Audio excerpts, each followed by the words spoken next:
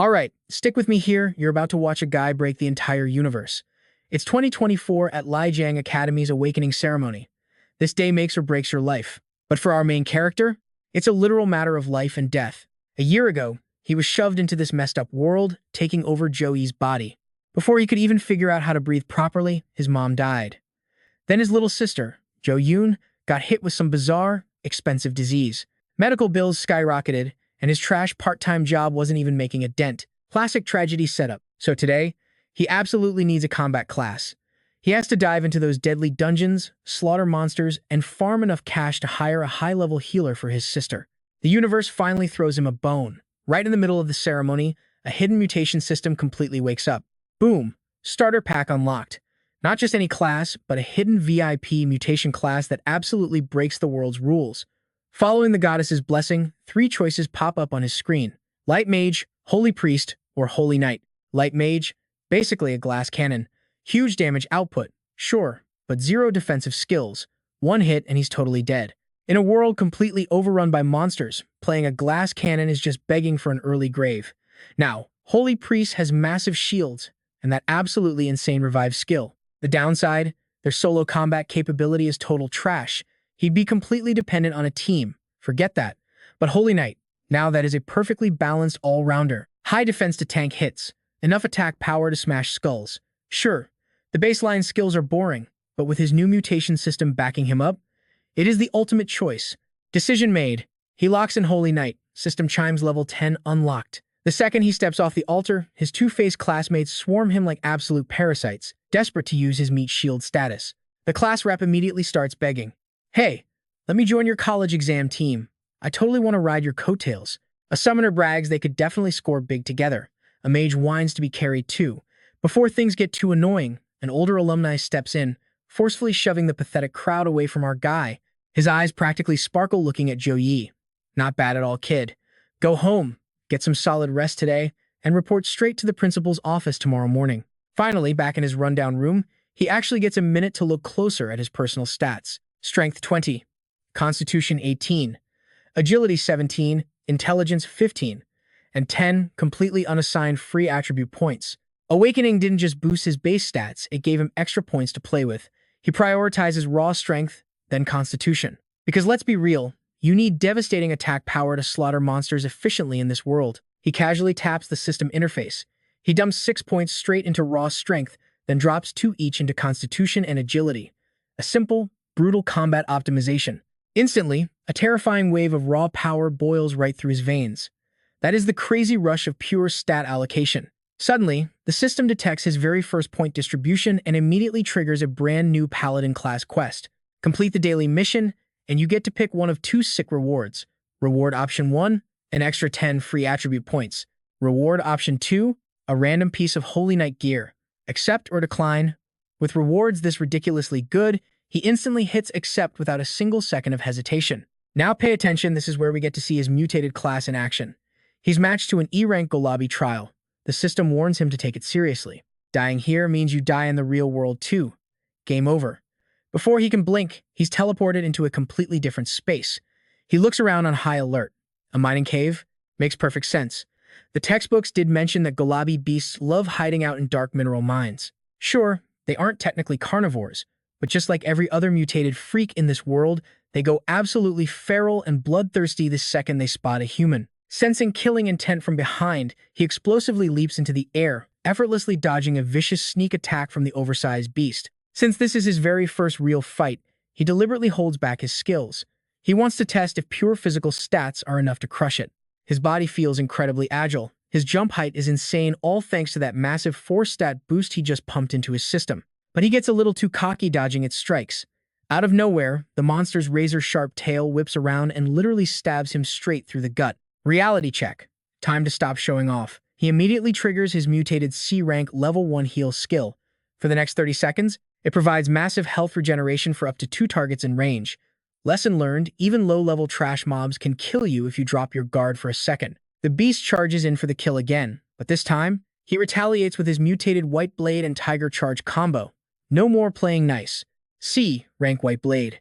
He gathers raw energy, crossing his arms to unleash a devastating cross-shaped light attack that shreds nearby enemies. The second that holy magic hits the beast, it doesn't just deal insane damage, it completely stuns the monster, locking it in place.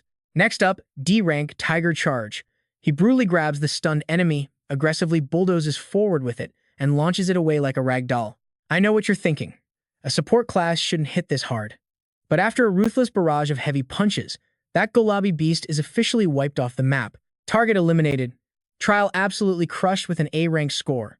The system prompts his reward choices. Option 1, 10 more free attribute points. Option 2, a rare paladin skill. Option 3, random gear. In this incredibly brutal world, your base attribute points and skill levels are the absolute foundation of your survival. Right now, he doesn't need to rush upgrading his skills. Raw stats are the smartest play, and getting his hands on a decent weapon will be a massive game changer for surviving all his future dungeon runs. Thank God the system hands out free weapons. With his current totally broke bank account, buying decent gear was completely impossible. He locks in the stats and the random gear, 10 free points secured, plus a basic short sword added to his inventory. Trial finished, he teleports right back to his rundown room. Just in time, his phone alarm starts blaring. The screen flashes a scheduled reminder. 5 p.m., get to the hospital. Meanwhile, his sister Zhou Yi is quietly watching the news in her hospital bed when the screen suddenly goes black. The head nurse stands there, aggressively waving a medical bill and screaming at her to pay up. 10,000. Zhou Yun's hands tremble as she grabs the paper. Why is it so high? Wasn't it always 5,000 before? There has to be a mistake, right? Her brother works 3 garbage jobs just to scrape together 5,000. Where are they supposed to find the rest? The nurse glares at her furiously. You used extra meds this month. Suppressants, stabilizers, plus we had to call in a priest. You relapsed 3 times mid-month, making my entire night shift staff run around like idiots just to keep you breathing. A kid like you shouldn't be so ungrateful. Check it yourself. Zhou Yun frantically apologizes. Makes your blood boil, doesn't it? Trust me, you and I both know karma is coming to wreck this nurse. Let's jump into a world where being poor is treated like a crime.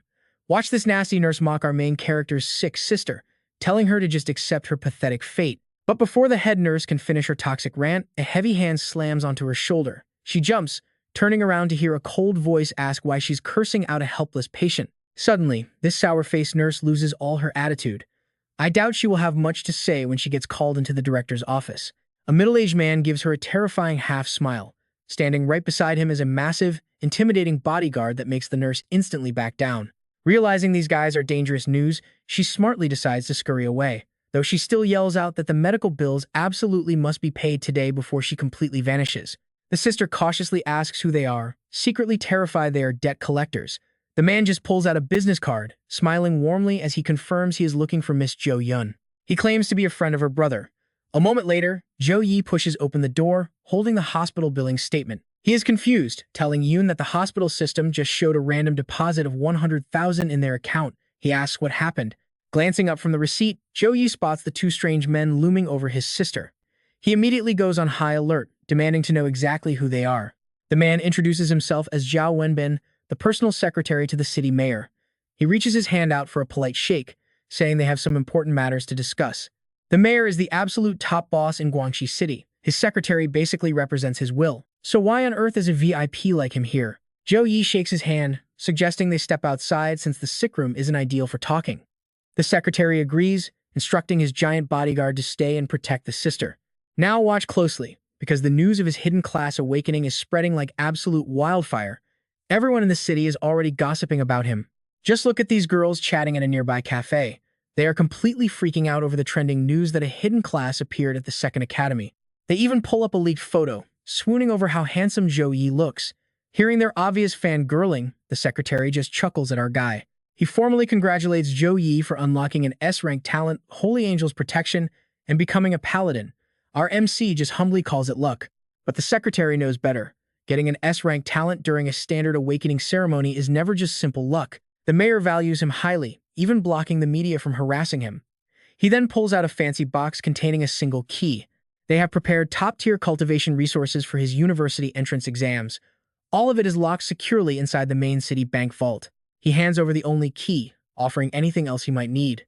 Clearly, the mayor sees his insane potential and is investing heavily to get him on his side. This backing is great, but our boy knows there is absolutely no such thing as a free lunch. The mayor expects a massive return someday.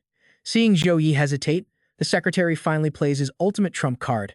Starting today, his sister gets a 24/7 professional medical team. Plus, the mayor hired a level 36 second stage priest who will arrive in a month to completely heal her. You and I both know family comes first.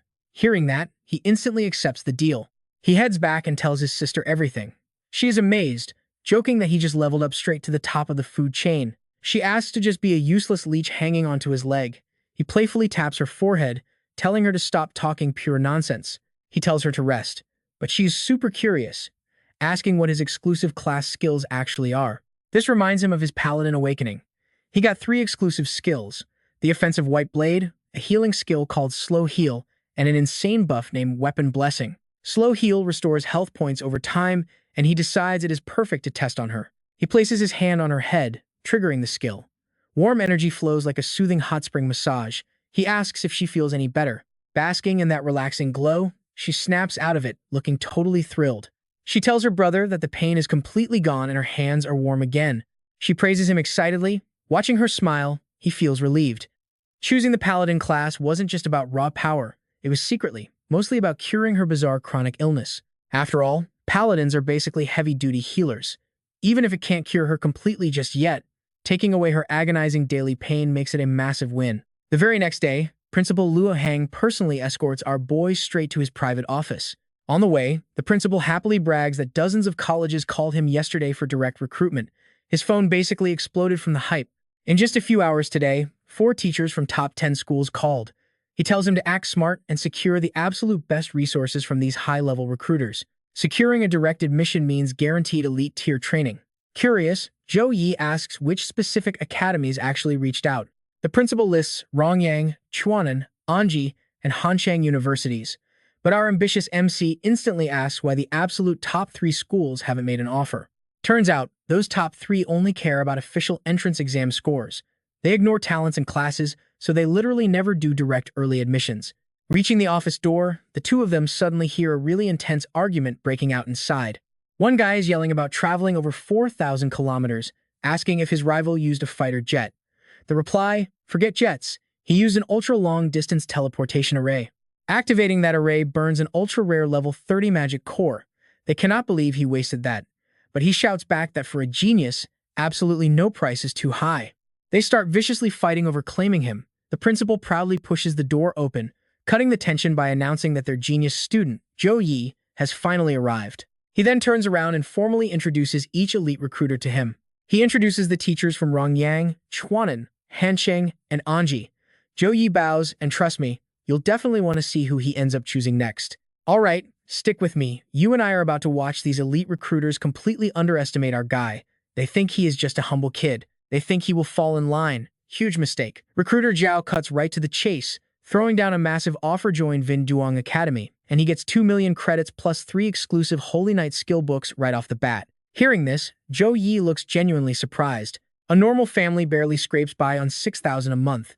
2 million is absolutely insane. Plus, ordinary people cannot even dream of ever touching exclusive Holy Knight skill books.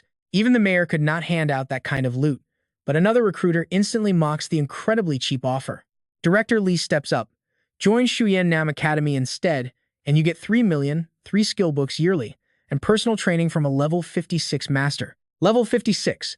That is basically the absolute peak of human power on this planet. Becoming his student guarantees a legendary future. Principal Luo is sweating bullets. But then, Chu Huayang drops the actual bomb. She openly calls their offers complete and utter trash.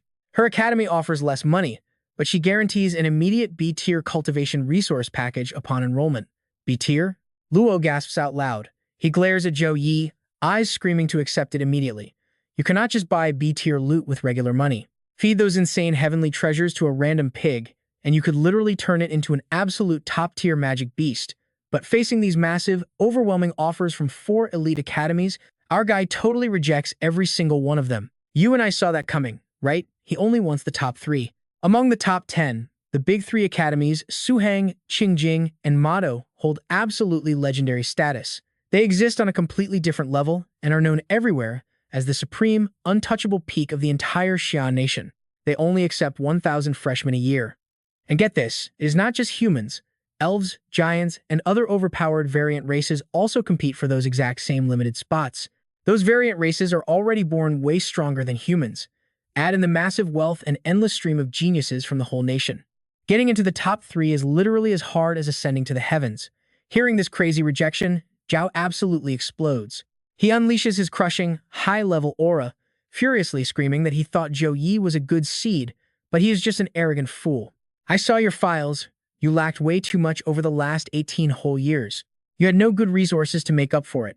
Weak strength, completely garbage-based stats. Just based on your current pathetic abilities, getting into those top 3 academies is basically an impossible pipe dream. Even if you somehow sneak in, you will be absolute bottom tier. Without our massive targeted training, you will be completely useless for the rest of your life. Zhou Yi grits his teeth, forcing himself to stay standing. This aura is insane. If it were the old him, he would be completely pinned to the floor. Principal Luo instantly steps in front of Zhou Yi, erupting with his own massive power to block Zhao's crushing aura. He snaps back, demanding to know if Zhao seriously thinks he can bully a student on his turf. Meanwhile, Chu Huayang stands back, quietly observing Zhou Yi. She is secretly impressed that this kid actually withstood Zhao's intense pressure for over 3 whole breaths. This kid is absolutely extraordinary. Realizing he went a bit too far, Zhao pulls back his heavy aura and sneers, claiming that recruitment is about attitude just as much as potential. With an arrogant personality like that, even a direct pass will not save him. He bids a mocking goodbye to the principal, sarcastically adding that since Zhou Yi is so ambitious, he should not waste their time. The other 2 recruiters follow right behind him and leave. Luo desperately chases after them to do damage control. Suddenly, only Zhou Yi and Chu Huayang are left in the silent room. You've got some serious guts. But honestly, Recruiter Zhao was not entirely wrong. The Xia Nation has countless geniuses, plus variant races born stronger than humans. Cracking those top 3 is impossibly hard. But pay close attention here, this is where it gets good. Zhou Yi just smirks, confidently stating he will use his exam results to prove his absolute power. There is still 1 whole month until the exam. With his broken hidden system buffing him, he is guaranteed to push his power levels to absolute unimaginable heights. By then, the top 3 universities will be begging him to join. Chu stares at him. It has been forever since she saw such deep, unshakable determination. It literally throws her back to her bloody frontline battle days. Living in peace for so long makes you crave stability. She realizes she has completely formed a generational gap with these fearless, hardcore kids. Chu stares at him for a long time, then finally turns to the door. Smiling, she tells him she will be eagerly waiting to see his legendary performance at the exam. See you later, Zhou Yi. Time flies like an absolute blur. In the blink of an eye, 1 month vanishes and the brutal college entrance exam finally begins. Inside the massive hall, students are completely panicking. Rumor has it the examiner this year is the infamous demon King Yang. They are totally doomed. A few years ago, when he designed the test, the entire province's average score plummeted to the lowest trash tier in recorded history. Hey, did you guys hear? Zhou Yi rejected a direct pass just to aim for the top 3 universities. No way, right? He is way too arrogant. Even the absolute best prodigies in the province would not dare claim they are guaranteed a spot. What is he even relying on? Just because he awakened a rare hidden class, he acts like a god. He is totally going to fail miserably. Millions in enrollment bonuses? I would have accepted that in a heartbeat. What a waste. Right at that moment, Zhou Yi arrives. The guy who was just fiercely trashing him behind his back suddenly freezes. He stares, his voice totally shifting as he mutters. Why does Zhou Yi look completely different now? There is this heavy, undeniable aura of an absolute powerhouse radiating off him. Dungeon unlocked. Following a loud mechanical shout, the dungeon details flash on the screen. The Dark Forest Depths instance, level 10 to 13. Difficulties range from normal to hard all the way up to nightmare. Required party size, 1 to 5 players. Warning, the deep dark forest is swarming with phantom cats and minotaurs. They are viciously brutal and absolutely love feasting on human flesh. Damn it, it is actually the Dark Forest Depths. Please tell me there are no swamp terrains inside. Phantom cats are lightning fast, and those minotaurs are crazy tanky with ridiculously thick skin. Demon King Yang literally wants us dead. The maximum party size naturally corresponds to how insanely hard the dungeon difficulty is going to be. Previous years only ever required up to 3 people, but this brutal exam demands 5. While the candidates are crying about it, Examiner Lee strides up to the front. He loudly warns them to know their limits. If they face fatal danger inside, they must instantly use the escape scroll to teleport back out. Dying in there means dying out here. Better to fail than die. So what do you and I think? A deadly exam, but he's going to crush it. Time is up, all candidates. Enter the dungeon. All right, stick with me here. The exam officially begins, and these students instantly teleport straight into the dungeon. Massive screens light up, broadcasting every single move. We got Class 1's Sun Chang, a warrior locked into hard mode, solo player. Class 1's Mo Chin, an assassin also tackling hard mode. Then a three-man squad with an elementalist, archer, and nether mage. But then there's Class 5's Zhou Yi, a paladin, running nightmare mode, completely solo. Class 2 drops in with a four-man balanced squad, archer, fire mage, swordsman, and pharmacist. Running hard mode, obviously. The elite rocket class doesn't mess around, they mostly run duos or completely solo these dungeons. Going solo means hoarding all that sweet experience, but the death risk spikes massively. Only the absolute top-tier seniors even dare to pull a stunt like that. While the crowd gossips, a girl suddenly screams and points at the broadcast. Look, that's Zhou Yi. He's actually soloing a nightmare-tier dungeon. Up in the VIP seats, Education Director Jia Dao is literally sweating bullets at the screen. He violently slams the table, screaming at Principal Luo Heng. A paladin's support is broken. Any team would kill to have him. Now watch closely. Why go solo? Especially in nightmare mode, where the death rate is over 40%. Principal Luo, the city literally dumped massive resources into this kid for a top score. If he dies in there, our entire government's reputation goes completely down the drain. He clearly doesn't respect the government's heavy investment in him at all. Luo Heng quickly forces a smile. Relax, Director. He isn't reckless. He definitely has hidden trump cards. Meanwhile, Zhou Yi spots a blurry shadow darting through the high branches. Dead serious, our guy pulls out his weapon, a basic single-edged bronze axe. Equipping it grants +7 strength but -2 agility. Suddenly, a monster dives from above, claws fully extended. Perfect timing, go to hell. He roars, swinging the heavy axe upward, completely slicing the beast clean in half. His stats flash: strength 45, physique 51, agility 43, intellect 52. Smirking, he realizes that after just 1 month, despite being only level 10, his 47 average easily matches a level 13 pro. In the entire Suhang province, he's definitely sitting among the top-tier candidates. Too scared to push? Then I'll bring the fight to you. He aggressively charges straight into the bushes hiding the monster pack. Instantly, his heavy battle axe is engulfed in a blinding, brilliant golden aura. Rank C weapon blessing level 4 gathering pure holy light to drastically boost physical damage and critical strike rates. He massacres them like helpless sheep, one-shotting every single beast without fail. Thanks to his S-rank Holy Angel Protection talent, the basic weapon blessing is insanely amplified. His exclusive paladin skill gets supercharged. That rusty axe just gained 21 extra strength points. Other examinees would literally cry with jealousy. The exam strictly limits everyone to 3-star bronze gear, but with his insane buffs, this basic axe hits just as hard as an elite 5-star bronze weapon. Every single stat point is incredibly precious during this final exam. It creates a massive power gap. Suddenly, another ambush strikes from right behind him. He spins around, effortlessly pulling back his axe while whispering, "Pure white blade."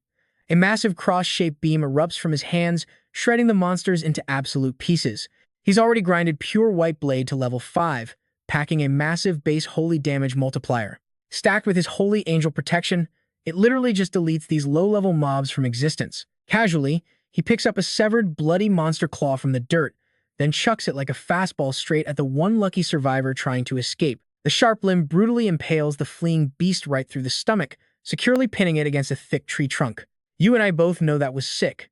Outside, the watching crowd is losing their absolute minds. His timing is flawless, firing off pure white blade the exact split second he got ambushed. He's completely broken. That was an absolute one-shot massacre. So incredibly satisfying. Senior Joe is an absolute beast. I've lifted that exact axe at the mall, it weighs a ton. How's he swinging it like a cheap toy? Did he seriously dump all his free points into strength? Teacher Tang Tianjin frowns deeply. Being a veteran, his eyes catch the details. No, look closer, his movement speed easily outpaces those ghost cats. It's not just pure speed. His casting is instant, and that mana output is terrifying. His intellect stat is definitely sitting way above average. His swing angles, spacing control, and sheer impact force are all flawless. We're looking at a literal combat genius. Tang glares bitterly at Li Shangyang, grumbling inwardly. How did a monster seed like this end up stuck in Class 5? Meanwhile, Jia Dao speaks with a dead serious tone. Insane combat sense, sure, but terrible strategy. He's burning way too much stamina on the starter wave.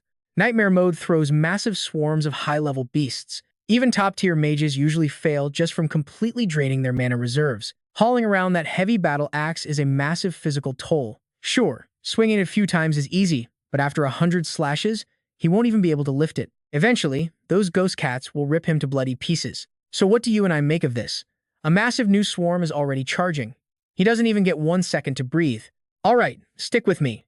We are about to see if Senior Zhou Yi can survive a brutal swarm of over 100 demon cats. Every single spectator is holding their breath, waiting for him to fail. But inside the dungeon, Zhou Yi is absolutely dominating the field, not disappointing them at all. Combining weapons and skills flawlessly, he sweeps through the horde like it's nothing. As the final beast drops dead, a small portal vortex materializes right in front of him, slowly expanding. Entrance to stage 2, he mutters, stepping into the void without a single second thought. But the moment he exits, a massive, terrifying army of monsters is already waiting for him. Outside the danger zone, the hyperactive host is pointing straight at Zhou Yi's screen, broadcasting the entire madness live to the viewers. Welcome to the Ava live stream, everyone. I am your absolute favorite MC. Right now, we are broadcasting the exam of the Second Academy's legendary top student, the guy with the broken S+ talent, our most brilliant paladin, Zhou Yi. He just cleared the first stage of this nightmare tier dungeon with terrifying, godlike speed.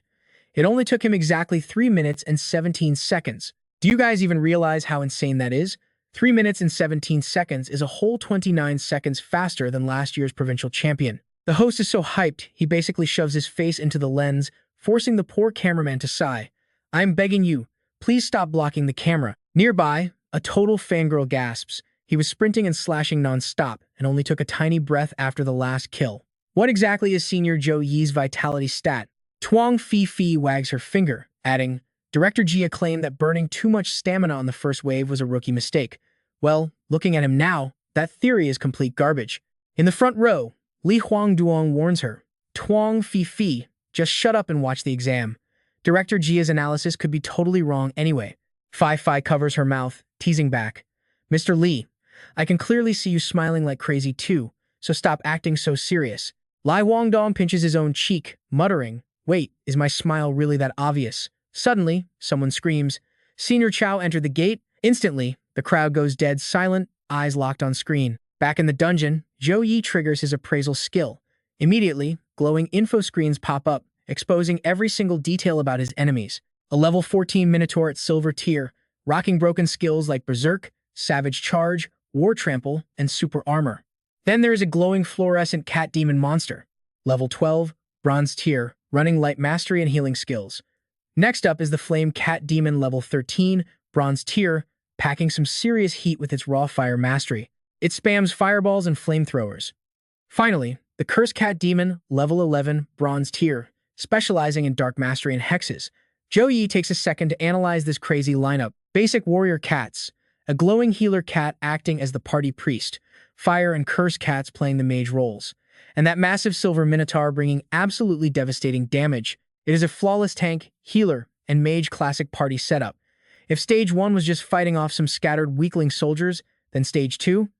This is a highly trained, coordinated monster army. The instant death threat just multiplied by a few hundred times. Giving Zhou Yi absolutely zero time to think, the monster horde launches a perfectly timed assault. The frontline melee beasts instantly charge forward with killer intent, while the backline mages stand their ground, already chanting and charging up deadly spells. Now watch closely, because this is where the panic sets in. Creepy black arms violently erupt right out of the dirt, locking Zhou Yi completely in place. He cannot move an inch as a swarm of monsters and deadly fireballs rocket straight toward his face. Out in the real world, the crowd loses their minds. Someone screams, Senior Zhou Yi got hit by the cat's curse. Oh god, game over. Trapped in this absolute death zone, Zhou Yi actually smirks and casually says, warriors charging in, priests popping buffs, and mages providing heavy cover fire. I have to admit, your squad's teamwork is genuinely pretty solid. He coldly waits until the leading monster's lethal claws are mere inches away. Only then does he raise both hands, screaming his counter move, Holy Cross. Boom! A massive, blinding cross of golden light erupts out of nowhere, swallowing the entire monster horde whole. This is a level 4, B rank Holy Cross skill. It summons pure holy light that forms a giant cross, brutally burning any enemy caught in its area of effect with continuous light attribute damage for several seconds. Horrifying, blood-curdling screams echo through the area. When the blinding gold finally fades, there is no fearsome, clawing army left standing in front of him. Just an absolute graveyard of charred monster corpses littering the floor. Outside, Jia Dao completely drops his jaw. Let's pause for a second. Because I know exactly what you are thinking. Paladins are just weak healers, right? Wrong. Gia screams, too overpowered. Every low-level mob got one-shotted. Who dared tell me paladins are a support class? That was a literal B-rank AoE nuke. Just like awakening talents, skills are heavily tiered. They range from low to high across 7 different levels. The higher the tier, the more devastating and ridiculously rare they become. But Jia Dao is seriously suspicious right now. Even the absolute best government-provided resources only max out at handing over C-rank skills to students. So how the hell does this kid possess a B-rank nuke? Zhou Yi is hiding some dark secrets. Cutting back to the dungeon, the massacre is over. Every single mob is dead, leaving only that giant minotaur still standing on its feet. Zhou Yi slowly points his weapon straight at the giant beast, coldly taunting it. Just you left, big guy. Bring it on. Instantly, the entire crowd watches in shock as the raging minotaur simultaneously triggers both of its broken defensive skills, Berserk and Super Armor mode. Next, it unleashes War Trample, stomping the earth with insane force.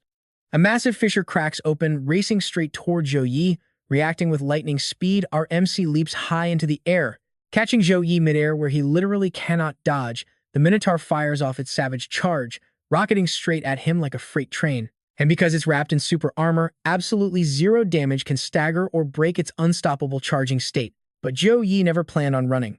He activates Aerial Slash, violently clashing head-on with the monster in mid-air, and actually succeeds in knocking the massive beast backward.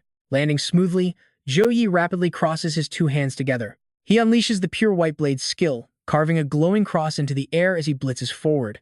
The Sacred Strike cuts deep into the Minotaur's flesh, making the beast roar in pure agony as its colossal body stumbles backward in defeat. In a blink, Zhou Yi teleports right up to its face, raising his weapon high for the execution. Thick skin, huh, he mutters, swinging down without a single ounce of mercy, cleaving the boss right in half. Yet the beast isn't quite dead, lying in a pool of its own blood, violently glaring at our MC. Zhou Yi just walks over, his expression cold as absolute ice, and violently stomps straight down onto its skull, crushing it completely. This time, he knows the kill is 100% confirmed, as that familiar swirling stage clear vortex slowly materializes right next to his boots. Staring into the portal, Zhou Yi smirks. The next stage is the boss fight. Out in the stands, the entire audience is losing their minds, screaming their heads off. Holy crap, he just decapitated a 4-meter tank. Trust me, you and I are definitely going to want to see what this psycho does next. Alright, strap in. We are jumping right into the madness. Look at this Berserk Minotaur. The power is just unbelievable. But our boy Zhou Yi is throwing absolute hands out there. Total absolute badass energy right now. Zhou Yi checks his watch. Stage 2? Cleared in 59 seconds flat. Even director Jia Dao has to stand up and clap. Just absolute peak performance. Perfect skill targeting. Absolute power control. Looking at him, you would never believe this kid awakened his class barely a month ago. The talent is just unreal. Jia Dao turns and grins. Principal Luo Hang, congratulations. Looks like the second academy finally birthed a monster genius. Luo Hang is grinning ear to ear. Hey, every dog has its day. It was about time our academy produced a true freak of nature. Luo Hang's heart is racing. He remembers that since the school first opened its doors, their absolute best student only ranked 72nd in the whole province. But this time, Zhou Yi might just drag the second academy straight to the top tier. Suddenly, a student points at the massive monitor and yells out, "Wait, why isn't Senior Zhou Yi resting?" He is heading straight into the boss room. The whole crowd gasps in shock. Seeing him walk right into the vortex with zero downtime, Jia Dao absolutely loses his mind. What an idiot. If he doesn't heal up to peak condition, he is throwing away his only advantage against the boss. That is a massive mistake. Luo Hang quickly steps in to defend him. Zhou Yi definitely has his reasons. Let's just be patient and watch. Deep down, Luo Hang knows Suhang province is swarming with crazy talent. Geniuses are everywhere. If you even want to sniff the top 100 ranking, now watch this closely, because this is where the real flex begins. To be champion, you have to solo the nightmare level in record time. Back in the dungeon, Zhou Yi casually steps into stage 3, and the massive boss is sitting right there. Without missing a beat, he instantly throws an appraisal skill. Minotaur King, level 16, gold tier. Skills. Completely unknown because the level gap is way too huge. The system note just reads, King of the Minotaurs. It glares at him. Human, you dare step into my palace? Prepare to die right now. The boss roars and charges, swinging its massive weapon down at Zhou Yi. But our boy just rapid casts Dawn's Blessing, Courage, Divine Grace, and Protection. All those buffs pop at the exact same time. Suddenly, a fully armored Zhou Yi casually teleports right behind the beast. He waves his hand like it is nothing. "Hey, little calf, I am right over here." Boom. Novice paladin form fully activated. The boss violently spins around in pure rage, and Zhou Yi immediately launches his counterattack. But the Minotaur King just easily blocks the strike with one hand. Even stacked with 4 insane buff skills, Zhou Yi's weapon can't even scratch this absolute monster's absurdly thick defense. Completely baffled by this, Zhou Yi ducks in close and violently slashes the beast again. But it literally feels like he is hitting a solid wall of titanium. Huge sparks just fly everywhere on impact. The Minotaur King unleashes a deafening roar. It slams its heavy weapon right where Zhou Yi was standing, triggering a massive earthquake and kicking up heavy dust. Zhou Yi barely dodges the lethal hit. Just as he steps out of the smoke cloud, a blinding purple light flashes right in his eyes. A split second later, the boss teleports right in front of him and swings hard. Zhou Yi can't dodge. He gets swatted away like a fly, smashing through 5 giant pillars before finally crashing to a halt. Thank God for that holy paladin armor, or his bones would be literal dust right now. He smirks. Not bad. That first clash taught me exactly what to do. Taking that hit was actually totally worth it. Muttering to himself, Zhou Yi slowly raises his right hand and shouts, "Spear of victory." Instantly, dozens of glowing golden magic portals light up all around his body. Lethal golden spearheads slowly emerge from every single portal, locking onto their target. Then, they violently launch straight toward the towering Minotaur King in the distance. Spear of victory. Level 3, C-tier skill. These are massive projectiles forged from pure holy energy. Landing a direct hit guarantees absolutely devastating damage to any enemy. Seeing the barrage, the boss just casually spins its weapon like a shield. No matter how many spears Zhou Yi throws, the beast doesn't take a single drop of damage. Suddenly, a system warning pops up. Warning, mana levels dropping critically low. Please restore mana immediately.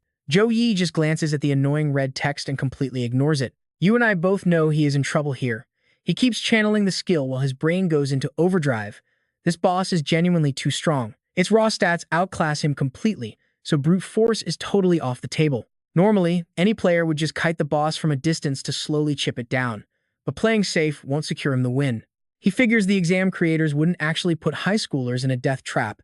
There has to be a hidden trick to this fight. And from their brief scuffle, Zhou Yi noticed something crucial. This giant boss is slow as a brick. If he hits it from a dozen blind spots at once, it can't possibly block everything. Smirking, Zhou Yi immediately redirects his floating holy spears to strike from completely unpredictable angles. The results are instant.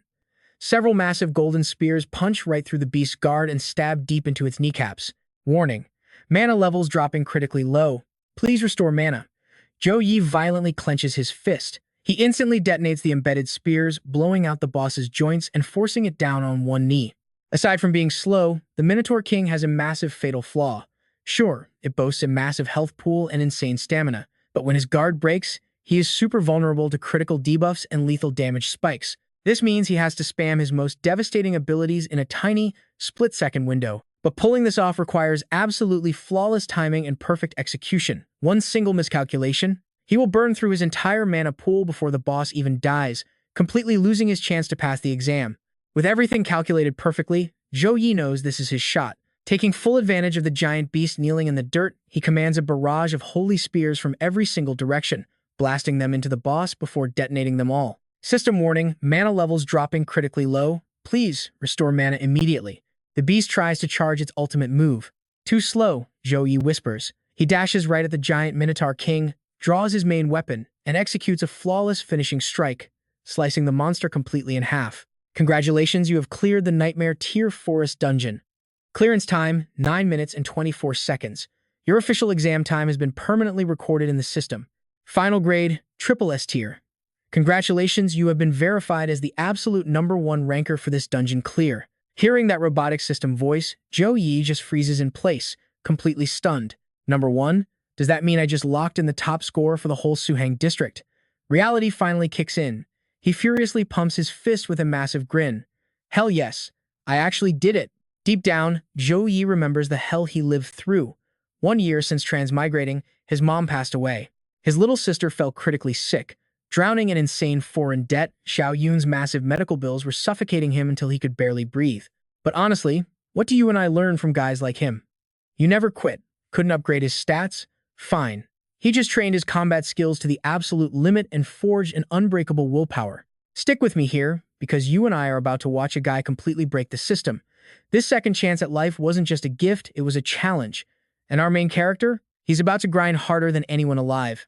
No more hesitation, time to cash in. Taking a deep breath, Zhou Yi calmed his mind, dispelled his heavy armor, and stepped right through the glowing portal to return home. Cue the system notifications. Congratulations, you've earned 5,121 experience points, 20 free attribute points, and 20 skill points. Level 11, level 12, level 13, boom, 3 levels instantly. He also scores the rare jungle belt, that is plus 10 to physical constitution and plus 7 to raw strength. The required level is 10. The gears set effect. Fighting in any dense forest grants a continuous buff scaling directly off his base physical constitution.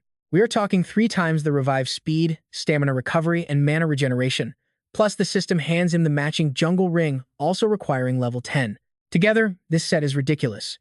In forest terrain, he gets non-stop passive buffs tied to his health pool, tripling his revive, stamina, and magic regeneration rates simultaneously.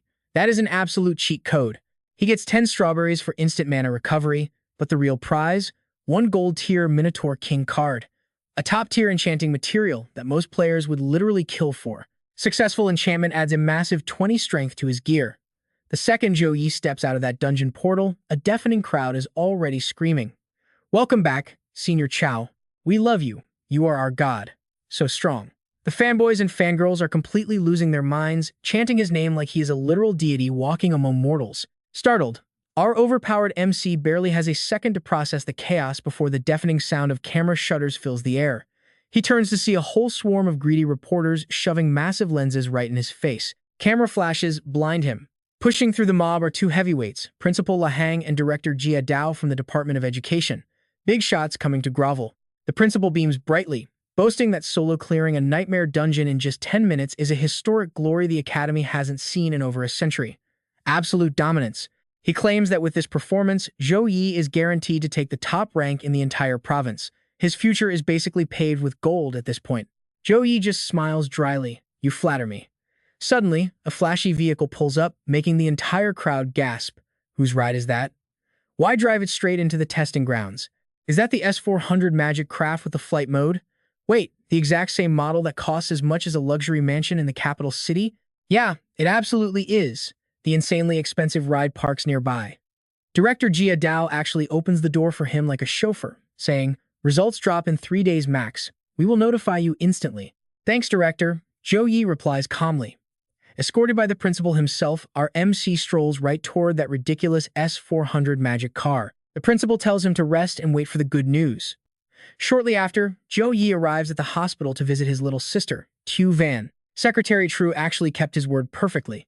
Tu Van was immediately moved into the absolute most luxurious VIP medical suite in the building, complete with a top-tier professional medical team monitoring her fragile condition 24/7. Stepping into the elevator, a friendly nurse smiles and greets him warmly. Mr. Chow, you're here. Zhou Yi just nods quietly in response. Yeah, I'm visiting Tu Van. I've got some good news for her. The nurse hits the button for floor 26, casually chatting about how he must have completely crushed his exams today. As the metal elevator rises, the temperature inside suddenly plummets to absolute freezing levels. The nurse shivers violently, rubbing her arms in confusion. This is so weird. Why is it suddenly so freezing cold today? Is the AC broken? Now pay attention here, because this is where things get dark. Zhou Yi notices white frost creeping through the door cracks. His relaxed expression instantly hardens. Ding. Floor 26. The doors slide open, and the nurse immediately lets out a blood-curdling scream of pure terror. What is going on? The entire hospital corridor is completely coated in thick, jagged ice. Worse, every single person out there has been frozen solid, turned into horrifying ice statues with expressions of sheer agony. Tu Van. Panicking, Zhou Yi sprints toward Tu Van's room, leaving the nurse behind. Mr. Chow, she tries to call out, but before she can even finish, the freezing aura hits her, instantly turning her to solid ice. Our MC doesn't hesitate. He brutally shatters the thick ice wall blocking Tu Van's hospital room and charges right in, screaming her name. But the scene inside leaves him utterly paralyzed. Tu Van is writhing in agony on the bed. Massive waves of deadly cold energy are erupting from her frail body, forming a gigantic, terrifying ice dragon right above her. Standing beside the bed, a woman is desperately maintaining a glowing magic circle, trying her hardest to heal the poor girl. Seeing Zhou Yi summon his power to smash the dragon, the healer screams, "Ni, stop, do not attack it." Hearing the sheer panic in her voice, he immediately cancels his strike. He rushes over. "Sister Tin, what is happening?" She quickly explains that if he attacks the dragon recklessly, the shockwave will completely shatter Tu Van's fragile mana core. "Why the hell is there a dragon?" he demands. Tin replies grimly. Her cold illness suddenly mutated. The aura is so violently unstable that it's freezing everyone around her into solid ice pillars. "Right now, I can barely suppress the cold energy within this single floor. You need to run away immediately." Zhou Yi refuses, yelling, "What about her?" Sister Tin cuts him off in tears. "Ni, without a high priest, my basic magic is completely useless against this." Zhou Yi forces himself to calm down. "I understand." Taking a breath, he silently issues a command. "System, dump all available skill points into upgrading slow healing. Level 4, level 5. Straight to max level 10. It vastly enhances the area of effect, slowly and continuously. It restores health, stamina, and mana for an extended duration." Without hesitation, Zhou Yi instantly casts this mutated, max-level healing skill directly onto Tu Van. Sister Tin stumbles back and gasps in sheer disbelief. A basic paladin's healing magic is absolutely not supposed to pack this much raw, terrifying magical power. It easily overpowers her level 23 priest magic. "I know what you're thinking, how is he this busted already?" Maintaining the spell, he speaks. "Sister Tin, I can hold the line here. You need to go find Secretary True immediately and force him to bring a high priest. Go." Tin shakes her head. "The high priest is fully booked. True scheduled her for next week. Even if we beg right now, she won't make it in time." Zhou Yi turns his head, his eyes burning with absolute dead serious intensity. "You tell Secretary True that if he gets that high priest here today, then I will owe him one unconditional favor in the future. Anytime, anywhere, no lies." Tin stares at his determined face in silence for a second, nods firmly, and sprints off to find True. Zhou Yi turns back, pouring everything into healing Tu Van.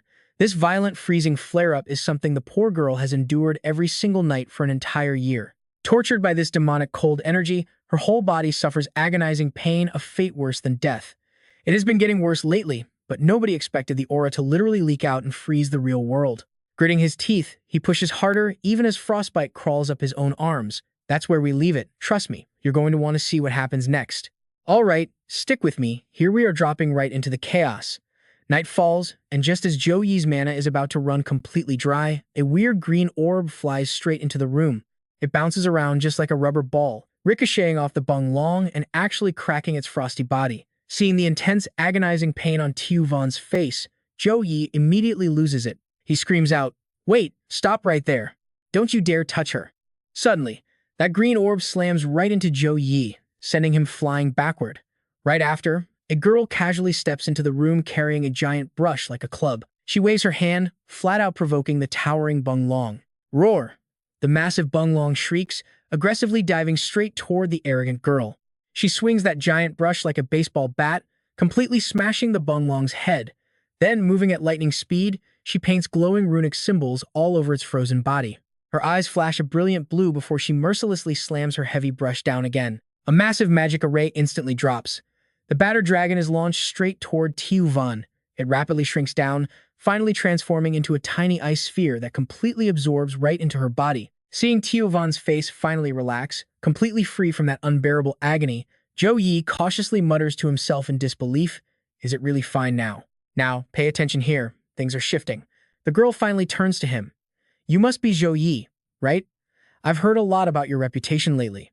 "I'm Thoilir Na, a level 35 second change priest from Kanvan City."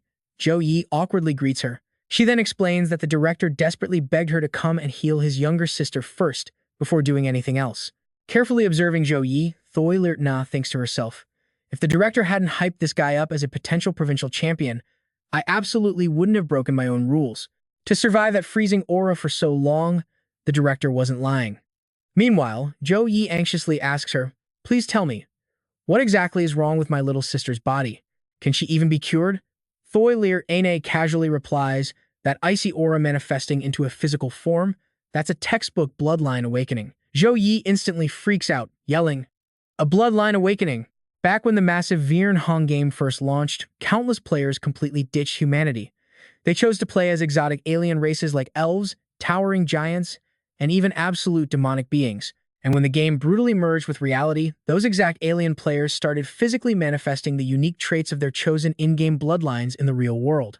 You and I both know how crazy that gets. Elf bloodlines meant glowing blue eyes and pointy ears. Giant bloodlines?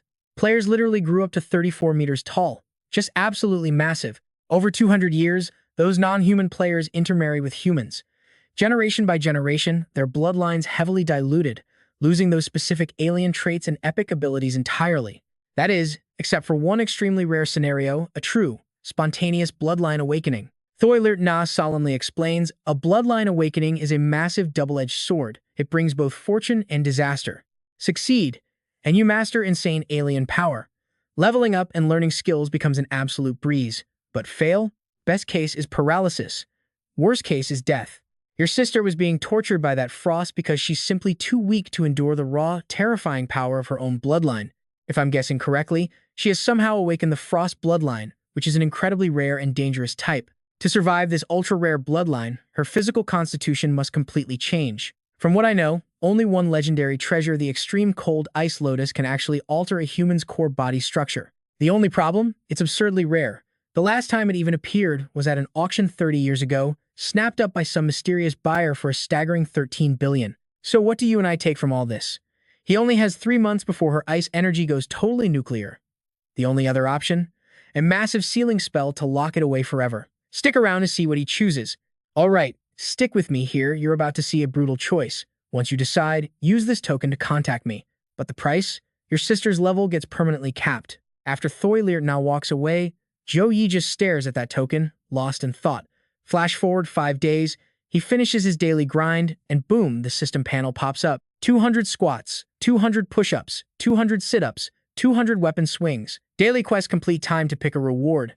Zhou Yi immediately chooses free attribute points. He usually dumps these daily rewards into free stats. For a supposed support class like a Holy Knight, boosting his physical endurance and pure intelligence is absolutely crucial. But honestly, he can't ignore the other stats either. He normally spreads them out in a 2-3-3-2 ratio. A perfectly balanced build means 0 fatal weaknesses. Right in the middle of his plotting, another system alert flashes right in front of Zhou Yi. Exam results are officially out. Hidden achievement quest completely cleared. Now pay attention, because this is where his life flips. Congratulations, you ranked #1 in the entire Suhang province. Distributing your exam rewards now. The loot is insane. S-tier Divine Beast skill. S-tier Holy Artifact, the Cross of Resurrection. Plus on S-tier, one-time use Divine Secret Technique, God Descent. It keeps going. A rare A-tier skill, the Domain of Light, plus 30 free attribute points, and then another 30 free attribute points. Absolutely broken reward system. Ever since those deadly entrance exams wrapped up, news about Zhou Yi has been completely flooding every single newspaper and media outlet across the country. One official brags, the moment Zhou Yi awakened as a holy knight, I just knew he had limitless potential. That's exactly why I begged the city to fund him, all thanks to my brilliant eyes. A group of random students watching this completely fake television interview sit there, staring in pure shock. The top provincial scholar awakened as a holy knight? Isn't that just a walking first aid kit? I'm not stupid, don't lie. Holy Knights cleared dungeons painfully slow. He cleared a level 10 nightmare dungeon. I know what you're thinking, he definitely cheated, right? But one girl immediately pulls out her phone to defend Zhou Yi. I recorded the whole thing, here is the actual proof. All those salty students who doubted Zhou Yi's raw power instantly dropped their jaws in awe. His strength is just terrifying. Why does his Holy Light Cross hit way harder than a top-tier mage's fire spell? Weapon Blessing. Gift of the Gods, Blessing of Courage. Seriously, can someone count exactly how many stack buffs this top scholar has? Meanwhile, in some crazy luxury apartment, a red-haired rival watches the footage and smirks. 9 minutes and 24 seconds. That is exactly 20 seconds faster than my own record. This Zhou Yi guy? Actually pretty interesting. But then, the redhead casually points his finger, instantly blowing up a spot across the room. He smiles like a total psycho. Steal my glory? You're going to die. The next morning, Zhou Yi is heading out to visit his sister when his phone suddenly buzzes. A massive cash deposit just hit his bank account from the Lijiang City Government and Education Board. Zhou Yi instantly dials Secretary Trier, demanding answers, and gets quite the response. So what do you and I take away from this? Dominance pays off. Mr. Chow, for your flawless exam performance, enjoy 5 million in cash and a luxury villa. Want to pick the neighborhood, or should we? Alright, stick with me, we are jumping into a wild story today. Our main character, Zhou Yi, already knows he's the top provincial scorer. A recruiter even offers to send a fancy VIP car to pick him up right away. Stick with me, you're about to watch top-tier academies literally beg for this so-called weak kid. The man flashed a nervous, overly friendly smile, handing over his card. I'm the recruiter from Vin Duong University. Vin Duong? Zhou Yi raised an eyebrow. Before he could process the irony, an unfamiliar voice boomed from above. Wait, didn't Vin Duong University publicly call Zhou Yi arrogant? Didn't you clowns mock him for not knowing his place in the world?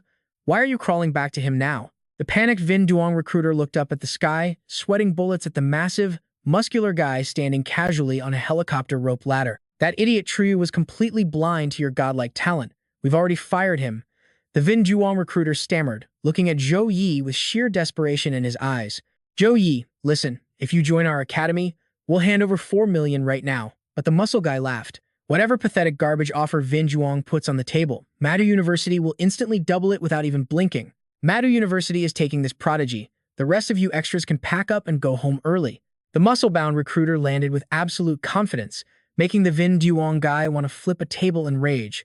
But right then, a sweet female voice whispered into Zhou Yi's ear. Did you ask Than Kin University about that? Suddenly, a stunning purple-haired woman rocking literal angel wings scooped Zhou Yi right up, launching into the sky just a second before the muscular teacher could grab him.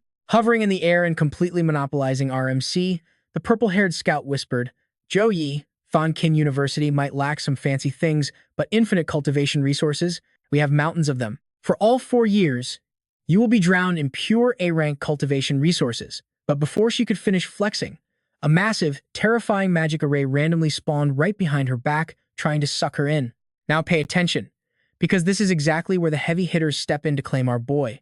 A woman draped entirely in black appeared, slowly dropping absolute threats to the others. Whatever Than Kin offers, my Suhang University will match.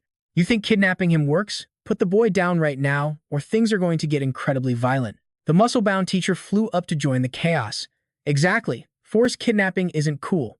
Zhou Yi, Madu University will throw in a complete set of golden-tier equipment on top of the A-rank resources. The purple-haired teacher was absolutely fuming with rage, but she wasn't stupid. She slowly lowered our guy back to the ground, forcing a painfully fake, friendly smile. I definitely wasn't kidnapping him. I just wanted a quick, private chat with our genius student here. The choice is yours, Zhou Yi. The lady in black stepped up. I am Sumir, the elite recruiter for Suhang University. Suhang University strictly believes that absolute raw power rules all. If you can successfully climb our exclusive Earth and Heaven rankings, forget about standard A-rank resources. We will literally hand you pure S-rank materials. Plus, Suhang University has absolutely dominated the National Freshman Exchange Tournament for 4 years straight. It just proves that our brutal training methods and ability to forge unstoppable monsters out of students is undeniably #1. The purple-haired teacher snapped. What's that supposed to mean, Su? You win a few shiny trophies and get arrogant? Sumir smirked. Suhang's absolute victory is an undeniable fact. Maybe Than Kin's teachers and students should just trying a little harder. While these high-level elite teachers were fiercely at each other's throats, Zhou Yi was just chilling, seriously calculating which academy to exploit for his own gain. The crazy perks offered by all 3 schools were basically identical. Picking literally any of them would guarantee him an insanely bright future. But he didn't just want fancy perks, he wanted brutal, high-stakes, real combat experience during his college years. After weighing all his options, Zhou Yi finally made his big call. He was choosing Suhang University. Sumir's eyes lit up. She instantly whipped out a glowing scroll. Here is Suhang's elite recruitment contract. Read it over, and if we're good, sign your life away. The muscle-bound teacher groaned in absolute defeat. He couldn't believe Suhang had just snatched away the biggest genius of the year right under his nose. The purple-haired teacher still wouldn't give up. If Suhang doesn't work out, Than Kin's doors are always open for a transfer. Sumir instantly shot her a literal death glare, casually manifesting high-level spellcraft without a wand. That's a terrifying, advanced skill that only truly elite mages can pull off. I know what you're thinking, she's way too overpowered, right? Well, our MC just realized that too. Just out of curiosity, what level are you? He asked. Second-class mage, level 42. Zhou Yi was stunned. She didn't even look 30 years old. The world is massive, kid. Once you enter Suhang, you'll see way younger powerhouses. Zhou Yi's eyes gleamed with pure hype. That's exactly what I want to hear. Lately, absolutely 0 people his age could even scratch him in a fight. If Suhang University had actual monsters he could brutally clash with, his skills would level up faster than ever before. With the contract officially signed, Sumir tucked the glowing scroll away. All right, you get exactly 1 week to pack your bags. I'll pick you up then. Zhou Yi blinked in confusion. Wait, what? Isn't that way too early for the standard college enrollment? Sumir just winked at him. Obviously. Elite recruits like you have to arrive early for high-intensity, next-level training regimens before the regular students even show up. Your combat power will absolutely skyrocket. That way, you'll be perfectly prepped to completely humiliate everyone else at the massive National Freshman Exchange Tournament. 1 week flashed by. After moving his little sister Zhou Yun into a massive new villa, it was finally time to head to college. Before leaving, he made Secretary Zhao swear to protect his sister. He nagged Zhou Yun about literally everything under the sun, acting like a total helicopter parent, before finally hopping into Sumir's car. Watching him reluctantly look back, Sumir chuckled. First time leaving the nest? Zhou Yi nodded. Yeah. She smirked. Well, you better brace yourself for what's coming. Before he could even ask what she meant, the car casually blasted through a spatial portal. Boom. The absolute fortress of Suhang City materialized right before his eyes. Were we in a rush? We didn't need to use a teleportation array. Zhou Yi looked around, absolutely stunned, as hundreds of cars kept zooming out of magical portals everywhere. Usually, the military heavily guards and hoards these teleport matrices. Even low-level priests using tiny transport arrays have to constantly beg the city government for special legal permits to travel, but Suhang University is built different. They partnered directly with the military to build a massive portal array right next to campus. Maximum convenience, Sumir explained, then tilted her chin forward. We're here. Zhou Yi stared at the jaw-dropping, insanely massive academy grounds unfolding in front of him. Okay, this is just a ridiculous flex. Come on, let's go get you registered, she said. But while our MC was still busy playing tourist, a heavy object suddenly went flying right past his head. Turns out, it was a dude who just got brutally drop-kicked by a girl. The white-haired girl glared daggers at the trash on the ground. I told you, I have zero interest in getting to know you. That kick was just a warning. Keep pushing my buttons, and next time, you won't walk away. Ice cold. Then she just turned and left. So what do you and I make of all this? Karma never misses. The crowd ruthlessly laughed at the playboy, mocking him for hitting a brick wall after years of trying to creep on freshmen. This year, heaven finally humbled him. Zhou Yi glances at the white-haired girl. He immediately notices the demonic markings. She definitely has demon blood. Sumir suddenly remembers his tragic background.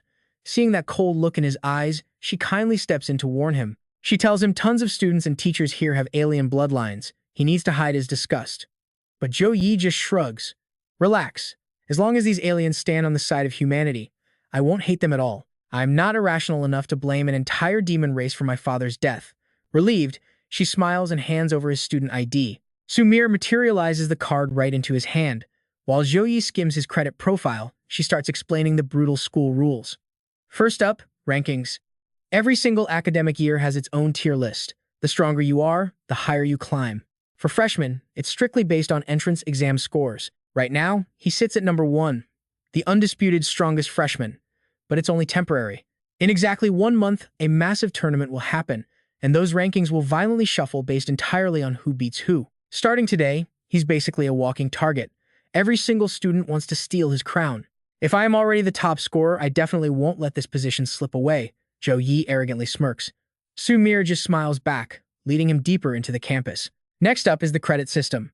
Freshmen get a basic allowance based on their tier. You use credits for absolutely everything: food, epic gear, potions, and rare skill books. With enough credits, you can buy literal S-rank skills and god-tier resources. Aside from your rank, there are 2 other main ways to farm these points. First, mission hunting. You just log onto the Academy website with your ID, find a suitable bounty, and accept the task. Finish it. Get paid. Now pay attention, this is where it gets highly competitive. They also give monthly payouts based on the Earth and Heaven leaderboards. With 1,000 elite students fighting for spots, arrogance will get you crushed. Plus, there are 3 secret dungeons. Dungeon 1 is the Underground Goblin City, capped at levels 17 to 21. The second is the Twisted Forest, for levels 23 to 26. And the third, Purgatory, only for levels 28 to 31. But you don't just need the level requirement to enter, you also have to burn a massive stack of credits. If you aren't high enough level yet, you grind in the practice zones. You can spar against real players or fight incredibly brutal combat bots. Here, absolute strength means absolute authority and endless resources. That's the only rule of survival. Suddenly, a noisy group walks by. The guy leading them spots Sumir, politely says hello, and then keeps marching his freshman squad forward. But as they pass by, the students openly stare and whisper, "Who is this guy getting a private VIP tour from a teacher?" The rest of them are stuck in massive groups with seniors. Did he bribe someone? A guy named Wang Li acts like he knows everything. You guys are totally clueless. The top scorer always gets a special teacher escort. It helps them settle in super fast, and honestly, it's just a flex to attract other elite recruits later down the line. Wait, so that guy is the #1 recruit? Bai Xiaosheng. What's his actual background? Everyone, including the white-haired girl, eagerly waits for the lore drop. That's Zhou Yi, Suhang province's top scorer, a level 13 holy knight. Hearing his class, the entire group is instantly hit with pure shock. Wait, is that a joke? I know what you're thinking. A holy knight is just a weak support class. The second place guy is literally a level 14 berserker. How did a squishy healer beat a berserker? Hey, don't look at me like that. My reputation as the all-knowing Bai Xiaosheng is absolutely flawless, okay? One girl completely ignores his stats and just swoons. He's so gorgeous, he could be an idol. Meanwhile, the white-haired girl intensely studies Zhou Yi, evaluating his epic profile. So he really is the apex freshman. But Lu Jing catches his crush staring at Zhou Yi, and pure, toxic jealousy instantly bubbles up. He deliberately raises his voice to mock him. I think this rank 1 title is totally fake. Zhou Yi obviously hears that garbage and slowly turns around. Lu Jing steps out from the crowd, full of arrogance. Level 13 Retribution Knight, ranked 38th. I highly doubt you have the strength for first place. I challenge you. The senior guide frowns. Hey, keep challenges private, don't waste our time. The guide pats his shoulder, silently cursing him for being an idiot. I literally just want my 1 credit for this tour. Why are you starting drama? Lu Jing just shoves his hand away. Back off, I know what I'm doing. The senior gets visibly furious. This idiot doesn't realize the rankings are verified by the principals of 5 major academies. There is 0 chance it's a mistake. But the fresh meat smells blood. They all excitedly start hyping up the drama. Oh, a fight. Let's watch this before we keep walking. Does Lu Jing really think he can use the top dog as a stepping stone for fame? Well, holy knights are notoriously weak, so stealing his spot makes sense. Zhou Yi casually crosses his arms, looking completely bored. And why would I accept your little challenge? Put up 100 credits. You win, they're yours. You lose, nothing happens. Looking at Lu Jing's wildly punchable face, and then glancing at the crowd of gossiping freshmen, Zhou Yi strategizes. To keep these annoying bugs away in the future, he has to make a brutal example right now. If the price is devastating, they will definitely remember it. So Zhou Yi ruthlessly raises the stakes. 300 credits. Then I'll fight you. Lu Jing pales and whispers erupt everywhere. Rank 40 only gets 400 credits. Rank 38 isn't much better. Losing 300 right now would absolutely ruin him. Showing off on day 1? Is this guy literally a brain-dead mob character from a low-tier comic or what? Lu Jing hesitates, terrified. But seeing his crush still obsessing over Zhou Yi, jealousy completely blinds him. 300 it is, and trust me, you're going to love this beatdown. All right, stick with me, you and I are jumping straight into the aftermath of some serious arrogance. Some fool really said, 3 moves, or I kneel. And of course, the whole crowd dragged him to the arena anyway. Stick with me, you're about to witness absolute madness. The 3-second countdown finishes, and Lu Jing instantly charges in for the kill. He calculates his odds. Both are hidden classes, but his Retribution Knight is built for explosive damage, while Holy Knights are just support healers. The plan? End it fast before the guy can cast a single buff. Lu Jing even glances down at the white-haired beauty, hoping to impress her. Hyping himself up, he swings his blade, unleashing a devastating blood chi slash right at Zhou Yi. But our boy just casually steps aside, dodging it. Then, a brutal kick straight to the gut, dropping him instantly. Boring, Zhou Yi sighs. He thought the arrogant guy actually had some real skills. A senior rushes over, checking the damage. The verdict? 5 shattered ribs, internal bleeding, and he is completely knocked out cold. Get a priest over here, Sumayer orders. She grabs their student cards, taps through the academy system, and tosses Zhou Yi's card back. 300 credits securely transferred. That brutally fast beatdown leaves every single freshman in the room completely wide-eyed. Wait, blood chi slash is almost impossible to block. How did he just break it with 1 single kick? Is this really the rank 1's power? Their strength stats must be at least 20 points apart. Hearing this, the white-haired girl refuses to sit still. She steps right up, demanding a match with Zhou Yi. He noticed her earlier. She's hiding a rare demon bloodline and legacy equipment. Now pay close attention, you and I are about to see just how destructive legacy gear really is. Zhou Yi casts Appraisal. Weapon Dark Moon Ancient Sword. Quality 3-star legacy, race requirement human, class swordsman. But the actual weapon effects? Completely hidden? Fine, let's do this, he smirks. Knowing she isn't some weak pushover, Zhou Yi stops playing around and summons his heavy-duty black light battle mace. It's a gold 3 S-tier weapon. Constitution plus 18, intelligence plus 24. The passive effect? It bumps every single B rank light element skill up 1 level. Source?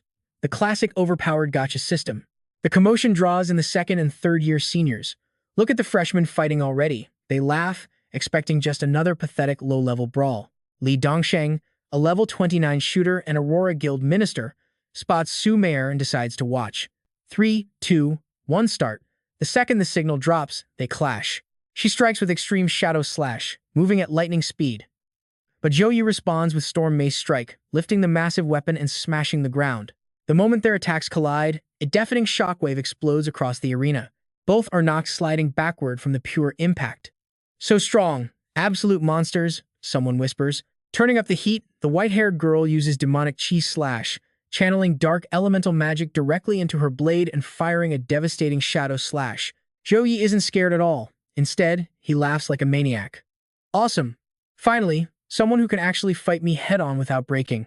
Keep it coming. He launches a vicious uppercut swing to throw her off balance, immediately chaining it into an enhanced double thrust mid-dash. He follows up with rending slash, a brutal frontal attack that unleashes energy waves, hitting her multiple times and knocking her right off her feet. Then comes Ice Mountain Strike. He leaps forward, crushing the ground beneath him, creating a massive impact zone that forces her down. They flawlessly counter each other's insane combos, locked in a brutal stalemate with no clear winner in sight. I know what you're thinking. A support class moving at light speed like this? It's unreal. And the stunned crowd actually asks if they are just students. Li Dongsheng narrows his eyes. If the spirit swordsman doesn't use a trump card soon, she's finished. A senior doubts him, saying it looks like a dead tie. But Li Dongsheng analyzes it perfectly. Zhou Yi's enhanced blocks absorb everything. At first, she only had to block once. Now, with the Holy Knight relentlessly swinging twice per combo, she's stuck on pure defense. Heavy weapon users usually conserve stamina, but Zhou Yi explodes with aggressive speed the exact millisecond. He spots an opening, totally suppressing her. The guy isn't saving stamina at all. He's either crazy or just absolutely confident in his own godlike strength. From the very start, that colossal mace has been limiting her every move, forcing her to awkwardly block heavy crushing blows. Every strike hits like a truck. Someone in the crowd gulps. No mercy for the beauty. This Holy Knight is a savage. Warm up over. Suddenly, Zhou Yi stacks multiple buffs. Courage Grace, Weapon Blessing, Dawn Blessing, Guardian Grace. A massive golden pillar of light explodes around him. The pressure is suffocating. Is this his true power? While she hesitates, Zhou Yi charges his Spear of Victory, pointing a single finger right at her. Trying to interrupt his casting time, she instantly uses Ghost Shadow Slash, blinking into close range to take him out with one final strike. But Zhou Yi just smirks like a supervillain. Knew you'd do that, and brings his massive mace crashing down toward her. Powerless to dodge, she squeezes her eyes shut, waiting for the painful impact. But nothing happens. Want to keep going? She opens her eyes. He canceled the skill and is casually leaning on his mace. No, she sighs, you crushed me. Same result if we continue. You weren't using your full power, Zhou Yi exposes her. He knows she kept her strongest sword skills and dark elemental magic hidden. She gives a beautiful smile. Busted, huh? I was just testing my limits. No way I'm using my actual trump card for this. Besides, you held back too. Let's add each other and spar later. They exchange info, and Su Meier continues the tour, highly anticipating what's next. So what do we take from this? He scored massive points on day 1 and made every elite student absolutely terrified of him. All right, you and I are about to watch this freshman year get absolutely wild. The newbie dorms, located on the lower peak. Normal students get stuffed at the bottom and middle of the mountain like absolute peasants. But those elite special admissions students, they get the absolute peak to themselves. And these are not just rooms, they are massive private villas. The higher your rank, the more insane the luxury and perks become. This right here, this is where our boy is going to live from now on. Tu Minyi points her chin at the massive mansion right in front of them. Swiping her keycard to enter, she suddenly remembers something important and immediately turns to Zhou Yi. She mentions she heard he is hunting for the extreme cold lotus. Apparently, a squad spotted one in the Hurricane Mountain range, but it was guarded by a high-tier monster, so they totally bailed on picking it. The catch? That intel is 6 years old, so she cannot guarantee it is still there. Using Tu Minyi's tip, Zhou Yi spends the next few days digging deep into researching the Hurricane Mountain Range. Turns out, this absolutely massive zone only appeared right after the Eternal Game forcefully merged with their Blue Star reality. The place is insanely huge, packed with endless rare treasures, weird herbs, and absolutely brutal monsters. Even elite third-job class users wouldn't dare just wander deep inside without a plan. With Zhou Yi's current level, if he actually bumps into a high-tier beast, his only real option is to turn tail and run to keep his life intact. But luckily, after crushing the college entrance exams, the system rewarded him with a seriously crazy life-saving trump card. Literally, even if he gets killed, he can still survive. No point hesitating now. Just buy some extra skills and gear, then head out. Zhou Yi hops on the computer to hunt down some decent abilities and instantly gets a notification. System check complete. Because he is the rank 1 special admission student, all paladin skills below a rank are completely free to learn. This includes total immunity to all physical damage. High efficiency? Buy it. Long-range spear skill? Take that too. Getting all this broken stuff for free is absolutely glorious. Zhou Yi instantly locks in every single overpowered free skill available on the market. The only bummer here? He still actually has to spend his exam reward points to buy a proper set of jungle exploration gear. Prep work is totally finished. Zhou Yi immediately heads straight to the Hurricane Mountain Range, dead set on finding that extreme cold lotus to cure his little sister. Now watch closely, because things are about to heat up. While wandering the dangerous mountains looking for the lotus, an earth-shattering explosion suddenly erupts nearby. Driven by curiosity, he immediately sprints over to check out the chaos. Meanwhile, in another scene, after adding Zhou Yi on social media, Jiang Churan actively sends a message to break the ice. But ever since Zhou Yi mentioned he was heading to the Hurricane Mountain Range, he completely ghosted her. Feeling super bored and a bit annoyed, she calls up her best friend to vent about it. She explains she met a very special guy. Yesterday, she challenged him, and during the fight, she actually unleashed some of her succubus powers. But he was completely unbothered, not even a single love-struck glance at all. Hearing this, her best friend is absolutely amazed, pointing out that this guy's willpower must be on a terrifyingly strong level. Yeah, Jiang Churan casually agrees. Then, making a bold choice, she decides to follow her crush and take a trip to the Hurricane Mountain Range herself. Back somewhere deep in the mountain range, an absolutely intense battle is raging. It is a pack of wild demons clashing against a 4-girl squad, featuring the mechanical engineer Chu Nu. Next is summoner On Thien Thuan, artillery master Chu Dan, and swordsman Tathan Lian. Chu Nu kicks things off, driving a tank while chucking explosive bomb discs right at the demons. The second the demons step on them, the discs detonate perfectly. A few survivors dodge the blast and madly rush forward to attack the tank. On Thien, Nuan quickly uses her skill to summon a massive ice spirit, throwing up a huge ice wall to block the advancing demons. But she totally misses another monster bouncing through the trees at lightning speed, desperately trying to ambush their vehicle from behind. 9 o'clock direction. Hearing Chu Nu's call, Chu Dan instantly unloads her heavy gun, completely obliterating the sneaky monster in the back. Without dropping the momentum, she aggressively sweeps her machine gun across the battlefield and screams that now is their chance. Instantly, Tathan Lian unleashes her absolute peak swordsmanship, cleanly dicing up all the remaining demons. We all thought they had this in the bag, right? Chu Nu laughs happily. Anthea Yuan turns to celebrate, but suddenly, her face just goes completely pale. She forcefully shoves Chun Yu aside and rapidly casts a spell, generating a thick ice shield right next to Chun Yu's driver window. But the blast of fire magic rocketing out of the forest is way too overpowered. The ice shield instantly shatters into pieces, and the massive tank is violently flipped over. Tathan Lian rushes over in a panic, asking if they are okay, but Anthea Muan just screams a frantic warning to watch her back. The other 3 girls immediately look behind Tathan Lian, only to see another entire wave of savage demons charging like absolute maniacs, ready to roast them alive with fire magic. They had to burn all their trump cards just to kill 4 demons earlier. Is this really where their story ends? Are they going to die here today? Just as the 4 girls completely give up and accept their dark fate, Zhou Yi bursts from the forest riding a giant white wolf. He drops a holy storm, sucking all the demons into one spot. Light gathers, and the holy storm descends. The very second Zhou Yi finishes his epic chant, a colossal glowing sword plummets directly from the heavens, piercing the eye of the tornado and instantly obliterating the entire demon pack. The whole battlefield is suddenly drowning in a sea of fire. Zhou Yi just calmly pats his pet's back. The white wolf understands perfectly, opening its mouth to extinguish the raging flames in a single breath. Only then does Zhou Yi casually stroll up to the 4 girls, who are still totally shell-shocked, and uses his magic to heal their injuries. Holding the unconscious Anthea Yuan, Tithanlian looks up with a weak smile, thanking Junior Chow and admitting she did not expect him to know her. The Azure Bird Squad is the second-ranked team in school. Of course, he knows them. This just makes her feel even more embarrassed.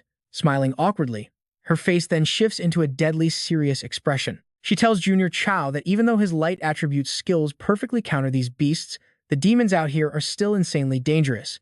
She seriously suggests he heads back to the base camp with them. He thinks to himself, he already spent a month exploring the entire outer zone, yet he still hasn't found a single trace of the extreme cold lotus. The freshman tournament is in 3 days. He will just have to wait until it is over to resume the hunt. Making up his mind, Zhou Yi agrees. Tithanlian immediately turns to look at Chunyu. Chunyu totally gets the hint and nods. She immediately starts chanting her mechanic spells, screaming metal, speed, soul, ghostly roar, and fierce machine glow. Assemble! The moment her chant ends, a glowing magic circle forms, and a massive mechanical spider car materializes right before the completely amazed eyes of Zhou Yi and his white wolf. No time to explain. Get in. Chunyu frantically urges. Tithanlian silently watches her teammate flex, amazed at her top-tier acting. And that is where we leave it. Trust me, you will want to see what happens next. Heading back, Zhou Yi casually asks his senior, Su Qinglian, "Hey, is the Hurricane Mountain Range normally crawling with demons like this?" Su Qinglian shakes her head honestly. Not at all. My squad has been grinding in this mountain range for over 2 solid months, and this is literally our first time seeing them. Hearing that, Zhou Yi starts connecting the dots. That means these demons either crawled out from the absolute deepest parts of the Hurricane Mountain Range, or a brand new dimensional rift just ripped open nearby. Exactly. We need to rush back to base and alert the military district immediately. Zhou Yi is slightly startled. Wait, doesn't the military already have top-tier mages monitoring this entire zone? Just to give you guys some quick context, this Hurricane Mountain Range is packed with magical beasts. They have to prevent them from staging a surprise attack on the city. So, right at the mountain's entrance, the military set up a massive supply and trading outpost. On top of that, station mages are supposed to constantly track every single movement the magical beasts make inside. Su Qinglian frowns at Zhou Yi's question. Sure, they monitor it, but these beast levels are just way too low. Now Zhou Yi is even more confused by that logic. Level 30 silver tier demons? That's not exactly low-level trash. Catching his drift, Su Qinglian explains that the mages mostly focus their surveillance magic on the absolute deepest, most dangerous zones of the mountain range. They track high-level undead and legendary tier beasts. The dimensional aura on these weaker demons just falls way below the mage's set detection threshold, so the mages probably miss them completely. Saying this out loud, Su Qinglian starts doubting her own theory. Think about it, if it's really a dimensional rift, why would they only send out low-level garbage fodder like this? The second the base spots a demon, they'll wipe it out instantly. If a rift can fit a level 30 beast, it can definitely let a level 50 monster waltz right through, right? Sending weak units like this isn't just a suicide mission. It practically hands the military the exact location of their hidden rift. Forget it, that's way above our pay grade. Let's just deliver the intel. But right on cue, the whole squad suddenly hears a massive horde of terrifying demons roaring out in the distance. Food, fresh meat. Now watch closely, because things are about to get wild. A blinding beam of light crashes straight down from the sky, causing a massive explosion right near Zhou Yi's convoy. Someone's trapped by demons. He instantly recognizes that aura. "You guys go ahead, I'll catch up," he yells urgently. Ignoring everyone trying to stop him, he rides his pet solo, rushing straight toward the blast zone like an absolute madman. That specific aura? He could never forget it. But why the hell is she here? Meanwhile, another squad nearby also realizes someone is fighting for their life out there in the absolute middle of nowhere. One of them speaks up hesitantly. Those are level 20 silver tier beasts. That girl won't last much longer on her own. Should we go help her? Dead silence from the team. Finally, a guy mutters, "Better not. We're totally surrounded ourselves. We can barely even keep our own heads attached to our necks right now. If she actually survives and wipes out those demons with her own strength, she's definitely going to be an absolute prodigy in the future." But unfortunately, they all stare anxiously toward the explosion. Cut to Jiang Churan, covered in blood and nasty injuries, desperately fighting for her life against a relentless swarm of grotesque monsters. Slashing at the beasts, she grits her teeth. She realizes they know her buff state has a strict time limit. They're just surrounding her, refusing to attack directly. They're literally trying to stall her to death. These demons are moving in packs of 10 all over the plains. Even if she slaughters the 8 right in front of her, the surrounding ones will just immediately fill the gaps. She has absolutely zero chance to break out and reach the base. If her phantom soul power completely drains before she breaks the siege, it's game over. Realizing this, Jiang Churen's eyes turn ice cold and utterly ruthless. Just as she's about to trigger her ultimate skill, a massive bolt of lightning crashes down from the sky, directly vaporizing every single silver-tier beast surrounding her into pure ash. She whips around toward the sound of approaching footsteps. Enter Zhou Yi, riding a white horse riding a massive white wolf like an absolute god. He screams out to her while she's still staring in complete shock. Jiang Churen, move. I know what you're thinking, she's saved, right? Well, think again. The massive demon right behind her unhinges its jaw, unleashing an ear-splitting roar that forces her to desperately cover her ears in pain. Triggering their frenzy skill, Body of Hellfire, the entire demonic horde shrieks and launches a terrifying, all-out coordinated assault on them. She screams a desperate warning. Zhou Yi, run! They're using the demon race's ultimate frenzy state. Her heart completely sinks. Their power just multiplied, and Zhou Yi is definitely no match for this. If she self-destructs right now, there's a 90% chance she can wipe it out. She has to protect him at all costs. But suddenly, Zhou Yi's white wolf flashes right behind her. He slips his arms smoothly around her waist and pulls her up onto the wolf's back. Zhou Yi, she gasps in pure shock. Right at that exact second, a demon lunges in with a devastating punch, but the white wolf proactively leaps forward, dodging it perfectly. Sitting casually on the wolf, Zhou Yi glances back, raises his hand, and chants, "Light's retribution." In the blink of an eye, a massive barrage of apocalyptic lightning strikes down, absolutely devastating the entire area right in front of him. Zhou Yi just smirks. No wonder everyone wants to switch to the mage class. Nuking monsters from a distance feels pretty damn good. The only problem? That flashy move just caused way too much noise, immediately aggroing every single demon left standing on the blood-soaked plains. They rapidly swarm in, forming a massive, suffocating circle to trap the two of them. 180 demons total. He could easily wipe them out with a massive AoE skill, but right now, they're way too scattered. He thinks to himself. Zhou Yi simply places 2 fingers on her forehead. Jiang Churen, go pull the demon aggro to the left side. Don't engage in combat. She stares at him, completely confused. Zhou Yi. He ignores her confusion and instantly starts spamming a massive chain of crazy buffs directly onto her. Slow healing, Dawn's blessing, weapon's blessing, God's gift. She gasps in complete disbelief. This is a Holy Knight's full Legion tier buff stack. She scrambles to open her personal status panel to check the insane numbers. Level 16, Swordsman, State, Dual Demon Body. Looking at her stats, her strength, speed, constitution, and intelligence all spiked by 25%. Her jaw literally drops in pure, unadulterated shock. But Zhou Yi doesn't even care about her reaction. Before she can utter a single word, he vaults off the wolf, summons his weapon, and charges the nearest mob. He swings his hammer down with terrifying force, causing the entire zone to violently explode. Right behind him, Jiang Churen also hops down from the wolf's back. Staring at his back, she's completely mind-blown. This is insane. A 25% stat boost basically doubles my actual combat power. From what I know, not even a level 16 not even a level 20 Holy Knight could ever pull off something this insanely broken. By now, a small group of grotesque monsters has already closed in on her exact position. And that's where we leave it, trust me. You're going to want to see the bloodbath next. Without any orders, the white wolf aggressively charges a monster, jaws snapping. No time to overthink this. I just need to follow his plan. Focusing up, her expression turns deadly serious. She draws her weapon and charges in. But watch closely, Zhou Yi is an absolute blur. Moving at insane speeds, every casual swing of his hammer instantly obliterates one or even multiple monsters at once. Stick with me here out of nowhere. A monster successfully sneaks right up behind Zhou Yi, raising its weapon to slash his head clean off. But right before the blade connects, a glowing purple whip violently smacks the monster's hand. The weapon goes flying, completely shutting down the threat to Zhou Yi in an instant. Zhou Yi glances back over his shoulder.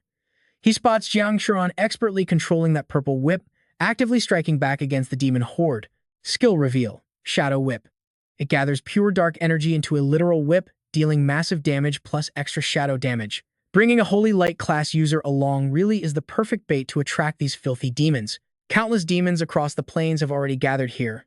It is the perfect time to use this move. Smiling to himself, Zhou Yi casually tosses a Holy Light Guardian skill over Jiang Churen and the White Wolf.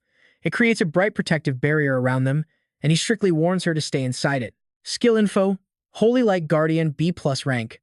This instantly envelops party members within a specific radius and a bright sacred aura, making them completely immune to all physical damage. The overpowered protective effect lasts for a set duration during combat.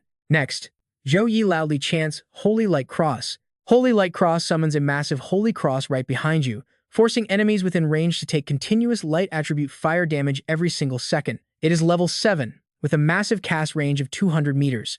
The gigantic cross that Zhou Yi summons immediately radiates a blinding golden light, shining directly down onto the massive swarm of monsters. The very next second, golden flames erupt and completely engulf them. The monsters burn endlessly, screaming in absolute agony. Jiang Churan just stares blankly at the chaotic scene, her eyes sparkling. Once the initial brutal attack fades, most of the monsters are completely wiped out. Only the massive ones with crazy high defense actually manage to survive. But as they say, all darkness will eventually vanish under the glaring holy light. Let the light gather and the storm descend. Dart of Divine Light Storm. This broken skill summons a storm condensed entirely of holy light at a specific location, instantly dealing magic damage to every single enemy caught within its massive radius. Now pay attention. This is where it gets absolutely crazy. As soon as Zhou Yi finishes speaking, giant holy swords form mid-air, crashing down to create a massive glowing circle around the remaining monsters. 1 second later, a violent tornado forms right in the center. It instantly sweeps up the monsters, violently shredding them into pieces. Hiding in a nearby bush, a group of people watches this brutal battle with their jaws dropped. So terrifying. Who is this guy? Is he even human? Boss, should we go over and say hi? Hearing his team member ask this, the captain hesitates for a second. In our squad, only I am level 26. The other 5 are all level 24. Forget a one-on-one fight, even 6 against 1, we would absolutely get crushed here. This guy's power is just too terrifying, and he is so insanely young. Finally, the squad captain makes up his mind and decides to lead his team out to meet Zhou Yi. He secretly thinks they definitely need to befriend him, but before they can even move, a mechanical vehicle comes speeding towards Zhou Yi's position from far away. Once it stops, Chu Dan appears on the machine alongside Chu Niu, on Thian Wan, and Tathan Lian. Chu Dan waves his hand, shouting, Junior Chao, we came to help you. Once the 4 of them actually see the brutal aftermath surrounding the area, they just completely freeze in place for 5 straight seconds. Zhou Yi casually glances back at them, pulls out a recovery potion, and chugs it all down. The system abruptly chimes in, Congratulations, you have successfully reached level 17. You gain 15 free attribute points and 15 skill points. Congratulations, you have reached level 18. You gain 15 free attribute points and 15 skill points. Stats reveal. Name, Zhou Yi. Level 18, Strength, 160. Constitution, 162. Intelligence, 172. Zhou Yi thinks to himself, killing 180 demons gave 60,000 experience points. Sadly, his class has an experience limit, otherwise this crazy battle would have given way more. Looking at the empty potion bottle in his hand, he mutters, My magic power increased a lot, but these high-level skills cost so much. It is still not enough. Once I get back to the academy, I need to ask the teacher. She probably has a workaround for this. At this point, Chudan's group finally snaps out of it, jumping off the mechanical spider to approach Zhou Yi. Tathan Lian asks, Zhou Yi, did you really do all this? Chudan chimes in too. Zhou Yi, your strength is way beyond anything I ever imagined. Before Zhou Yi can even reply, Jiang Churan suddenly collapses right onto the ground. The worried girls ask, Is she okay? Zhou Yi answers, I am guessing she pushed herself way too hard and entered a weakened state.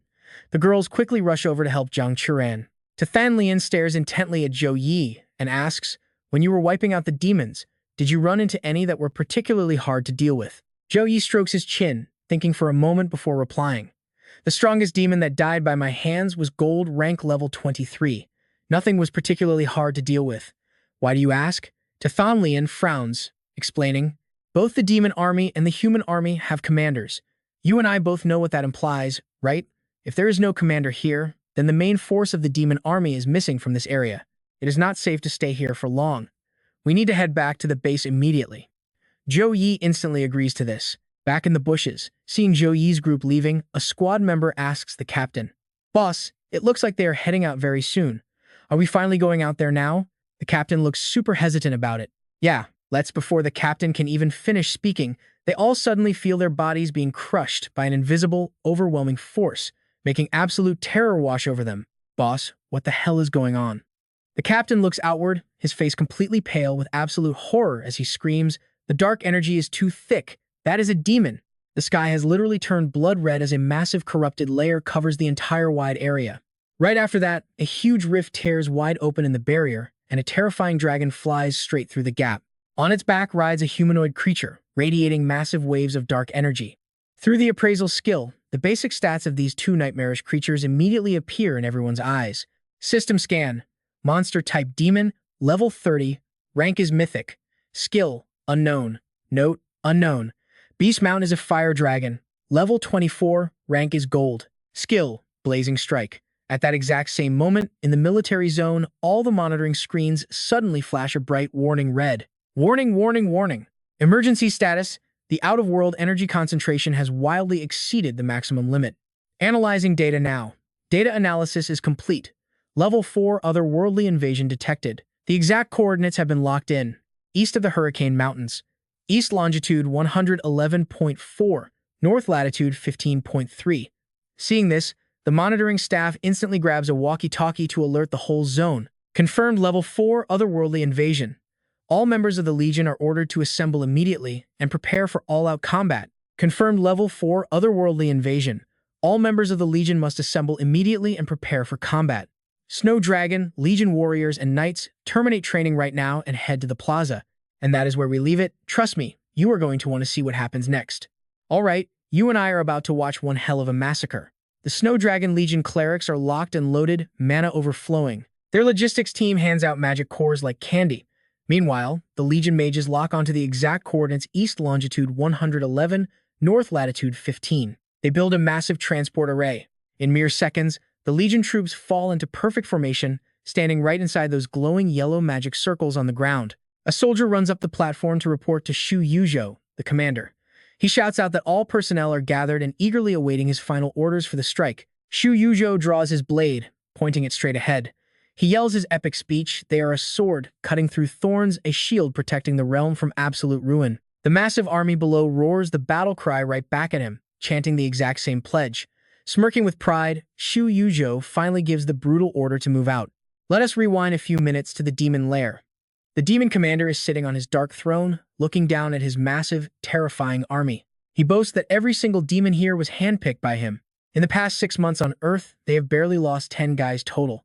Elite tier stuff, really. But then, right before returning to the Holy Realm, 100 of their kin got ambushed and slaughtered. With only half a day left before their grand departure, he declares they must leave a trail of absolute chaos before departing. The demon mob goes completely wild, screaming their praises to him. Back in the present, this exact boss is riding a massive fire dragon. He glares down at Zhou Yi and his crew, swearing he will never forgive them. He plans to rip out their souls and burn them in hellfire. Now pay attention, because this is where the odds get absolutely ridiculous. The demon commander decides to flex his broken summoning skill. In a flash, silver and gold tier demons are completely swarming the entire battlefield. Su Qinglian instantly triggers her appraisal skill, sweeping a glance over the enemy mob. The results are terrifying. A legendary tier boss, gold tier demon knights, and silver tier curse shamans. Her face goes totally pale. Gripping her weapon, she steps right in front of Zhou Yi, turning her head to warn him. She tells him her squad will cover him. The second he sees an opening, he needs to break out and run for his life. He just has to survive. Zhu Dan agrees, stepping up with the other 2 girls to shield our boy. In their minds, Zhou Yi is truly the most freakishly talented, monstrous genius they have ever encountered. With his insane potential, they firmly believe he is worth throwing their lives away to protect. But suddenly, right then, a massive golden magic array lights up the sky, grabbing every single person's attention. It is the Snow Dragon Legion. Everyone there is level 30 or higher, and the commander is a level 51 warrior. They think they are totally saved. While Zhu Dan's squad celebrates wildly, Zhou Yi just frowns, his mind working fast. If they are teleporting in for a rescue, why not drop right into the actual battle zone? His tactical doubts are answered almost immediately, because hovering right up ahead, the demon commander suddenly bursts out into twisted, arrogant laughter. He mocks the humans, telling them to relax. His dark magic barrier covers the whole area, meaning their shiny rescue legion cannot even enter. Su Qinglian gasps in pure shock. She looks up at the sky in pure disbelief. Sure enough, an entire army of soldiers stands on the yellow arrays, completely blocked out by a massive, glowing red energy shield. Outside that red dome, Zhou Yi glares at Wang Liang. He demands to know what went wrong and why the teleport point is so far away. Wang Liang places his hand directly on the red barrier, sensing the terrifying energy.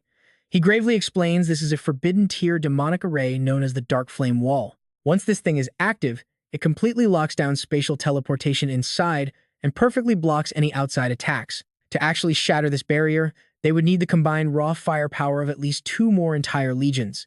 Otherwise, they just have to sit out the timer until it fades naturally. Frowning hard, Zhou Yi asks how long it will take for this damn barrier to vanish. Wang Liang checks the stats and grimly replies it will take 5 whole minutes. Hearing that, Zhou Yi closes his eyes, lets out a heavy sigh, and issues a brutally depressing order.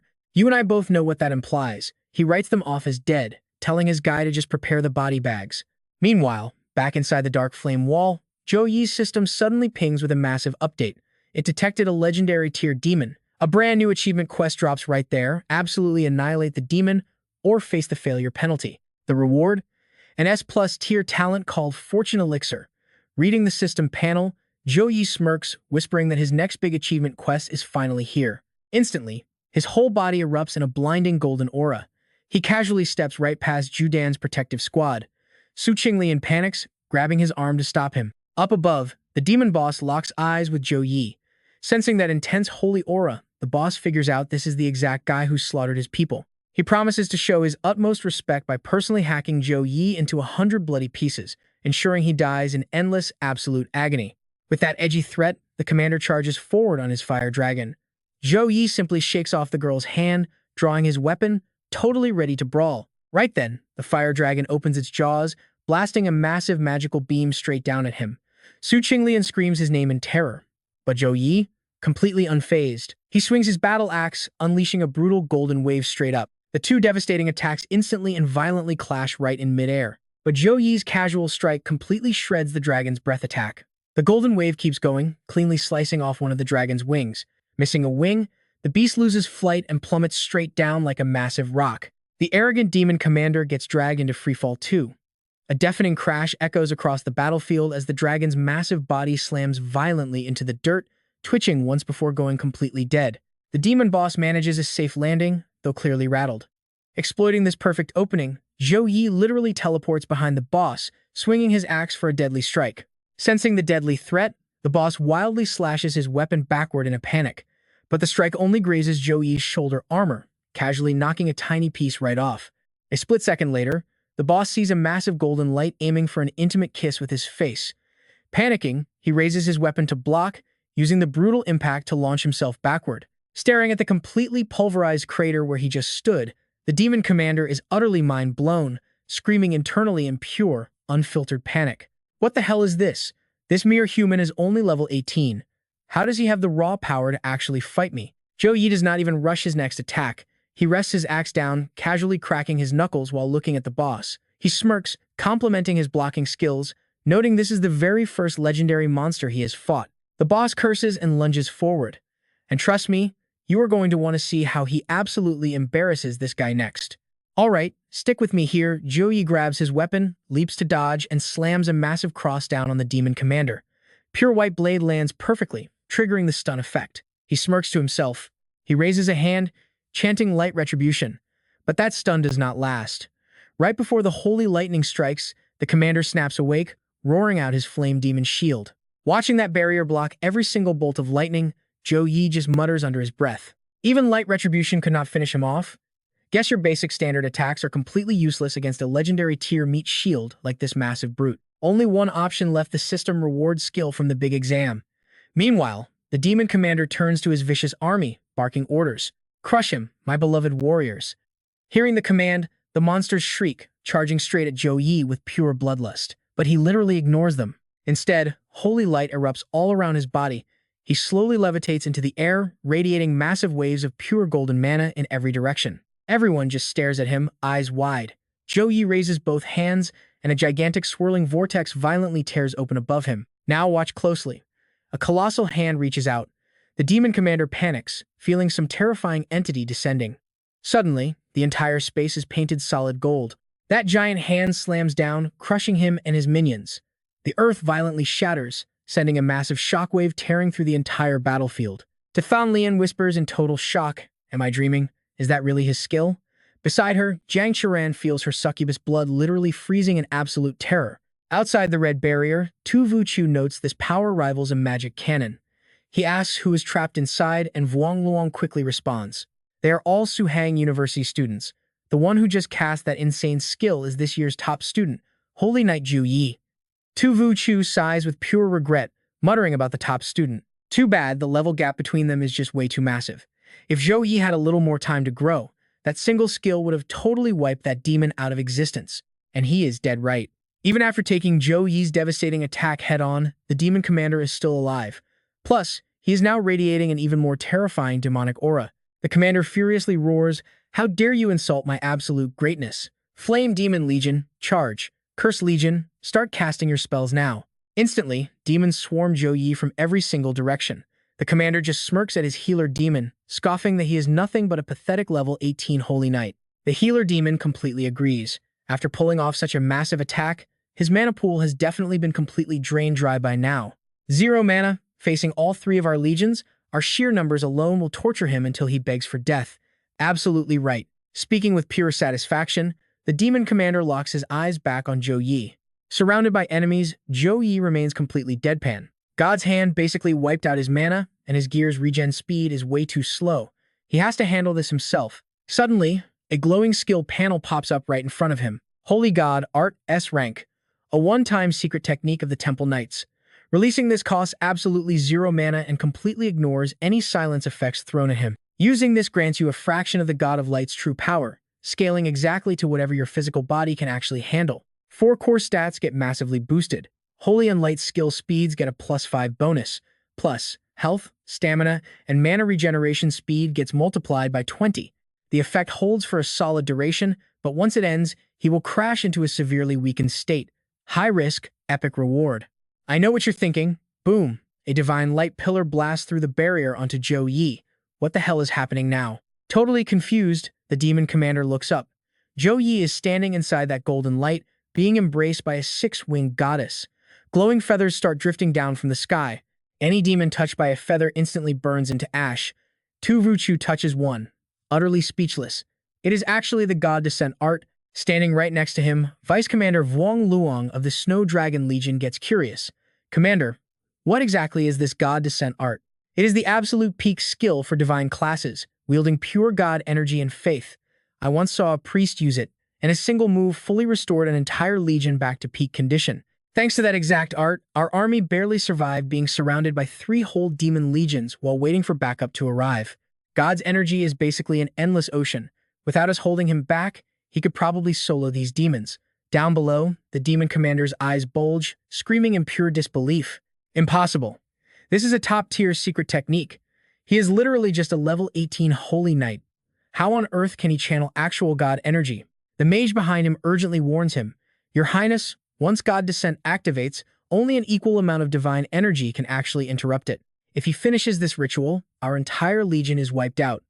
Come on, it is just one skill. Offense and defense swap instantly. How long to set up a retreat portal? 1 minute, the mage nods. Time for you all to prove your utter loyalty. Understood, the mage yells out at the top of his lungs. All demons, listen to my command. Sacrifice absolutely everything you have to the Demon Lord. He immediately steps up, sacrificing his own soul first. Great Demon Lord Alima, I willingly offer my entire being out of absolute respect for you. Great Demon Lord, take my everything. Following his lead, hundreds of fanatic demons start chanting the exact same oath, voluntarily sacrificing their dark souls without hesitation. Every single soul is instantly absorbed right into the Demon Lord. Watching that massive dark energy swelling up, the goddess just sneers. Pathetic, ugly, lesser creatures. Holy Knight, I hereby grant you the true energy of a god. Speaking her divine words, she lifts Zhou Yi's hand, pointing right at the boss. Zhou Yi's eyes ignite. A blinding beam of pure light violently blasts straight toward the Demon Lord, absorbing those sacrifices. The ground quakes hard.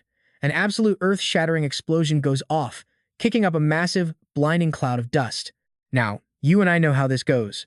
The dust clears and the Demon Lord is somehow still standing.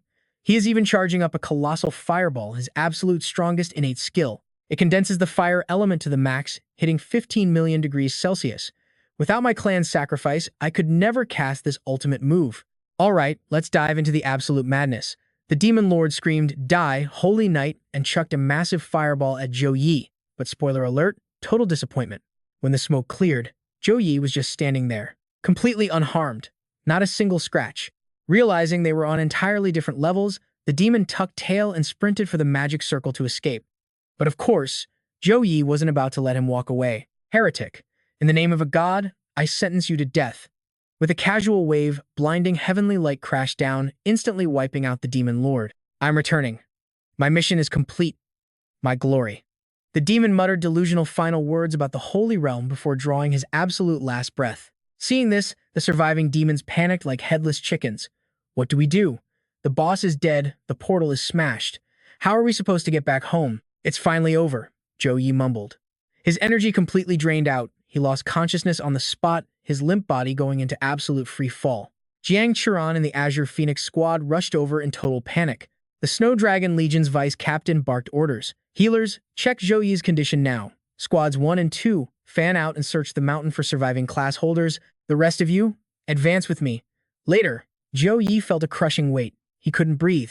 Something heavy was pressing on his chest. Sleep paralysis? Was he dying? He snapped awake.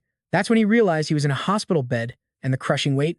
Just a 50-kilo girl sleeping on him. Rubbing her sleepy eyes, Jiang Churan mumbled, Zhou Yi, you're awake. You've been completely out for 2 whole days. Let me go tell the others. Oh, and thanks for saving me. She suddenly planted a kiss on his cheek and awkwardly ran off. Zhou Yi just sighed helplessly. This girl, seriously. Right on cue, his system panel popped up. Daily quest, 200 push-ups. Status, incomplete. 200 squats, incomplete. 200 sit-ups, also incomplete. Sleeping for 2 days meant he missed double the daily rewards. Let's see if the achievement rewards make up for it. Now pay close attention, here's where his power breaks the system. Demon extermination, achievement unlocked. Reward distributed. Congratulations, you received the S+ talent, death resistance. Death resistance. Your physical body can literally reject dying, allowing you to rapidly regenerate from absolutely any incoming damage you take. Congratulations, you also received the S-rank Poria Magic Potion. Drinking this dramatically boosts your luck for 12 straight hours. Wait, a talent that actually heals fatal damage. Healing talents exist for other classes, sure, but the effects vary widely. Still, an S+ tier talent literally named Death Resistance? Yeah, that's going to be incredibly broken. Curious, Zhou Yi eagerly summoned a knife, stabbed himself right in the chest without hesitating, pulled it out, and just waited for the result. Seeing the wound close at lightning speed, he was stunned. Full regeneration in 2 seconds? Yeah, that works. With this, normal combat damage wouldn't even matter anymore. His survival rate just skyrocketed to ridiculous heights. But what if he took a truly critical, heavy-hitting injury? He summoned a massive axe to find out. But after thinking it over, he wisely decided not to play stupid games. He put it away and checked the luck-boosting potion. How much does it actually boost luck? Like, could he just walk outside and trip over a legendary weapon? Or help a random grandma who turns out to be a third-job expert? Buy epic gear at a street stall?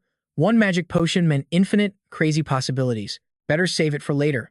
But right as he closed the menu, you and I both know this system always drops one last crazy twist. A-rank Holy Flame Halo. It summons a radiant aura around your body, granting you literal fire element control. It massively boosts fire and light damage for you and nearby allies by 20% for a set duration. Holy Flame Halo? What in the world is this? A divine grimoire skill? Zhou Yi remembered his fight with the Demon Lord. That was it. The S+ Holy Angel's protection bound to him had supercharged his light element. All light and divine skill effects were insanely multiplied. This A-rank Holy Flame Halo formed a ring around him, giving him absolute control over the fire element, boosting his and his squad's fire and light damage output by a solid 20%. It lasts for a while too. Since it's a light-type skill, it gets a massive buff from the Holy Angel's protection. Once activated, the Halo's boost actually doubles, giving a 40% damage increase to all his light and fire skills. If he used Light's punishment while the Halo was active, wouldn't he basically become a dual-element lightning and fire mage? Absolutely broken. A knock dragged him back to reality. Some random guy Zhou Yi didn't even recognize walked in to visit him. Taking a seat, the stranger casually introduced himself. I'm Wang Liang, Vice Captain and Mage of the Snow Dragon Legion. Student Zhou Yi, thanks to you killing those monsters and breaking that portal, we captured a huge amount of demon prisoners. Zhou Yi played it humble. You're too polite. I just did what I had to do. Did you need me for something? Our captain originally wanted to thank you personally, but he's completely tied up right now, so I had to come in his place. Your final strike destroyed half the valley, sure, but the demonic descent traces were perfectly preserved. Our legion finally uncovered the absolute core secret of these demons. The captain is reporting it to the higher-ups. He pulled out a sphere, Upon activation, the room morphed into a virtual vault displaying countless items right before Zhou Yi. The Snow Dragon Legion has hoarded these resources for centuries. Don't be shy, just tell me what you want, Wang Liang said generously. Zhou Yi scanned the list, absolutely amazed. They actually had high-level S-rank earthly treasures in here. After scrolling a bit, Zhou Yi asked, Vice Captain Wang, does your vault have an S-rank extreme cold ice lotus? Hold on, let me check the system. Wang Liang typed away, then pointed at the screen. Is it this thing? Exactly, Zhou Yi yelled in pure excitement. All right then. Wang Liang acted cool, but inside he was crying. 100 million points down the drain. And trust me, that's exactly why you never give the MC a blank check. All right, stick with me because this is where the manipulation begins. The commander has to pay up. The extreme cold ice lotus is at headquarters, so you'll need to wait here a few days. If you're bored, I'll arrange some guys to hunt magic beasts with you in the mountains. Wang Liang played it completely cool, walking casually toward the door. But the moment he was out of Zhou Yi's sight, a massive, greedy smirk.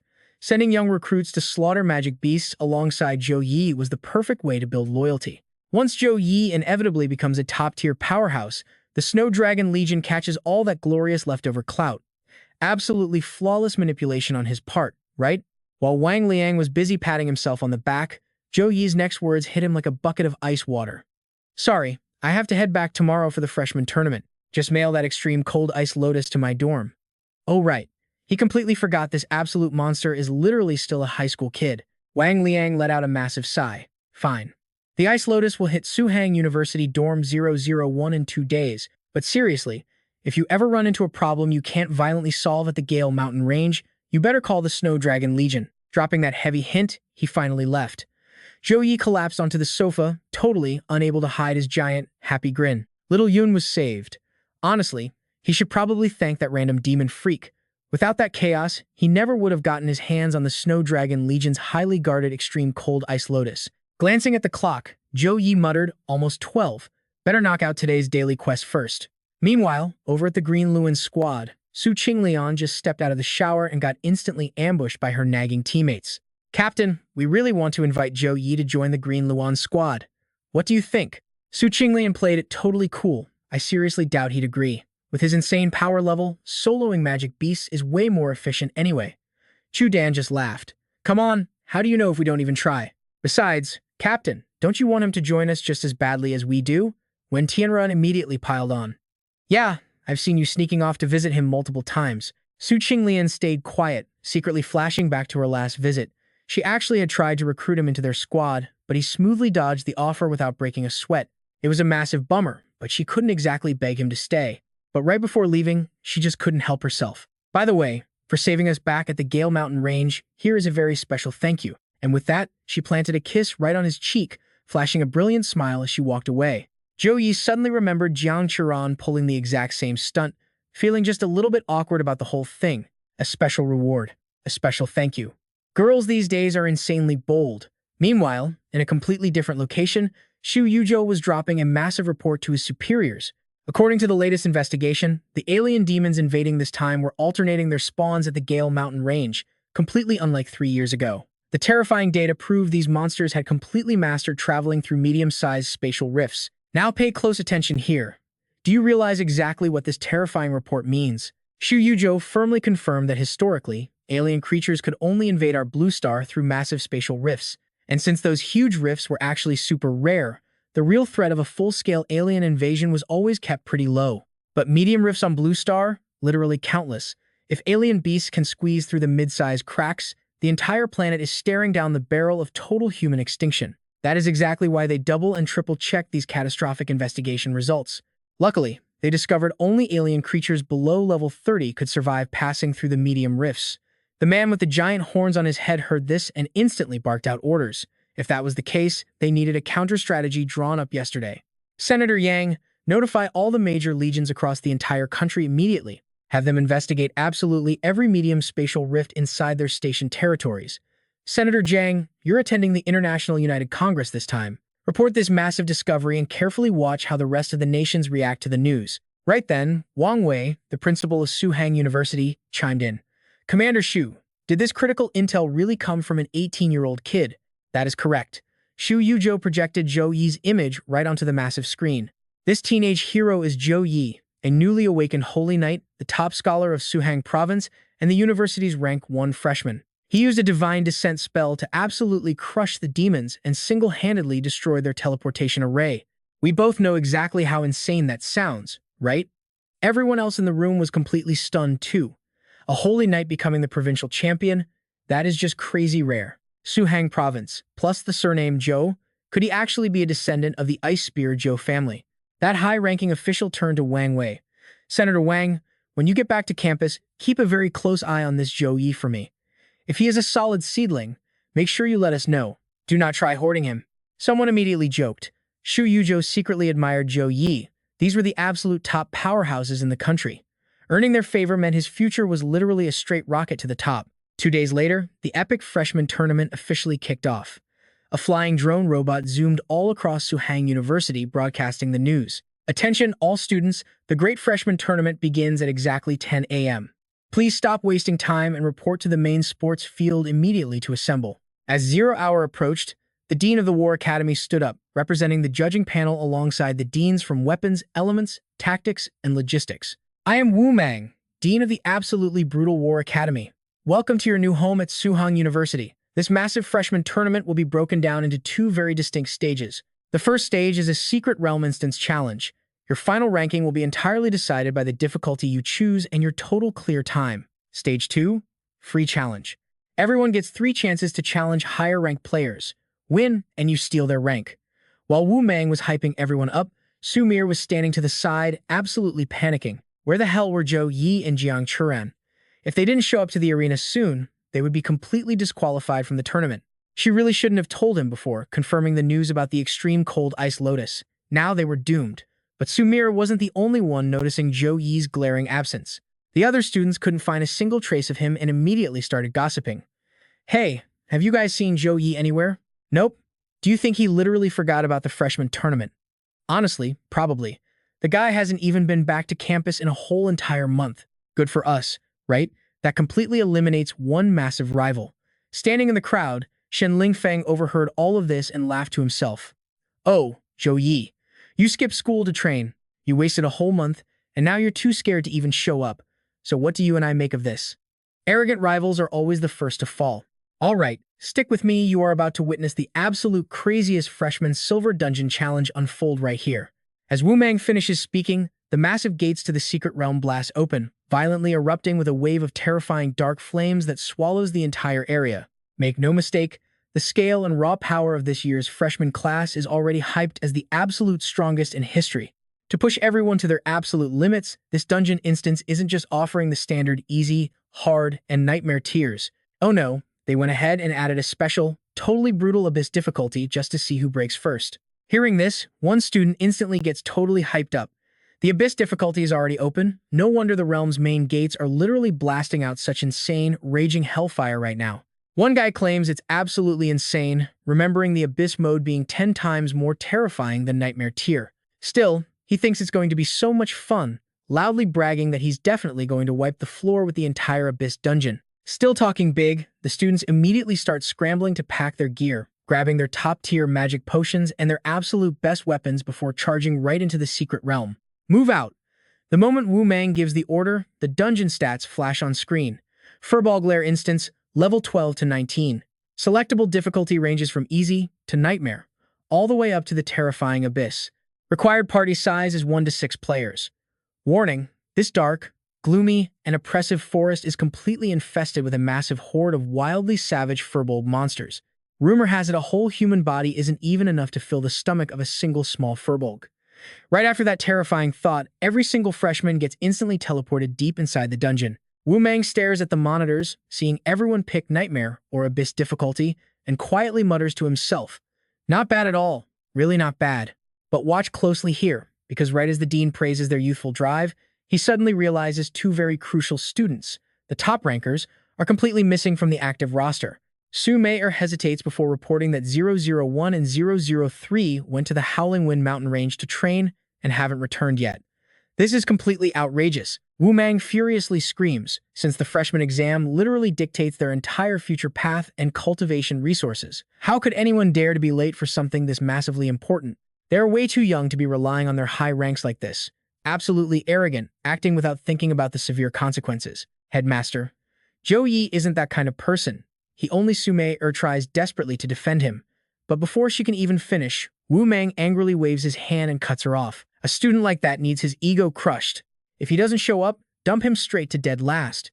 Right on cue, Zhou Yi comes sprinting in like a madman, literally carrying Jiang Chu-ran, shouting out a massive apology for being so late. Without hesitating, he and Jiang Chu-ran instantly lock in the abyss difficulty. The next second, they both get warped straight into the absolutely brutal dungeon instance. You have entered the Furbolg lair on abyss difficulty. Warning: monsters in abyss mode are incredibly unhinged and aggressive. Please pay close attention and use your return scrolls wisely to escape. Hoping the difficulty actually lives up to the rumors, Zhou Yi smirks, instantly triggering a massive chain of buffs. Dawn's Blessing, Gift of Courage, Gift of God, Guardian's Gift. At the same time, he draws his weapon, completely ready for an all-out war. Monster scan complete. Furbolg Warrior, level 17, silver tier potential. Signature skill, defensive hair charge attack. Enraged Furbolg Warrior monster, level 18, silver tier potential. Signature skills include the unyielding aura and the devastating war trample. Zhou Yi briefly glances at the stats of the screaming monsters charging straight at him. He just hopes these guys can actually make him go all out. Filled with pure hype, he leaps high into the air, violently swinging his hammer down. Meanwhile, in another area, Jiang Chu-ran is aggressively unleashing her B-rank skill, Phantom Army Breaker Slash. She rapidly swings her weapon, firing off continuous waves of deadly sword aura, creating heavy strikes that easily pierce right through the enemy defenses. Meanwhile, Shen Lingfeng focuses his entire body's flame power, blasting out an ultimate fire punch that deals massive single-target damage to absolutely decimate the monster horde in front of him. Another top student decides to pop his C-rank skill, Whirlwind Heart-Shattering Pierce, violently spinning his body before leaping straight up, kicking his enemies straight to the ground and leaving them stunned. But even so, 16 Furbolgs attacking at once still leaves him completely overwhelmed. The judges closely watch the students' performance on the monitors, starting to drop their first impressions. Overall, the performance of this year's freshman batch is honestly not bad at all. The Furbolg instance is literally the absolute hardest secret dungeon our academy has to offer. In the past, freshmen entering this place would get completely destroyed before they could even react, getting instantly eliminated from the tournament. Yet this year, they are actually holding their ground. Right then, Wu Mang orders the tech team to pull up Windows 001. I need to see exactly what level 001 reached after wasting a whole month in the Howling Wind Mountain range. The screen immediately switches to Zhou Yi. You can only see thick smoke and raging fire swirling around him, while the system flashes a congratulatory message. First stage cleared, 16 Furbolgs absolutely annihilated. Clear time, 5 seconds. This result is so unbelievably broken that the Elemental Academy Dean, Chu Huayang, gasps out loud in pure shock. Just 5 seconds to clear? How is Zhou Yi using a basic support skill like Holy Flame Halo, yet getting the most extreme, devastating fire effect to instantly vaporize those monsters? Song Qi, the dean of the Weapon Academy, looks completely confused as he guesses. The only explanation is if Zhou Yi's intelligence stat is insanely high. Even the headmaster is completely speechless. And honestly, I know what you're thinking. That's exactly when things get absolutely wild. He just cautiously analyzes. There are so many reasons a skill's damage could be this high. Intelligence stats, massive buffs, rare treasures. Just one single battle isn't enough to figure out the truth here. Wu Mang admits that even with his years of combat experience, he still can't see through that bizarre holy halo. What kind of skill is that? Zhou Yi definitely didn't waste his month of training. This kid is incredibly interesting. Zhou Yi has absolutely zero clue he's causing the judges to completely lose their minds, still entirely focused on crushing this dungeon run. Light's punishment. The moment Zhou Yi casts the spell, thousands of lightning bolts crash down from the sky, striking the monsters and instantly sending them straight to their ancestors. Right after, the system board flashes again. Congratulations on clearing Stage 2, 200 Furbolgs eliminated. Clear time, 1 minute 23 seconds. Riding that insane momentum, Zhou Yi fires off his Spear of Victory, successfully clearing Stage 3 with a time of 3 minutes 29 seconds. Abyss difficulty dungeon cleared.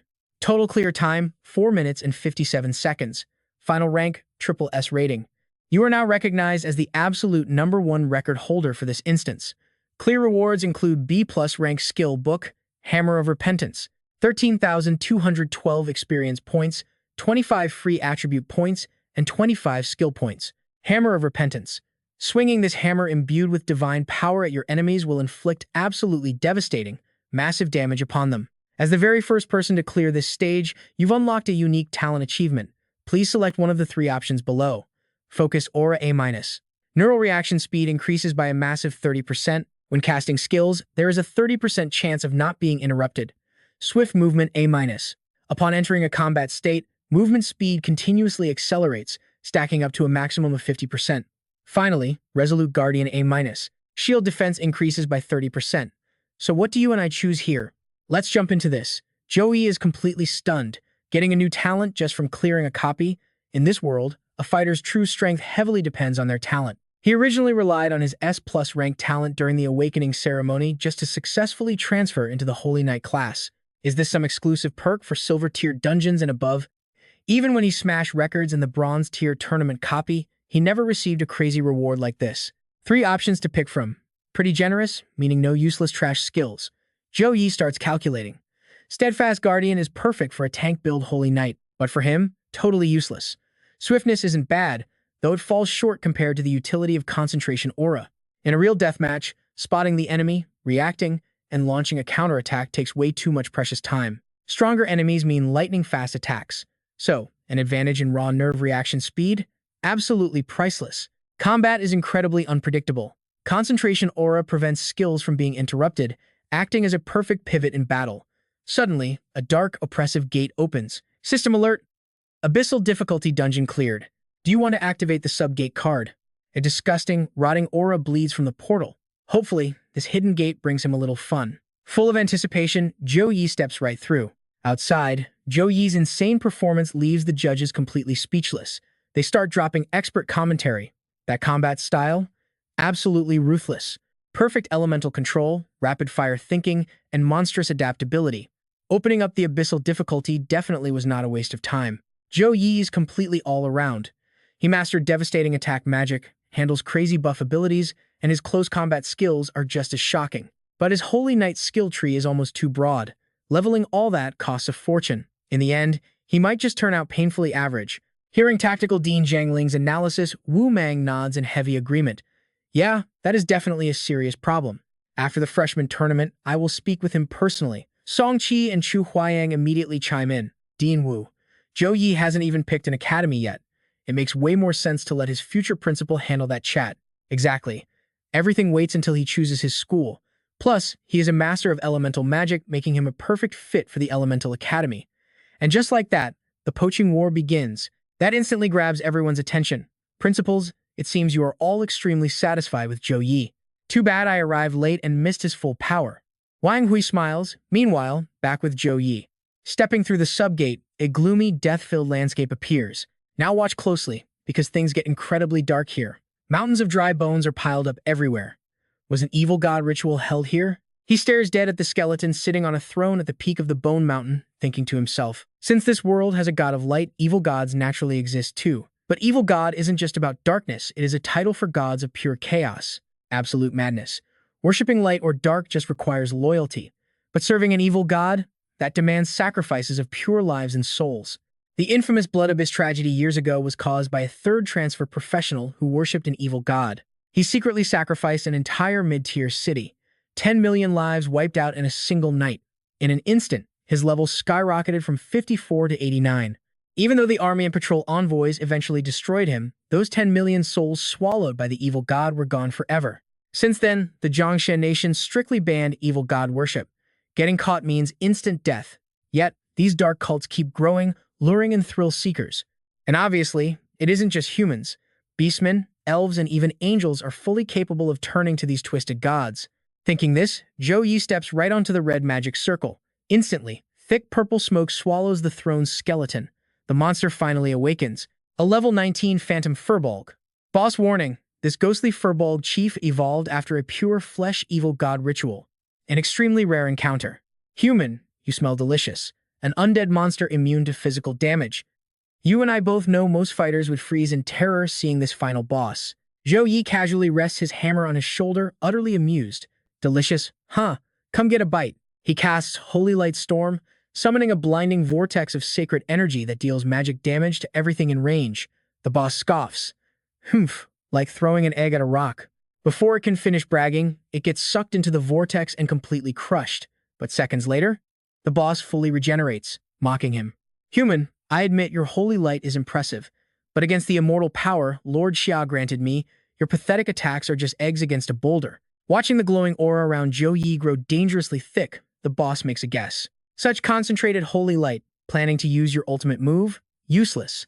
Everything you try is just a pathetic, futile struggle. Once your ultimate is gone, what power do you have left?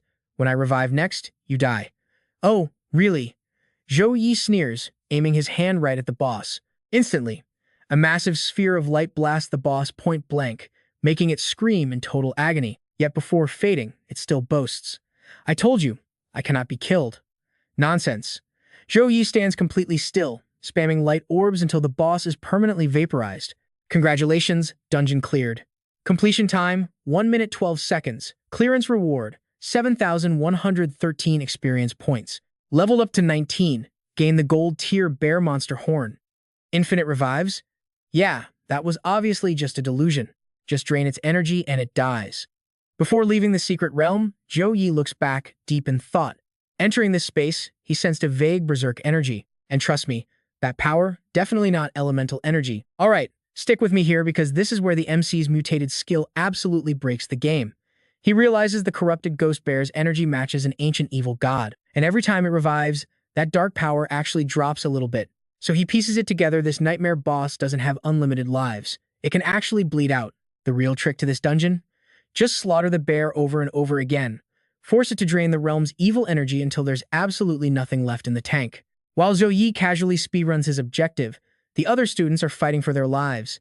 Some are getting totally crushed by the boss, but a few actually manage to survive. Take Shen Lingfeng, for example.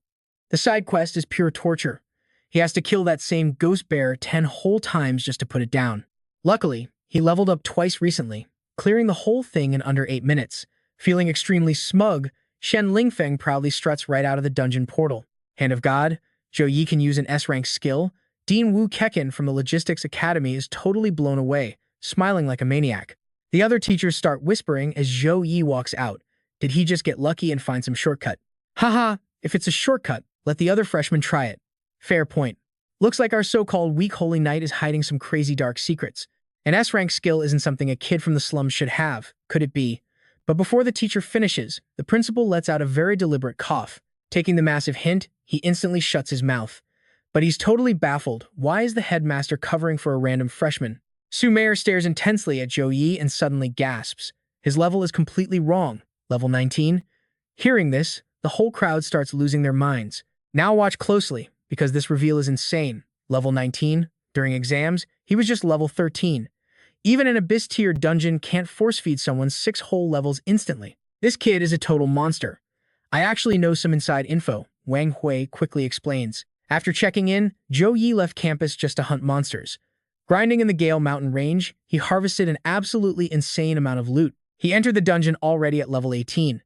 Soloing the Flame Demon Legion, this freshman tournament is basically a complete joke to a guy like him. Honestly, if this tournament wasn't strictly for handing out resource allocations, he probably wouldn't have even bothered showing up today. Meanwhile, Shen Lingfeng steps out and is completely shocked to see Zhou Yi already chilling there. Why is he here? Did he finish first? The heavy copium instantly kicks in. Impossible. He definitely failed that brutal side quest and just rage quit early to save face. Carrying the heavy glory of Jiangning's 8 great families, I absolutely refuse to lose to some pathetic, broke loser from the north. Shen Lingfeng mutters, dropping his buff skills to look normal, then shoots a venomous glare at Zhou Yi without a single word. Zhou Yi is genuinely puzzled. So angry? Did he fail to clear the dungeon? Right then, a sharp scream echoes nearby. Zhou Yi snaps his head around just in time to see Jiang Churen free-falling straight out of the dungeon portal. Careful! Zhou Yi yells, moving like a blur to catch Jiang Churen midair. Zhou Yi, big brother, you really cleared it faster than me. Huh. She naturally hugs him. Big brother? Zhou Yi gives her a confused look. I'm older by a few months. Shouldn't you be calling me that? She replies casually. Whatever. It's a tiny detail, so Zhou Yi just rolls with her teasing. Right on cue, a massive wave of students drops out of the portal just like her. But they definitely aren't lucky enough to get caught by a handsome guy. Plus, they clearly got absolutely wrecked inside. Hitting the real world, they immediately start screaming in agony and begging for medical help. The healer squad rushes in. Hurry! Sumair shouts frantically, running to heal a heavily bleeding boy. An hour later, every single student is finally pulled out alive. Wu Mang shuts down the secret realm portal and makes the announcement. Phase 1 is officially over, now revealing the final rankings and clear times. You and I knew this was coming. Shen Lingfeng smiles proudly, but watch his face utterly melt when he finally reads the actual scoreboard. Rank 1 Zhou Yi. Dungeon time, 4 minutes 57 seconds. Side quest, 1 minute 12 seconds. Rank 2, Shen Lingfeng. Dungeon time, 13 minutes 35 seconds. Ranks 3, 4, and 5 follow. Shen Lingfeng is paralyzed. He really cleared the Abyss dungeon before me, and faster by 15 entire minutes. Unable to process reality, Shen Lingfeng practically goes insane, climbing up a carved dragon pillar. Cursing viciously in his head, Zhou Yi, you robbed my top scholar spot, and now you steal the freshman title. Whatever dirty trick you used. He glares daggers at Zhou Yi. In Phase 2, I will absolutely crush you underfoot. Zhou Yi is totally clueless about his meltdown, just staring at this cringy behavior. Why the hell is he climbing so high? Next, the Phase 2 free combat begins. Wu Mang claps, and floating arenas instantly materialize out of thin air. Everyone gets 3 challenge attempts with 5-minute rests. Phase 2 is finally here. I'm challenging rank 754. My class sucks against monsters, but it's completely broken for PvP. I demand to challenge rank 86. I challenge Zhou Yi. Shen Lingfeng screams, leaping straight into the ring. Come on, let's see who is actually stronger. Zhang Churan whispers some quick intel. That's Shen Lingfeng, rank 2 from the Jiangning elites. He holds the ultra-rare Flame Dragon Bloodline. Because you showed up, his dream of ruling Suhang is totally dead. That's why he hates your guts. So weak, yet zero self-awareness. What a brain-dead hater. Thinking this, Zhou Yi calmly jumps onto the stage. Hope you actually go all out. Trust me, you're going to love this beatdown. Holy Knight versus Berserker, let's see who survives. Shen Lingfeng sneers. The second the match starts, he explodes with raw energy, popping Blood Berserk and lunging with Crimson Flame Punch. Down below, Wang Hui instantly recognizes the Berserker's ultimate setup. Alright, let's jump right into this brutal tournament showdown. Wu Mang nods. Shen Lingfeng immediately triggers Blood Rage and his Red Flame Fist for the opening strike. He wants to cut off Zhou Yi from using any buff skills. Chu Huayang watches, praising Shen Lingfeng as a true noble heir for making such a ruthlessly decisive tactical move. Shen Lingfeng might have elite combat instincts, but he is still one step slower than Zhou Yi. Realizing his attack does absolutely zero damage to Zhou Yi, Shen Lingfeng literally gasps in shock. He yells out, Holy Light Guardian? When exactly did you cast that? Holy Light Guardian is a B+ tier skill that blocks physical damage. It was the one move I did not want him to use. In the end, I was just a second too late to stop him. Shen Lingfeng grinds his teeth in regret. Smart choice, Zhou Yi says. Your attack was incredibly fast, but casting my Holy Light Guardian only takes 0.1 seconds. Zhou Yi smirks proudly while casually pulling out his massive hammer of repentance. Honestly, I hoped you would give me a real challenge, so I let you attack first. Too bad. You just cannot make this fun for me. With that, Zhou Yi swings his heavy hammer high and ruthlessly smashes it straight into his opponent's face. Shen Lingfeng plummets from the sky, eating dirt as his flame shield shatters into tiny pieces. How does this guy have such completely insane raw power? While Shen Lingfeng is distracted in the crater, he suddenly realizes Zhou Yi is already standing right over him. The hammer is raised up high. I cannot dodge this in time, he panics. But no, I refuse to lose. As Zhou Yi forcefully brings the huge hammer crashing down, Shen Lingfeng gets launched completely off the arena floor. But unlike last time, he actually activates his Flame Dragon Body technique. He literally blocks Zhou Yi's heavy hammer strike with just one bare hand. Then, he lunges forward, throwing rapid punches at Zhou Yi at the speed of light, the Flame Dragon Body. So, it seems this is the hidden power running through your bloodline. Zhou Yi speaks calmly while smoothly gliding around like a gentle breeze.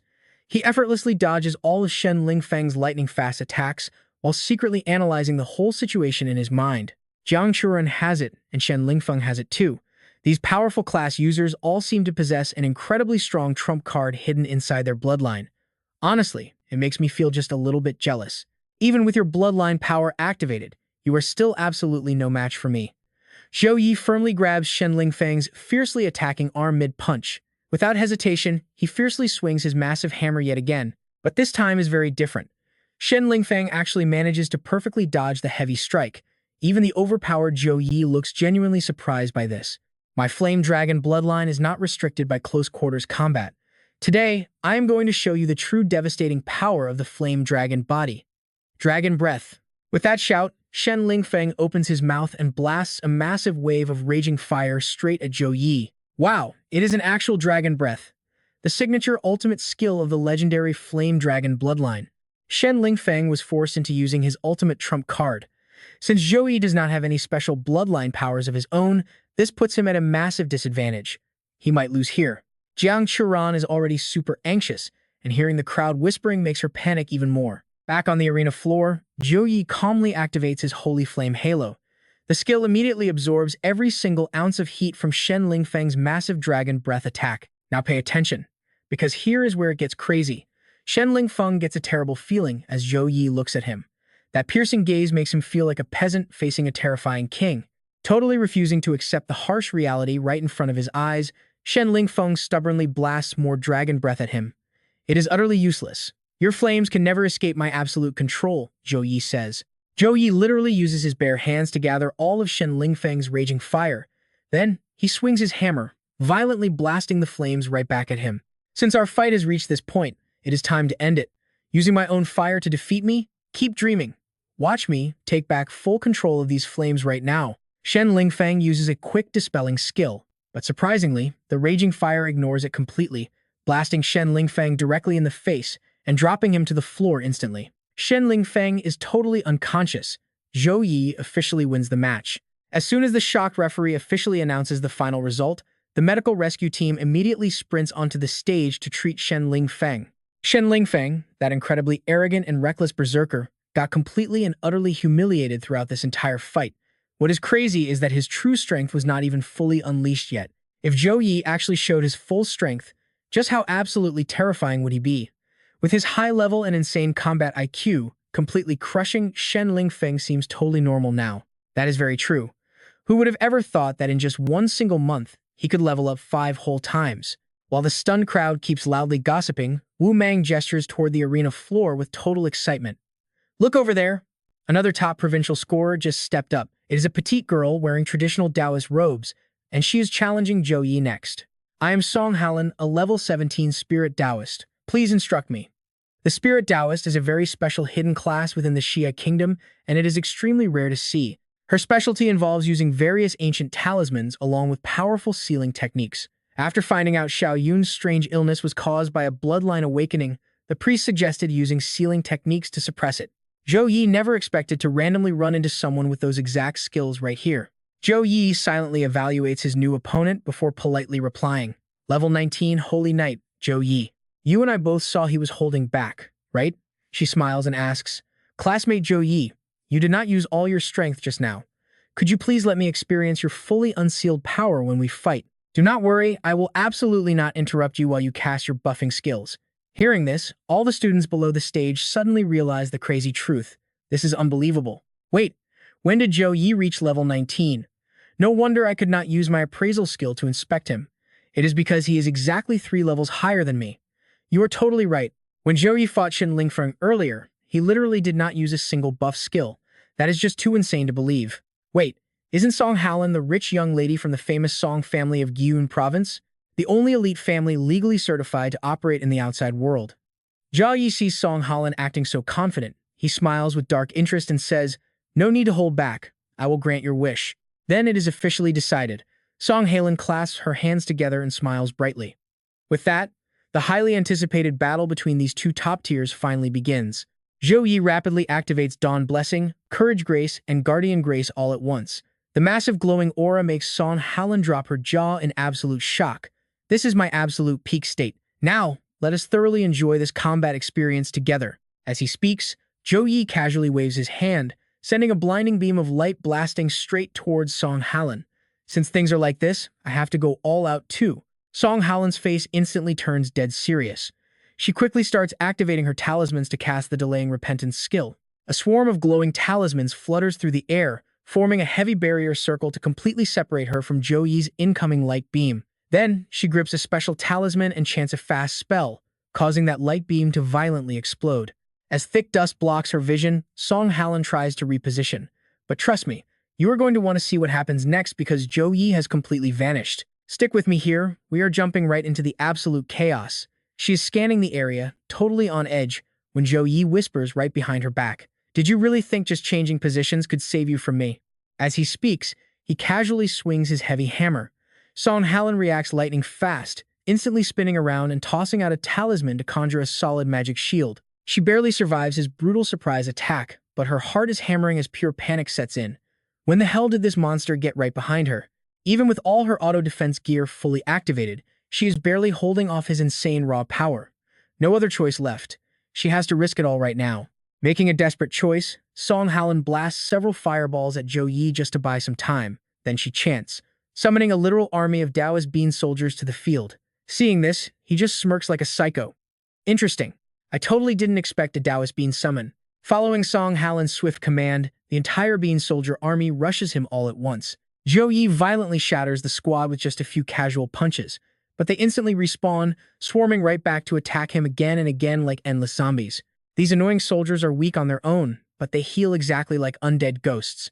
This is getting a little tricky. He quickly realizes the only real way to destroy this army for good is to completely cut off her external mana supply. He keeps effortlessly crushing them while Song Hallen watches him in absolute horror. This raw power is completely, undeniably absurd. Now pay close attention, because this gets totally wild. Her army could easily stall a level 30 pro, but he is treating it like a joke. While she zones out in pure shock, he breezes behind her like a ghost, raising his massive heavy hammer. She throws both hands up instantly, terrified. I surrender. Zhou Yi wins the match. He stops mid-swing, looking totally confused. Didn't you want a real, brutal fight with me? She shakes her head. We are not even on the same level. I willingly admit total defeat here. Song Hallen forces a little smile, but inwardly thinks, are you kidding me? This free challenge has multiple rounds. If I stubbornly keep fighting this monster, I will end up brutally broken just like Shen Lingfeng. Next time I get the chance, I will ask for your guidance. With that said, Song Hallen wisely jumps right off the arena. Zhou Yi casually twirls his massive hammer, glaring down at the quiet crowd with ice-cold eyes. Anyone else got a problem? I am right here waiting for you all to challenge me. Obviously, absolutely nobody wants to get destroyed, making up countless pathetic excuses to avoid fighting him. Jiang Charan gazes up at Zhou Yi, breaking into a massive, bright grin. As expected of brother Zhou Yi, Sumir also looks up at him, getting more impressed by the second. His physical strength easily crushes agility warriors, and his brilliant tactical mind completely outsmarts actual mages. His sheer power is completely beyond my wildest imagination. Right then, a skeptical teacher leans over and whispers to a male colleague standing nearby. Is that kid really just from some average, completely resource-starved northern family?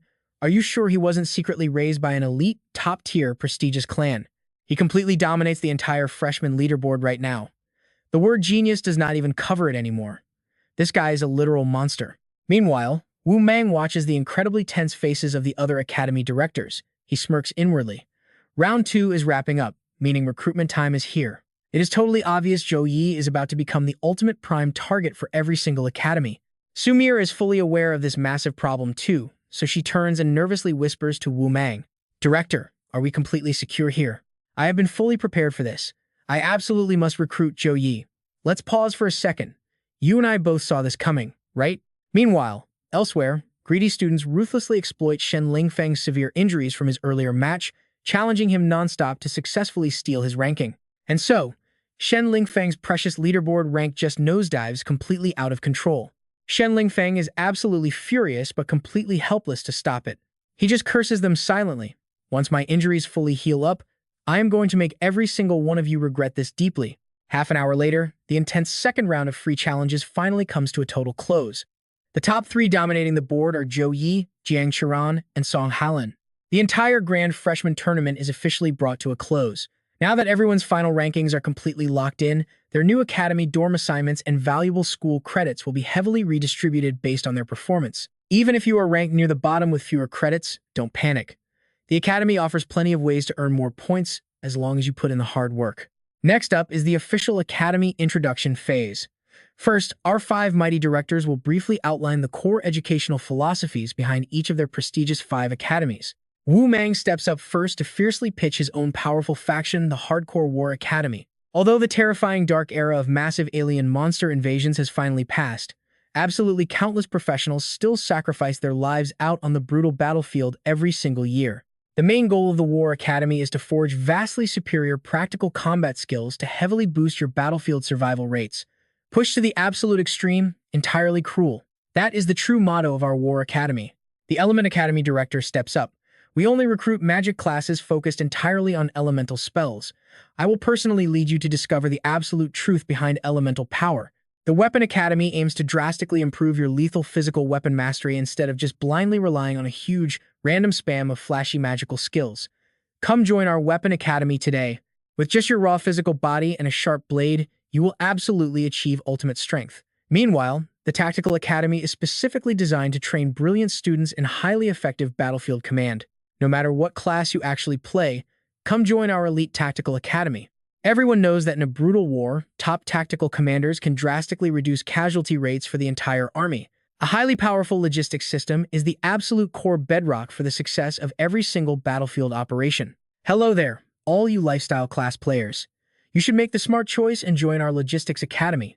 Here, even though we aren't famous for our combat abilities, you will master essential professional expertise for lifestyle classes.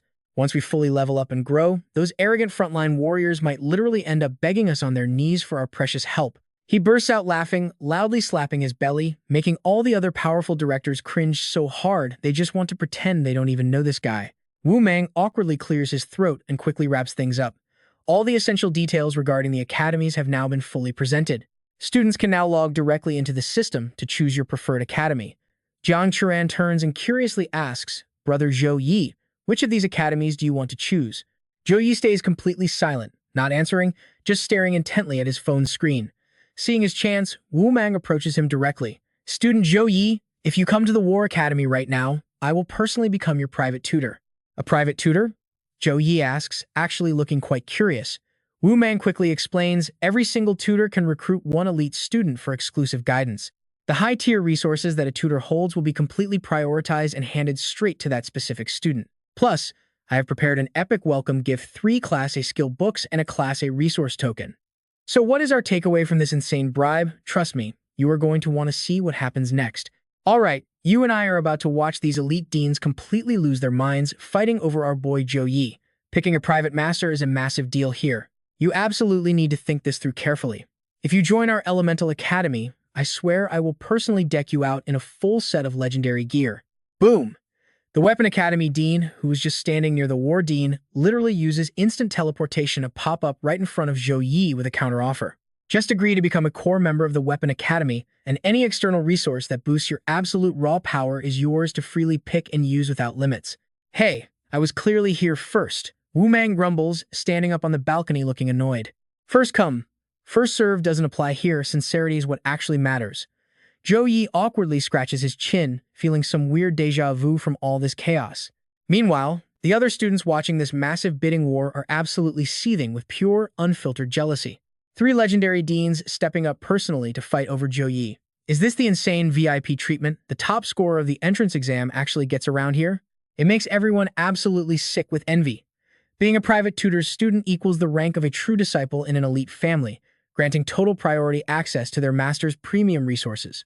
But the conditions these 3 deans are tossing out are just stupidly generous. A ranked skill books are already crazy rare, yet the Elemental Dean went totally overboard by straight up offering a full set of legendary tier gear right off the bat. Old Chu and Old Tong are seriously going all in today. The Weapon Academy makes sense, but why is the Elemental Academy trying to steal a Holy Knight? While Wu Mang silently curses his old rivals, he suddenly hears the principal drop an absolute bombshell. Now pay close attention here, because everything changes. Zhou Yi, become my true disciple. Everyone stares at Principal Wang Hui in pure shock. I will perform the Bloodline smelting art for you. What exactly is this Bloodline smelting art? It is literally a high-level forbidden spell that requires fusing the raw blood of a totally alien race to cast properly. This dark magic grants you a specialized mutated bloodline. This technique massively boosts your base physical stats. With every single level up, you will score way more free attribute points and extra skill points than anyone else. The fact that Principal Vung himself wants to take Zhou Yi as a student instantly leaves the other recruits gasping in absolute disbelief. Opening the bidding war with a forbidden spell is just way too exaggerated. You gotta realize, Wang Hui's top disciple is currently the guild master of Thien Ver, an absolute apex guild in Trung Har Quek. If Zhou Yi actually becomes Principal Vung's disciple, he could easily use the principal's massive network of connections to ascend straight to the absolute top tier overnight. Shen Linfeng, standing near the front, feels his heart burning with pure, toxic jealousy. That bastard MC is just getting way too incredibly lucky. If it wasn't for Zhou Yi, I would be the #1 freshman, and I would be the one securing a god-tier backer like Principal Wang Hui. Chu Huayang knows he absolutely cannot compete with Wang Hui, smiling bitterly. Didn't expect Zhou Yi's pull to be this insane, even the principal couldn't resist making a move. The crazy surprises hiding beneath Zhou Yi's harmless exterior just keep piling up. Wang Hui replies and then casually pulls something out, handing it directly to Zhou Yi. This is a special reward the commander of the Tuet Long Legion personally sent me to deliver to you. Shen Linfeng instantly recognizes the item. A gold medal? How is that even remotely possible? Even the mighty Thumb family, one of the 8 great clans in Nin-On, doesn't possess a gold medal. What the hell did Zhou Yi do to earn such a legendary, rare medal? Oh my god, am I seeing things right now? That is an honor medal. Ton Harlan completely gasps in utter shock. Jiang Churan excitedly adds, and it's a gold contribution medal at that. My father fought bleeding on the brutal front lines for years and only scored a silver one. This item exists to honor elite contributors who crushed every obstacle, pushing forward aggressively for the ultimate survival and civilization of Trung Har Quoc. Zhou Yi reads the medal's epic description, genuinely wondering to himself, since when did he ever make such a massive world-saving contribution to Trung Har Quoc? Almost like reading his mind, Wang Hui steps in to explain, I know all about your insane performance back at the Kuangfang Mountains. You completely earned this gold contribution medal. I know exactly what you're thinking. Wiping out a dark cult army doesn't usually earn a gold medal, right? There has to be some crazy hidden secret behind this. Thinking about this, Zhou Yi still accepts the epic gift and naturally says, thank you, Principal. Chu Huayang bursts out laughing, teasing him. Zhou Yi, why so distant? Still calling him Principal? Zhou Yi instantly gets the hint, bowing his head respectfully to Wang Hui. Master, I am deeply honored to officially become your student. We shouldn't delay this anymore. Please take me. Without missing a beat, Wang Hui uses his raw spirit energy to teleport Zhou Yi away. Wu Mang smiles, walking toward Jiang Churan, but barely gets one word out before Tong Qi cuts him off completely. Student Jiang Churan, if you agree to become my personal disciple, I swear I will treat you exactly the way I tried to treat Zhou Yi just now. Wu Mang snaps back. Old Tongue, are you intentionally trying to sabotage me right now? Humph. Since our boy Zhou Yi was just poached by the principal himself, obviously I can't let you just steal Jiang Churan too. Jumping back to our overpowered MC, Zhou Yi is brought to Wang Hui's ultra-secure private villa, basically a fortress used to preserve incredibly precious, legendary items. In the future, if anything goes wrong, you can always find me right here. But first, I will take you to select the absolutely crucial materials required for the Bloodline smelting art. Zhou Yi calculates in his head this fortress is definitely the principal's hidden vault. Entering requires high-level instant teleportation. This place might even be located way outside Tohang province or entirely outside Trung Har Quoc itself. Suddenly, a massive, glowing magic array materializes right in front of Zhou Yi. Wang Hui condenses heavy elemental power, warning him seriously. Once we cast this smelting art, your weak baseline bloodline will fundamentally mutate into something completely different. Moreover, most normal people are completely blinded by the flashy forbidden spell itself, but they completely ignore the core key, the source blood driving the central mutation. A normal human's baseline bloodline potential is honestly incredibly pathetic and limited. As you level up, the raw stat benefits from each rank up will slowly decay. That is exactly why many awakened fighters, once they hit a wall, resort to smelting alien blood to violently force their power ceiling even higher. Zhou Yi hears this and is genuinely shocked. Wait, what? Does that mean even at your god-tier level, Master, you still have to sweat over the brutal difficulty of leveling up? Of course I do. After a class changer hits their 3rd awakening stage, grinding for just one single level requires an absolute, ungodly ocean of raw experience points. I am currently level 64. Any same-level monster from the dimensional rifts is a literal Lord-tier boss, making them a nightmare to defeat. He pauses. I have prepared 3 legendary source bloods just for you, divided into the Angel race, the Mighty Titan race, and the Ancient Dragon race. All of them are literal divine descendants. This dark spell grants you one supreme mutated bloodline, so you just need to pick one. This angel source blood is extracted directly from a fallen angel's skeleton. So what do you and I make of this? Whichever he picks, it's going to be absolute chaos. Let's dive right in. The angel race descends from the god of light, and absorbing their material grants insane high-tier light attributes. Then there is the Titan race. They channel the literal thunder god, meaning this option permanently buffs any lightning skill you spam in combat, or the giant dragons. Carrying the dragon god pure bloodline, this fusion lets you absolutely dominate all beast races, angels, and even other titans. These are strictly top-tier choices, sitting at level 60 minimum. Even with a system backing him up, he knows he should not make reckless choices in a world he barely understands. Hesitating slightly, Zhou Yi turns to Wang Hui and asks which bloodline his teacher actually recommends taking. Which one fits his current messed-up status best? Faced with 3 ultra-rare origin bloodlines, any normal rookie would completely lose their mind and pick blindly on pure gut feeling. But the fact he kept his cool to ask for advice at such a crucial moment proves this kid has some serious mental stability.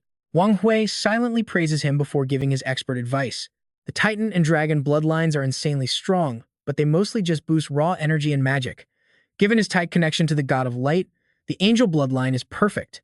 Now, pay close attention here. He might get a power boost beyond imagination, so after some quick thinking, Zhou Yi locks in the Angel origin bloodline. It seems the Angel bloodline suits him flawlessly, especially since he is Wang Hui's 5th direct student. He has 4 upperclassmen waiting to meet him, but Zhou Yi asks one question. Why was he handed that ridiculously rare outstanding contribution medal earlier? Wiping out an evil legion should not earn something that valuable. Looking dead serious, Wang Hui stops hiding the truth. Destroying that demonic legion in the Hurricane Mountains completely exposed their master plan. The military discovered alien creatures can invade directly through medium-sized rifts. Zhou Yi instantly grasped the terrifying reality. Does that not mean countless otherworldly monsters are already lurking deep within the central Sha nation right now? Exactly. Initial nationwide investigations have already uncovered hundreds of alien beasts crawling out from various hidden spatial rifts. Luckily, these invaders are low-level trash the army can handle. Armies across the entire nation have already been dispatched on extermination missions to wipe them out. Soon, the academy system will issue related quests. Wang Hui expects his student to grow as monstrously strong as his seniors and defend the country with overwhelming power.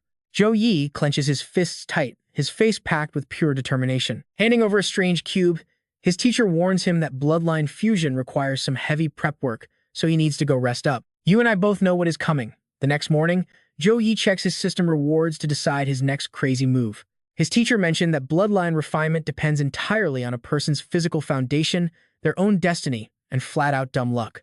Thinking about this, he instantly selects the S-Class Fortune Potion. Once swallowed, this insane item grants the user maximum luck for 12 straight hours. He desperately hopes this legendary S-Class drop he got from slaughtering monsters will actually do its broken magic. Chugging the potion down, he rips open a random treasure chest. Boom! He just scored an S-Class Heavenly Material, the Dragon Condensation Fruit. This bizarre fruit grows exclusively on the corpses of colossal dragons. Eating it permanently skyrockets your physical stats and seriously buffs all magical damage. He literally jumps for joy. An S-Class treasure. His previous random chests only dropped total garbage, but that luck potion just turned a blind cat into an absolute jackpot winner. With it being time for his scheduled appointment, Zhou Yi quickly activates the transport device to head back to Wang Hui's place. Just as he arrives, he overhears someone asking the principal if he is really willing to part with it, since angel race corpses are impossibly rare to refine. So what do you and I make of this insane value? Stick with me here, because things are about to get insane. The Legion would literally start a war over this origin blood, but our guy Zhou Yi, he is the chosen one. I'm perfectly satisfied with him. No pressure at all, of course. Meanwhile, Zhou Yi completely ignores that little speech, looks straight ahead, and just calls out Din Chu. Wang Hui looks him up and down with a smirk. Excellent. Looks like you've successfully pushed your body right to its absolute peak condition. Come over here. This is the bloodline fusion ritual I've set up just for you. Shirt off, right in the center of the magic circle. Zhou Yi follows orders perfectly. Wang Hui turns to Chu Huayang. Din Chu, fire up the array. I'll stay right here and guard the perimeter. Got it. Chu Huayang doesn't hesitate, sparking the array to life and kicking off the epic bloodline fusion process. Instantly, blinding holy light energy explodes, completely wrapping around Zhou Yi's body. But wait, almost immediately, that glowing yellow light gets completely swallowed up by a freezing blue frost aura. Chu Huayang watches this and his jaw drops. This frost power is absolutely terrifying. Turns out Zhou Yi's carrying a wildly rare bloodline. Within seconds, a massive layer of thick ice completely swallows the entire villa. Staring at his own spellcasting arm, which is literally freezing solid, Chu Huayang is absolutely mind-blown. If Zhou Yi switched to a mage class right now, this insane frost power alone could easily make him a peak-tier ice mage in the future. I already knew his little sister was busy awakening a frost bloodline, so I figured Zhou Yi might just have something similar. An angel bloodline is absolute peak tier, and during fusion, it's supposed to completely crush any low-quality bloodlines in its path. Because of that, I didn't really worry. But right now, the angel and frost bloodlines are actually clashing, creating this massive, violently opposing force against each other. For a frost bloodline to be this high tier, Zhou Yi's family background has to be completely insane. Now pay close attention here. Wang Hui frowns, realizing something crazy. Human alien bloodlines only ever come from the absolute first players who entered the Eternal Game. Once the Eternal Game and reality fully merged, higher level classes scored way better, more complete bloodline inheritances, and the freezing frost power coming off Zhou Yi is literally strong enough to push back a pure holy angel bloodline, which means one thing: his ancestor must have been an absolute top-tier player from the very first days of the Eternal World. Otherwise, there is absolutely zero chance a mere descendant could trigger such a terrifying frost aura. If that frost power wasn't aggressively blocking the way, the angel bloodline would have already completely taken over Zhou Yi's entire body. Right now, the frost and angel bloodlines are locked in a brutal war. Even if the frost eventually burns out, there won't be much of the angel bloodline left over either. Losing this much pure angel origin blood could actually make the final result worse than just eating an A-rank treasure. At this point, they just have to pray for a miracle, because if they forcefully cut off this fusion ritual right now, Zhou Yi will suffer massive energy blowback and literally explode on the spot. Let's just hope Zhou Yi has some serious good luck. Chu Hua Yang sighs heavily. Meanwhile, Zhou Yi is gritting his teeth, enduring pure torture as the angel and frost bloodlines tear through his body. But then, boom, something totally unexpected drops. A system prompt hits. Gate of Consciousness has been activated. Do you wish to enter the mental realm? Suddenly, Zhou Yi's subconscious is pulled into a totally different dimension. Off in the distance, a glowing angel flashes a gentle smile. My son, you have finally arrived. Is this really his own mental space? While Zhou Yi is still trying to figure it out, the angel keeps talking. My son, congratulations on receiving the absolute blessing of God. God has sent me to gift you true, limitless energy. You will no longer be chained down by mere morals or restricted by any silly rules.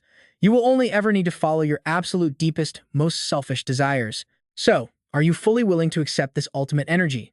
You and I both know this is a trap, right? Under that holy veil isn't an angel's face, it's the twisted, sick smile of a literal demon. Zhou Yi is utterly disgusted. Why does just looking at her make him want to summon his holy light hammer and smash her to pieces? Do not be afraid, my child. Just relax and accept this glorious reward. You will possess strength unlike anything this world has ever seen. The fake angel reaches her hand toward Zhou Yi, but 1 millisecond later, she eats a massive holy hammer directly to the face. Zhou Yi casually rests the giant hammer on his shoulder, feeling instantly refreshed. Ah, so much better. Turns out following his own brutal desires was definitely the right call. Somewhere far away, the real high-tier angel Hang Du is secretly watching Zhou Yi. Seeing him casually smash a fake angel, she bursts into laughter, while her servant throws her a deeply confused look. Don't mind me. I just spotted a truly fascinating human. She waves her hand dismissively, but internally, she's completely hyped. Little kid, you better not let me down. Jumping back to our main guy after taking that absolutely disrespectful hammer strike, the fake angel completely loses her mind. What the hell are you doing? You dare disrespect a divine being, God will send down hellfire and completely wipe you off the face of the earth. Get on your knees right now and beg for absolute mercy. If you beg, I might just convince God to spare your pathetic life. No thanks. Zhou Yi levels his heavy weapon straight at the fake angel. You ignorant little brat, she screeches. That sick, twisted demon smile instantly returns to the fake angel's face. She raises her hand, showing off deeply terrifying razor-sharp claws, and violently clenches her fist right at him. Instantly, thousands of dark chains erupt, trapping Zhou Yi in place as countless glowing red eyes snap open in the darkness. The fake angel throws her head back and laughs. Such sweet music. This is what happens when you disrespect Lord Exia. Zhou Yi glares. Exia, you're a minion of the evil god. Before he can blink, he takes a brutal supernatural slap to the face. Insolent, you arrogant little brat, you've successfully caught my master's full attention. He personally sent me down here to completely baptize you in darkness. Accept the blessing. Lord Exia will guide you to your true destiny. And just like that, pure, unadulterated evil energy starts aggressively eating away at Zhou Yi's consciousness. Back in the real world, a pitch-black, suffocating aura suddenly explodes around Zhou Yi. Realizing it's the evil god's power, Wang Hui frantically pushes his own energy to stabilize the magic circle, shouting in pure shock, how the hell did evil god energy get inside an angel's bloodline? There's only one insane explanation: the angel was straight up murdered by the evil god. Seeing the magic circle completely reject Wang Hui's stabilization energy, Chu Huayang's face drains of all color. This is bad. Zhou Yi is in critical danger. That evil god energy will tear apart the angel power. But then, Wang Hui's eyes go wide with pure shock. Wait a second. The angel energy inside Zhou Yi isn't weakening at all. It's actually getting stronger. Trust me, you'll want to see this. The Frost and Angel bloodlines are literally teaming up to crush that dark aura. Alright, let's dive right into this wild showdown.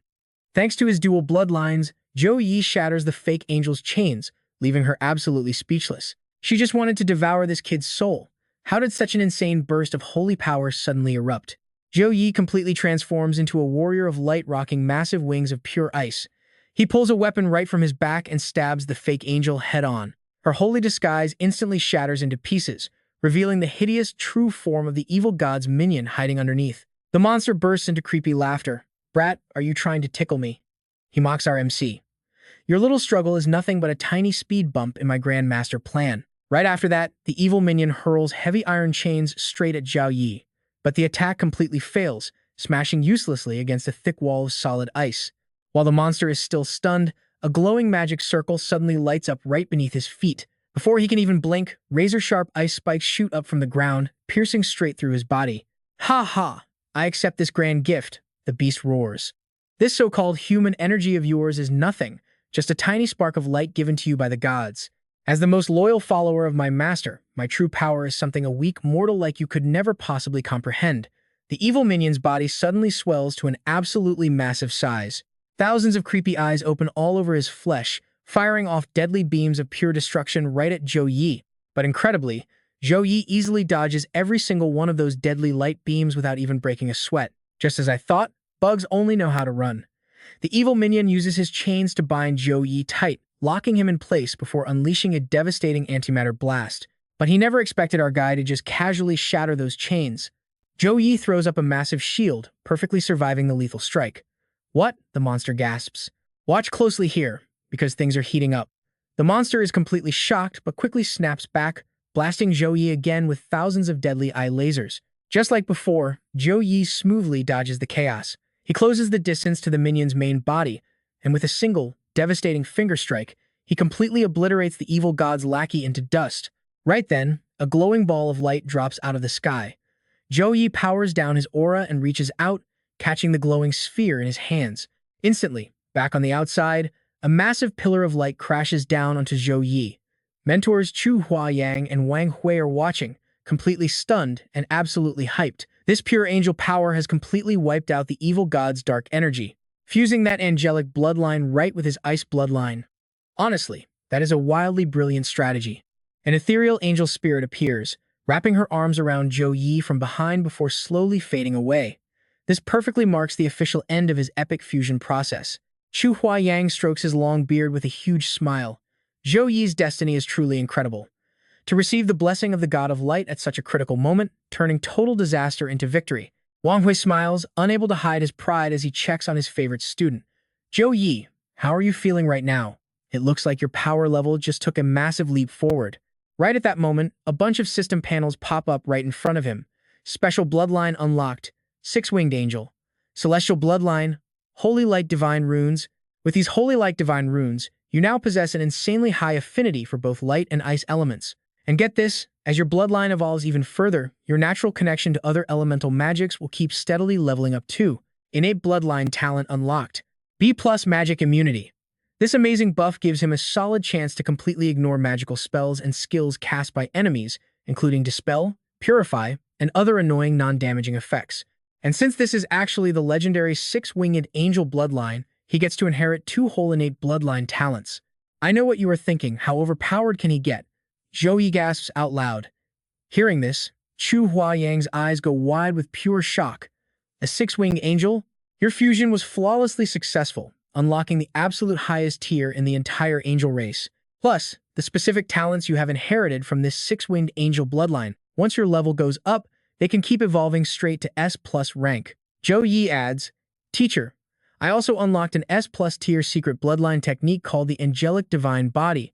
Zhou Yi stammers in disbelief while reading the fresh system prompts. The S plus angelic divine body secret technique releases stored bloodline power inside his body, instantly transforming him into a descendant of the six-winged angel. The higher your level gets, the more raw bloodline power you can fully unleash. Warning: before level 50, the angelic bloodline power isn't fully absorbed and refined yet, so after using this secret technique, you will enter a severe weakened state. Why don't you try using the secret technique right now? Wang Hui says excitedly. Let me see exactly how much your overall power level can increase. Following his teacher's orders, Zhou Yi immediately starts channeling the epic angelic divine body secret bloodline technique. A massive surge of angelic power suddenly explodes outward, making Chu Huayang's jaw drop to the floor in total shock. These elemental energy fluctuations are way too strong. Wang Hui activates his spirit vision, scanning Zhou Yi up and down before nodding. Excellent. After deploying the secret bloodline technique, Zhou Yi's base strength has multiplied by more than 5 times. Zhou Yi, how do you feel now? He answers, honestly, it is unimaginable. My entire body is completely overflowing with unprecedented levels of raw energy. Both the light element and the ice element feel like my totally loyal partners now. I can effortlessly control and command them however I want.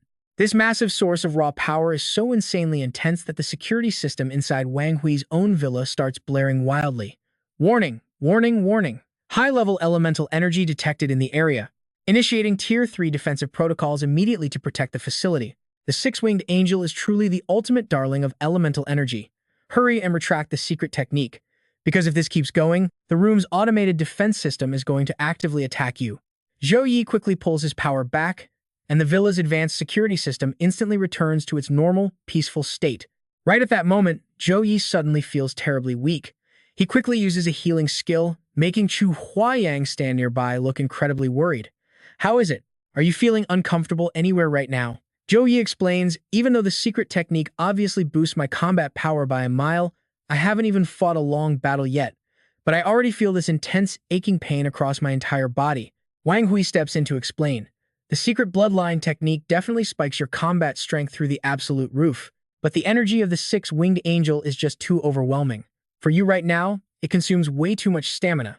It really needs to be saved exclusively as your final trump card. Chu Huayang stands watching the two of them chat. Deep down, he is silently amazed. The six-winged angel bloodline, dual major evolution talents, paired with an S+ rank secret technique like the angelic divine body, for the other freshmen, trying to catch up to Zhou Yi's insane level is pretty much going to be an impossible pipe dream now. Based on how powerfully your bloodline just awakened, Wang Hui notes, I am guessing the ice bloodline inside your little sister isn't any weaker than yours, right? If you want her to awaken perfectly, you need to refine the supreme cold ice lotus into a pill. Todai University has an alchemy department, just order it in the school system. Go rest up, and that's where we leave it for today. Trust me, you'll want to see what happens next. Wang Hui patted Zhou Yi on his shoulder. Right after Zhou Yi walks away, Chu Huayang drops his smile. Stick with me, because this gets serious. He asked the principal why Zhou Yi was targeted by the evil, God's dark energy. If anything bad happens to that kid, it would be a massive loss for Suhang University. Honestly, it would be a huge blow to the entire Zhongsha nation. Zhou Yi barely escaped death, entirely thanks to the God of Light protecting him. I am going to launch a full investigation right now. We cannot overlook a single clue or possibility. Back in his dorm room, Zhou Yi is completely stressed out about his sister. She desperately wants him to craft the extreme cold pill. Besides the main ingredient, the extreme cold ice lotus, he still needs a rare tier A treasure. It is called the ice weed.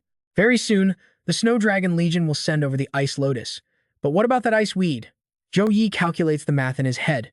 A bronze medal gives 500 credits, silver gives 1,000, and the ultimate gold medal rewards a massive 2,000 credits. Right now, he actually has enough credits saved up.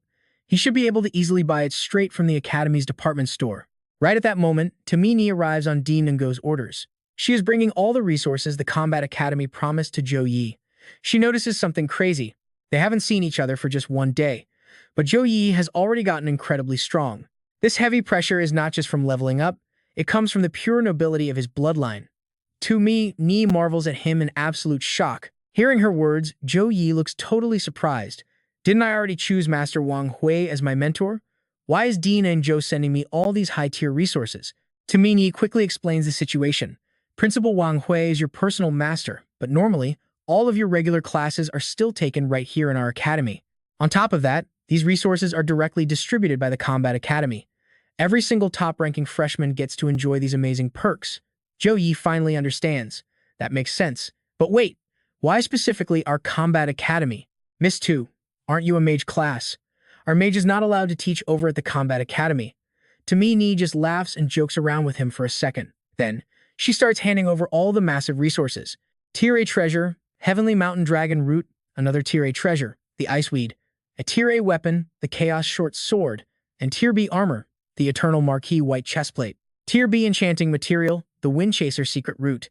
Tier B enchanting material, Earth Dragon Blood, and a Tier C skill book for the Ice Force technique. Tier C skill book, Ice Beast Protection. Tier C skill book, Blade of Light. He gets so many items, but honestly, only one thing catches his eye. He is staring right at that Iceweed. The Iceweed can be combined with the Extreme Ice Lotus to craft the Extreme Cold Pill. This legendary medicine massively boosts the chances of awakening the Frost Bloodline. It is incredibly rare. Talk about a dream come true. I know you are thinking the exact same thing. Once that Extreme Cold Ice Lotus arrives, he just needs a few extra materials, and he can finally craft that legendary Extreme Cold Pill. After Zhou Yi signs for all the items, Yi speaks up. All right, business is done. Now it is my turn to teach you a lesson. Your power has grown significantly. Training in the Hurricane Mountains is totally fine, but charging straight into the inner zone? That is practically begging for a death sentence right there. You must always make sure you can protect yourself before taking any action. Speaking of this, Miss 2 suddenly looks a little sad and deeply concerned for his safety. Every single year, many talented geniuses graduate from Suhang University, but the ones who truly shine like stars, incredibly rare. You need to understand, so many prodigies face unpredictable dangers out there in the wild. They end up losing their lives halfway through their journey. Do not think I am just nagging you. Being careful is always better. Zhou Yi thinks to himself, I cannot exactly tell her I have a secret protection system. The danger level of entering the Mad Demon Ravine is still completely under my control. Keeping that thought hidden, Zhou Yi replies smoothly. I understand your good intentions, Miss 2. I will engrave them in my heart. There is also one more thing I want to ask. Since my strength has leveled up again, could you recommend a few safe training spots for me? Somewhere I can do some real combat practice? You are an absolute monster. Ni sighs in amazement, then leads Zhou Yi straight into a massive room filled with robots. You can activate these training robots for live combat practice. At the same time, you can set up completely different difficulty levels to really challenge your absolute limits. These training robots have combat modes ranging from level 1 all the way to level 10, and the more robots you face, the more their fighting power multiplies. At the maximum level 10 combat mode, a single robot can actually defeat a level 20 master. It is insane. During the trial, your entire challenge will be recorded. Those robotic telescope cameras surrounding the area will capture highly detailed footage of your every single movement. They also monitor all your different stats in real time during the fight. Then, they generate a super detailed combat report right after the challenge ends. Even though you can pause it whenever you want, I highly recommend starting at a lower difficulty. I have to go teach a class now. Take it step by step. Know your limits, and please do not push yourself over the edge. Now, pay attention. This is where it gets absolutely wild. All he has to do is command the visual sphere to start the challenge. The second Ni leaves the room, Zhou Yi immediately calls out his order. Visual sphere, start the system. Have them activate level 7 combat mode. Instruction received successfully. The execution program immediately responds to his bold command. Combat monitoring has initiated. 50 training robots have been fully deployed. Please be advised, level 7 combat mode is officially starting right now. The visual sphere barely finishes, announcing it when a massive storm of bullets rains down on Zhou Yi. But for the absolute golden boy of dodging, this little trick is literally just a mosquito bite to him. Effortlessly escaping the robot attacks, Zhou Yi launches his epic counterstrike. He unleashes the fresh ice force he just acquired from fusing the Frost Bloodline. Boom! One single devastating punch completely destroys a massive, supergiant robot. Looks like this ice force is actually pretty useful. Zhou Yi smirks in satisfaction. Then, he instantly switches to the Ice Storm technique. One single move completely wipes out the entire robot army. Student Zhou Yi, congratulations on successfully passing the level 7 combat trial. Training results compiled. 50 level 7 robots were completely defeated. Total time consumed was exactly 3 minutes and 40 seconds. Overall, rating is outstanding. The Ice Force truly has miraculous effects when it comes to crowd control and freezing enemies. If the level 7 combat mode was this incredibly easy to pass, I wonder if the highest difficulty will finally force me to use my full power. Thinking about it for a second, Zhou Yi decides to risk it all. Visual Sphere jumps straight into level 10 combat mode. Detecting excessive damage to training robots, the level 10 combat mode immediately triggers its ultimate backup protocol. Following that command, the robots begin undergoing massive upgrades. Level 10 combat mode. The transcendent level training robot is now taking over the fight. The attribute stats of this transcendent robot are equal to a standard level 25 professional. At the same time, it fully activates the Supreme Artificial Intelligence Authority. If the battle threatens your personal safety, please issue a ceasefire command immediately. Hearing this, Zhou Yi just gets even more hyped. This is exactly what I wanted. I can finally go all out and fight with everything I have. 3 seconds later, a robot attacks him with pure ice force. He is completely stunned. Trust me, you and I definitely want to see what happens next. Let's dive right into this crazy fight. Zhou Yi leaps up, dodging, and activates Ice Light Mystic Body. Blending light and ice, he spawns crystal clones of himself. It completely throws the enemy off. Then he swings his Holy Light Mace, aiming directly to shatter that robot's weapon into pieces. But out of nowhere, the robot mirrors his exact move. It fires right back, knocking Zhou Yi's weapon completely out of his hands. Wait, how is it copying his own skills? Did that visual sphere sync his combat data with it? The attack system synchronizes, massively boosting its fighting power. Weapon optimization is fully complete, and this metal menace is back online. Zhou Yi stares in absolute shock as the cannon transforms into a mecha wolf. It copied the Wind Wolf too? Guess he has to fight head-on. Zhou Yi shifts gears, obliterating the robot wolf with a single, lightning-fast punch. He instantly activates his angelic body. Let's see if you can copy this. Meanwhile, after agreeing to become Principal Song's true hand-picked disciple, things are looking up. Jiang Churan gained massive amounts of rare resources, making huge progress in her cultivation. She failed the level 7 combat trial before, but she's back to try again. She scans her fingerprint to enter the robot training room, but instantly gets a system notification. So sorry to inform you, the training robot is severely damaged. Please return tomorrow. Wait, this is the freshman area. Usually, absolute nobody passes level 6 around here. Even her overpowered brother Zhou Yi couldn't easily clear level 10. Who on earth is inside right now? Flashing back to Zhou Yi, having activated his angelic body, he unspools his holy light chains, shooting out glowing tethers of pure, radiant energy. He completely locks down the enemy's movements. Then, he casts Light's true vision to expose its hidden weaknesses and powers, perfectly lining up his next strike. Now watch closely, this is insane. Spotting the chest energy core weakness, Zhou Yi throws a devastating punch, turning the robot into scrap and casually blowing up the entire training area. Level 10 combat state successfully defeated.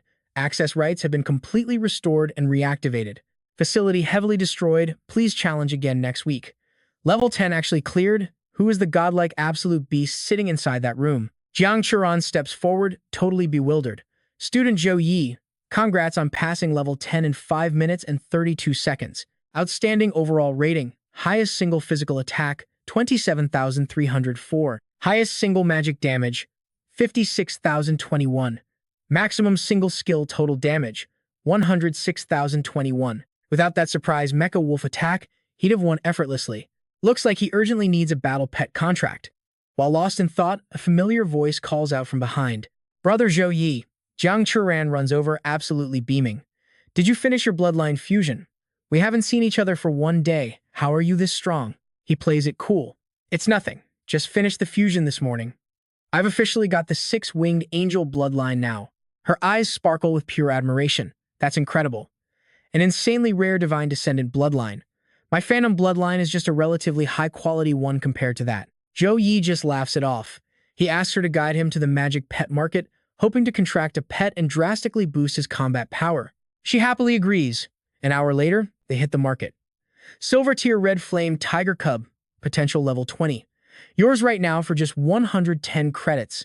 Dragon horn rhino, level 19 potential with dragon bloodline.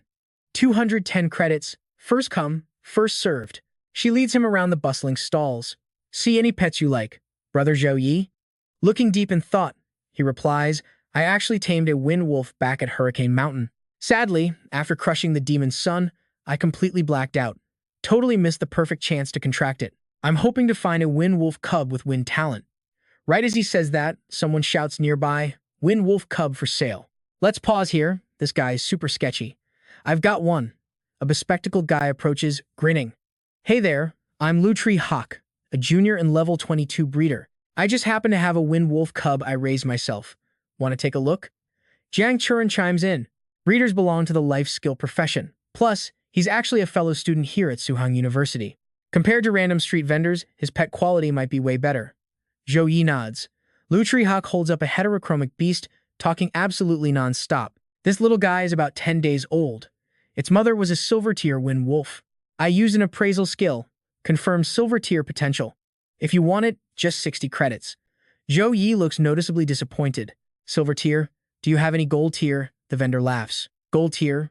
Bro, this entire pet market barely has any of those. If you're serious, I'll alert you the second a gold tier drops, but it'll cost a massive fortune. Zhou Yi sighs. Whatever, let's check this one. He picks the cub up. The cub clearly likes him, whining softly for attention. Brother Zhou Yi, this feels wrong. It's way too small, obviously stunted growth. Lu Trihawk flinches, looking super guilty. Wind wolves are naturally smaller than other beasts anyway. All cubs are roughly this exact size. Zhou Yi casually lifts the little guy high into the air, smiling. No problem, I'll take it. There are no trash pets, only trash masters. I see its future. Deal done. A beaming Lu Trihawk hands over a scroll. This contract scroll is completely free. Just 60 credits total. Contract it right now, and you can conveniently stash it in your personal pocket space. Inside his head, Lu Trihawk is secretly throwing a party. Out of the entire litter, this specific cub was an absolute disaster.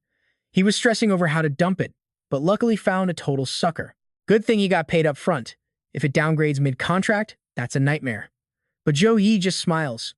Come on, I believe you. Trust me, we're gonna see this wolf become legendary. Without wasting another second, Zhou Yi starts forming a contract with the tiny Gale wolf. Good thing that blessing potion he drank is still active. That stuff gives a person 12 solid hours of pure, unstoppable luck. And it is working magic right now. Stick with me here, because you are about to watch this supposedly defective pup transform into an insanely overpowered magic pet. Everyone watching is absolutely speechless. That purple light. Could that be an epic tier magic pet being born? Someone gasps. He actually bought an epic tier pet in this cheap market. What insane luck. Another yells, hey bro, are you selling that Gale wolf pup? I offer 1,000 points. The crowd goes wild. Zhou Yi has eyes as sharp as a hawk. Turns out this little Gale wolf was just a degraded epic tier pet. Fed by his raw magic, the pup instantly recovered its true potential. Zhou Yi just scratches his head with an awkward smile. An epic tier? He thinks to himself, man, I really underestimated just how incredibly broken that lucky potion actually is. Hearing all these gasps of pure jealousy makes Liu Jixue grind his teeth in absolute fury. Damn it, I actually sold an epic tier magic pet to a freshman for cheap, he mutters. Meanwhile, Jiang Churen chimes in. That is right, Zhou Yi, you have not even named the little guy yet. Zhou Yi thinks about it for a second. Let's just call him Little Ash. But right while he and Jiang Churen are happily playing with the newly named pup, Liu Jixue suddenly flips the script. Hey, sorry about this, classmate. Due to my careless mistake, this pup was accidentally sold to you at a basic silver tier price. If you still want to keep this pet right now, you must pay another 1,500 points.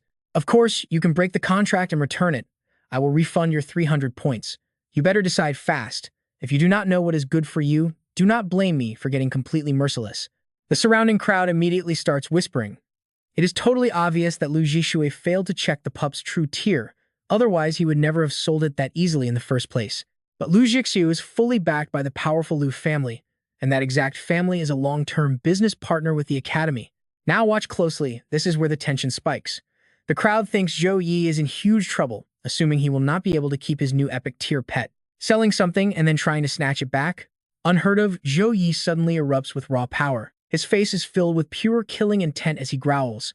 Stop dreaming your pathetic little delusions right now, and get the hell out of my sight. With just one single glare, Zhou Yi terrifies Liu Jixue so badly he starts doubting his entire life. He is clearly just a new freshman. How on earth is his aura already this terrifyingly strong? Watching Zhou Yi slowly stepping closer, Liu Jixue shakes in absolute terror. He stammers out a weak defense. Brother, it was all my fault. This is just a massive misunderstanding. Just a misunderstanding. You can just take this Gale wolf pup. Zhou Yi scoffs. You know what to do. You better not let me see your face again, or you will suffer the consequences. Saying that, Zhou Yi and Jiang Churen turn around and walk right away. The incredibly soft fur against her hands leaves Jiang Churen absolutely delighted. Zhou Yi, can I come over and pet little Ash later? She asks. Come by anytime, he replies. Only then do some random bystanders finally recognize who Zhou Yi really is. Wait a minute, isn't that Zhou Yi? The #1 ranked freshman?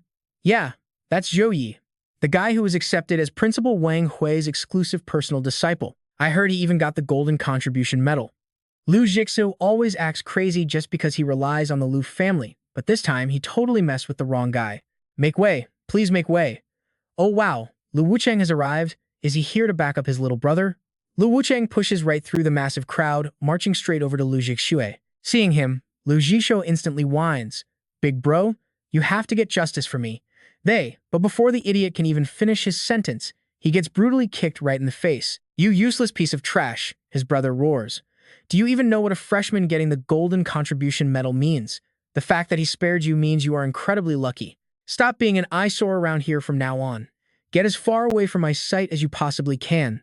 Liu Jixu clutches his bruised and swollen face, completely doubting reality and wondering what he did to anger such a terrifying monster. Meanwhile, cutting back to our main character as expected of a newborn epic tier Gale Wolf. Even though it is still so tiny, it can already instinctively use powerful wind magic. I know what you are thinking, things are going way too perfectly, right? Well, let's keep rolling. While testing his new pet, the Snow Dragon Legion personally delivers the Extreme Ice Lotus, making him smile from ear to ear. He truly never expected the Snow Dragon Legion's working efficiency to be this incredibly high.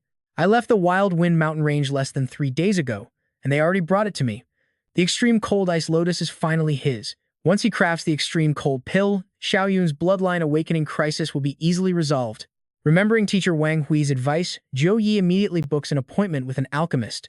The system confirms, we have scheduled S-Class Alchemist He Tian for you. Since the exact materials and security required to refine an S-Class natural treasure are incredibly valuable, please head straight to the alchemy department to discuss all the specific details.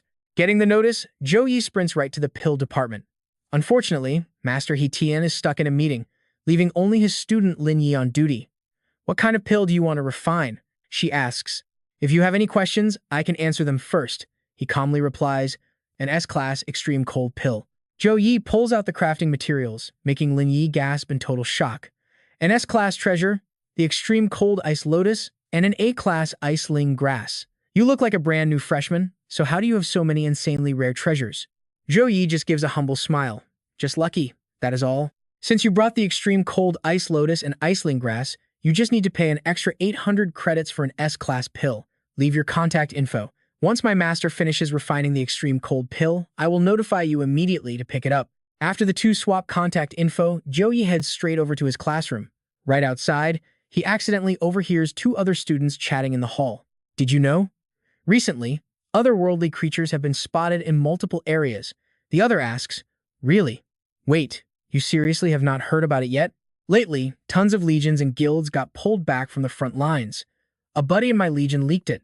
They say traces of alien beasts are popping up all over the Central Sha nation. It seems the news of the alien beast invasion has already spread absolutely everywhere. While Zhou Yi is deep in thought, someone suddenly taps his shoulder. Song Xiaolin, you are actually taking this class too, she smiles. Of course I am. My guiding teacher is Dean Wu Mang himself. It really looks like we are going to be classmates from now on.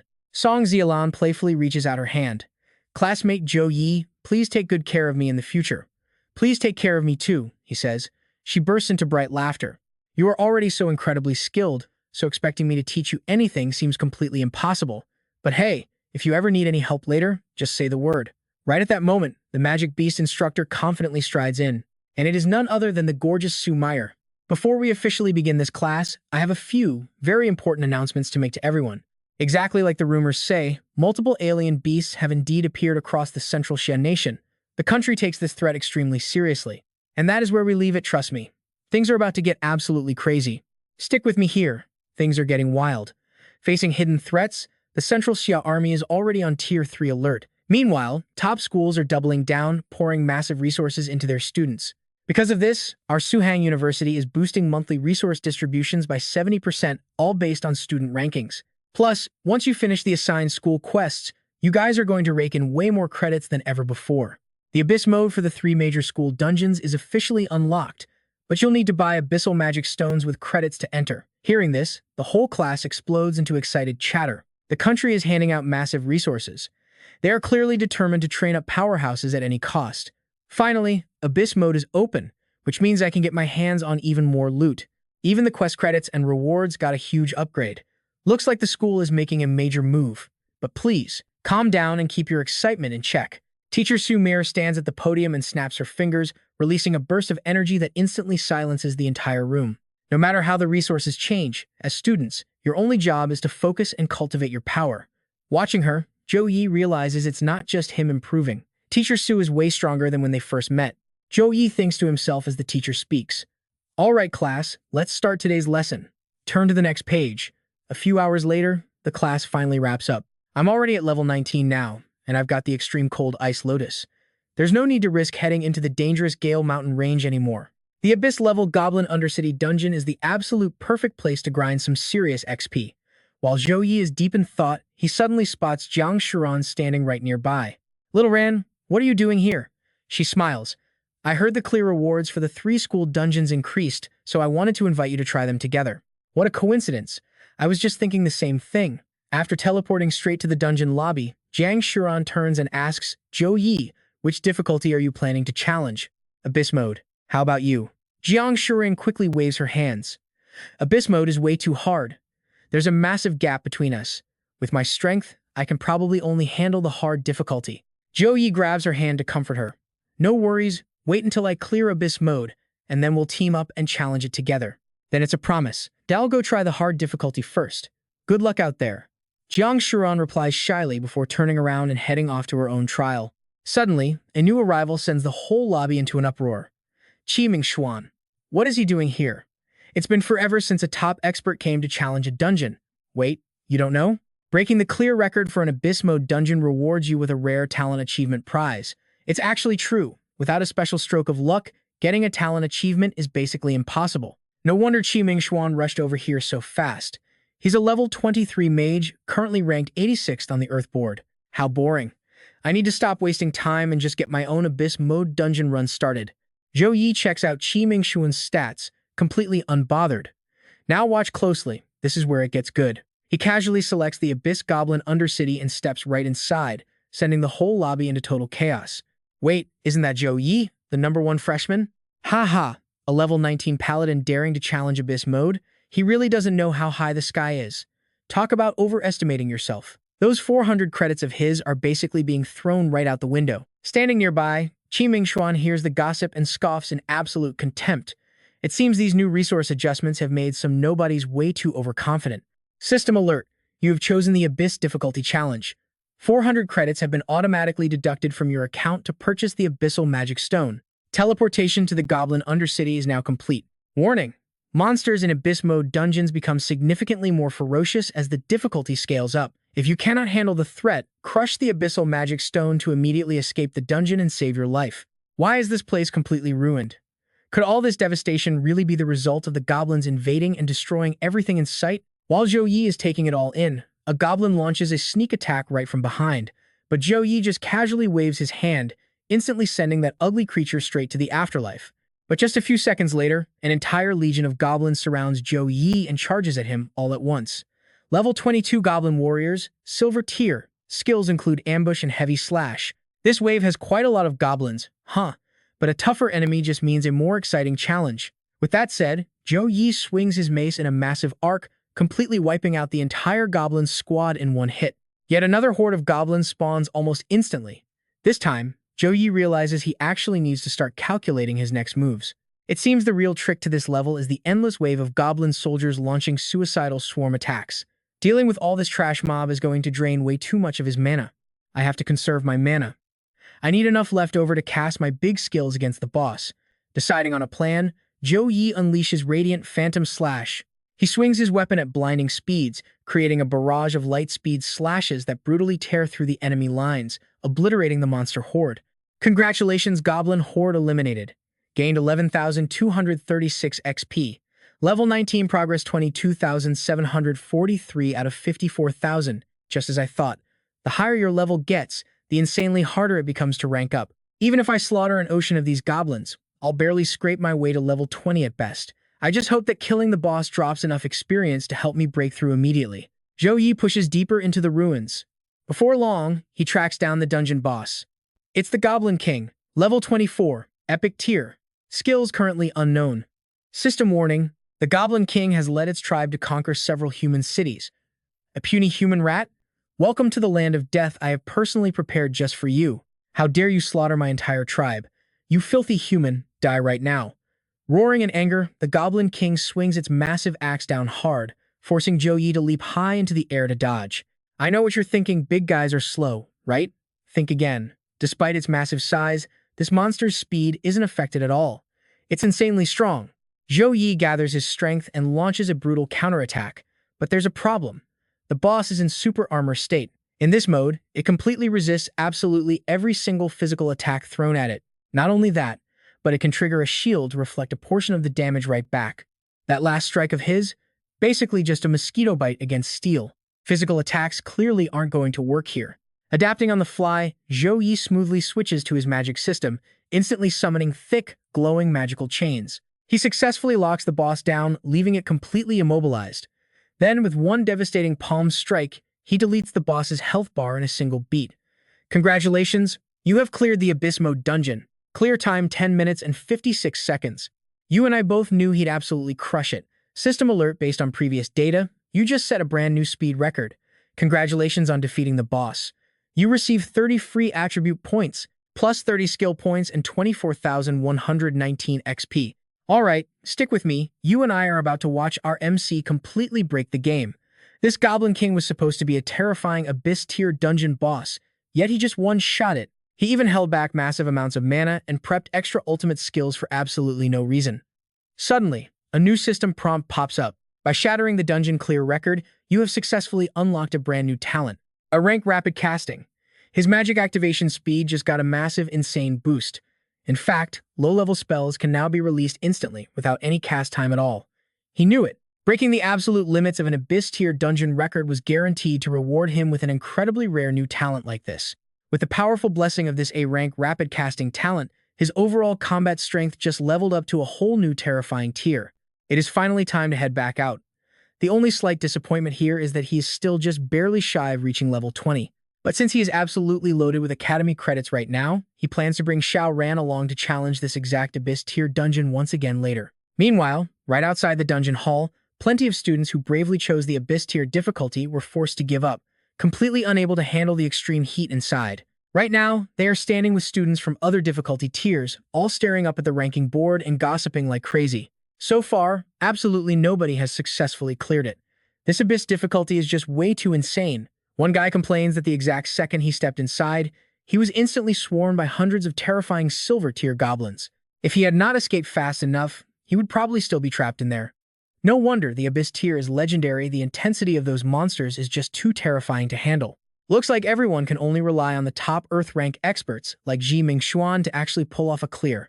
Jiang Churan stands quietly in the middle of the crowd, listening to them and thinking about how incredibly lucky she is. By choosing a normal difficulty, she passed smoothly.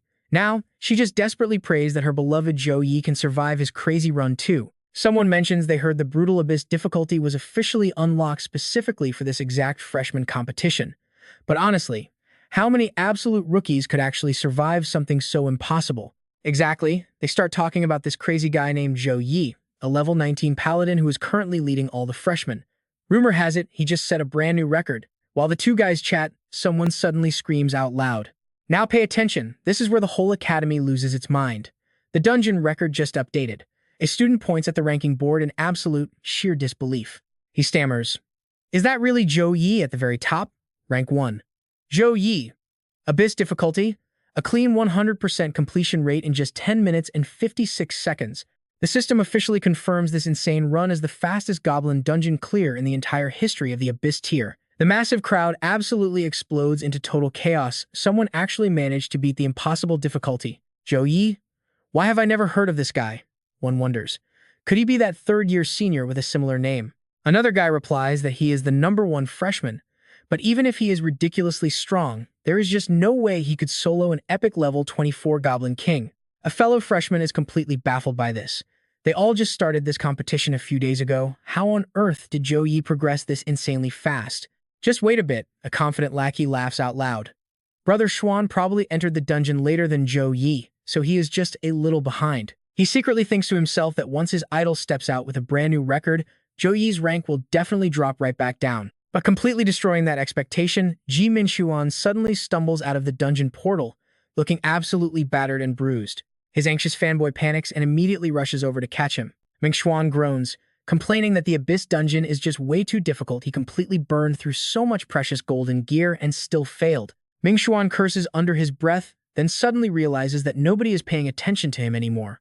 Unlike a few minutes ago, the whole crowd is obsessing over the ranking board. Feeling a bit confused, he does not think too much about it and simply pulls out a health potion to start healing his nasty injuries. I know what you are thinking, his ego is about to get crushed. And yep, when his lackey tells him about Zhou Yi's godly abyss clear time, Mingxuan literally chokes on his potion. Suddenly, someone shouts, "Look, Zhou Yi is out." Mingxuan completely loses it. Impossible. He is just a level 19 rookie. What right does he have to beat the Abyss dungeon? How could a top genius like him actually lose?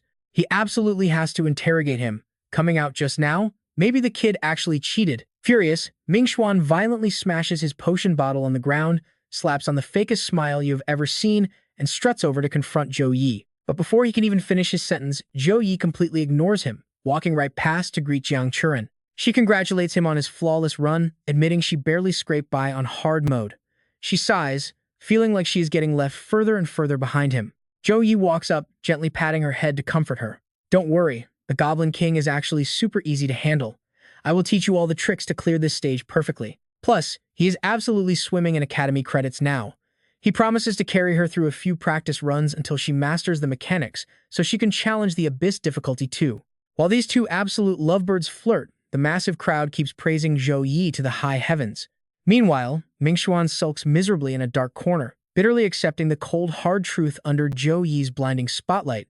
He has basically become a washed-up has-been. Keeping his promise, Zhou Yi takes Jiang Churen straight into the brutal Abyss dungeon. He fights while actively buffing her overall strength, carefully pointing out every single goblin's weak spot so she can easily and completely obliterate all of them.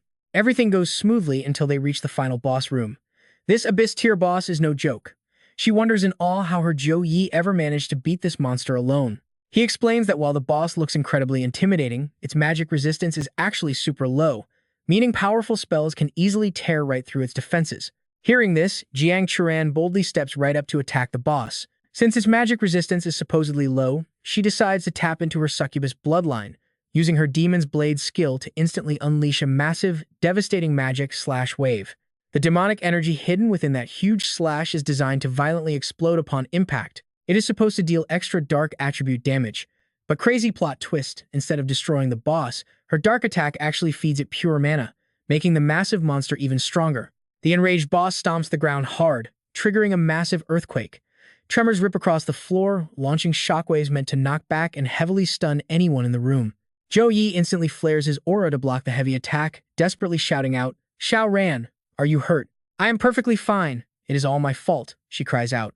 Her poor mana control let the boss absorb the hit. Zhou Yi reassures her instantly. "Don't blame yourself at all. Let me test a few attacks on it first to see what actually works." Without hesitation, Zhou Yi blasts the boss with Light's Retribution. But incredibly, the heavy strike is completely blocked by its massive shield. The skill's effect is way weaker than before. Its magic resistance definitely spiked. Thinking quickly, Zhou Yi mutters to himself, "Well, this is actually getting a bit tricky now. I will try one more time. If we cannot win, crush the crystal and escape. Don't get hurt over a trial." And that is where we leave it, trust me. You are going to want to see how this epic boss fight ends. Just like that, Zhou Yi summons magic chains to lock down the boss. But get this, the monster shatters his spell in an instant like it is absolutely nothing. Watching this, Jiang Churen blames herself completely. She thinks she ruined everything. Stick with me here, because her guilt is about to trigger something absolutely wild. What should she do? This massive wave of negative emotion finally awakens the dark succubus hidden inside her. A voice whispers, "Yes, it is all because you are too weak. If she could just fully control the pure demonic power burning in her succubus bloodline, she would not have to stand by watching Zhou Yi struggle. The absolute only way to help her man right now is to grab that power and level up. It is time. Release your true strength. Grow stronger." Jiang Churen mutters to herself like she is totally hypnotized, and her eyes slowly turn a deadly, glowing red. Meanwhile, right at the front lines after those failed attacks, Zhou Yi is just about to activate his angel form to protect her. But suddenly, a massive blast of dark energy shoots from behind him, instantly slicing off the boss's weapon arm. Zhou Yi turns around, totally stunned at the girl standing right behind him. "Little Ran, let me wipe out this monster for you, brother Zhou Yi." Jiang Charan, now in full succubus mode, smiles with pure deadly charm. The boss, let's jump right into the madness. They're absorbing my power. The boss screams in pure panic. But hey, don't rush. This is just the appetizer. With that, Jiang Charan waves her hand, feeding the boss even more mana. I want it. Give me more magic, it begs. She just smirks. You look absolutely disgusting right now. Staring at it with pure disgust, she launches one strike, sending the boss straight to the afterlife. Ding! Congratulations, student Jiang Charan has defeated the Goblin King. She scores 15 free stat points, 15 skill points, and 23,200 experience points. Finally, that annoying monster is totally wiped out. Retracting her aura, Jiang Charan struts over, seductively teasing and touching Zhou Yi. The poor guy is hit with total culture shock. Now watch closely. It takes him a second, but his eyes turn cold. Are you really my little Nian? The demon girl freezes, slowly shifting back into the normal Jiang Charan. She blushes hard, awkwardly explaining herself.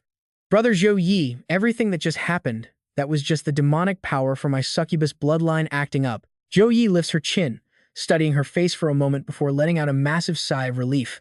Thank God. I thought a demon actually possessed you. How could that happen? He chuckles.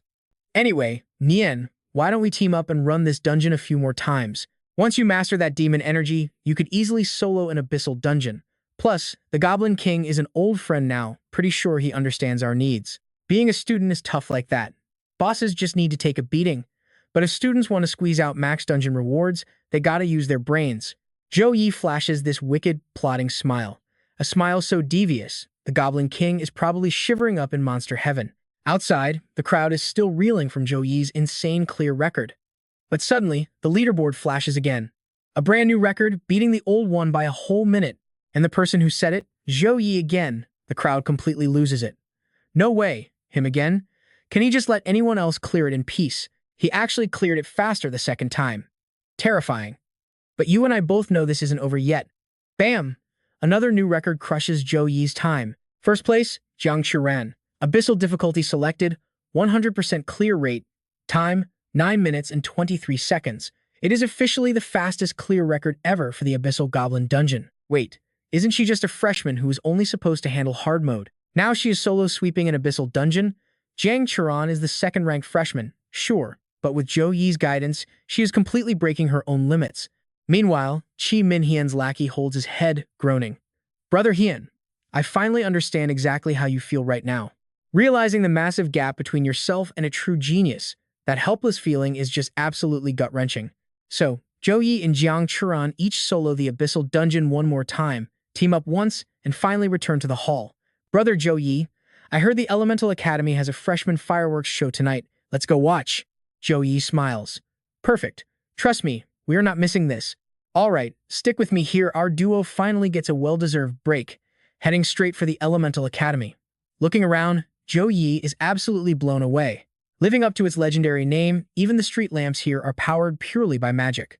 Time flew by fast. Before they even realized it, their intense dungeon clearing had kept them busy until nightfall. She smiles, glad they scored massive loot from the Abyss tier dungeon. She credits his help, but he stays humble. Your effort was the key. I just played support. Zhou Yi just smiles back. Suddenly, a massive towering statue catches his eye. He stops, genuinely curious. Who is that? He asks. That is Mage Wei Yang, the legendary guardian god of magic. This guy was an absolute beast. He single-handedly blocked multiple devastating attacks from the otherworldly legion. Because of that, his heroic tales are still praised everywhere. But tragically, during the final war, a Lord-tier demon ambushed him. He died a hero. His soul was completely wiped out, shattered so badly that resurrection was completely impossible. A true hero indeed. Now pay attention, because the lore drops here. Zhou Yi admits his history is a bit rusty and asks her to break down the Dark Age. Of course, Jiang Charan replies. To really understand this brutal history, she explains, they have to rewind exactly 80 years back to the Golden Age. Starting in the year 254, countless naturally gifted professionals suddenly rose to power. Because of this massive power surge, it was crowned the Golden Age. Legends like Gale Sword Saint Kang Penghai and Flame Blade Saint Li Xiaoyang emerged. Even today, these absolute titans are still fiercely holding down the front lines. But just when humanity was full of hope, preparing their major counterattack, the Dark Age struck. It brought the most insane, relentless invasion of otherworldly monsters ever seen. Facing this terrifying new threat, Those unteasable powerhouses from the Golden Age started falling. One by one, they sacrificed their own lives to hold the line. After 30 long, bloody years of struggle, and hundreds of millions of professionals bravely sacrificing themselves, humanity finally earned the fragile era of peace they have today. You and I both know peace never lasts. With the aliens returning, she fears the worst, hoping it is just an illusion. He says, "Don't worry." Zhou Yi gently pats her head to comfort her. He explains that this large-scale monster wave only slipped through minor spatial cracks. Honestly, their overall combat strength isn't even that high. Stick with me here, because things are about to get wild. We're stronger now, so if darkness falls again, those underworld monsters will be the unlucky ones. Jiang Shuren actually laughed out loud at Zhou Yi's bold claim. She totally agreed they had rested long enough, now fully prepared with explosive power to clash with the alien world once again. Right on cue, fireworks exploded, lighting up the entire night sky. Jiang Churan excitedly grabbed Zhou Yi's hand, pulling him along so they could hurry to the front observation deck for a much better view. Zhou Yi smiled and agreed. The next day, he hopped on a train back home to visit his little sister. She was already asking Qing why her brother wasn't back. Qing told her not to worry, since he just called to say he was arriving soon. And speak of the devil, Zhou Yi walked right through the door. "Welcome home." Xiao Yun rushed over, throwing her arms around him. Zhou Yi caught his sister with a massive smile, admitting he was worried sick about her illness during the trip, but seeing her, this energetic finally put his mind at ease. Qing greeted him warmly. Zhou Yi looked right at her with a smile, saying it had been way too long. Qing immediately asked how many days he planned to stick around this time. He figured 3 or 4 days. He took time off, mostly just to finish Xiao Yun's final healing treatment. Hearing that short timeline, the little girl was instantly disappointed. Xiao Yun pouted for a second, but her mood flipped in a flash. She eagerly looked up, asking if he brought a special gift for his super cute little sister. Of course he did. He specifically brought back a literal abyss-tier dungeon reward just for her. Pulling a golden horn straight out of his inventory, he excitedly explained that blowing it would instantly summon a massive gold-tier phantom bear monster to protect her from any danger.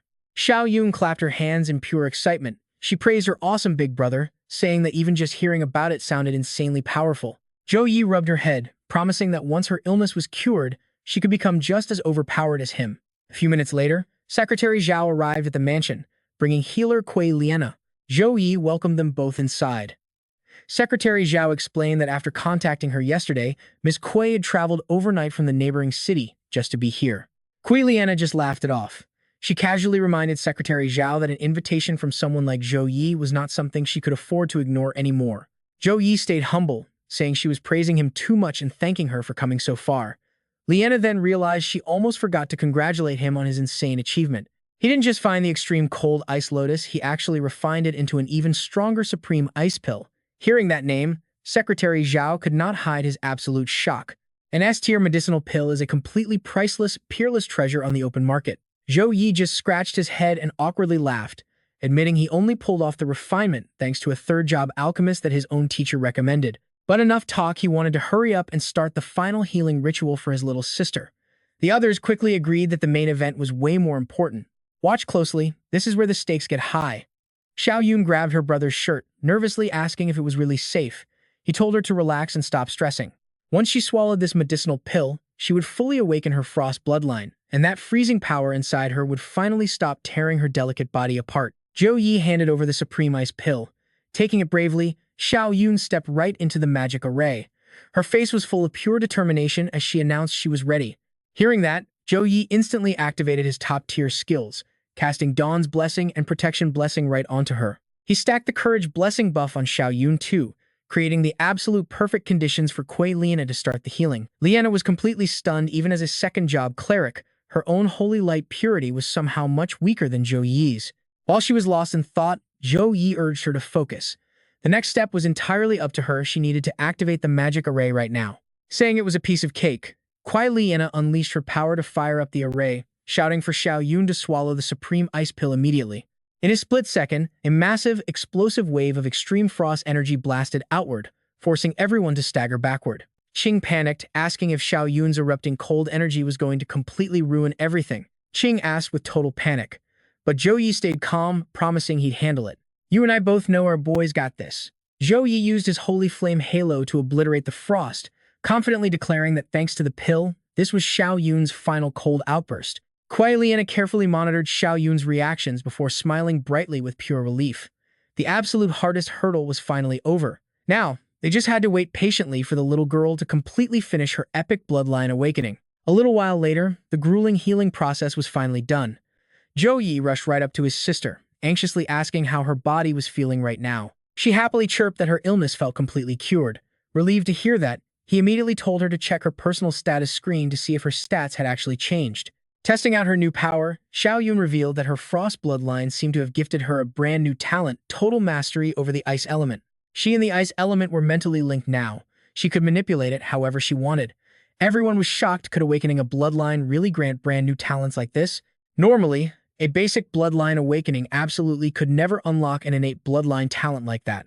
But she was Zhou Yi's little sister, successfully awakening a completely super rare frost bloodline. He replied proudly, secretly thinking to himself just how much their family had massively benefited from this crazy ice heritage. It made him wonder, were their ancestors really a bunch of ridiculously overpowered frost bloodline job holders back in the day? Even if that was true, considering their previous harsh living conditions, their once mighty family must have fallen off hard over time. Pushing that aside, he politely asked Miss Kuei to run one more full safety check on his sister's newly awakened bloodline. Kuei Liana happily agreed. Right then, Secretary Zhao chimed in, noting that since Xiao Yun was fully recovered and packing a frost bloodline now, the city's mayor was watching closely. The mayor actually took this extremely seriously, even arranging an entire batch of premium cultivation resources to be delivered directly to the siblings. Shaking hands with immense gratitude, Zhou Yi thanked him. Since he had to return to school soon, he asked the secretary to please help look after Xiao Yun while he was away. The secretary bowed, calling it an absolute honor. Watching his sister happily joke around with Qing, Zhou Yi suddenly asked what combat job she actually wanted to pursue in the future. A job? She proudly shouted that she wanted to be a mage. Of course. Zhou Yi nodded in approval, agreeing that the magical path suited her perfectly. He promised that once she hit level 10, he'd hunt down a hidden mage class book just for her. She cheered, suddenly adding that she could already feel the dark power inside her waking up. She eerily claimed it wouldn't be long until their true power was completely unleashed. Dark power? That evil look in her eyes and those creepy words left everyone frozen in absolute shock. What a cliffhanger. You're going to want to see what happens next. Liana sprinted over in a panic. Did she miss something in the checkup? Where the hell did this dark magic come from? Stick with me, we are diving into a fun flashback. Zhou Yi remembers when he and Tu Van were kids, way before their powers awakened. They would cosplay as world-saving superheroes. She would yell, "Do not let the dark power corrupt you. We must seal it to protect world peace." That was 3-year-old Tu Van. Snapping back to reality, seeing his sister gearing up to spout those exact same childhood Chunibyu lines, Zhou Yi takes the initiative and drags her right out of the room. "I should probably just take you to experience true frost. Someone save me. My own brother wants to destroy his own family for the greater good." Looking at Miss Zhou Yun's performance, I am confident she will become an outstanding figure in the mage world someday. Honestly though, she is not usually like this on a normal day. While Secretary True and a team try to cover for Tue Van's childish behavior, Toy Lietna just stands there with a dead serious expression. She thinks to herself, dark power? Right after the awakening process ends, Zhou Yi immediately suggests a little martial arts sparring session. "Brother, I will summon my spirits and freeze any power that dares to stand in my way." Saying that, Tu Van blasts raw ice magic straight at where Zhou Yi is standing. But the result? Every single drop of it gets blocked by his holy light protection. Looks like your body has fully recovered. Next up, I can finally set up a proper training schedule for you. Hearing this, Tu Van immediately tries to pull a vanishing act. "Oh man, brother, I feel like the cold energy in my body is acting up again. I guess I cannot keep training with you." But nice try. Under Zhou Yi's incredibly strict watch, she is forced into the brutal training sessions whether she wants to or not. After that high-intensity training session, Tu Van has absolutely zero energy left. She just collapses flat on the ground and groans. "Brother, I never knew training was this exhausting. The grand mission of saving the world? I am leaving that entirely up to you from now on." He shakes his head. "You are truly hopeless." Zhou Yi lets out a helpless sigh and casually summons Tu Koi. Tu Koi is the magical pet I just signed a contract with. For the next few days, it will be staying here to help you train. Just do not let it reach a point where you cannot even beat Tu Koi in a fight.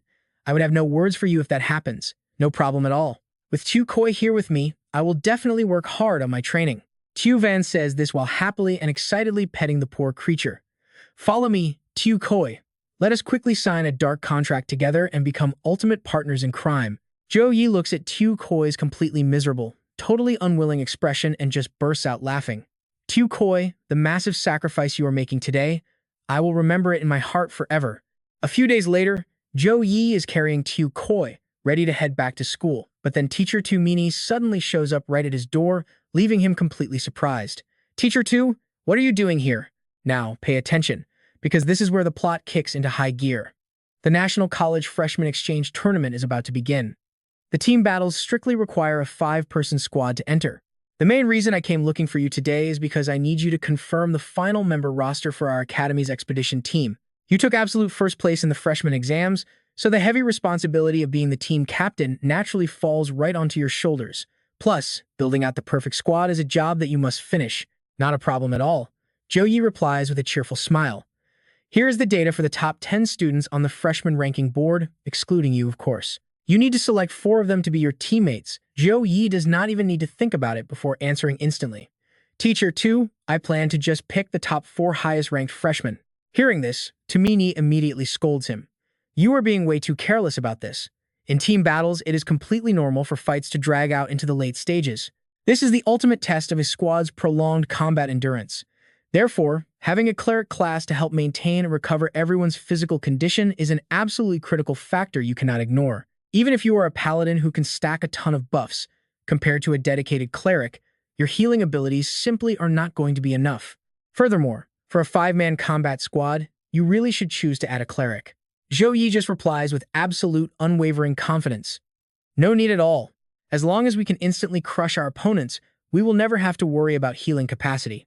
Teacher 2, when it comes to the solo category in this freshman tournament, I am 100% confident that I can take the championship. On top of that, during the team battles, the second I activate my angel bloodline, I can literally step up and solo their entire enemy squad completely by myself. Back in the freshman trials, Zhou Yi's true strength wildly outclassed every single other student. With him leading, they really do not need a cleric. They can just completely steamroll the rival schools directly. Thinking about this, Tamini has no choice but to compromise. If you are really that confident, then I will report this roster directly to Dean NGO. Oh right, that bloodline awakening issue with your sister is settled now, right? Yes, it is handled. I really need to thank you, Teacher 2, for telling me the info about the extreme cold ice lotus back then. That is great to hear. Tumini replies with a warm smile. Right then, Zhou Yi suddenly remembers something and asks, Teacher 2, do you know where I can find hidden class transfer books? A hidden class transfer book? Wait, are you trying to prepare that for your sister? Zhou Yi answers her with complete honesty. You and I both know that sinking feeling when the stakes suddenly get real, right?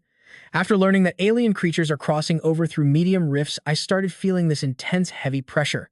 Because of that, I have to figure out a way for Tu Van to quickly gain the power to protect herself. You are being very thorough. Besides, the Academy's official website actually has hidden class transfer books available. However, actually managing to buy one is not going to be an easy task at all. Tamini leaves the detail vague and quickly walks away. Zhou Yi is totally confused by her cryptic words, but the second he opens the school website to check, he instantly understands purchase restrictions for the hidden class transfer books. Students must reach a minimum of level 25, strictly maintain an A-rank grade or higher, complete A-rank academy missions, and secure a spot in the top 10 of the Earth board or top 100 of the Heaven board. Ah, so that is how it is. Managing to buy a hidden class transfer book is genuinely insane. Even for the absolute cheapest hidden class transfer book available on the market, you still need a whopping 20,000 Academy credits just to claim it.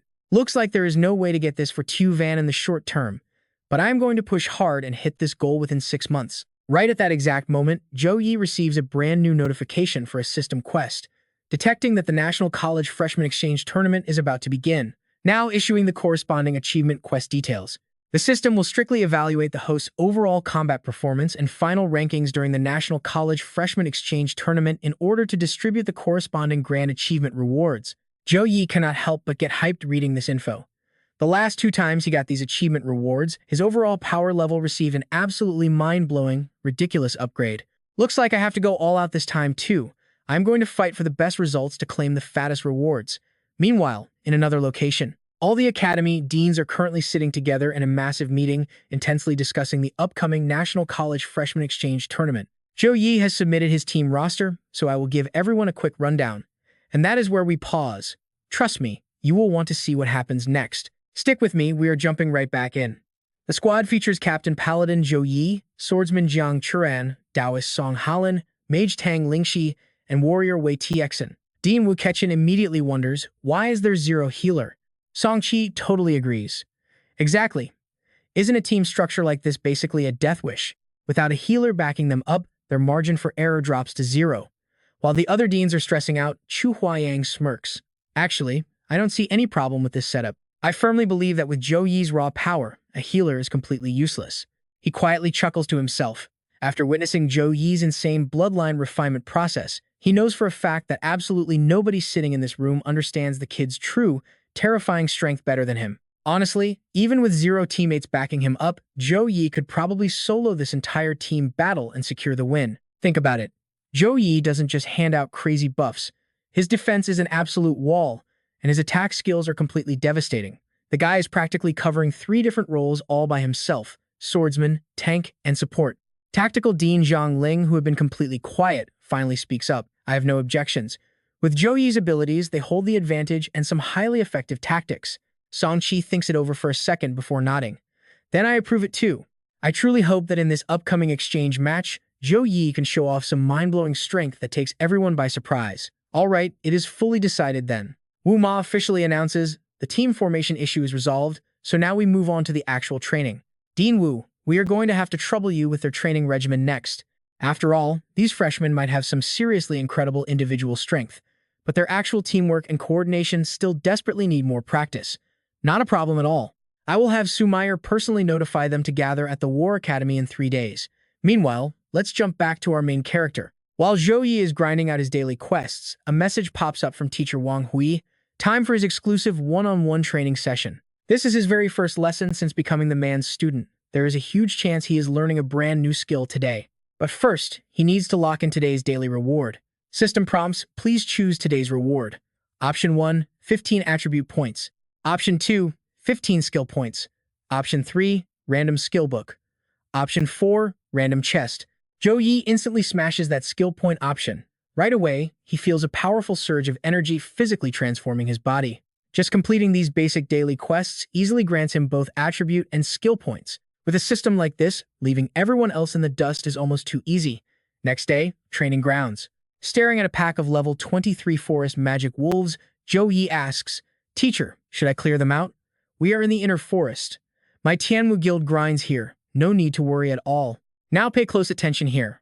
Less than a second later, a massive giant dragon drops from the sky, roaring and scattering those wolves instantly. Seeing Zhou Yi's absolute shock, Wang Hui calmly explains, that right there is a level 62 corpse dragon. It is your senior brother's mount, usually responsible for completely intimidating and terrifying the magic beasts across this entire forest. If even a magic dragon is this insane, just how overpowered is his senior brother?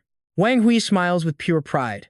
Your senior brother already matched my level. He hit level 64, and his actual combat skills are honestly way above mine.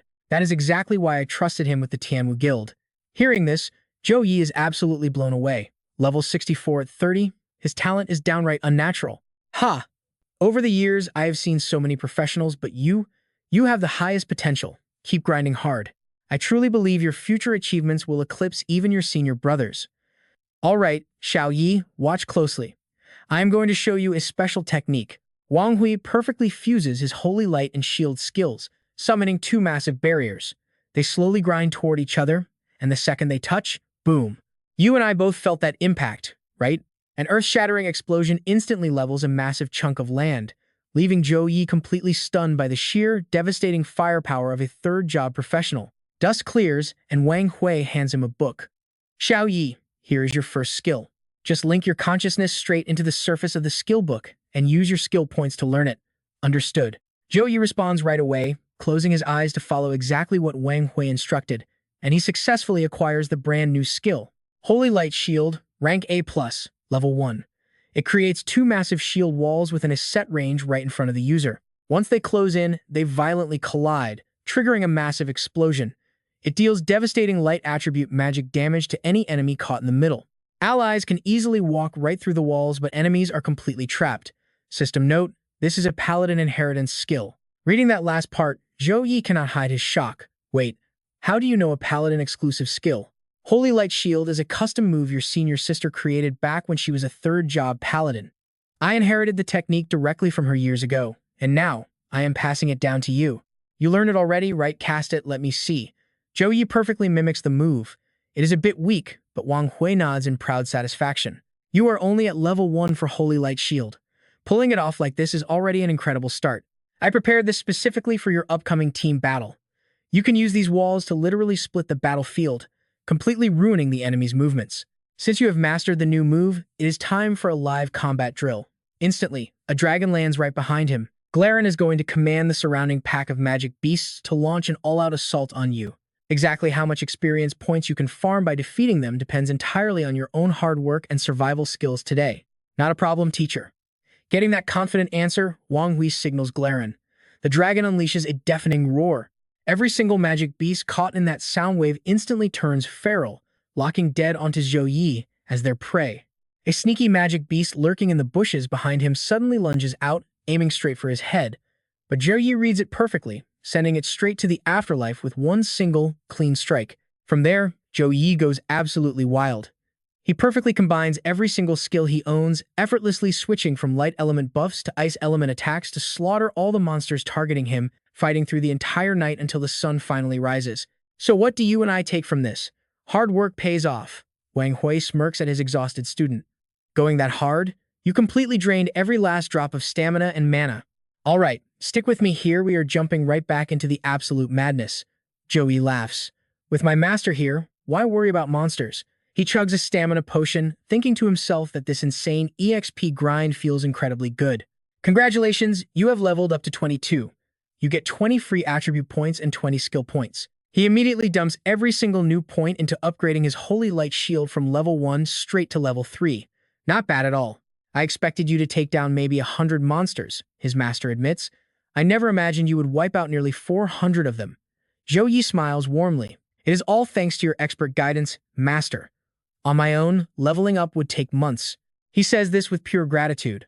Wang Hui then warns him to be careful, especially since Zhou Yi boldly created a tournament team without a single healer. As my student, you must stay perfectly calm during critical moments. Never let your guard down. Do not worry, master. With me around, this year's championship trophy is absolutely guaranteed to be ours. Meanwhile, over at the busy Howling Forest resting area, the camp loudspeakers suddenly announced that the National College Freshman Exchange Tournament is finally about to begin. 218 universities nationwide are joining the battle. Who will actually claim the top spot? One student squints. Wait, am I seeing this right? Suhang University really brought no healer? Such an extreme and completely unbalanced team composition is something only a super low-ranked school would ever try to use, right? Chu Niu and Shu Dan happened to walk by at that exact moment. Hearing the two girls gossip, they quickly squeeze in to check the roster for themselves. Wow, Zhou Yi is actually the team captain, and Jiang Churan is the vice captain. Skimming through the online comments, Shu Dan bursts out laughing. Can you believe this? People online are actually saying our school's team formation is totally wrong just because we lack a cleric. This comment says a team with no healer is absolutely doomed to fail. That is hilarious. Chu Niu immediately nods in agreement. They have zero clue just how terrifying Zhou Yi's real power is. The two gossiping girls glare at them, crossing their arms in pure annoyance. And who exactly are you two?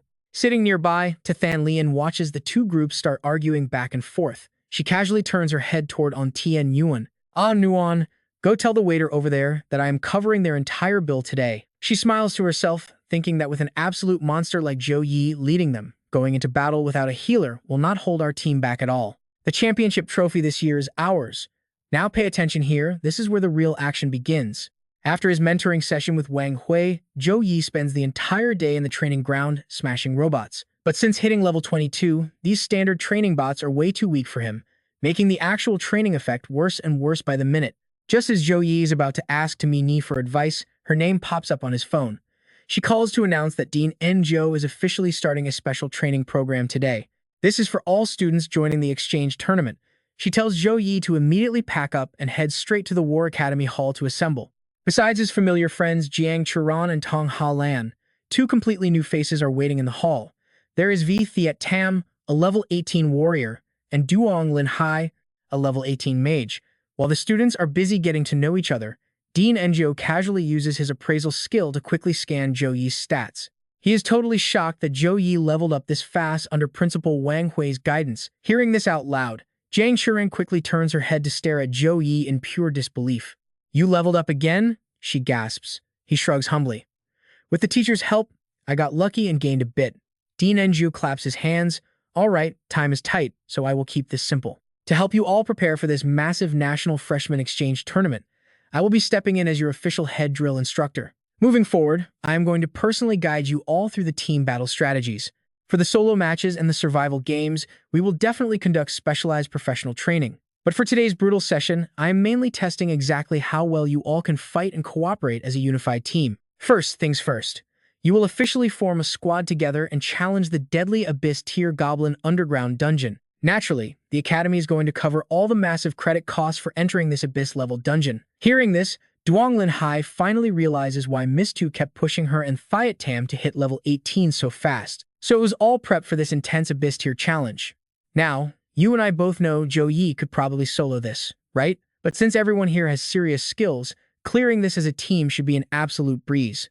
Thinking this over, Duanglin Hai sneaks a quick glance at Zhou Yi sitting beside her. He cleared an Abyss-level dungeon all by himself before. With 4 extra heavy hitters backing him up, there is simply no way they can possibly fail this. Catching her staring, Zhou Yi turns and flashes a bright, sunny smile. Duanglin Hai panics, blushing furiously, and immediately dives to hide behind Thiat Tam. Zhou Yi just blinks in pure confusion, totally wondering if his friendly smile is actually that terrifying. After going over the intel, the 5-man squad jumps straight into the dungeon portal. Zhou Yi drops the smile, looking dead serious. This is our squad's very first time working together. I will be the one organizing the tactical battle plan for everyone. No problem at all, the rest of the team answers in perfect unison. Thiat Tam, you handle defense and draw all enemy aggro. Jiang Churan and Duanglin Hai split up and handle physical and magic damage. Tong Ha Lan stays back to provide backup firepower. And the guy playing full support for everyone? That is me. The second Zhou Yi finishes assigning roles, a massive horde of vicious goblins suddenly swarms in. Thiat Tam charges out first, slamming her heavy fists into the ground to violently blast the monsters backward. The sheer raw power of her own punch totally shocks her. My skill effectiveness. It has been boosted by over 40% compared to before. Wait, is this our captain's insane support ability? Watching Zhou Yi casually throw out skills, Duanglin Hai is left utterly speechless in awe.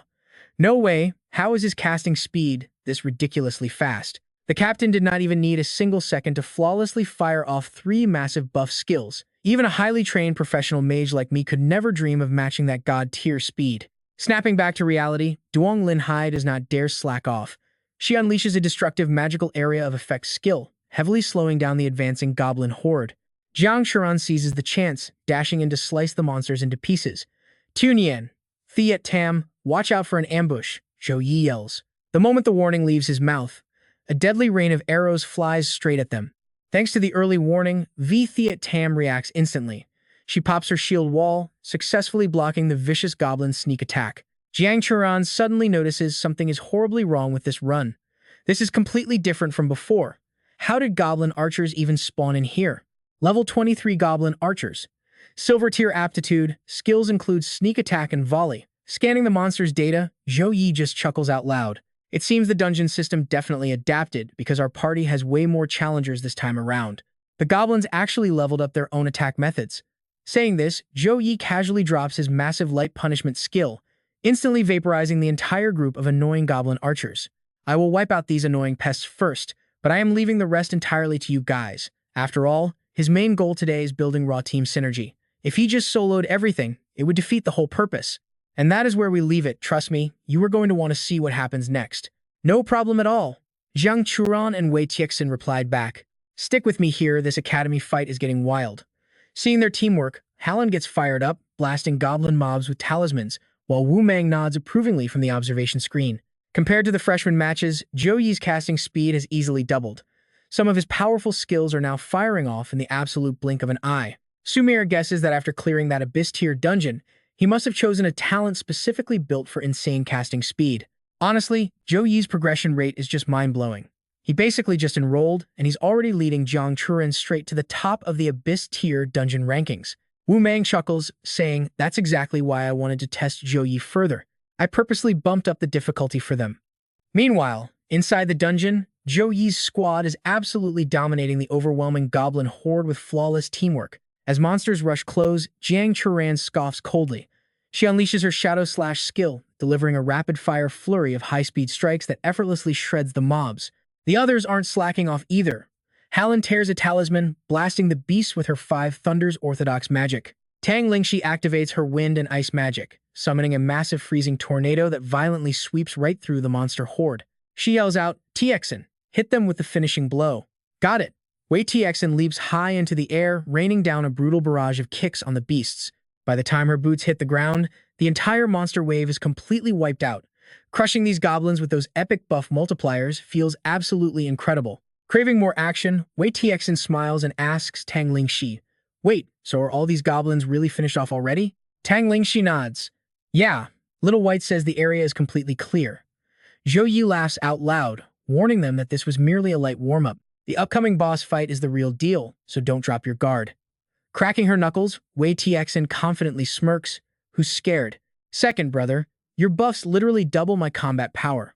With you backing us up, flattening this entire dungeon is going to be an absolute walk in the park." Hallen happily chimes in. "Exactly. Zhou Yi could probably solo this place entirely on his own." Tang Lingxi nods in total agreement. "Yeah, our captain's strength is seriously something else." Hearing all this praise, Zhou Yi gets a massive headache, muttering, "Are you guys trying to jinx me right now?" Jiang Churen stays quiet, just covering her mouth to hide a giggle. Soon, the squad arrives at a massive door. Wei TXN asks, "Final boss in there?" Zhou Yi replies, "Spot on." But as he steps closer to the gate, something deep in his gut feels totally wrong. Whatever, they just need to head inside first. He pushes the giant doors open. Now pay attention here, a massive boss instantly appears in their line of sight, growling, "You finally arrived. You foolish trash." The monster scans read, "Second generation Goblin King, level 25. Epic tier quality, skills unknown." Notes state that after the old king died, it became the new ruler of the Goblin tribe. Tang Lingxi gasps, "A level 25 epic boss." The beast laughs, "Knowing VIPs were visiting, I prepared a special gift." With a twisted grin, the boss raises its weapon, conjuring an absolutely gigantic fireball and hurling it straight toward Tang Lingxi. "A fireball spell? Why is it so ridiculously powerful?" she stammers. Tang Lingxi is completely frozen in shock, feet glued to the floor as the deadly inferno closes in. "Lingxi, get out of the way!" Wei TXN screams, desperately lunging forward to shove her back. She instantly summons a heavy shield to block the flames, but things are looking grim. The defensive barrier lasts barely a single second before massive cracks splinter across it. She can't hold it. The second those words leave her mouth, the shield completely shatters, leaving her directly exposed to the blazing fireball. Wei TXN grits her teeth, cursing internally.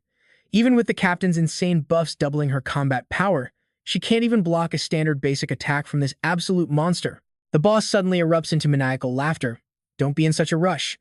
I've been preparing your graveyard for a long time. Now turn into ashes." Without missing a beat, its hands blur, rapidly spawning wave after wave of lethal fireballs at the group. One fireball was already a nightmare, and now a whole barrage is raining down. You and I both know this looks like game over, but here's where a real captain shines. "Everyone, fall back." Zhou Yi barks out the command. Stepping ahead of his team, he channels immense frost energy, forming a colossal ice wall far thicker than TXN's shattered shield. "Captain, watch out. Those are definitely not normal fireball attacks." Right as Tang Lingxi shouts her warning, the flaming spheres smash into the ice, burning away their energy until they shrink down to the size of ping-pong balls. "Retract," he commands softly. Zhou Yi pulls the miniature fireballs into his palm and crushes them into nothingness. He admits this guy is actually pretty tough. This boss's power is leagues beyond the one we killed earlier. Hearing that, Hallen eagerly steps up. "Let me take the front line this time." Hallen's hands blur into rapid seals, summoning a swarm of talismans that surround the boss. Heaven's mandate burns bright, spirits guide the way, divine sigils manifest.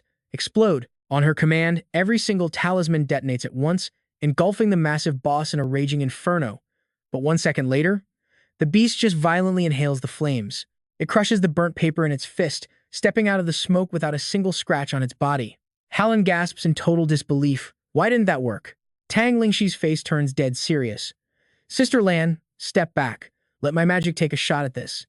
She channels her fire magic, launching a deadly volley of blazing arrows straight at the boss. "Take my attack too." Jiang Churan yells out, activating her demon blade skill to unleash several vicious sword strikes. The two girls' attacks fuse perfectly together, slamming into the huge boss and triggering an absolutely massive shockwave explosion. But when the dust settles, the boss is still completely unharmed. It's now shielded by a glowing layer of intense purple aura. Quite interesting, but this ends here. It smirks. A purple energy sphere forms in its mouth, growing massively. And that's where we leave it, trust me. You'll want to see what happens next. The massive energy sphere finally blasts right toward the helpless group. Tang Li cries out in pure despair, saying the level gap is just too massive for them to win. But stick with me here, because just as the whole team gives up hope, Zhou Yi steps forward once again. Don't be afraid, I'm here. Instantly, Zhou Yi summons a glowing golden shield, blocking the monster's devastating attack head-on. With his reassuring voice echoing out, the boss's ultimate killer move is completely neutralized without a scratch. Wei Tiexin speaks up, offering to try launching a close-range melee attack. Zhou Yi smiles, patting his shoulder. He explains that a level 25 epic boss is just way too much for their current stats, telling them to leave the rest to him. Then, he activates his True Sight of Light skill on the beast. This True Sight reveals every hidden ability and fatal weakness of the enemy, giving him the exact guide for his next strike. Turns out, this Elf King is only one level higher than the last one, but its stats are doubled. Using his S-rank Bloodline secret art, he can multiply his true combat power several times over. Being targeted this obviously. It has to be a special test set up on purpose by Dean Wu. Since that's the case, he decides to use this moment to show everyone his real power. Divine Seraph Body, my true strength. Instantly, Zhou Yi transforms into a literal divine angel. His left hand radiates blinding holy light, while his right hand surges with absolute freezing ice power. Meanwhile, outside the dungeon, Su Mir asks with genuine concern, Dean Wu, isn't the difficulty setting for this boss just way too extreme? Is this brutal test truly necessary? Dean Wu calmly explains that while their current team's strength is genuinely impressive, other rival academies are also training incredibly outstanding and top-tier talented students right now. And in the upcoming exchange tournament, the terrifying geniuses from Mado and Qingjing universities will be their absolute strongest enemies. So I need this crushing defeat to show them how cruel the real tournament will actually be. Sumir softly repeats the word defeat. Then she just laughs out loud. Dean, you are seriously underestimating Zhou Yi way too much right now. Dean Wu smiles back, hoping the kid actually manages to slap him in the face. At that exact moment, back inside the dungeon, the boss watches Zhou Yi's angelic transformation and actually looks interested. Interesting. You turned into a glowing little bird. Now pay attention closely, this is where it gets crazy. The boss dares the kid to use every single trick he has. Zhou Yi doesn't hesitate, launching a radiant light pulse straight at the monster. The boss smirks, mocking the brat's arrogance and reminding him that he's just a mere challenger. The boss fires back with an apocalyptic meteor strike. The two massive attacks violently collide in mid-air, triggering an absolutely earth-shattering explosion right on the spot. Destructive energy shockwaves instantly blast outward in every direction. Jiang Churan quickly slams her sword into the ground, pushing her magic to the limit to shield everyone inside the barrier. Song Hallen gasps in absolute total shock. Is this actually our classmate Zhou Yi's strength? In this very moment, she finally realizes that their group's power and his level are simply worlds apart. Song Hallen suddenly looks over at Jiang Churan, urgently asking if Zhou Yi has ever shown off this insane angelic transformation form before. Jiang Churan smiles and replies, "This is my first time seeing it too. Looks like he is finally bringing out his true 100% power." After their first massive clash clears, both the boss and Zhou Yi stand perfectly fine, completely unharmed. The beast grins wildly, baring its teeth. "Little brat, is that all the power you've got? No matter what flashy form you take, you can never possibly defeat me." In response, Zhou Yi simply summons glowing holy chains that shoot straight toward the monster, brutally and tightly binding its limbs and entire torso in place. The monster panics over the heavy chains, completely restricting its body. But Zhou Yi doesn't stop, instantly casting spears of victory, raining multiple deadly light spears straight down onto the beast. Next, the offense and defense swap. Zhou Yi follows up by unleashing a radiant flame storm, trapping the massive boss entirely inside a raging, destructive tornado of fire. These aren't just single attacks anymore. This insane chain of combos from Zhou Yi just dealt an absolutely terrifying amount of critical damage to the boss. "Bastard!" The boss screams in pure agony. Seeing this, Zhou Yi just smirks coldly. "Don't rush, there's more coming." Zhou Yi rushes in lightning fast, driving a brutal thunder and light punch straight into the monster's screaming mouth. A moment later, as the smoke from the attacks finally clears, the boss reappears. Black blood pours from its mouth. "Weakened and completely broken," it mutters. "Seems you still haven't used your full strength. I couldn't entertain you enough. I'm truly sorry." Zhou Yi laughs. "It is a bit of a pity. I wanted to test the Hand of God in six-winged seraph form, but that's for next time." Since you're on your last breath, I'll finally send you on your way. With those final words, Zhou Yi points two fingers, condensing pure energy before blasting it right through the beast. Now I know exactly what you're thinking. How overpowered is this guy? Outside, even Dean Wu is panicking. What an absolute monster. I fine-tuned that boss so heavily, even a level 26 pro couldn't beat it. Zhou Yi's current strength is just way too terrifying to comprehend. Dean Wu immediately turns to Sumire, desperately asking if she has Zhou Yi's normal daily combat data from the Academy's training grounds. Sumire laughs and nods. Yes, coincidentally, right before he came here today, he actually ran a full test in the training arena. It only took him exactly 6 minutes and 12 seconds to completely and easily crush the level 10 combat simulation challenge. Hearing this, Dean Wu chuckles. No wonder you and Old Chu are so confident in him. Sumire smiles back, adding that it was perfect timing for Zhou Yi to prove his real strength right in front of the Dean. Back inside the dungeon, the boss is completely wiped out by Zhou Yi's ultimate attack. As its body fades away, a system notification instantly pops up. Congratulations on clearing the Abyss-level dungeon. Clear time is 21 minutes and 16 seconds. The stage completion rewards are now being distributed. Immediately, a bright golden level-up light surges around Tang Lingxi. Her face fills with absolute shock as she stammers out, I just gained 8,000 experience points. Wei Tixin looks just as completely mind-blown right now.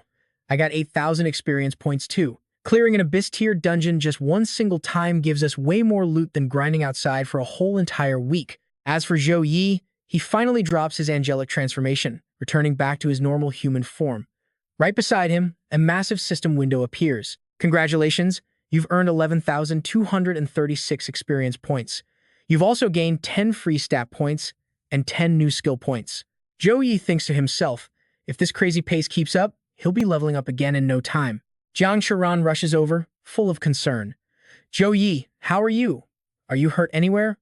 Zhou Yi slowly stands back up. He brushes the dirt off his clothes and smiles. I'm perfectly fine, just burned a lot of stamina. We should go see what kind of loot this boss dropped. The whole team heads over to the defeated boss, finding a glowing golden chest waiting there. And trust me, you and I are definitely going to want to see what's inside next.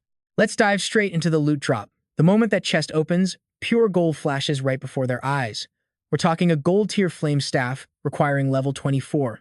A gold tier fire spirit shield, level 24 requirement, plus a gold tier flame demon ring also locked at level 24. Wei Tixin practically screams in pure joy. This reward is absolutely insane, right? All gold tier gear? He praises brother Yi for the massive drop rate. Zhou Yi just laughs it off. Looks like our luck isn't too bad this time around.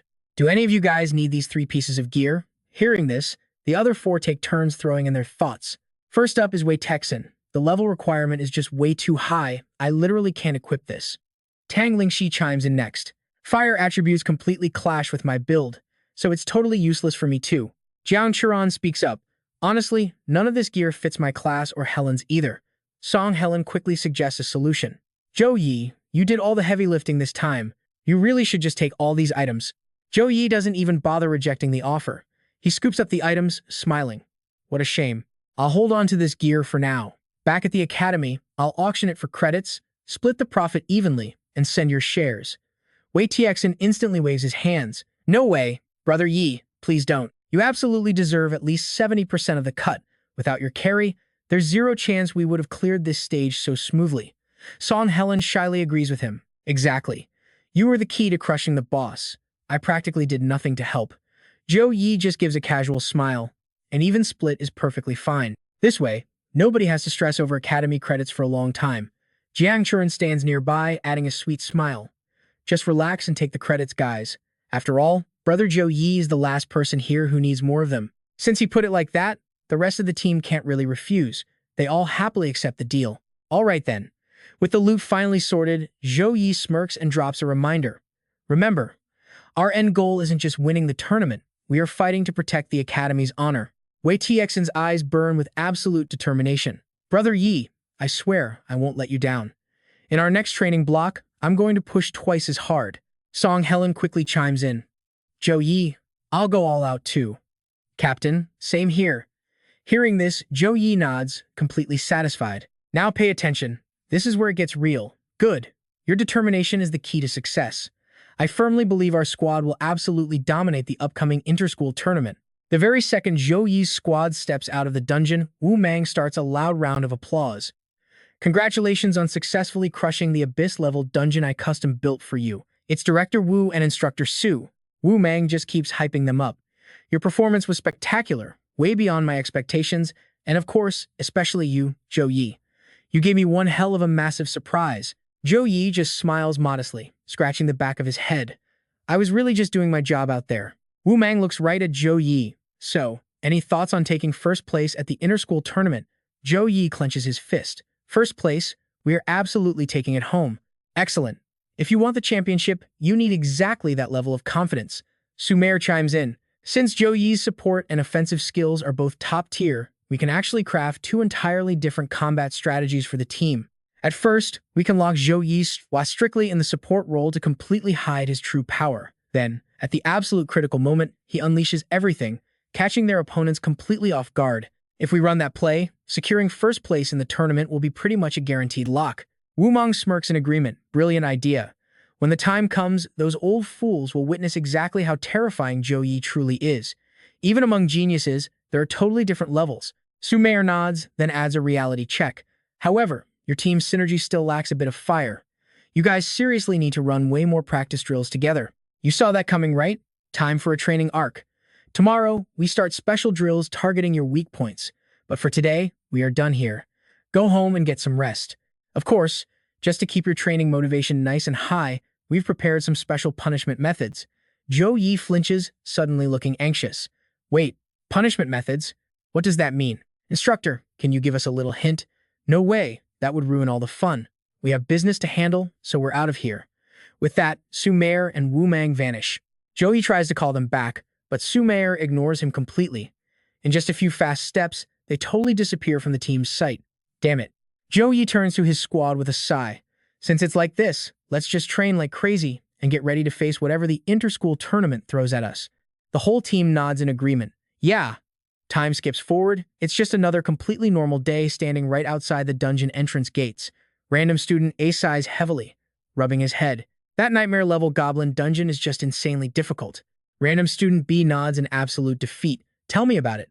I've already tried it twice, and we wipe before even reaching the end.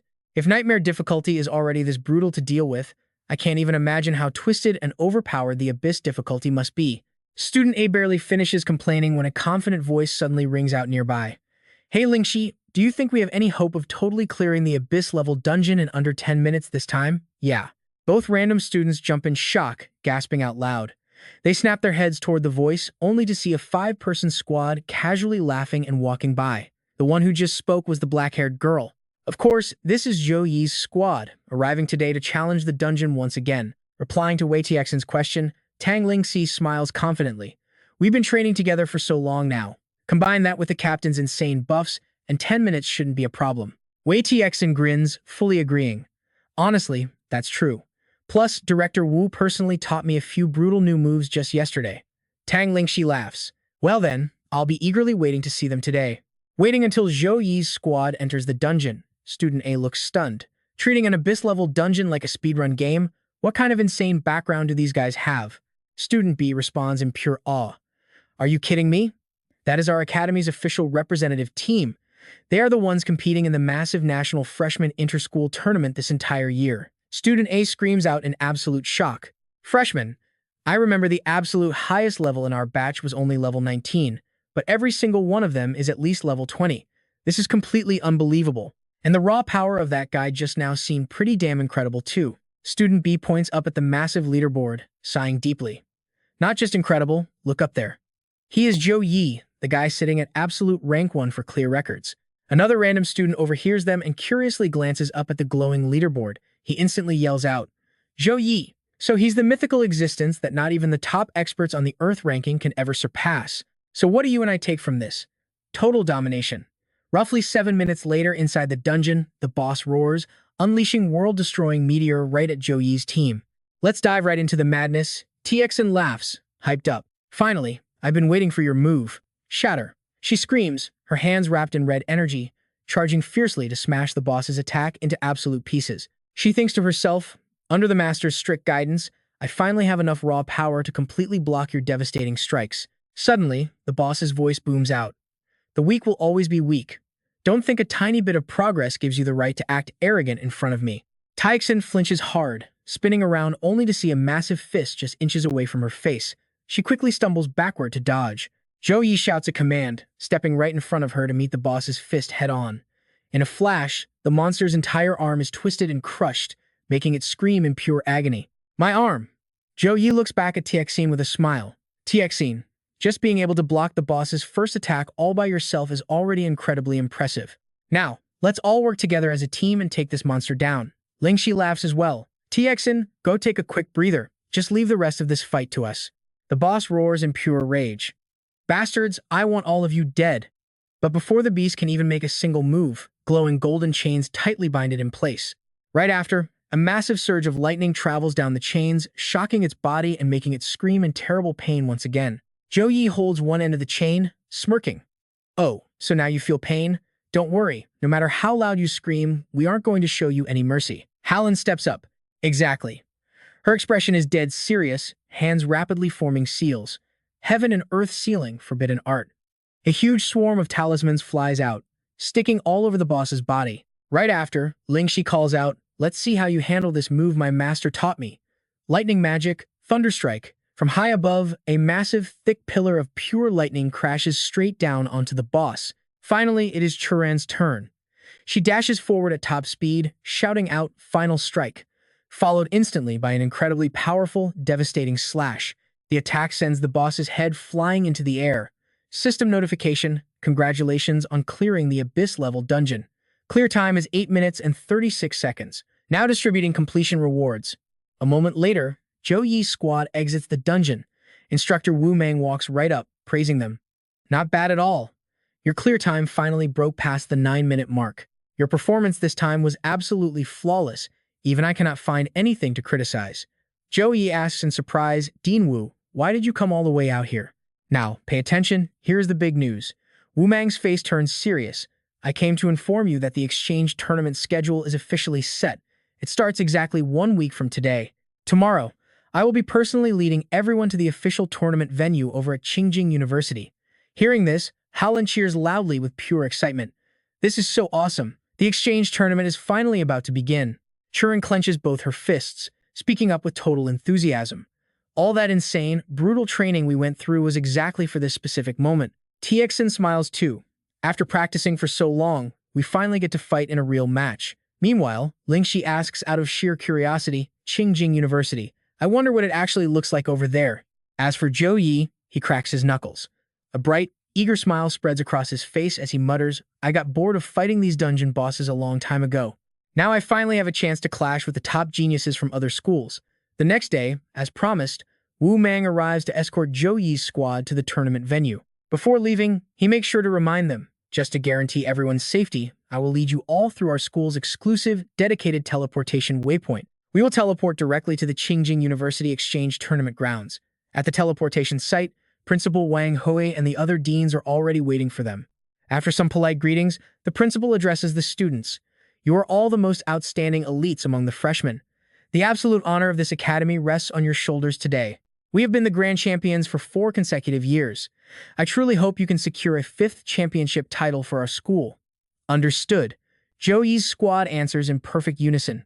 Wang Hui then orders Chu Huayang to activate the magic teleportation array.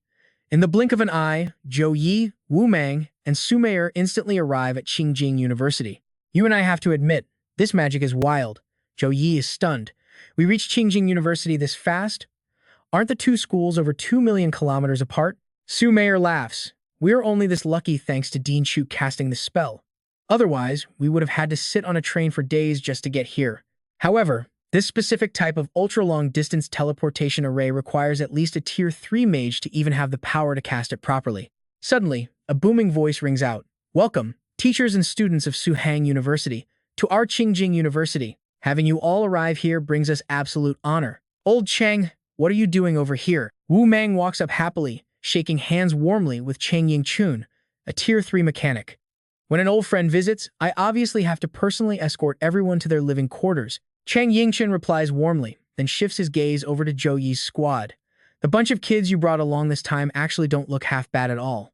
I heard your school has quite a few freshmen with seriously impressive combat strength. Well, I guess we will meet next on the battlefield. Of course we will. After finishing the greetings, Wu Mang turns back to instruct his students.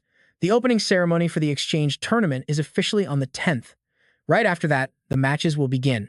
After undergoing an entire month of brutal training, the team has probably been pushed to its absolute limits. We will not do any extreme training these next few days, so you can all relax a bit. However, with the massive influx of tourists in Qingjing recently, dangerous alien spies might have sneaked in. During these massive showcase events for top geniuses, alien demons attempt to assassinate human prodigies almost every single year. Alright, that is all for today. You can go out and explore the next few days, but you absolutely must stay safe. After that, Zhou Yi's squad is guided by a robot to the private rooms, arranged for each of them to rest up. Welcome, you have entered the Qingjing University apartment complex. If you have any issues, feel free to ask me for help at any time, the support robot says. No need. But the automated service here at Qingjing University is pretty refreshing. Zhou Yi just stands by the window, admiring the glowing city for a moment before opening his system panel. He spends all his previously accumulated experience points, smoothly leveling up to 23, gaining 20 free attribute points and 20 skill points. Wow, the gap to reach level 24 is still this huge? Anyway, a lot of my skills right now are still just C rank and B rank. Once I upgrade to the second tier, the skills a paladin can learn should be at least B+ rank or higher. I might even be able to learn A+ rank skills. The Aura of Light can massively boost all my teammates' attributes during a fight, while the Aura of Darkness can deal devastating blows to enemies. But honestly, Tier 3 is way too far away. And that's where we pause. Trust me, you won't want to miss what he does next. Let's dive right in. Forget the distractions, he just needs to clear this system achievement quest perfectly first, then we'll figure out the rest. 1 week later, it's finally time. The 157th National Freshman Exchange Tournament of Zhongxia officially kicks off. And guess what? The very first matchup of the entire event is an absolute banger, the students of Suhang University throwing down against Rongyang University. Taking in the massive, deafening crowd filling the arena, Zhou Yi can't help but be totally blown away. Honestly, it makes perfect sense why absolutely everyone is fighting so hard to compete in this nationwide freshman tournament. A scene like this, it is pure madness. Standing right beside him, Jiang Churan chimes in, pointing out that today is just the opening act. Once they hit the finals, this insane crowd size is going to at least double. While Zhou Yi and his squad are totally loving the hype, over on the enemy side of the battlefield, the Rongyang University students are looking absolutely miserable. They're cursing their terrible luck for drawing Suhang University right out of the gate. With 0 options left, they realize their awful RNG just turned them into mere stepping stones in this fight. Suhang University took the championship last time. Anyone facing them just has to accept their grim fate. Hearing his teammates panic, the brown-haired guy coldly scoffs, "What are you all so terrified of? Our ranking last year easily put us in the top 30. No matter what happens, we can definitely hold them off for at least a little bit." Meanwhile, up in the stands, the crowd is already buzzing with whispers. "That paladin standing in the back, isn't he level 23? Yeah, that kind of level is honestly enough to completely crush anyone else on the stage. Thank God he is just playing a support role. If he was an attacker, the trouble would be off the charts. Looks like Rongyang University running into them means an absolute guaranteed loss. Now it just comes down to seeing how many trump cards Rongyang can force Suhang's team to reveal." Down on the stage, the brown-haired guy has also clocked Zhou Yi's terrifying level. Even though he is internally freaking out, he forces a tough act and shouts, "The Suhang University team definitely has some real skill to show off." But here in the arena, high levels don't prove everything. Both teams lock into their starting positions as the combat zone fully forms and defensive barriers activate. The referee robot makes the announcement and starts the final countdown. Now pay close attention here, because right as the 3-second countdown hits 0, Rongyang's crew tries to rush in for a preemptive strike, but their leader stops them. Just to be totally safe, we need to focus on defense first and see what kind of tricks they are hiding. But right at that exact moment, he watches the enemy paladin casually wave his hand. Instantly, a massive ring of light completely engulfs the Suhang students. In the blink of an eye, every single one of their stats violently skyrockets off the charts. The crowd witnessing this goes completely wild with shock. In just a few short seconds, he dropped multiple high-level buff skills. Can you actually believe this? Paladin Zhou Yi totally lives up to his title as Suhang's captain. Seeing this insane display, even Cheng Yongchun is caught completely off guard. Old Wu, this paladin captain Zhou Yi is seriously something else. With that boost, your team's overall stamina just spiked by 50%. Wu Mang flashes a proud, confident smile in response. Paladin is a hidden class. Its absolute biggest advantage is providing massive, large-scale buffs across the battlefield. So in a small team match like this, his performance is naturally going to be flawless. Chang Yangchun stays silent, secretly thinking to himself, "Thank God our school's squad is also hiding a few brutal trump cards. Otherwise, just trying to deal with Zhou Yi alone would be an absolute nightmare for anyone." Now, let's see if Rongyang University's reaction to this power gap is actually worth learning from. But I know what you're thinking. Can Rongyang survive? Nope. Right now, Zhou Yi's squad looks like literal demons to them. One guy is trembling so hard he straight up drops his weapon on the floor. "Captain, what the hell do we do now?" The brown-haired guy's face is completely drained of blood, but he desperately clings to his pride. Maybe I can still block them." After clearly analyzing the sad situation, Zhou Yi flashes a cold, mockingly subtle smirk. "Looks like the enemy's strength is completely average. So, let's just stick to the absolute simplest game plan we have. Everyone, launch a direct assault and completely wipe them out in a single strike." Hearing this, Jiang Churan and Song Haolan reply in perfect unison. "Understood." The absolute second the order drops, Tang Lingxi excitedly summons a roaring, massive fireball. "Captain, please let me take the first hit on this one." Instantly, she unleashes an endless barrage of flaming arrows, locking right onto the terrified Rongyang crew fire magic.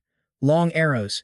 The sudden, explosive attack forces the Rongyang students to grit their teeth and frantically throw up their defensive barriers just to survive light shield protection. Struggling to hold the line, Rongyang's captain shouts, "The defense is holding. Looks like they really aren't that big of a deal after all." Suddenly, his teammate in the back turns completely pale. "Captain, here comes another one." Right before their eyes is the terrifying image of Wang Taixin charging in with razor-sharp focus, armor-piercing fist. Her devastating punch instantly shatters their defensive shield into a million pieces. But it doesn't stop there. Jiang Churan suddenly drops from above, raining down countless slashing strikes Demon's Blade. Next comes a massive surge of crackling lightning energy. This relentless, non-stop combo creates an absolutely gigantic explosion on the stage. The sheer overwhelming force of their barrage leaves the entire Rongyang squad completely wiped out on the floor. Seeing them utterly defeated and stripped of all resistance, the system officially announces, "This battle has concluded. The winner is Suhang University." The system floats higher into the air and continues. "Thank you to both teams for delivering such an incredible fight. Please wait a moment. The next team match will begin shortly." Right as the match wraps up, Jiang Churan dramatically groans. "My opponent is a warrior class, but the worst part is I am scheduled for match 27. It's going to take forever." Standing nearby, Song Haolan heavily sighs. "I've got it way worse. I'm match 45. What year and month will I finally get to fight?" Hearing this, Zhou Yi chuckles and casually flexes. "I'm in match 6, facing a swordsman. Looks like my luck isn't too bad today. I get to hit the stage in just the second group." Listening to him, Jiang Churan and Song Haolan can only stare in pure, jealous admiration. Meanwhile, up in the stands, the crowd starts buzzing again. In that last match, Zhou Yi didn't even lift a finger. I actually really want to see just how terrifying his true strength is. But seriously, can a pure support class paladin actually hold his own in a solo match? I bet Zhou Yi is absolutely hiding his true power. He is the captain, after all. Very quickly, the time for his duel finally arrives. The crowd instantly erupts into wild, hyped-up cheers, chanting Zhou Yi's name. "Go get them, Brother Liu." As both fighters confidently step up onto the arena stage, the system chimes in. Individual match number 9. Suhang University's Zhou Yi versus Swanan University's Liu Chang. Students, please prepare yourselves. The match is about to begin. This time, Zhou Yi's opponent is Liu Chang, a level 18 swordsman straight out of Swanan University. Liu Chang smirks with absolute contempt, thinking to himself, he is nothing but a squishy support class. Looks like my luck is actually pretty insane today, catching such a free win right off the bat. Liu Chang's crew in the back excitedly gossips. Brother Liu is literally up against Suhang's captain. Yeah, this looks like a fierce fight. Haha, a paladin is just support. Brother Liu will absolutely crush him. So, what do you guys think? Trust me, you're going to want to see exactly how this ends. Alright, you and I are about to dive into an epic showdown. The system starts counting. 3, 2, 1, go. Instantly, Liu Chang strikes first. He sneers, "Surrender now, and I will let you lose with some dignity." But Zhou Yi just laughs it off. "Ha! Asking me to surrender? How are you keeping a straight face while spouting all that garbage?" Slashing down with his sword, Liu Chang roars, "You little brat, stop acting so tough in front of me." He unleashes his raging fire attack, but Zhou Yi easily dodges every single strike. This insane speed catches Liu Chang completely off guard. He is so fast, But it ends right here. Liu Chang yells, only to freeze in pure shock. His feet are completely trapped in solid ice. Huh? Looking up, he sees Zhou Yi already charging in with a raised fist. Liu Chang curses under his breath. Damn it, using cheap tricks. Blasting the ice apart with fire magic, Liu Chang charges forward furiously. Pathetic skills, he screams, throwing a massive slash. But shockingly, Zhou Yi blocks the blade barehanded. Watch closely, because this gets wild. His defense totally panics Liu Chang. He blocked it? Bam! Zhou Yi buries a devastating punch into his gut. Impossible, he screams in agony. The sheer force of the blow sends Liu Chang flying dozens of meters back. The crowd totally loses it. Wait, what just happened? Our captain just got blasted away. I could not even track Zhou Yi's movements before that attack landed. A teacher sighs deeply. That is the captain of Suhang University. He severely underestimated his opponent. Zhou Yi might be a support class, but his combat power is absolutely no joke. As the dust finally settles, Liu Chang is left completely motionless on the ground, his face covered in blood. The system scans the area and makes the call. Liu Chang cannot continue. Winner announced, Zhou Yi. Pulling his fist back, Zhou Yi scoffs coldly. Way too weak. You could not even block a basic C-rank skill of mine. The stadium absolutely erupts. What a terrifying punch. He completely crushed his opponent in just a few moves. That is literally unbelievable. Haha. And that probably was not even his full strength. Meanwhile, Qingjing University's instructor Chu Yu gasps in awe. It has only been a few months since I scouted in Lijiang. His power leveled up insanely fast. Dean Chang smiles warmly right beside her. Teacher Chu, to think Zhou Yi almost became our student. Chu Yu sighs with heavy regret. Yeah, if I knew, I would have fought tooth and nail for a top prospect like him. Man, if we had Zhou Yi on our roster now, we would be dominating everyone. Level 19 archer Halan watches him with deep interest. So this is that special guy Xiao Ran mentioned. Impressive. A support class who actually excels in both magic and close combat. But level 18 cleric Chu Xiaobai looks genuinely concerned. His casting speed for that ice skill was way too fast. Even the elite ice mages in my family cannot pull that off. Without warning, the bracelet on her wrist glows brightly. Now let this sink in for a second, because the plot just thickened. Wait, the family heirloom is reacting? Could he possess an awakened ice bloodline? Seeing her totally freeze up, Ha Lan turns to her and asks, Xiaobai, what is wrong? Startled, Xiaobai quickly covers her glowing bracelet. I am totally fine. She immediately scrambles to find an excuse to leave. Sister Lan, I just remembered an emergency. I have to head back right now. Her sudden weird behavior leaves Ha Lan completely baffled. Okay. Sprinting to a quiet corner, she quickly dials Chu Heng. The moment the phone rings, he picks it up. He answers with confusion. Xiaobai, is it not your tournament day? Why are you calling me right now and on the secure company line? Hearing his voice, Xiaobai frantically whispers, Dad, I just found an awakened ice bloodline user. And guess what? His last name is also Chu. And the purity of his ice bloodline is actually over 70%. Chu Heng freezes completely. He gasps, are you sure? A bloodline with that kind of purity? Xiaobai replies, 80% sure. But to confirm if it is actually real, I need to observe him from a much closer distance. Chu Heng forces himself to calm down. Pushing up his glasses, he says, all right, find a way for me to meet him. I will start running some background tests on my end. Let us see if this Chu Yi truly belongs to our Chu family. Hanging up the phone, Chu Heng stares out the window, his heart racing with hope. Chu Yi, ice bloodline. If this is true, our Tianlin Chu family is finally saved. Meanwhile, over at the right arena, the crowd goes wild. Chu Yi, not backing down, the left side screams back, Li Xin. Li Xin's buddy grins. Brother Xin, do not go easy on him later. Li Xin flashes a wicked smirk. Relax. I am just worried Zhou Yi will not survive long enough for my full strength. But Wei He steps in with a serious warning. Little Xin, be careful. Zhou Yi is incredibly strong. Even standing here, I can feel an overwhelmingly dangerous aura coming off of him. Li Xin's cocky attitude drops immediately. Brother Wei, I understand. Instantly, Li Xin unleashes his skills. His friend watches in awe. As expected of Brother Xin, this aura is absolutely epic. A level 18 Gale armor set. Zhou Yi will not even be able to touch a single hair on his head. Zheng Fang laughs along. Exactly. Let us just hope Zhou Yi does not start crying from the beating. The crowd roars as the next match prepares to begin. Zhou Yi is the strongest. Let us go, Madu University. Crush him, Li Xin. Suddenly, Chu Heng arrives, panting heavily. Thank God we made it in time. Chu Donger looks around the massive stadium with wide eyes. Wow, this arena is just as impressive as our own clan's training grounds. Catching sight of them, Chu Xiaobai runs over. Donger spots her instantly, happily screaming, "Sister!" as she throws her arms around Xiaobai. Hugging her back, Xiaobai looks up in surprise. "Dad? Donger? Why are you guys here?" Chu Hang answers calmly, "To investigate Chu Yi's true identity, of course. Trust me, you want to see what happens next. He is likely from our main branch, separated during the Dark Era. After learning a clan member awakened the Ice Bloodline, the Patriarch ordered their father here to verify it. Plus, it's the perfect chance for his younger sister to witness the absolute dominance of Suhang's #1 freshman." Suddenly, Chu Dongni pouts, clearly unimpressed. She scoffs, asking why she needs to watch a mere support class Holy Night.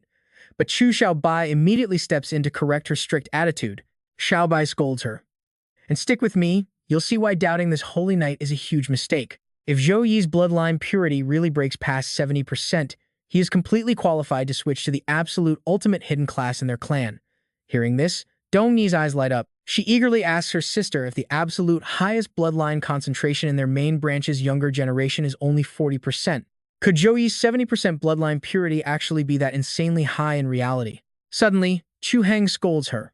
He reminds Dongni that before they even arrived, he told her to show Zhou Yi some respect. Based on their actual family hierarchy, he is basically her older brother. Dongni snaps back in pure frustration. She huffs, saying that even if he is really part of their clan, if he wants to act like her older brother, he needs the absolute raw power to prove it. Xiao Bai quickly steps in to calm things down. She says that since their father is already here anyway, they can just check his bloodline concentration right now and find out. For now, they should just focus on watching his match. Dongmi finally gives in, agreeing reluctantly. Right at that moment, the arena system rings out. The first match of the third solo round is about to begin. Please welcome the two fighters to the arena. Li Xin from Maiden University versus Zhou Yi from Suhang University. Li Xin steps out completely covered in heavy armor. He confidently declares that he originally planned to wear light gear and finish him off in seconds, but his captain warned him that Zhou Yi is super strong, so he is going all out. Zhou Yi just calmly replies, "Oh, then do your best." Zhou Yi stares at Li Xin for a few seconds. He thinks to himself that anyone who can actually sense his true power must be pretty capable. Looks like Mato University's captain is no joke. He stares right at Li Xin and chuckles internally. Turns out this guy is only level 18, 5 whole levels below him. If he unleashes even a single light punishment, this poor dude will probably just pass out instantly. Li Xin, the level 18 brawler from Mato University, is totally hyped up and ready for combat. But the second he meets Zhou Yi's terrifying gaze, he violently flinches in absolute shock. Facing someone like Li Xin is just giving Zhou Yi a massive headache. Tomorrow's massive team match is against Thang Kin University, so he absolutely needs to hold back today. He can't expose his true power, which makes pure close combat his only viable option right now. Holding back is totally annoying, but watch closely. Guys, this is where it gets totally awesome. Seeing both fighters ready, the system loudly tells them to prepare. 3, 2, 1, the epic match officially starts. Instantly, Zhou Yi triggers Blessing of Protection, unleashing a massive pillar of light.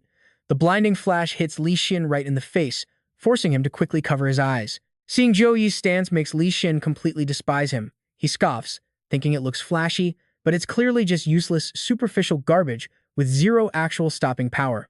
Li Xin instantly charges straight at Zhou Yi with insane speed. He arrogantly launches a vicious low kick, but Zhou Yi easily blocks it without breaking a sweat. Is that really it? Zhou Yi furiously counters with a brutal light strike elbow. The devastating impact forces Li Xin to desperately raise his heavy armor just to survive the hit. He groans in agony. It hurts so bad, it feels like his epic armor is completely useless. He barely holds on before Zhou Yi violently blasts him away, sending Li Xin crashing extremely hard into the barrier wall. The entire crowd goes absolutely wild with shock. A brawler is getting completely crushed by a mere support class. You really do see everything if you live long enough. What the heck is happening? Zhou Yi actually injured Li Xin right there. Li Xin's awakened talent is A-rank steel bones, so his raw physical defense should honestly be miles ahead of Zhou Yi's. Bruised and battered, Li Xin desperately forces himself back up. He asks if Zhou Yi is secretly from a martial arts family. Otherwise, how the hell are his combat skills so much better than his?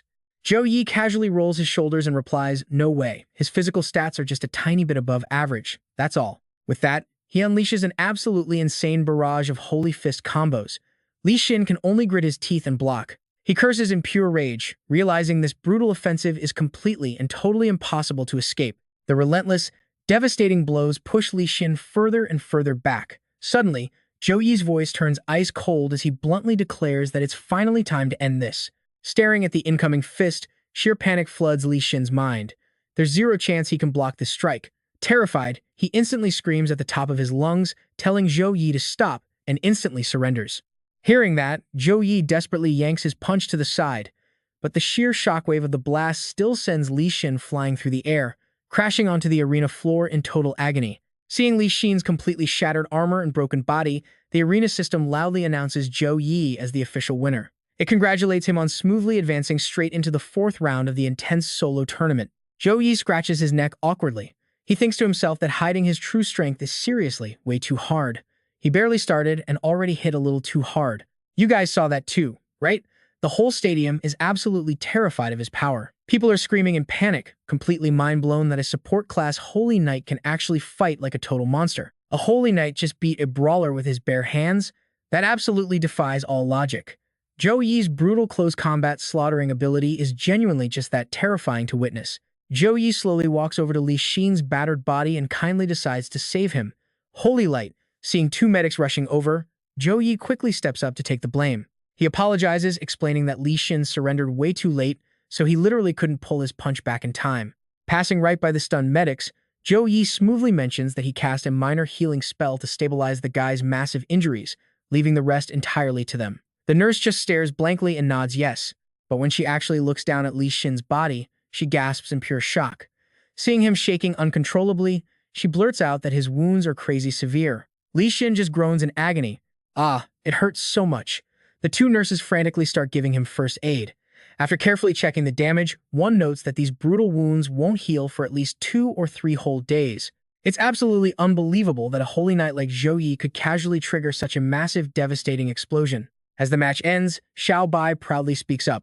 See, she told them Zhou Yi's strength was insanely high, totally surpassing their clan and every single genius in his age group. After closely watching that totally insane fight, Suhang replies with a deadly serious look, sending a heavily armored opponent flying with one single punch. That is straight up absolute monster-level strength. The clan's Ice Bloodline's hidden class definitely seems to carry some incredibly special attribute power within it. And witnessing Zhou Yi's overwhelming, raw dominance finally completely shatters Dong Ni's previous, stubborn refusal to accept him. She blushes, huffing that she finally admits he's super strong. Her dad just laughs. So what do you and I make of this? Never mess with a healer. See you next time. Alright, let's dive right in.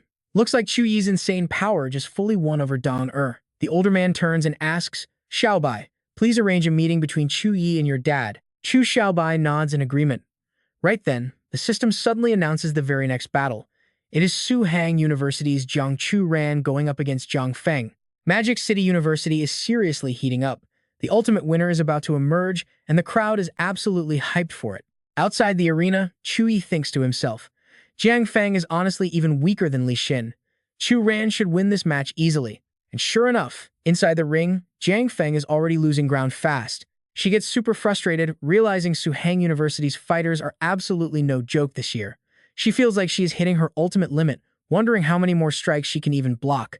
On the flip side, Jiang Churan rushes in and unleashes a totally crazy attack. Let's finish this fight fast, she mutters. The incoming move fills Jiang Feng with pure terror. Her eyes go wide with absolute panic as she screams. Jiang Churan unleashes her signature Phantom Slash, sending countless sharp blade strikes slicing right through her helpless opponent. Jiang Feng finally collapses in defeat. The system loudly announces that Magic City University's Jiang Feng can no longer fight. Congratulations to Jiang Churan for advancing to round 4 of the solo matches. Once again, the entire arena is completely stunned by the insane strength of Suhang University. People are terrified. Magic City's Jiang Feng did not even stand a chance. Who would have thought Suhang University had someone as powerful as Jiang Churan, aside from the legendary Zhou Yi? I wonder if their big team battle against Qingjing University tomorrow will be just as epic to watch. Below the arena stage, Zhou Yi walks right up and praises her. Chu Ran, you fought beautifully this round. That final finishing move was absolutely badass. Jiang Chu Ran replies humbly. I just got lucky because my opponent was pretty weak. Then she suddenly teases him. If I had to face off against you, Zhou Yi, I would just have to surrender immediately. Zhou Yi awkwardly scratches his head. You are joking, right? How could I ever raise a hand against you? Suddenly, someone comes running up. Student Zhou Yi, please wait a second. Zhou Yi turns around, totally confused. Did you need me for something? Panting heavily, Chu Xiaobai introduces herself. I am Chu Xiaobai from the Tianlan Chu family. Now pay close attention here, because this is huge. I came to find you because you awakened the Frost bloodline. With such high purity, you must absolutely belong to our Chu family. Zhou Yi is super confused. Frost bloodline? The Tianlan Chu family? Standing nearby, Jiang Churan steps in to gently explain the situation. Zhou Yi, her Chu family and my Jiang family are both considered very ancient clans. Plus, over in Tianlan province, they are a big deal. They have stood strong for hundreds of years with a deep history, so their power is no joke. She continues speaking. But I heard the number of Chu family members awakening the Frost bloodline has been dropping drastically recently. Because of this, the Chu family is extremely desperate for anyone with an awakened Frost bloodline. You might even score a massive amount of cultivation resources. Jiang Churan's blunt honesty makes Chu Xiaobai super embarrassed. Well, that is definitely a real possibility, she admits. But Zhou Yi calmly rejects the offer. No thanks. I do not need any of that stuff, but since you claim I am part of the Chu clan, do you have any actual proof? Hearing his question, Chu Xiaobai quickly pulls out an appraisal stone. It just so happens my dad is actually here right now. He even brought a bloodline appraisal stone. If you truly are a member of our Chu family, this stone will strongly resonate with you. Zhou Yi immediately reaches out to touch the appraisal stone. All right, let me give it a try. The very second he touches it, the appraisal stone erupts with an absolutely massive surge of energy. Chu Xiaobai screams out loud in total shock. Zhou Yi, the purity of your Frost bloodline is actually over 90%. But Zhou Yi just calmly smiles back at her. I can genuinely feel a deep, familiar connection now. I honestly never expected that joining a simple exchange match would help me discover the true origins of my own Frost bloodline. After officially confirming the bloodline, Chu Xiaobai speaks up again. Student Zhou Yi, no. Brother Zhou Yi, my dad really wants to meet with you for a bit. Is that all right? Zhou Yi agrees without a second thought. Sure. He turns back to Jiang Churan. Churan, you head back first. I need to go with her for a while. Jiang Churan smiles warmly. Okay, but do not feel any pressure, Zhou Yi. The Chu family might be huge in Tianlan, but they still cannot beat our Jiang family. Chu Xiaobai quickly fires back. Our Chu family is actually pretty amazing, you know? And with that, Chu Xiaobai leads Zhou Yi away to finally meet Suhang. As they reach the room, Chu Xiaobai stops in her tracks. Brother Zhou Yi, my dad and my younger sister are already waiting for you inside. You and I both know what's going through his head right now. Back when Xiao Yun was critically ill during their hardest times, this same Chu family never once offered to help. Now that he awakened a rare bloodline, they suddenly show up at his door. He honestly does not know what to even say. Suddenly, the room door swings right open. Chu Hang walks forward. You two finally made it. Chu Xiaobai greets him softly. Chu Hang walks right up to Zhou Yi and introduces himself. Hello there, young friend, I am Chu Hang. Zhou Yi politely shakes his hand. Hello, I am Zhou Yi. Chu Hang laughs warmly. I have heard so much about your reputation, young friend. Seeing you now, you are truly extraordinary. When his necklace suddenly starts glowing, Chu Hang gets incredibly excited. You actually have a Frost bloodline with such an insanely high level of purity. Realizing he is being way too loud, Chu Hang quickly gets serious. Your father and I actually share the exact same great-grandfather, which means Xiao Bai is your distant cousin. It is a huge pity your father passed away so early. Zhou Yi replies calmly. That is all in the past now. Chu Hang gets hyped up again. Back to the main topic. Zhou Yi, you just need to agree to return to the main family and switch to the Hidden Frost class. Our Chu family will use all our clan's power and resources unconditionally to help you reach the third awakening stage super fast. Hearing this, Zhou Yi asks a solid question. A hidden class? But I already awakened as a holy knight. Can I even switch classes now? Suddenly, Chu Hang looks super excited again. You do not need to worry about that at all. We already prepared a top-tier item. Plus, with a Frost bloodline as pure as yours, you can definitely unleash the true devastating power of the Hidden Frost class. Watch closely, because this is a massive choice. Zhou Yi seriously starts thinking about his ultimate support class. His system is already locked tightly to the Holy Knight class. Plus, it was the Holy Light's guidance that let him grow past normal limits to reach his current godlike level. Alright, stick with me. We are about to see exactly why the Chu family's so-called hidden class means absolutely nothing to our main character right now. After thinking it over, Zhou Yi asks point blank. So basically, if I don't change my class, I get zero support from the Chu family, right? Chu Hang nervously stammers out. Well, you're not exactly wrong about that. But listen, the moment you switch your class, our massive family library opens up to you. Countless skill books are just waiting for you. You'll get endless resources. Leveling up will be an absolute breeze. Zhou Yi just shakes his head, completely unimpressed by the pitch.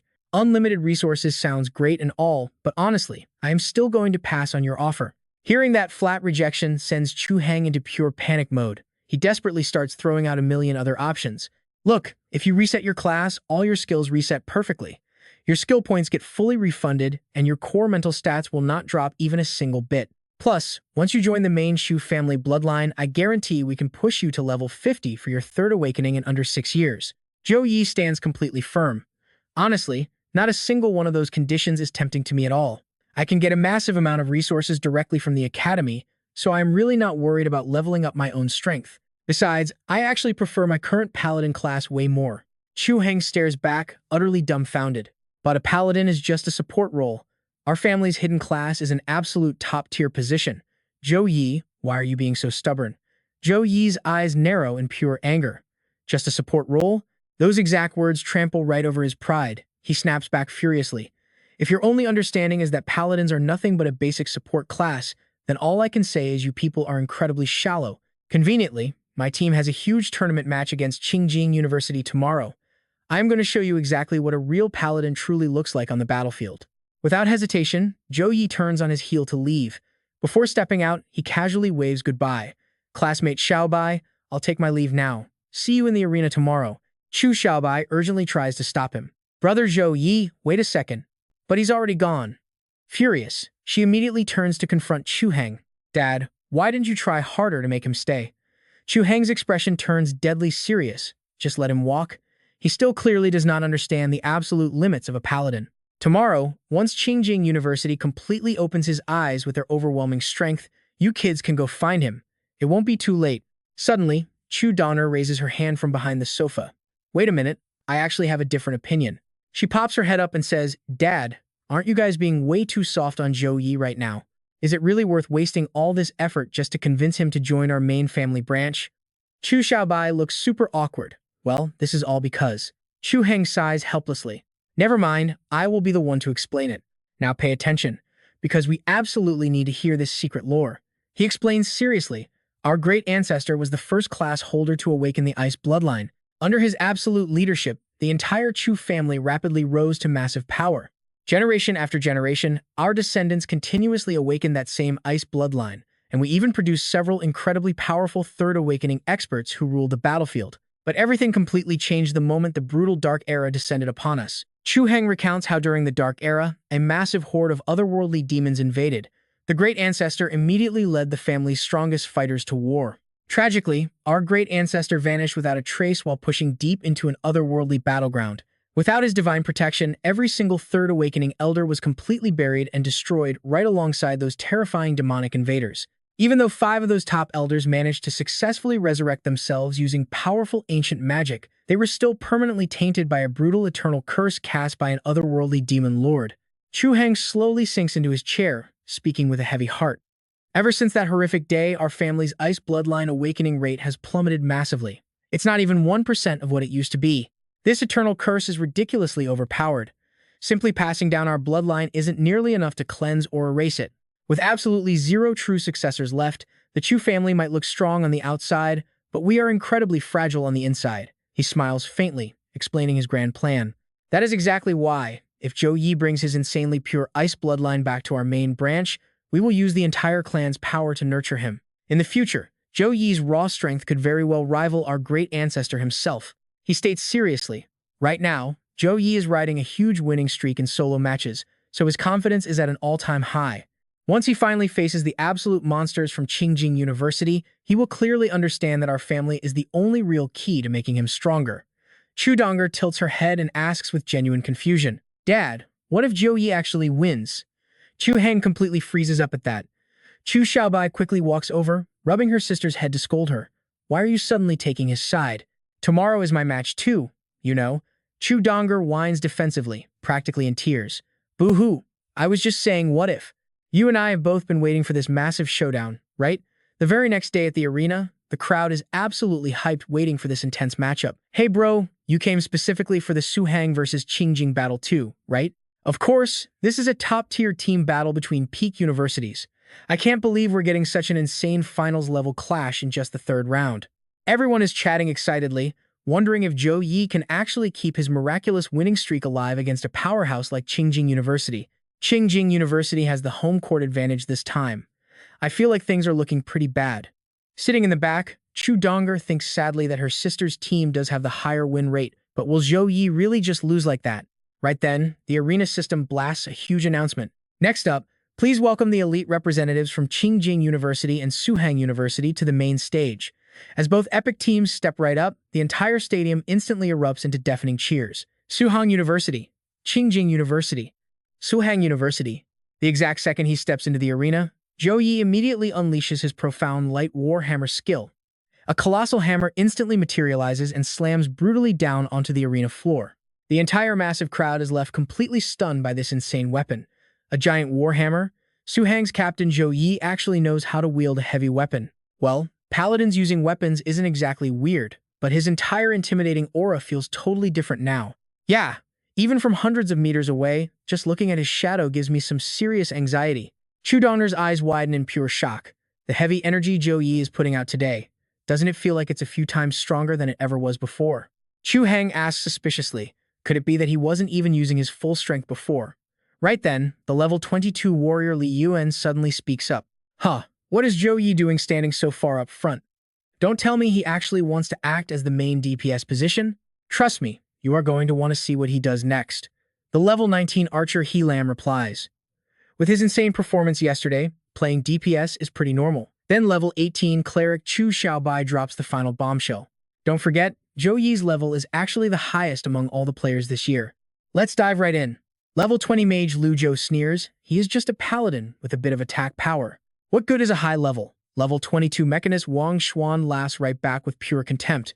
For a team captain, having only that tiny bit of weak power is honestly just pathetic to watch. Captain Li Yuan's voice drops dead cold.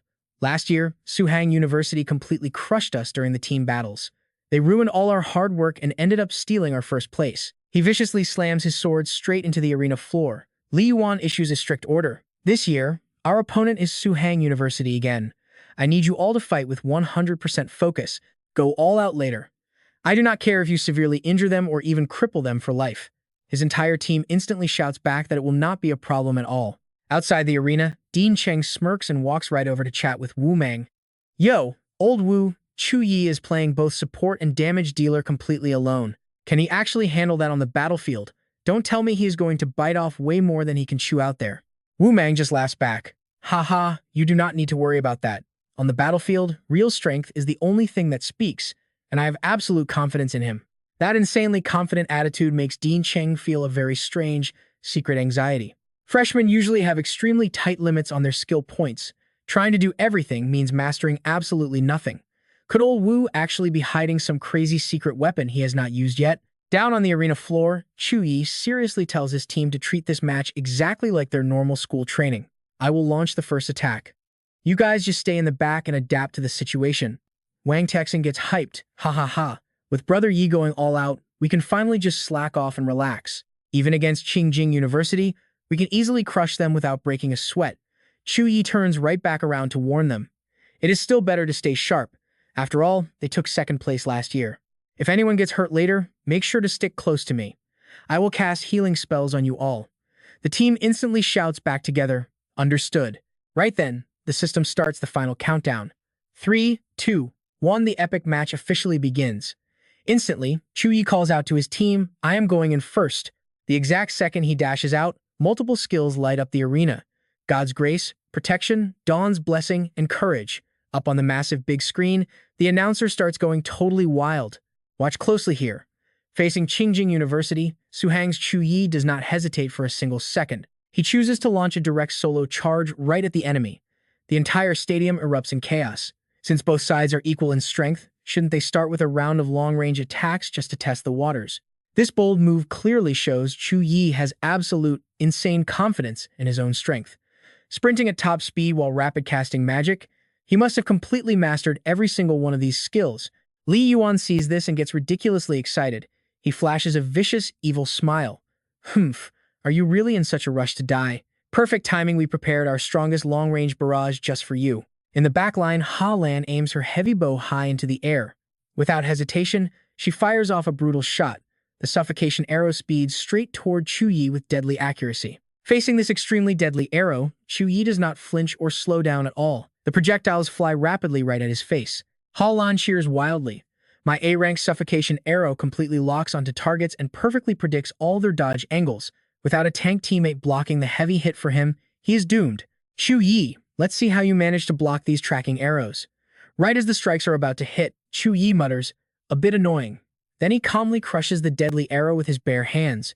His absolutely crazy counter leaves Han completely stunned in disbelief. What? He shattered my suffocation arrow with his bare hands. That is a supreme A-rank skill, boosted all the way up to level 8. Beside her, Li Yuan lets out a bitter, cold HMPS. He is just a paladin trying to play DPS. He is basically just relying on his naturally high defense stats, but this little show ends right now. Wait until Lu Zhou's fully casted magic hits. Let's see him try to block that. Huge magical energy surges wildly around Lu Zhou's staff. He instantly unleashes that terrifying raw power. Zhou Yi, take this. This is my ultimate, strongest strike. A massive, blazing fire bird appears in the sky, the extreme fire phoenix. That enormous fire phoenix locks onto Zhou Yi and violently blasts a massive fireball right at him. The huge orb explodes into roaring flames, phoenix breath. Zhou Yi quickly leaps backward to dodge that devastating attack. But the assault does not stop there. Lu Zhou ruthlessly launches his next move, the Phoenix Flame Dash. Seeing the huge flaming bird flying straight at him, Zhou Yi casually stands his ground. Just fire?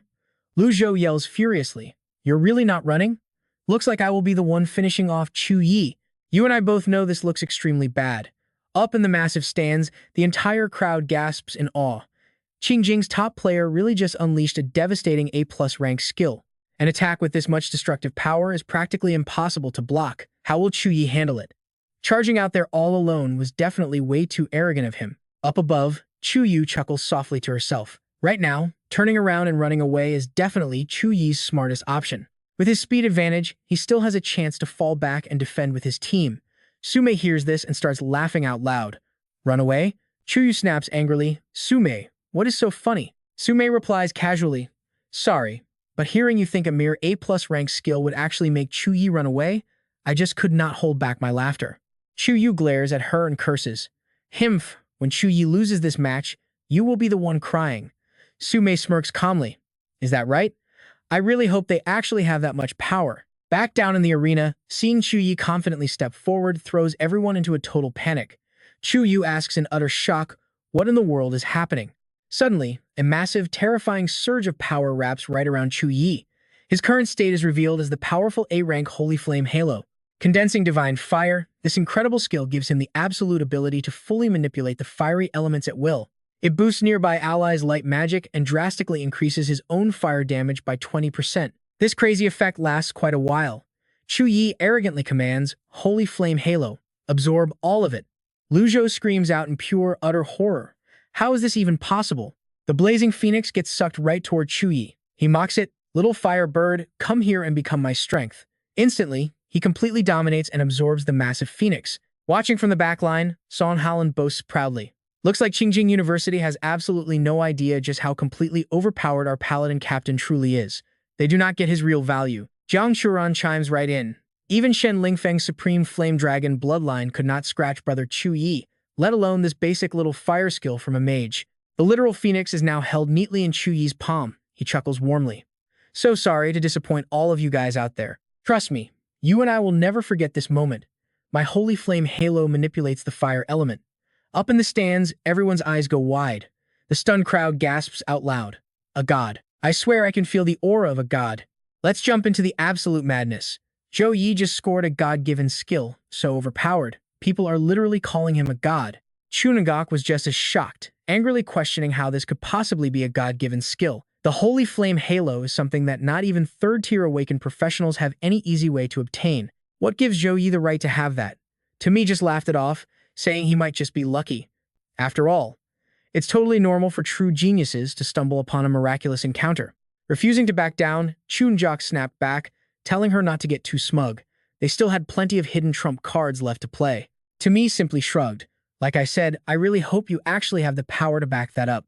Her casual dismissal made Chunagok absolutely furious. Meanwhile, Chu Dongyi was staring up at Zhou Yi with eyes full of pure admiration. She asked her dad what a God-given skill actually was, wondering why everyone was freaking out over it. Suhang explained that God-given skills are the most unique and special abilities in existence. He elaborated that you absolutely cannot learn them by reading any kind of skill book. They can't be passed down through any type of inheritance method, either. Only a professional who has been personally blessed and favored by the gods is worthy of claiming this kind of divine skill. It was obvious that Zhou Yi's holy flame halo was granted directly by the god of light. Suhang reminisced about the past, recalling how the Chu family possessed the ancient frost bloodline. Naturally, their clan had countless devoted followers of the frost goddess, but ever since their family's bloodline was cursed, things changed. The blessings of the frost goddess completely vanished. He helplessly lowered his head, stating that any professional worthy of a god's blessing possesses a level of potential that is simply impossible to measure. The conditions we offered might actually mean nothing to someone like Zhou Yi. Zhou Yi turned to him, murmuring that if that was true, this whole trip was a complete waste of time. But Suhang was firmly against giving up. He insisted there was still a chance, and he planned to negotiate with Zhou Yi right after the current match ended. He might be the only hope for our Chu family's revival. I am absolutely not giving up that easily. Meanwhile, back in the arena, Lo Chao was staring at Zhou Yi in utter disbelief. How is this even possible? How did his ultimate fire phoenix just vanish? Seeing Lo Chao losing his mind, Li Yuan gently patted his teammate's shoulder from behind to calm him down. I have no idea how Zhou Yi just pulled that off, but one thing is certain: fire magic is completely useless against this guy. He told Lo Chao not to lose hope and to attack using a different elemental skill. Fired up again, Lo Chao agreed. Li Yuan then raised his sword high and started barking orders. Ha Lan, I need you to keep using your long-range attacks to block Zhou Yi from moving forward. We absolutely cannot let him just casually dash right into our front line. Ha Lan confidently said it was no problem, unleashing a massive barrage of arrows. Lo Chao eagerly geared up to launch his next massive attack too. Now watch this setup closely. The enemy smiled wickedly, warning Zhou Yi not to get arrogant because they had a plan. Instantly, a massive stone wall erupted from the ground, totally blocking Zhou Yi's vision. Lo Chao screamed out the name of his technique, Stone Bulwark. At the exact same time, Ha Lan's Gale arrow rain came crashing in from the flank. Zhou Yi narrowed his eyes in serious thought. Did they genuinely believe a simple combo like this would stop his advance? Nice try, but still, way too naive. He stood completely still, casually raising one hand to counter as he summoned his holy light shield. Instantly, a brilliant barrier appeared, completely shattering every single arrow that dared to strike it. Chu Hubok was absolutely shell-shocked by the skill. She gasped, realizing it was an A-rank holy light shield, and a high-level one at that. Even the archer, Ha Lan, had to admit how impressive it was. Zhou Yi's defense was undeniably rock solid, but this tactical maneuver successfully stopped him from aggressively rushing their team right away. Hearing this, Zhou Yi actually nodded in agreement. This little trap did mess up his battle rhythm, meaning it was finally time for him to drop a long-range skill to completely shatter their enemy formation. Right at that exact second, Li Yuan sensed something deeply wrong.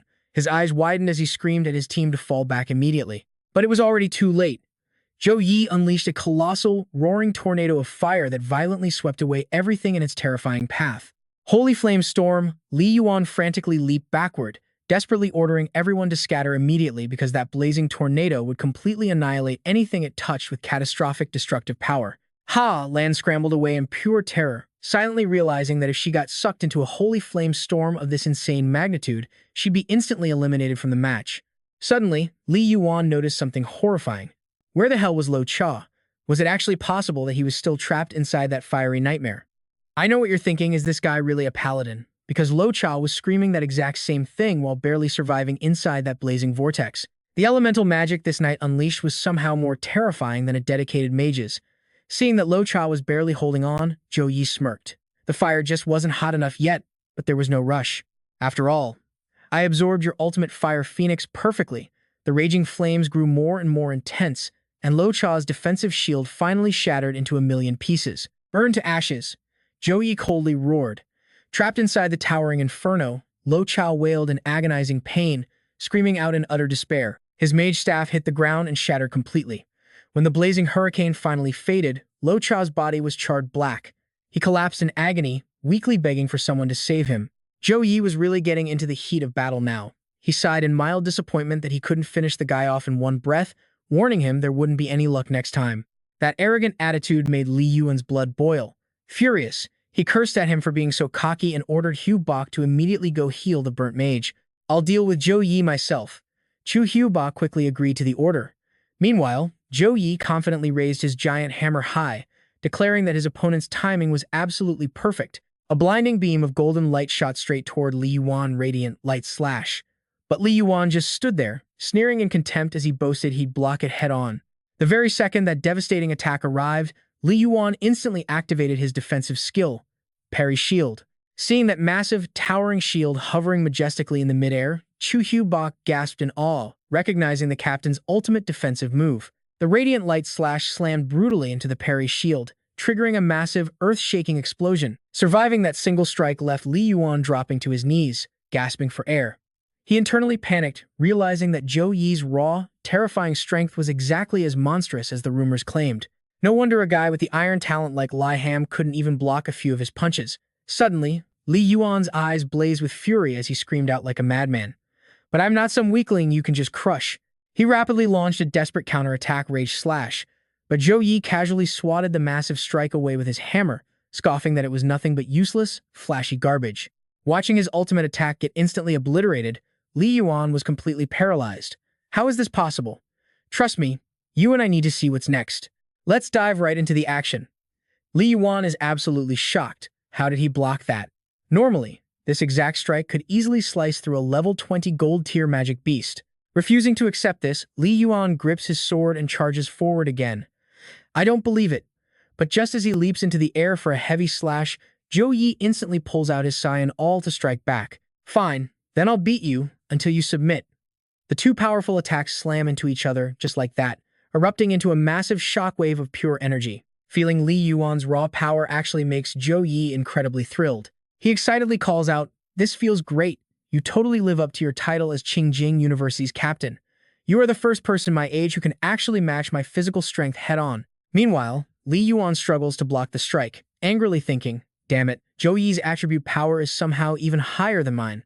If this clash keeps going, my stamina won't be able to hold on much longer." The very next second, Zhou Yi knocks Li Yuan's sword flying into the air. He angrily scolds him, "You can't even hold onto your own weapon. Have you already run out of energy this quickly?" Zhou Yi rushes right up next to Li Yuan and roars, "Get pushed back." Li Yuan is completely stunned. Not good. He has absolutely no time to dodge this. In that perilous, split-second moment, a sudden shield pops up, perfectly protecting Li Yuan from the fatal strike. Seeing his heavy attack get blocked makes Zhou Yi feel incredibly annoyed. A guaranteed hit, and it somehow got blocked? Right at that same time, a giant robot suddenly drops down from above Zhou Yi. He quickly spins around and activates his own shield, wholly like Guardian. But the horn on that centipede machine actually cracks his shield. In just a flash, Zhou Yi's defensive barrier is completely shattered. Furious, he charges forward with a heavy counterattack, shouting, "Break for me." After finishing his attack, Zhou Yi quickly lands back on the ground. He silently assesses the damage, realizing the stealth attack from this robot is seriously strong. My level 9 Holy Light Guardian was completely broken by just one pierce from it. Li Yuan stands up panting, and seeing that Wang Xuan just stepped in to help, he quickly thanks him. "Little Xuan, thanks for stepping in to save me." Wang Xuan casually replies, "It's what I should do. If I hadn't stepped up just now, I'm afraid you would have lost. Just leave Zhou Yi to me from here on out. You go deal with the others. Now pay close attention here. Things are heating up." Wang Xuan slowly reveals his skills, saying, "Originally, I planned to hide my strength for the finals. I never expected Zhou Yi alone could push our entire team into such a pathetic, desperate corner." Wang Xuan continues summoning another robot, and this time it's a mechanical monster. The GX-100B robot, level 21, with silver tier aptitude. After that comes a whole swarm of other robots. The DS Light Rocket Robot, level 21, silver tier. And the BT-200 Ranger, level 22, also silver tier. Staring at the massive pile of robots in front of him, Zhou Yi is totally shocked. Wang Xuan is only level 19, yet the levels of all these robots are sitting around 21 and 22. Up in the stands, Wu Mang glances over at Dean Cheng and laughs. "Dean Cheng, it looks like your Qingjing University was also hiding a trump card." Dean Cheng confidently replies, "Of course we were." He proudly looks down at Wang Xuan and declares, Wang Xuan possesses the S+ tier machine heart talent. He can actually construct robots that are much higher than his own level. Wu Mang sounds highly amused. An S+ tier talent? So that's how it is. The victory of this team match entirely depends on these two now. Back down in the arena, Zhou Yi suddenly smiles and says, the human-see tactic of a mechanic? His eyes completely blaze with fighting spirit.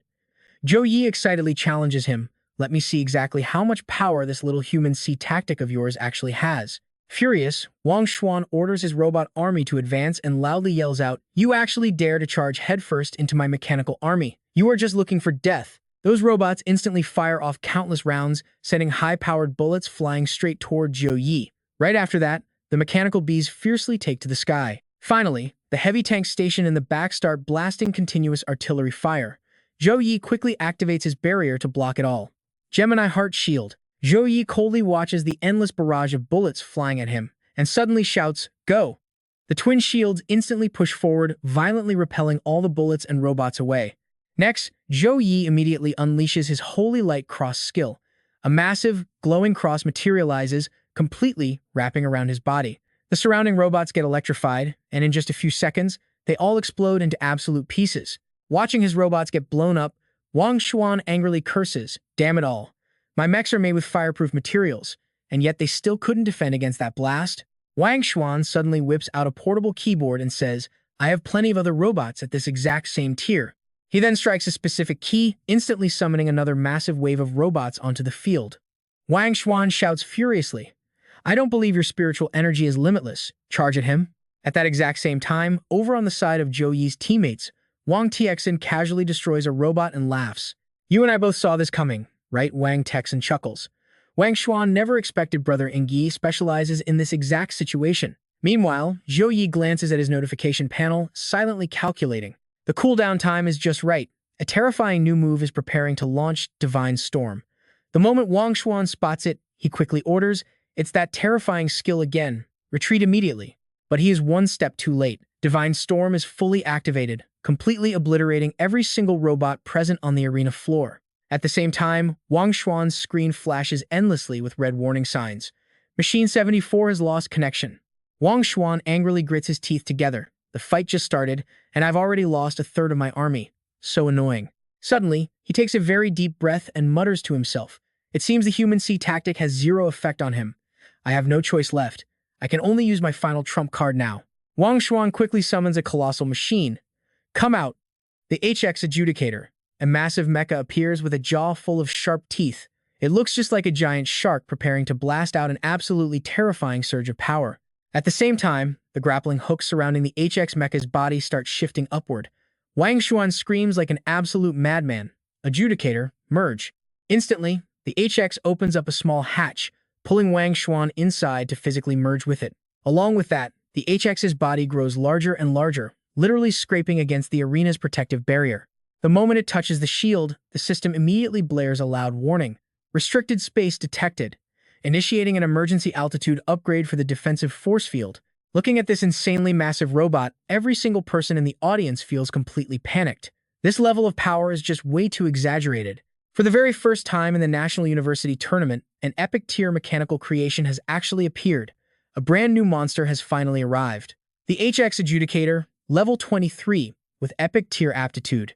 Right then, a girl staring at the arena simply can't stop sighing in pure disbelief. The freshmen of this year's class are all absolute monsters. Seeing Wang Xuan whip out his secret weapon, Li Yuan can't help but burst into laughter. Brother Xuan's Adjudicator is here. Li Yuan smirks at Jiang Churan. "You guys are definitely losing this time. And trust me, you'll want to stick around to see how this wild fight ends. Let's dive right into the action." Jiang Churan completely ignores his trash talk and charges straight in. She angrily slashes at Li Yuan and shouts, "Humph, our Zhou Yi will never lose." Li Yuan panics and dodges backward, but he keeps up his arrogant tone. "Are you still trying? What is the point of doing all this?" Over on Zhou Yi's side, Wang Xuan sits inside his massive mecha and yells, "Zhou Yi, let me open your eyes to the heavy firepower of the Adjudicator." A barrage of explosive rounds fires out. Zhou Yi watches them fly right at him without flinching at all. He calculates quickly. The firepower is covering everything. I cannot fight this head-on. Right after that, Zhou Yi kicks off some rocks and launches himself upward.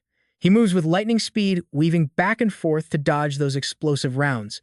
Zhou Yi glances at the massive explosions behind him and mutters, "Could you show me something a little new?" But he does not realize another explosive round is flying right at his face. Thankfully, Zhou Yi twists his body and dodges just in time. Right as it passes Zhou Yi, the massive round violently explodes. Zhou Yi looks at the devastating destructive power and feels incredibly lucky. That was way too close for comfort. Inside the cockpit, Wang Xuan laughs like an absolute maniac. Run away! Keep running! Wang Xuan unleashes a relentless barrage of attacks, mocking him. You have nowhere left to run this time, right? In this critical moment, Zhou Yi pulls out his mace to smash all the incoming explosives to pieces. At the exact same time, the massive mecha reaches back and pulls out a giant sword. It cold-heartedly swings down, slashing straight into the ground. With just one single strike of the sword, the entire earth is violently split completely in half. Wang Xuan sits inside the adjudicator and endlessly mocks him. Zhou Yi, is running away the only thing you know how to do? He continuously slashes out countless more strikes, then runs his arrogant mouth once again. Are all the students at Defying University just a bunch of cowardly losers? Those biting words directly strike Zhou Yi right in his absolute pride. Now pay attention. This is where everything flips. Zhou Yi snaps back, running. Fine, let us fight head-on.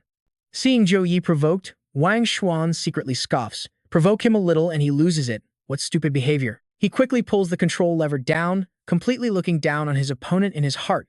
With weak focus like that, you are actually the captain of Defying University? Looks like this entire school is going downhill fast. The adjudicator slams down another heavy slash, but this time, Zhou Yi does not dodge. He strikes right back with his mace. The mace instantly knocks the adjudicator's massive sword away. Right after that, Zhou Yi immediately unleashes his technique, Hand of God. A wildly intense beam of light appears right above them. It feels like that light is absorbing absolutely everything around it, and the adjudicator even starts sparking with electricity. The match surveillance system angrily shouts out, "What on earth is going on here?" The energy from the protective barrier is suddenly being completely absorbed. Out of nowhere, an external system outside the stand speaks up, "Initiate the emergency protocol immediately." The backup systems down below quickly fly upward. Those mechanical systems hurriedly rush right into the middle of the protective barrier. Every supervised match is controlled by a high-intensity light magic stone. This powerful stone can be used to fully restore the damaged battle arena's protective barrier. Over with Li Yuan and Jiang Churen, that blinding beam of light catches her full attention. Seeing Li Yuan charging in, Jiang Churen hastily jumps backward to dodge his attack. Jiang Churen looks toward Lin Hai and screams, "Retreat!" Over on Ha Lan's side, sharp arrows are flying through the air. Tong Ha Lan and Vuong Thiet Tam quickly fall back to safety. The second Jiang Churen gives the order. The two glance at each other and instantly retreat together. Over here, Li Yuan also notices the strange anomaly. He loudly commands his team, "Do not chase them anymore." But Lo Chao angrily asks, "They are clearly scared now, so why shouldn't we chase them down?" The entire Fan King University team hurriedly regroups together. Li Yuan stares right at that glowing energy source and says, "Something is very wrong. This surge of power is not normal at all." Right at that exact moment, a colossal hand manifests from inside that blinding light. You and I both know what is coming next, but the entire crowd is absolutely terrified. What is this? Sitting inside, Wang Xuan sees it and feels ultimate terror. A god-tier skill. Only an absolute S-rank skill could give off such a horrifying aura. Wang Xuan's arrogant face immediately turns pale with total fear. Even though it is only one rank higher than his A-plus adjudicator, the gap between them is like heaven and earth. But surprisingly, he actually starts feeling a crazy surge of excitement. Wang Xuan excitedly yells, "No, how can I be scared before even fighting? It is just a god-tier skill. I do not believe you can actually beat me." Wang Xuan completely merges as one with the adjudicator, unleashing a frantic, maddening assault. Adjudicator, limit breaker mode. The jagged teeth on the giant sword start spinning at absolute maximum power. Wang Xuan crazily throws out a massive barrage of slashes, his face losing all control. He instantly launches a continuous combo attack. A terrifying wave of slashes flies straight toward that giant hand. He actually thinks he has successfully destroyed it, but a new burst of light completely shatters that joy. That massive hand mercilessly crushes down onto the adjudicator. A gargantuan wave of energy creates an unbelievably destructive shockwave. Everyone in the stands is frozen in pure terror. The sheer force of the blast makes the entire crowd panic and scream out loud. Down on the arena floor, shattered robot pieces fly right toward Zhou Yi. He coldly swats them away. After that devastating attack, the adjudicator is totally obliterated, and Wang Xuan is completely knocked out. Ha! Lan stares blankly and stammers, "We." She bitterly forces out two words, "We lost." Meanwhile, Wang Xuan endures the agonizing pain of his injuries, raising a weak hand to call out, "Zhou Yi." His violently trembling voice echoes out, "Zhou Yi." But the only response he gets is a cold, dismissive view of his back. The entire stadium absolutely erupts. Holy crap! That holy light was insanely strong. It was terrifying, like a nuclear bomb. The whole crowd chants his name in unison. Zhou Yi! Zhou Yi! Zhou Yi! Zhou Yi! He happily walks away bathed in the cheering. Zhou Yi! Zhou Yi! Dean Trin mutters in absolute shock. The god-tier skill, hand of God. Our Thangkin University losing to that is no injustice at all. But inside, his heart is hurting tremendously. He originally thought that with Wang Xuan taking the championship this year for Thangkin University would be as easy as flipping his hand. After watching that insane match, Dean Trin is continuously sweating bullets. He never expected an absolute freak of nature like Zhou Yi to appear. Close combat, support abilities. Magic. No matter what category it is, he is ridiculously overpowered, basically a completely omnipotent fighter. Dean Trin turns around to leave. Before heading out, he speaks to Ungo Mang. Dean Ungo, your Suhang University has found a truly incredible seed. I have been teaching for well over 30 years. Zhou Yi is easily the brightest star of them all. He continues with a sigh. Out of all the geniuses I have met, Nu Mang laughs proudly. And honestly, you and I can agree. He deserves the hype. The crowd screams for Suhang University and Zhou Yi. To Hang University, Zhou Yi, the absolute best. All right, you and I are diving right into the absolute madness. The crowd is screaming for Suhang University. Jiang Charan is completely stunned. Wang Tiexin walks away grinning. Way too easy. Qingjing University is honestly nothing special. Song Halan isn't so sure. Without Zhou Yi, dealing with Wang Xuan would have been totally impossible. Tang Lingxi nods hard. Exactly. Against a level 23 robot? Without him, we'd lose 100%. Wang Tiexin just bursts out laughing. You all keep saying if we didn't have him, but we do have Brother Ni, right? Jiang Churan giggles. Next half year, when they expand this stadium, the freshman tournament is going to pull in 200,000 fans. She keeps smiling. Add in the live broadcast and the crazy hype from this battle, Zhou Yi's name will echo across the entire Jiangxia nation. Zhou Yi playfully scolds her for getting a bit too cheeky. Meanwhile, in a quiet room elsewhere, a woman watches the live feed. She smirks, evaluating him. Zhou Yi's strength isn't bad. She crosses her arms arrogantly. A genius like him is exactly what our Tianwu guild needs, just a bit low level. We'll recruit him after his second advancement. A man steps up, warning her. Tianwu is Jiangxia's top guild. Even our basic support staff needs to be level 30. But after a massive battle like this, his combat data is definitely going straight to the top brass of every major guild. Won't we be way too late if we wait? Not at all. She shoots back. Her eyes gleam with pure interest as she watches Zhou Yi. With the old guildmaster here, it's fine. She smiles with absolute confidence. Even if we can't recruit him right now, this little junior brother of mine will definitely join Tianwu. Now you've got to watch this chaos. Over at the hospital, Wang Xuan's room is sheer panic. Doctors shouting, spells flashing non-stop. Everyone's frantically casting until their mana completely drains. The room is an absolute blur of motion as they desperately try to save Wang Xuan's life. The second priest team tags in, replacing the exhausted first squad. Damn it, why is this holy light so insanely violent? Even our strongest cleansing spells can't erase it. Zhou Yi hit him way too hard. Li Yuan speaks up, shaken. If the arena's magic shield hadn't activated, Brother Xuan might not have survived. And we'd be badly injured too. The team bows their heads. Li Yuan steps forward for the group. Dean, we are so sorry. We lost. We completely wasted all the massive resources the school gave us. Dean Cheng waves his hand dismissively. I don't blame you. Zhou Yi was just too strong. Qingjing University will simply have to settle for third place. They all look up, totally shocked. Third place? Dean, even though we lost to Suhang, we can still absolutely crush Modu University. He's right. If we lose to Modu on top of this, our school loses all face. It would be a massive humiliation for us. Dean Chung looks at Wang Xuan grimly. Wang Xuan is critically injured. All 200 machines from that fight are destroyed. We have 0 fighters left for Modu. You feel that anger, right? Wang Xuan lies there, burning with a massive grudge. He is completely unresigned. You are strong, Zhou Yi. But after my second advancement, my mechanical heart will finally unleash its true S-tier talent power. He grips the sheets. When that time comes, we are having a final showdown. Meanwhile, back in another quiet room, Chu Hang sincerely bows his head to Zhou Yi, fully admitting his mistake. Of course, in all my years of living, I have only ever seen you pull something like this off.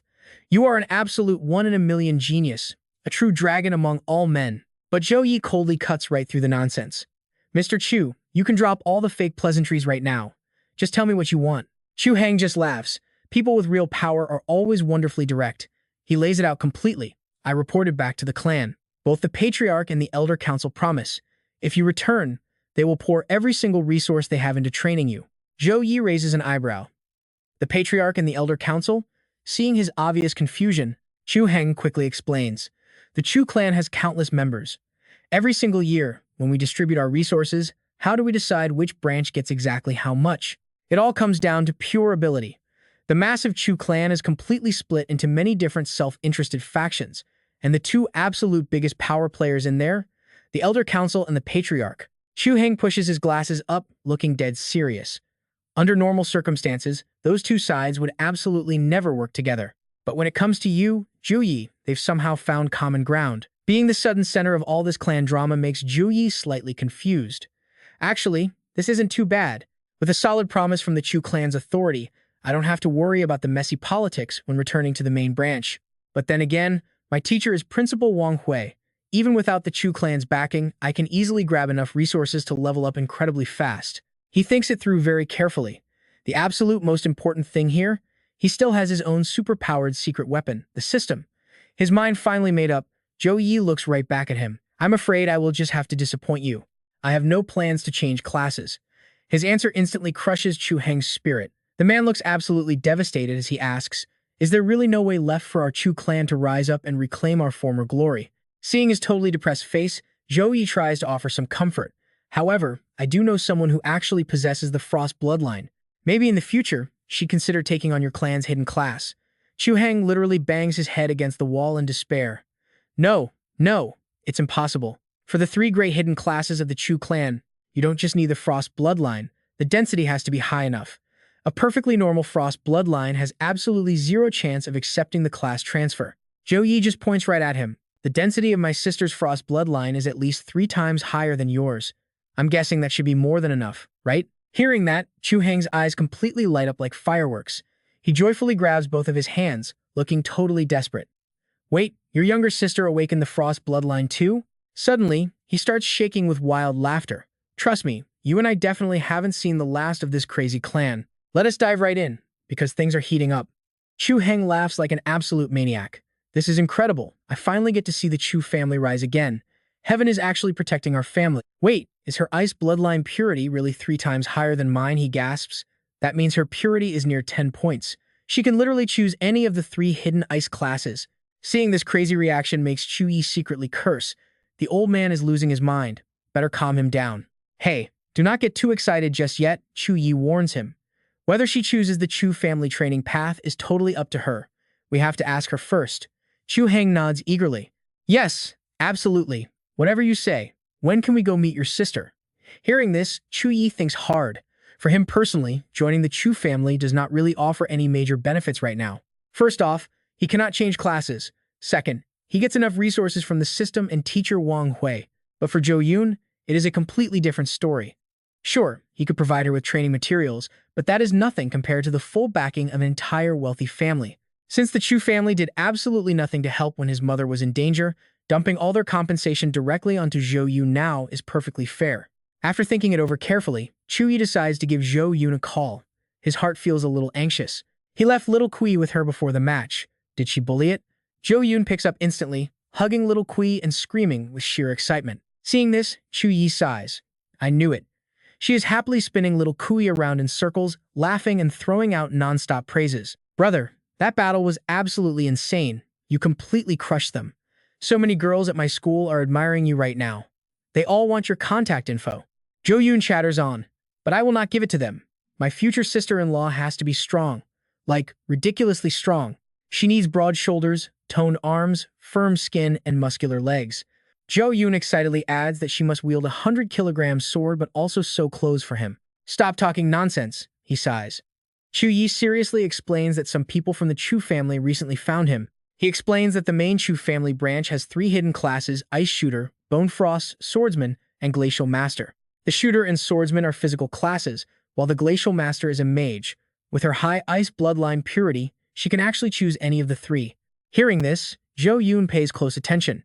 She seriously studies the 3 options before deciding to pick the mage class. Brother, I am choosing this one. Ice attribute magic attacks fit my style perfectly. Chu Yi warns her that accepting the Chu family plan means moving to Tianlin province for at least 3 to 4 years of brutal training. You need to think this through. But Zhou Yun answers firmly, I have thought about it. Zhou Yun sighs with determination. My brother is shining so brightly. As your sister, I absolutely cannot fall behind. She secretly thinks that using the Chu family resources means she will not drain her brother's items or become a burden to him anymore. With the choice made, Zhou Yi promises to take her to Tianlin province once his business here is done. They end the call. Now pay attention. We are heading back to the freshman arena. The system cheerfully greets everyone. Welcome to round 4 of the National Freshman Exchange Tournament. Today, we will select 8 peerless geniuses to advance to round 5 of the solo matches. But first, I will reveal the Xiaoyan Professional Alliance rewards for the top 8 solo players. The system displays a potion, an S- grade magic potion. The crowd goes absolutely wild. Holy crap, Xiaoyan Alliance is insanely generous. Even a third change professional would kill for this kind of top-tier loot. Jiang Churan turns to him and says, Brother Zhou Yi. Last year, only the champion got an S- magic potion. Zhou Yi replies, the Alliance needs to train more geniuses now. She nods in agreement. Suddenly, the system reveals the top 4 reward they will get S-grade resources. Just like previous solo champions, it reveals a brand new weapon, crafted by the master blacksmith Qi Jun of the Xiaoyan Alliance, a genuine legendary grade weapon. You and I both know how crazy this is. A legendary weapon. That is the absolute highest tier humans can forge. Everyone is desperate to win now. He has to win that championship. After the rewards drop, the system calls all players to prepare. Jiang Churan smiles and says, Brother Zhou Yi, cheer for me. Zhou Yi encourages her, you can definitely do this. Meanwhile, Zhou Yi's opponent steps up, face to face. Feng Qiang wears his armor and smirks. Zhou Yi, I know you are strong. He swings his sword and shouts, but I am not weak either. He feels secretly thrilled. Normal professionals always pursue balance attribute development, but he is completely different. Full of confidence, Feng Qiang thinks to himself that he only dumps points into raw strength, so he is absolutely confident in his raw power. The system suddenly announces the match start. Instantly, Zhou Yi charges forward with his massive hammer ready to strike. Feng Qiang also rushes in, laughing provocatively. Come on, Zhou Yi, do you dare to fight me head-on? The guy strikes first with a violent slash. Boom. 2 terrifying forces violently crash into each other. In just a split second, the guy's sword actually shows signs of cracking. The very next moment, Zhou Yi's hammer completely shatters the blade into pieces. He slams the hammer straight into Feng Qiang. The guy drops to his knees in pure agony, totally defeated. How is this possible? He groans. I put everything into strength. How could your power completely crush mine like this? Zhou Yi rests the massive hammer on his shoulder and coldly mocks him. Is that really it? The entire stadium instantly explodes into an uproar. A pure strength build just got absolutely crushed. Just how terrifying is Zhou Yi's physical power? His attribute values are a total mystery. People seriously suspect this guy is using some kind of hack. His teammates from the Demon Venerable University are completely shocked. They scream in disbelief, no way, a raw strength contest, and Brother Chang actually lost? So what do you and I make of this? Principal Su drops a bombshell. To crush a 370-point strength build in one hit, Zhou Yi's strength has to be over 450 points. Trust me, the real monster has just awakened. Stick with me, we are about to witness the true terror of our MC's absolute power. His intelligence stats are off the charts. It's terrifying. Elder Su nervously asks, Nihop, are you confident you can beat Zhou Yi? Nihop pauses for a second, calculating his odds. Only 30%. Meanwhile, back on the arena floor, Feng Qiang struggles to his feet. He grits his teeth, glaring hard. I haven't lost yet. Feng Qiang stands tall and roars. Bring it on. A knight dies standing. We never kneel in defeat. Zhou Yi actually respects that. I honor you as a true warrior. Feng Qiang charges in for an all-out attack, but Zhou Yi doesn't hold back either. Repentance Mace. The impossibly heavy hammer slams directly into Feng Qiang's body with brutal force. Feng Qiang screams in pure agony as he's blasted across the arena. Down below, Maiden University's team panics and instantly screams out, Stop the match, we surrender, we give up. The system immediately registers the forfeit and announces the results loud and clear. Maiden University surrenders. The absolute winner is Zhou Yi. Instantly, the massive arena erupts, completely drowning him in deafening cheers. Zhou Yi is the strongest. We love you, Zhou Yi. Medics rush over to check on the broken Feng Qiang, shaking their heads in utter frustration. Ugh, dealing with this holy light damage again. Quick, start the healing process right now. No kidding. This guy had to fight Zhou Yi of all people. Without missing a beat, the 3 medics haul Feng Qiang away to get treated immediately. Fast forward one day, the Defying University team gathers in a room to talk strategy. Coach Ngo Mang smiles. Excellent work. Our Tahang University already has 2 people advancing to the finals. Zhou Meng highly praises Tong Ha Lan. Her promotion was definitely a massive surprise. Her chances of hitting the top 4 aren't great, but she still needs to give it everything. Tong Ha Lan smiles brightly. Understood. Then, he shifts his attention to Jiang Churan. With her raw power, she definitely should have advanced to the top 8. Her luck was just completely awful, running into Nei Hop, the top championship seed. Zhou Meng gets serious. The top 8 only has 2 slots left, which will be chosen from the loser's bracket. He strictly tells her to grab this last chance. He then looks straight at Zhou Yi. Zhou Yi, I am completely confident in you. The mission to take the solo championship is all yours. Zhou Yi nods seriously. Loud and clear. Moving on, Coach Ngo Mang explains the plan. In tomorrow's team competition, we have 2 battles lined up for us. Both are just against perfectly average, run-of-the-mill universities. He looks over at the benchwarmers sitting in the back.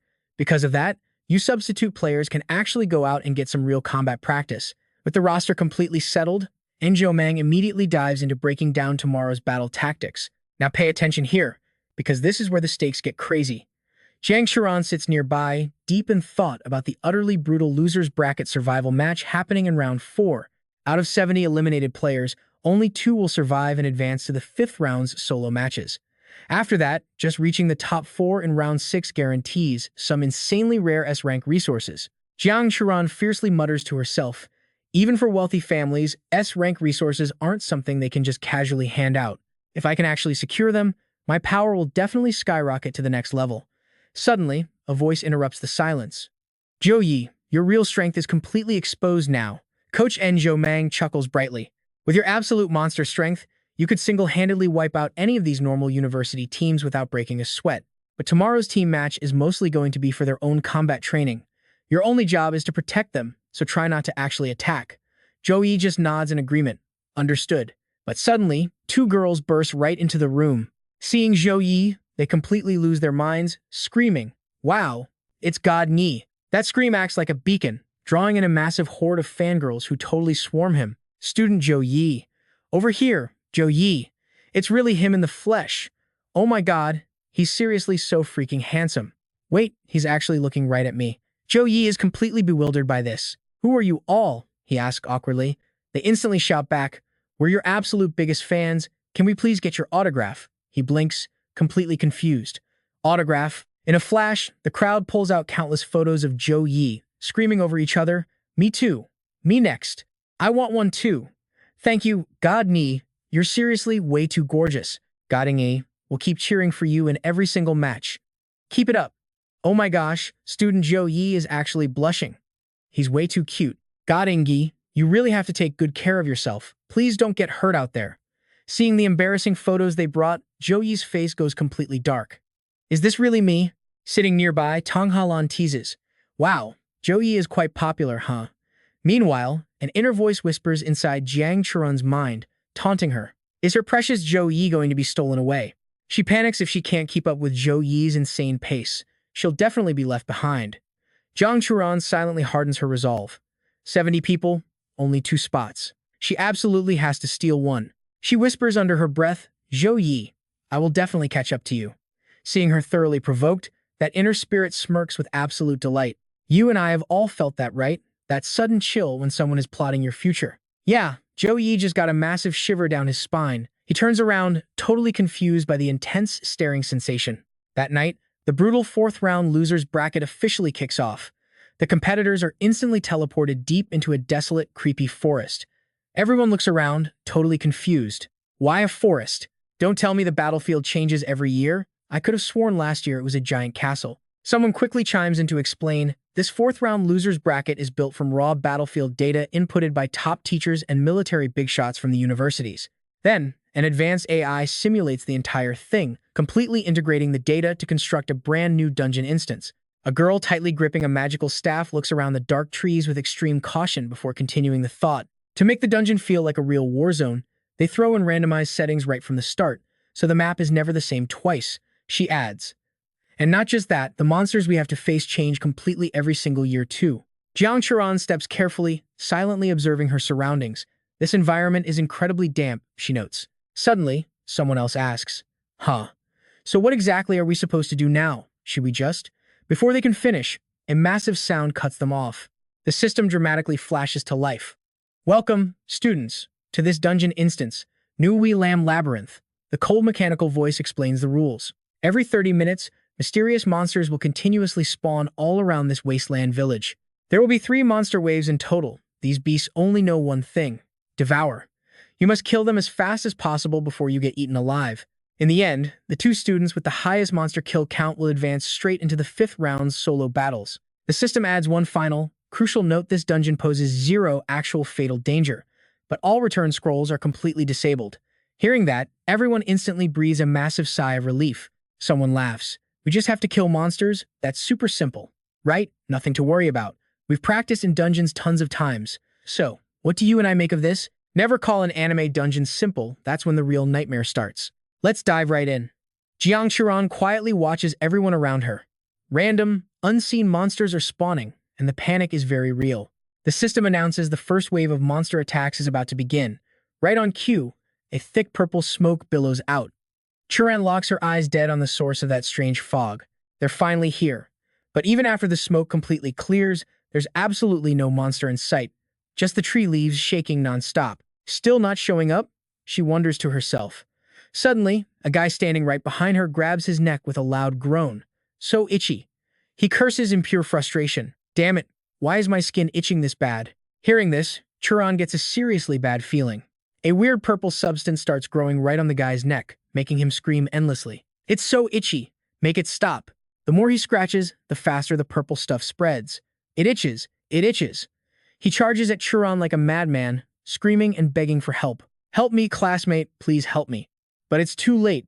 The guy is officially taken down by the unseen monster. The system chimes and Lin Shu from Mingcheng University has been devoured by a monster and eliminated from the dungeon. Churan is deeply suspicious now. No monster actually showed up on the field. Could this thing be completely masking its physical body? Next, even more students fall victim, screaming in pure panic as it spreads. What the heck is actually happening to them? Seeing so many classmates get taken out by something totally invisible sends every single person into absolute chaotic despair. What is going on? Where are these monsters even coming from? If you can't even see the enemy in front of you, how do you fight back? Amidst the sheer chaos, only Churan stays quiet. She knows she can't panic. First, she needs to stay calm and pinpoint the core problem. This monster definitely has a weak spot somewhere. Is it a transparent phantom body? Or does its physical form not even exist at all? Now watch closely. Things are about to get real. For this many people to get hit so fast, it has to be infectious. But how is it spreading? While lost in thought, a tiny purple object suddenly shoots over and latches onto her arm. Seeing the purple thing starting to grow, Churan glares at it with sharp eyes. Fungal spores. Without wasting a single second, she summons a burst of fire and burns the purple object to a crisp. After destroying it, she instantly pieces the puzzle together. She mutters out loud, "So that is how it works." Churan quickly transforms into her epic demon form. She yells out a warning to the crowd that the air is full of invisible spores. If they land on you, they grow instantly. She orders everyone to wrap their bodies in fire-type skills right away. The others immediately follow her instructions, instantly igniting their fire skills to survive. But some students just don't have fire abilities, forcing them to cry out for help. Damn it, I'm a warrior class. I don't have any fire skills. Someone please help me out.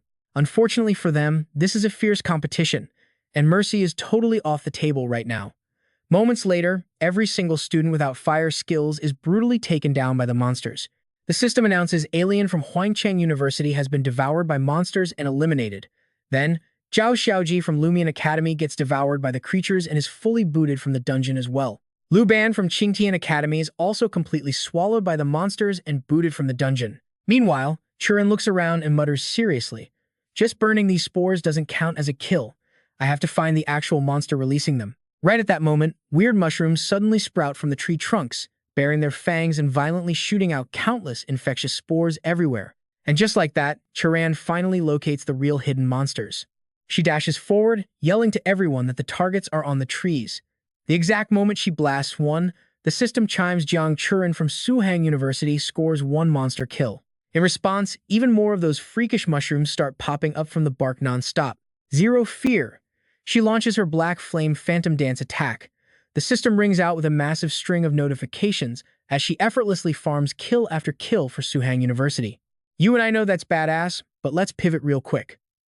Over at the freshman arena, the team tournament has already kicked off. The system's voice rings out, announcing both teams are locked into position.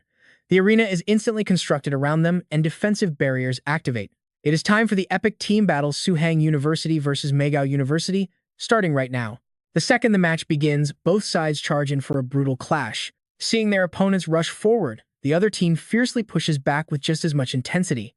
A red-haired guy instantly drops his signature Flame Storm skill, sending countless blazing fiery tornadoes barreling straight toward the enemy lines. Facing him head-on, the cloaked guy fires back with a massive, hard-hitting water attribute counterattack. The two moves violently collide, and the water blade slices right through the fire. But Dan Wei suddenly flanks him, swiping his claws to completely shatter the cloaked guy's water attack. He smirks, mocking that the water blade's durability is way too low. But while Dan Wei is busy celebrating his counter, a sharp arrow shoots straight toward his back. Luckily, Zhou Yi steps up and tosses a shield block over him just in time. Zhou Yi sternly warns his teammate, Dan Wei, "Do not let the raw battle adrenaline mess up your judgment out here. Always watch your back." Then, Zhou Yi turns to the blonde girl behind them. "Zhang Jing, your only job is protecting the team. You absolutely need to keep your eyes on all sides. Listen to everything around you. A blind spot like that cannot happen again." Being scolded, Zhang Jing looks completely terrified and stressed out. She tightly shuts her eyes in panic and screams out, "Understood." Meanwhile, the red-haired girl on the rival team glares at them furiously. Are they seriously treating us like mere training dummies? The blue-armored guy yells in absolute rage, "Brothers, are we really going to just swallow this disrespect?" His whole squad roars back in fierce unison. "No way!" He orders the attack. "Charge at them. Wipe them out." Both sides dash in for the clash. But right at that epic moment, Zhou Yi's phone suddenly pings with a notification, making everyone freeze in their tracks. It's Sharon happily texting him about her smooth victory and rank up. Zhou Yi just sighs helplessly, thinking to himself about this crazy girl. The cloaked guy sees Zhou Yi casually checking his phone mid-fight and absolutely loses his mind. He aggressively screams out at him, "Playing on your phone during an official tournament? You have zero respect. I am going to make you pay for that." But literally 1 single second later, the guy gets heroically folded right onto the floor. The system announces, "In this university team battle, Suhang University is the official winner." By the very next day, wild news of these epic freshman matches has spread absolutely everywhere across the campus. After the fourth round of the solo matches wraps up, round 5 kicks off bright and early the next morning. It's a brutal bracket, narrowing the top 8 fighters down to just 4 advancing finalists.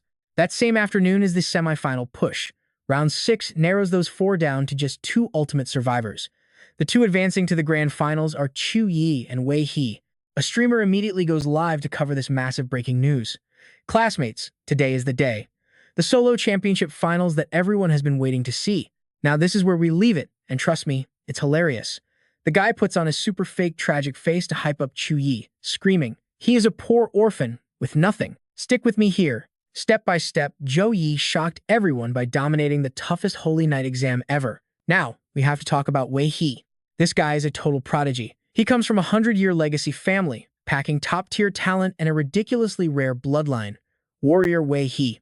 The streamer looks hyped, yelling, "Who's going to claim the ultimate champion throne in this solo match?" Stick around, because I am live streaming this entire epic showdown. Do not forget to drop a like. After watching that hype video, the crowd is going absolutely crazy with predictions.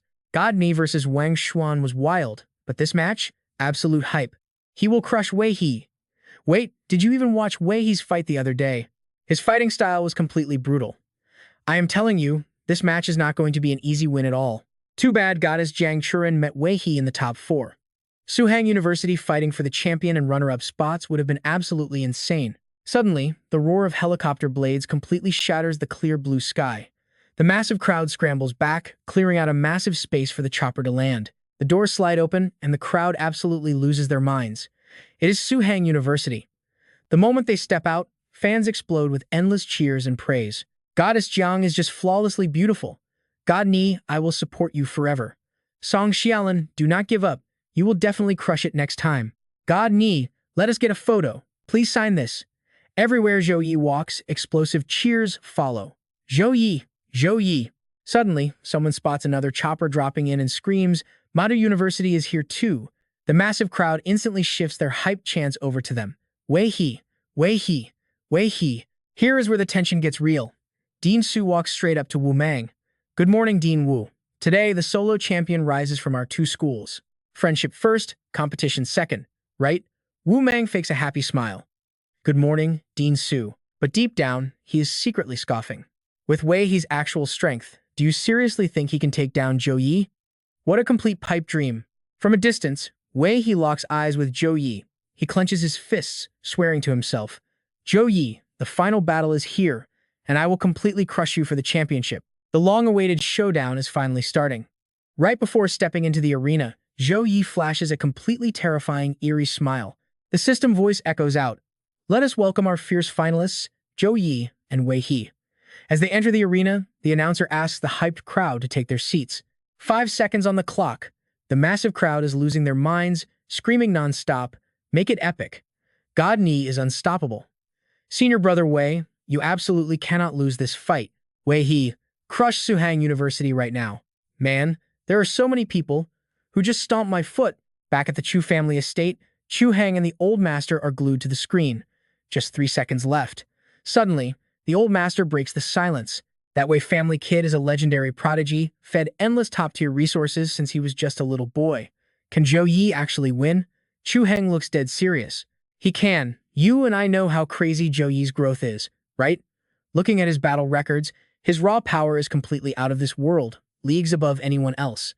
Chu Heng stares intensely at the glowing screen, continuing. Wei, he is definitely a true genius of his generation. But Zhou Yi, you can almost see our legendary ancestor's shadow in him. Boom, the countdown hits 0. The system screams, start. Instantly, Zhou Yi unleashes God's grace. Courage blessing, holy light cross, holy light protection, and weapon blessing activated. Wei, he grips his blade and charges straight in. Face twisted in rage, he leaps up and slashes at Zhou Yi as a blinding yellow aura explodes from his body. Boom, the two powers clash, creating an absolutely ear-shattering shockwave. Wei He frowns hard, glaring viciously at him. Zhou Yi stays totally ice-cold. He launches a vicious counterattack, forcing Wei He to leap up. Eyes razor-sharp, Wei He dives back down. Wei He's eyes go blood-red. Roaring like an absolute beast, a terrifying crimson light erupts around him. Gripping his heavy blade, he screams. Blazing fire blade technique. Wei He unloads a wild flurry of razor-sharp slashes, but Zhou Yi just casually dodges every single one. Berserk mode. The Berserker's ultimate signature skill. It massively boosts all 4 base stats, but here is the catch. After 3 minutes of absolute rage, his body will hit rock-bottom weakness. On top of that insane Berserk buff, he is actually stacking it with the devastating Blazing Fire Blade technique. It acts like a crazy buff, layering heavy physical damage with explosive fire magic. Zhou Yi swiftly weaves through the blazing shockwaves. Wei He shoots straight at Zhou Yi like a fiery arrow. Holding his ground, Zhou Yi smirks. As expected from Madu University's absolute strongest freshman, zero fear in Zhou Yi's sharp eyes as he dodges. Furious, Wei He roars, Thunder Slash. A terrifying ring of fire erupts around his massive blade. An A-rank warrior's skill, unleashing an impossibly fast, high-speed slashing combo. The higher the skill level, the more insane the strength and speed become. Pushed to its absolute limit, the slash can literally reach the blistering speed of a crashing lightning bolt. Bloodshot eyes wide with rage, Wei He grins wildly. He has trained this exact move tens of thousands of times, maxing it out to level 9. With a brutal downward swing, Wei He strikes. Zhou Yi blocks it instantly, creating an earth-shattering shockwave. Gritting his teeth, Wei He is stunned by Zhou Yi's sheer power. He forces even more weight into the blade. His massive sword weighs thousands of pounds, and boosted by Thunder Slash, the raw kinetic energy could slice straight through solid metal. Yet Zhou Yi does not look scared at all. Wei He realizes he is actually losing this pure strength clash. Going head-to-head won't be easy. Bam! Zhou Yi shoves forward, sending Wei He flying backwards. Suddenly, Zhou Yi's weapon transforms, glowing with an intense golden light. A B rank, level 9, Holy Light Cross. A massive golden sword of light forms in his hands. But Wei, he just smirks. I was already waiting for this move. He drops low, screaming, Battle Frenzy. Crimson aura violently clashes with blinding gold. That is where we leave it, and trust me, you are not ready for what happens next. Stick with me, let us jump straight into the madness. Director To watches in absolute shock as 2 insane powers collide, trapping Wei Hop in the blast zone. Sudden armor wraps around his body. Wei Hop stands up, flashing a terrifying smile as he grips his massive blade. His Battle Maniac talent awakens. An S-rank skill. Stats go up, incoming damage drops by 80%, but when the state ends, all those injuries hit him twice as hard. Wei Hop lunges right at Zhou Yi. Our MC calmly realizes his opponent wants to end this fast. The Berserk mode lasts 2 minutes. Dragging this out is the smartest play. But even with that massive defense, Zhou Yi can crush him. Nui Hop swings his heavy blade, but Zhou Yi casually blocks the deafening strike. Nai Hop smirks, knowing a long battle against a holy knight with healing skills is pure stupidity. That is exactly why he triggered all his ultimate buffs right away, pushing his power to the absolute limit. Boom! A massive explosion hits. The shocked crowd murmurs, "Why clash directly? Why Hop is at peak power right now?" God Ni taking him head-on means he is extremely confident in his own strength. "I believe in him." Wee Hop launches a rapid slash, but Zhou Yi leans back. Raising a glowing hand, our MC casts Quick Victory. A giant magic mark flashes, summoning a massive golden arrow right behind him. Bathed in a wicked red aura, Noi Hop fiercely roars for him to bring it. Boom! He laughs smugly.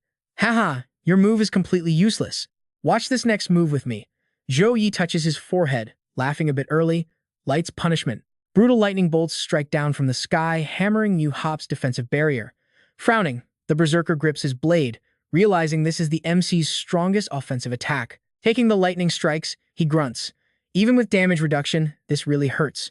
Without his buff, one hit would end him. Looking up at the fading lightning, Nihop quickly calculates. Each strike of Light's punishment needs at least 1 full second to recharge. Stomping the ground, he thinks this is his chance. If he attacks during the cooldown, he can win. He charges, but lightning instantly blasts him again. His face twists in panicked shock. How is this possible? Why is the lightning so fast? He studied every skill. Is this attack already over level 20? Lightning relentlessly hammers him. A floating camera drone excitedly screams, "Such a fierce and brutal counterattack." I have to remind everyone, you are watching the finals of the National College Freshman Exchange Tournament. The crowd covers their eyes, calling it cruel. A girl screams, hiding her face while Wang Xuan smirks. Nai Hop agonizingly roars, "Ah, why?" Staring at Zhou Yi, he thinks in sheer disbelief. We are only 10 meters apart, yet Zhou Yi feels like an absolute giant. One finger could crush him. It is an uncrossable gap. Refusing to lose, Nai Hop screams, "I do not believe it." Palms glowing red, he grits his teeth and screams his secret art. Heavenly Shadow Blade. A massive, dusty explosion erupts. Dust clouds the arena, but Zhou Yi still stands tall, completely unfazed.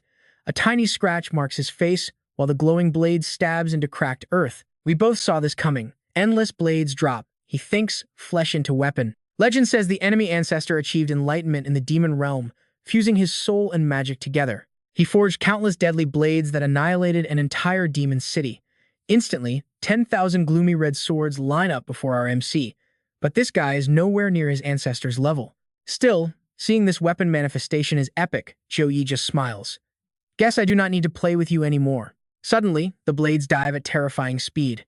Raising his hand, Zhou Yi gently moves a single finger. If I use my old moves, the audience will be disappointed. So, watch my custom fusion skill. A freezing wind blasts, 10,000-mile freeze. Zhou Yi stands inside a massive blue vortex, extending his hand to control the frost. He steps forward.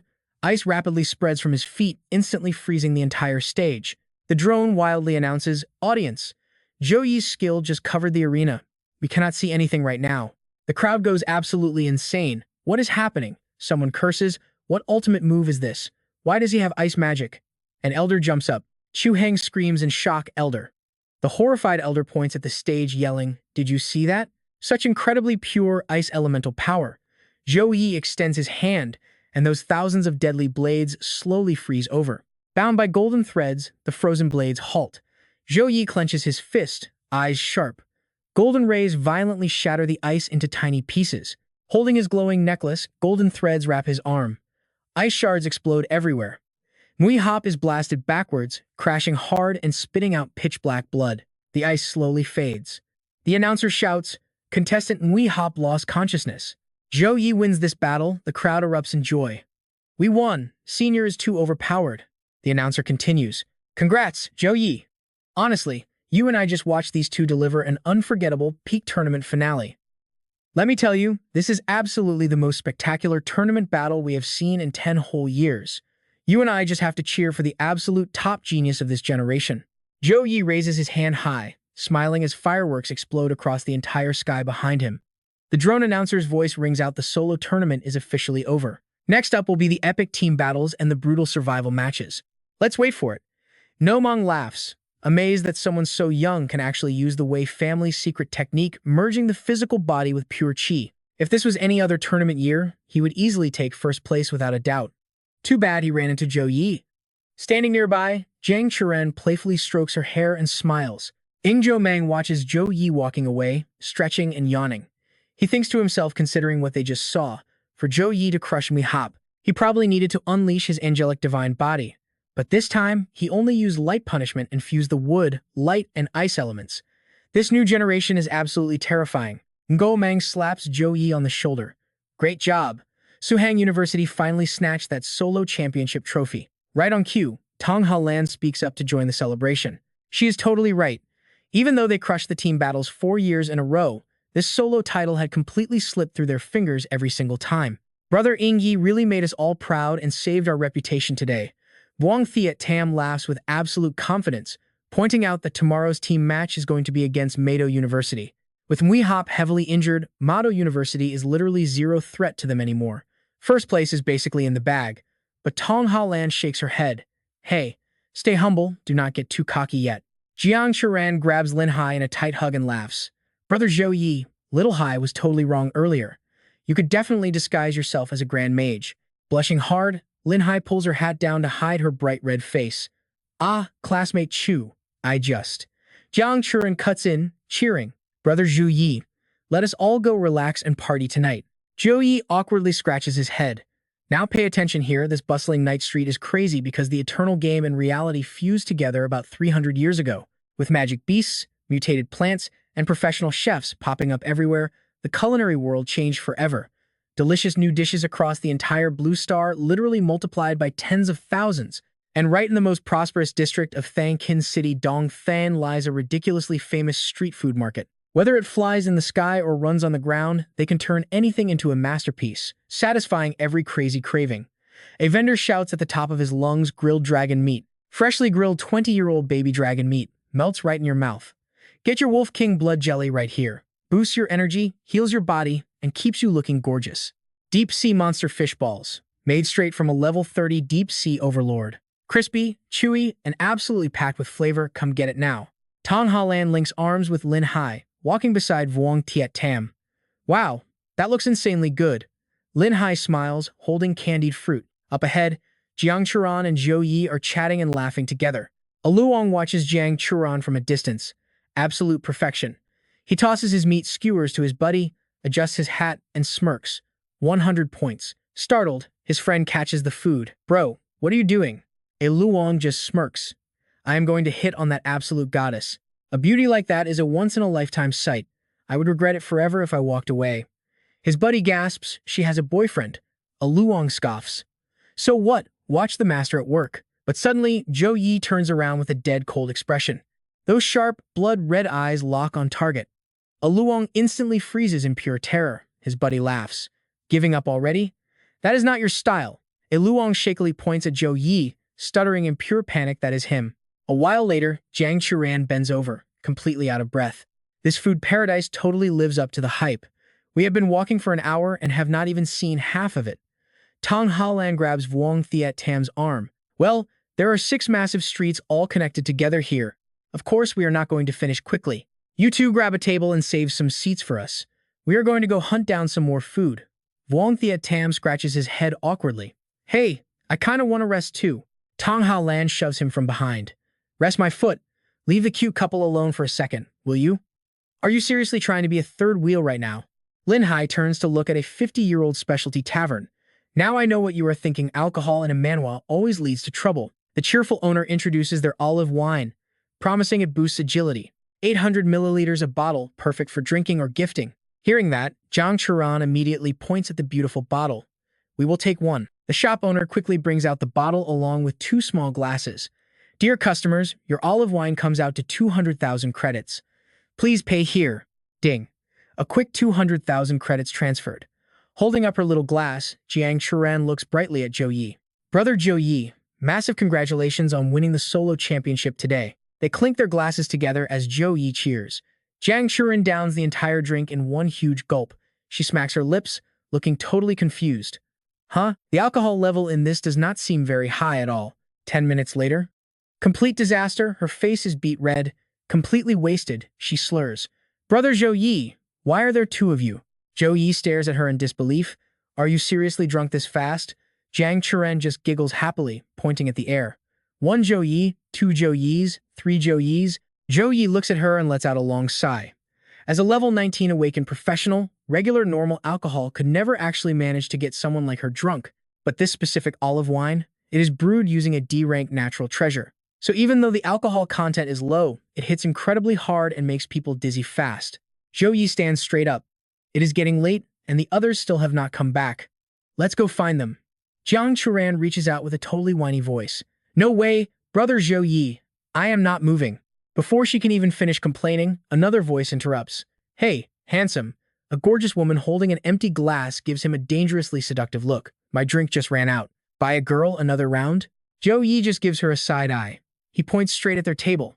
There's half a bottle of olive wine left right here. 100,000 credits. Pay up. The woman bursts out laughing. You are quite interesting. Handsome. You really know how to make a girl's heart flutter. Why don't we go find a nice, quiet place to chat? Jiang Churen's face is totally flushed. Her long hair falls over her eyes, lips parted in pure shock. Furious, she aggressively shoves the woman away and screams. Hey, you are way too close to him. The woman just leans in and whispers right into her ear. Little beauty, that is not playing fair. You and this handsome guy are not actually dating, right? So why block his romantic luck with other girls? Smirking, she thinks to herself, Zhou Yi, the absolute strongest rookie this year. And Jiang Churan, his little friend. Everyone assumes she is his girlfriend. But looking at them with my own eyes, just a clueless, overpowered idiot and a naive girl experiencing her first crush. They are definitely not together yet. They are so slow to confess. This is my perfect chance to strike. So, what do you and I make of this cliffhanger? Trust me, it only gets crazier. Stick with me here. This girl thinks if she can get Zhou Yi on his knees, all his top-tier resources are hers. She walks right up, calls him brother, and asks for backup. Jiang Churan stammers, absolutely furious. But Zhou Yi, he just grabs her hand. She stares down in shock, totally caught off guard by his grip. His face doesn't even change. He calmly says he doesn't mind two Neen scaring away other women. Walking off with her hand in his, he drops a brutal line.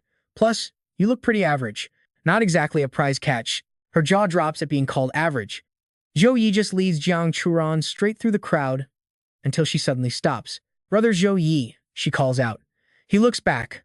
Looking up with a bright red face, she blurts it out. I like you. Caught off guard, he whispers her name. Cheeks burning, she stammers, I know I shouldn't say this right before a major match, but I just hate seeing all these other girls crowding around you like that. Whenever I see them, it's like a darker version of me appears behind my back, wanting to end them all. She falls right into his arms. Can I be your girlfriend? She asks, fainting before he can even answer. Nearby, Wang Thiet Tam completely freezes, half-eaten bun in hand. Tong Ha Lan, Wang Thiet Tam, and Lin Hai just stand there, wide-eyed, buns paused in mid-air, staring at the wild scene. Blue sky, white clouds, and a blaring alarm. Jiang Churan vaguely remembers her drunken confession last night and shoots right out of bed. Blushing hard, she peeks out and sees Enjo Mang, who says she's late and calls her to eat. Vuong Thiet Tam waves, while Lin Hai, Tong Ha Lan, and Zhou Yi all turn to look. Zhou Yi immediately turns back, aggressively eating his food. The other girls squint suspiciously at him. Pulling up a chair, she thinks, was it all a dream? Was it really just a dream? Face still red, she confusedly grabs some food. Meanwhile, Zhou Yi acts perfectly calm like absolutely nothing happened. Here is where it gets interesting, watch this. Last night, Zhou Yi was holding her, begging the other three to pretend they saw absolutely nothing. Tong Ha Lan asks the obvious question, why? Don't they both clearly like each other? Looking at her sleeping face, he explains, her family is ancient. They existed way before the Eternal Game descended. Over the last few centuries, they've grown into one of the absolute strongest top-tier clans in all of China. Right now, I have some fame.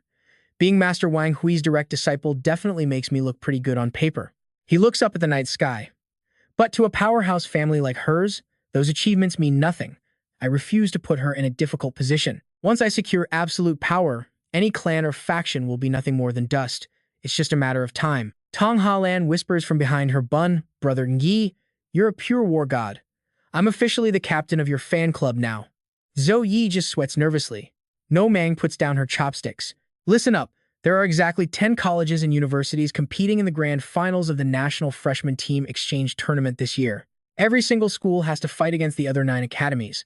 That means we're looking at 45 brutal matches in total. The top 3 are ranked purely by win order. Today is our 9th team match. If we take home a victory right here, that team championship trophy is officially ours. I expect everyone to drop the ego and crush Meta University. They all shout in agreement. Engomang cheerfully raises a hand, turning her attention to Tan Q. As a substitute, don't let the pressure get to you. Tuang Fuang chimes in. Tan Q is a summoner, bringing insane support value. Once on that battlefield, protecting her is their #1 priority. Dean steps up.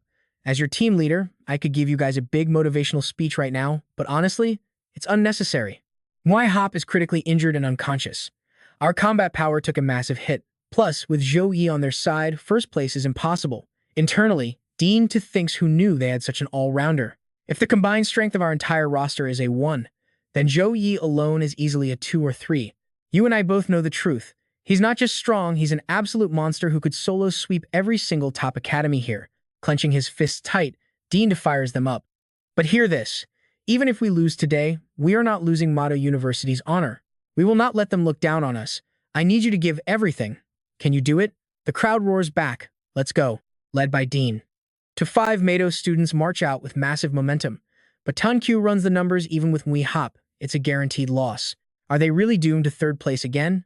But 7 years ago, their captain was injured too, completely unable to fight. Relying purely on flawless teamwork and raw strength, those members crushed their opponents. And coincidentally, that legendary match was also Mato versus Suhang University. Touching her face, Tankyu forms a wild plan. If she uses that specific method, can Mato flip this hopeless situation and recreate that 7-year miracle? A drone hovers overhead, and the announcer's voice booms out. The highly anticipated clash between Mato and Suhang University begins right now. But before we kick things off, let's reveal the HaVM Professional Alliance's top 3 rewards for this team tournament. First off, every single member of the 3rd place squad, even the substitutes, will walk away with a fully crafted 3-star gold tier equipment set perfectly scaled to their level. Second place, you guys are walking away with a massive 4-star gold tier set. But for the absolute champions, the Alliance is gifting every single team member a full 2-star epic tier gear set. The crowd absolutely loses it. Wow, that is an insane flex. This year's rewards are literally double what they gave out last year. These rich guilds are just playing on another level. I'm going all out against you, rich snobs. Zhou Yi rests his chin, calculating the exact value. The solo champion's legendary weapon is technically ranked higher, but the sheer volume of this team reward completely crushes it. That is a 7-piece gear set for 10 people. And that's where we leave it, trust me. You're not going to want to miss this bloodbath. Let's dive right into an absolute goldmine. 70 epic tier gears, that's enough value to forge 2 legendary weapons. Wang Theatam laughs, crossing his arms with pure confidence. Oh yeah, you and I both know they just hit the jackpot here. Epic gear, get in my bowl. The announcer's voice booms across the massive arena. The rewards have finally been revealed to everyone. Please welcome the elite teams from Suhang University and Mado University. Both squads step up as the crowd goes absolutely wild. Chants of Zhou Yi echo everywhere, clashing with loud cheers for the Mado crew. Both teams take their starting positions. Zhou Yi's squad looks completely confident. 3, 2, 1, begin. On the other side, Tankyu's face is ice cold. The tension is crazy. Zhou Yi's team charges forward instantly. He grips his hammer while Wang Theatam grins wide. But Tankyu just closes her eyes, raising her hands to cast a spell as a glowing orb forms. She thrusts both hands forward, muttering an intense summoning chant. First up, the baby dragon spirit, Rigiaz. Then, the vicious Jakjian bee swarm. Next comes the giant snake beast Hadida, followed by the hell guardian Sebius. Finally, the lion king spirit Kamala. 5 massive summons instantly materialize around Tankyu, radiating an absolutely overwhelming and terrifying aura. The monstrous spirits roar, charging straight at Zhou Yi. The lion king Kamala lunges close, unleashing a devastating attack packed with fierce yellow energy erupting directly from its massive body. Linhai raises her staff, instantly neutralizing the savage strike. Without missing a beat, she redirects the attack right back. Suddenly, the bee swarm dives in, stingers raised high. Tong Ha Lan brings 2 fingers together, casting a rapid spell as glowing talismans fly out. They stick directly to the bee's tails.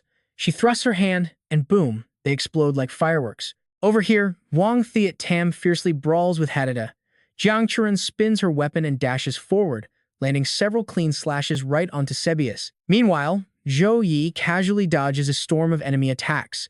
His sharp eyes narrow, thinking to himself, not bad at all. Real combat truly is the fastest way to make people improve.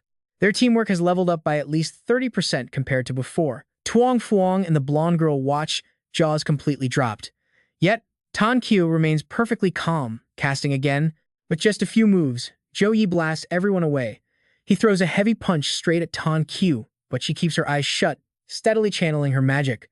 Watch closely, because things are about to get insane. Tan Qiu snaps her glowing eyes wide open.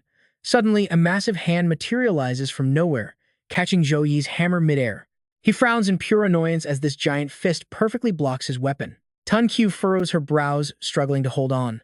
The Lang Vien Tu, with its blood-red eyes, catches the devastating attack. It slams a punch down so hard, Zhou Yi grits his teeth, barely holding on as the ground shatters beneath him.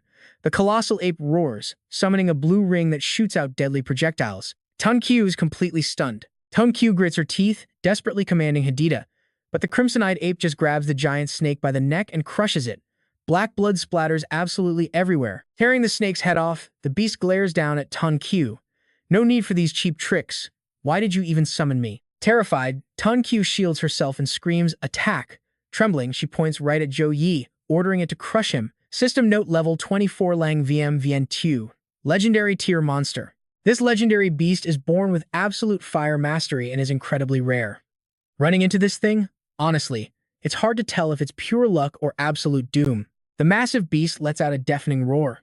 Zhou Yi glares at this legendary summon. The ape looks back at Tan Qiu and simply says, "Fine, welcome to your death." Tan Qiu waves her hands in absolute panic.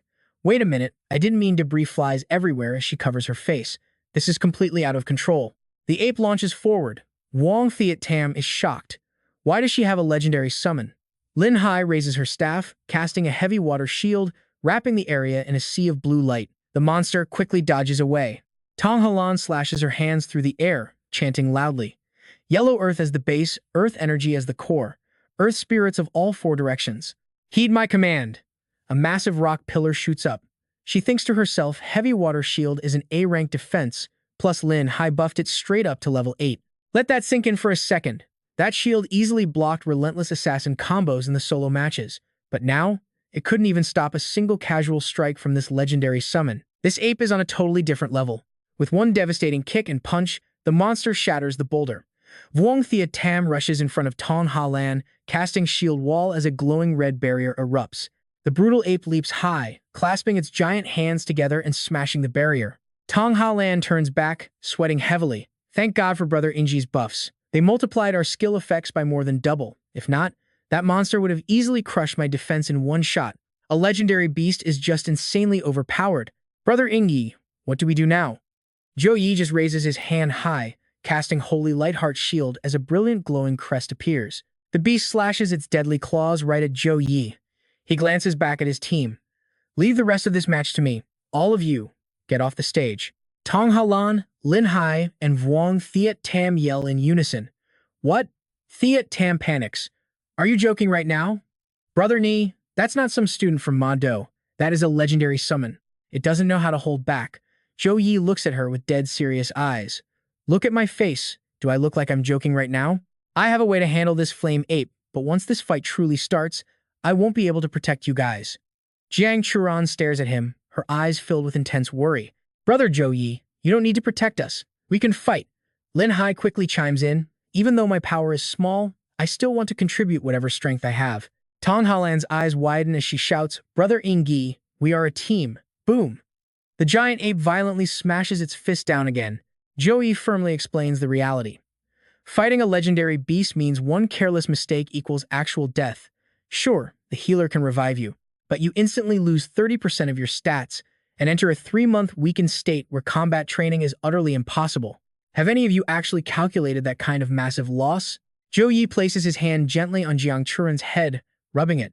I know you're worried I can't beat it alone, but honestly, keeping you all safe is the only thing that would distract me here. Besides, Zhou Yi looks at her with absolute calmness. It's just a single legendary beast. That's all. The audience below the stage is utterly shell-shocked as one girl screams out loud about this earth-shattering plot twist. A legendary scene from 7 long years ago is finally repeating itself today. Summoner Tan Qiu, Zhou University's substitute, just dropped a legendary tier monster. The announcer grips the mic, hyping the crowd. Can Zhou Yi actually manage to survive and turn this desperate situation around? Who's taking home the team championship title? The red-haired guy smirks wickedly. He thinks Zhou Yi is totally dead meat. But you and I both know our boy is just getting started. Don't go anywhere.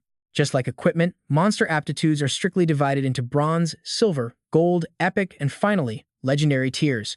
The power gap between them is absolutely massive. Alright, stick with me here. You and I need to get this power scaling straight. Potential differs, and so does raw strength. For example, a basic charge skill from a bronze tier beast might only hit like an F or E rank human attack. But put that exact same move in the hands of a legendary tier beast, the power of that simple charge instantly jumps to an A rank, maybe even hitting S rank levels. What is even more terrifying is that legendary tier beasts possess incredibly high, flexible resistances against all negative status effects. They are absolutely brutal to kill. The Goblin King they fought in the Abyss tier dungeon at Suzhou University was only an epic tier boss. Yet now, right in the middle of a team exchange match, a literal legendary tier magic beast has just spawned on the battlefield. It is completely unbelievable. Zhou Yi's undefeated myth might actually be coming to an end. The crowd is absolutely stunned, yelling out, "What is going on here? Why did they just forfeit?" Song Halan, Ling Shi, and Wang Txn all get glowing marks appearing under their feet. By forfeiting the match, they cannot take any damage inside the arena. Zhou Yi turns back to look at Jiang Churan, and she instantly understands. She immediately says, "I forfeit too." Glowing rectangular fragments suddenly appear all around her body. Zhou Yi stays standing there, putting his hand out to stop her from moving. Jiang Churan pauses, looks back at him, and shouts, "Zhou Yi, do your best." The flame ape smashes a heavy punch right into the barrier. Zhou Yi leaps away to dodge it. The beast roars wildly, a fierce red light wrapping around both of its huge arms. The ground starts shattering instantly. Rocks fly everywhere as thick dust fills the air, and 2 drops of red blood fall down. The flame ape looks pathetically at its severed tail, growling, "I am injured."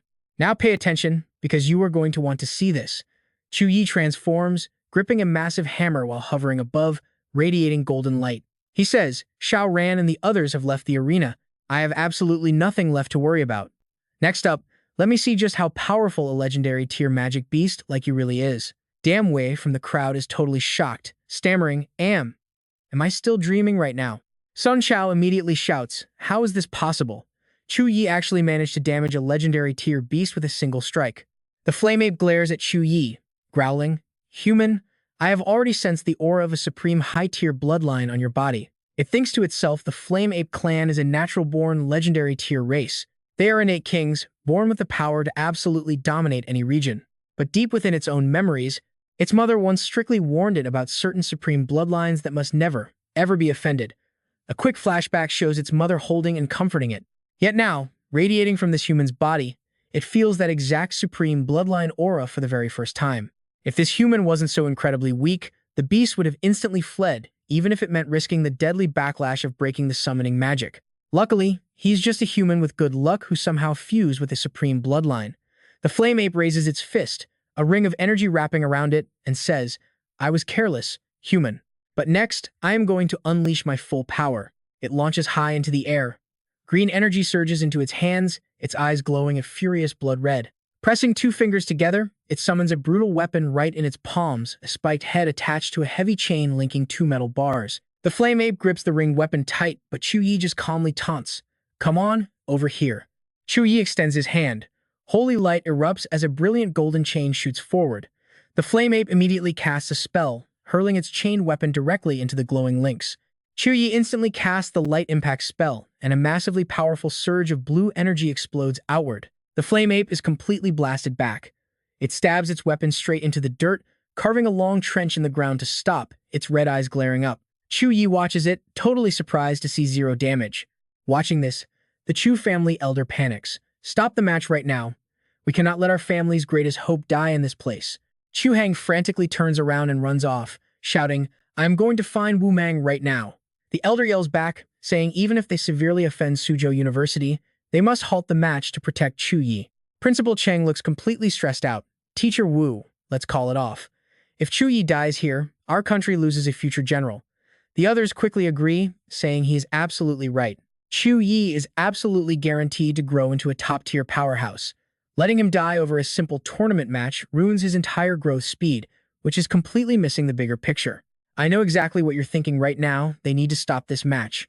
Suhang rushes in, begging, "Teacher Wu, please stop. Our Chu family will compensate Suzhou University 100 times over." A guy standing next to Wu Mang argues they absolutely cannot ruin Zhou Yi over some meaningless ranking. "Teacher Wu, declare it quickly." But Wu Mang just casually picks his ear, asking, "What do you guys take me for?" Wu Mang recalls asking the principal in the past about Zhou Yi's true power limit. The Suzhou University principal just stood with his hands behind his back, saying, "Relax. As long as it isn't a legendary tier beast above level 26, Zhou Yi can handle it."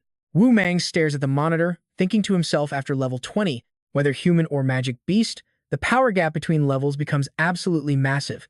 With the exact same potential, a level 26 beast easily crushes a level 24.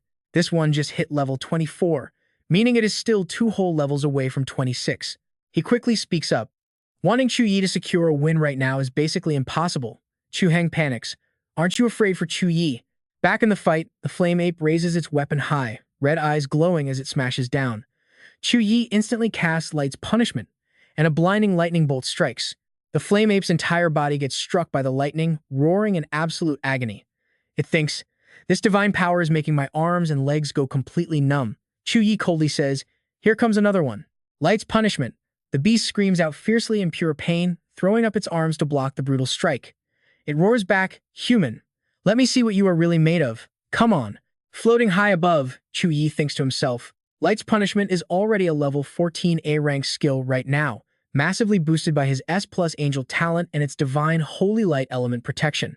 After fully transforming into this angel form, his body's core 4 stats are massively doubled. The raw power of the Light's Punishment he summons was enough to easily and quickly slaughter that epic tier Goblin King inside the Abyss tier dungeon. But blasting it directly onto this guy's body only seems to deal temporary damage, and a second later, it heals right back to normal, looking like it never even took a hit. Zhou Yi stares at the completely unfazed flame ape. Thinking its regeneration is absolutely terrifying, it launches up with a massive jump, landing right in front of Zhou Yi. Gold energy flashes across its eyes as glowing chains wrap around it. Furious, it looks up and roars. "These annoying little tricks are pissing me off." Zhou Yi watches the scene in front of him and thinks, "I have fought a legendary tier demon before, and I completely defeated it. But to be fair, that demon was heavily countered by his light attributes. It basically had no way to unleash the true, full potential of a legendary tier monster's power. I need to study this closely, so next time I fight a legendary tier, I can actually win." Suddenly, the flame ape boosts its speed. Its attack pace has already gotten way faster. It proves its resistance to light element magic is growing higher by the second. Its adaptability is insane. So what do you and I take from this? No wonder humanity lost so many lives during the Dark Age. These magic beasts are truly on a completely different level than humans. Stick with me here. Amid endless attacks, Zhou Yi spreads his arms, chanting a divine blessing. Blessings of protection, alliance, and raw courage. Zhou Yi knows he has to stack these opening buffs right now, just before his ultimate angel transformation completely takes over. Only by triggering his angel form and then stacking those buffs can he reach his absolute peak state. Suddenly, the massive Lang Via monster leaps high, entirely shattering the ground. Liham watches in pure shock. How is Zhou Yi getting even stronger? Someone nearby mutters that they are just lucky he didn't aim that attack directly at TQ. If a summoner dies, their summoned beast vanishes instantly. Tuang Fuang speaks up. "You really think he'd forget about that?" A massive lion roars loudly as Tuang Fuang yells to protect TQ and Liham. All three instantly drop into combat stances. Right then, Zhou Yi appears, his entire body radiating an explosive golden energy, with literal divine lightning crackling violently around both his hands. No Kong also erupts with raw power, blazing fire swirling around him as it solidifies into badass flaming armor. He slams his two weapons together, instantly morphing them into an absolutely massive staff. But at that exact same second, a terrifying gigantic hand crashes down right toward him. Everything is totally obliterated by the sheer force of these two titans. The massive hand hits the ground with crushing weight, leaving a huge crater before triggering a massive explosion. Watch closely, because this is where it gets absolutely insane.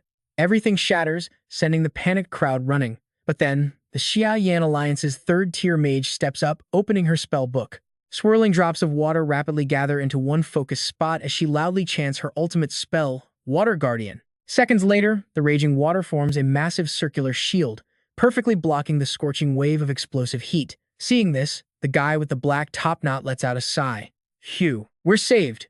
The pink-haired girl happily claps her hands, thrilled that the Xia-Yan Alliance's third-tier mage stepped in to secure their safety. The guy beside her groans, "That scared me to death. I was honestly wondering if dying inside the gymnasium meant a priest could actually revive us or not."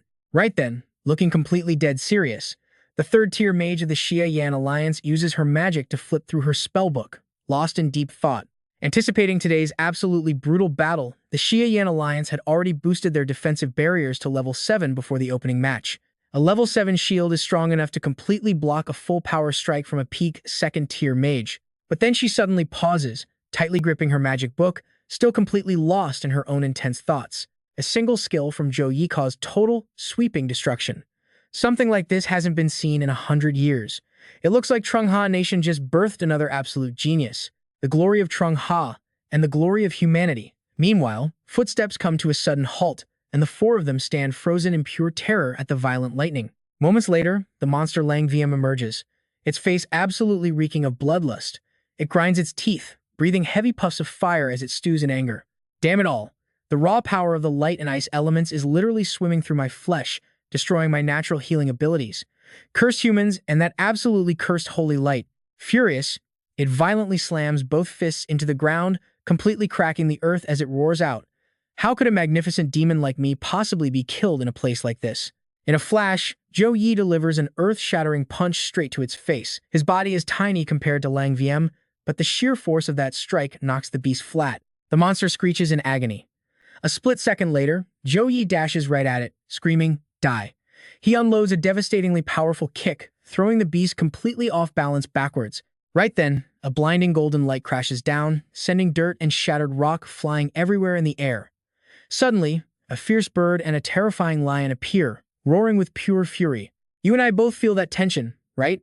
A voice rings out, making Tuang Fuang and Tan Q sweat bullets. "Surrender, or keep going?" Closing her eyes, Tan Q slowly retracts her magic. "They." Her voice echoes across the entire stadium. "Surrender." Hearing this, Director Tu lets out a huge sigh of relief, while Old Master Chu just smiles with absolute satisfaction. A moment later, the arena's broadcast system cheerfully announces, and the ultimate winner of this intense team match is Suhang University. Let's all congratulate Suhang University for taking the championship crown.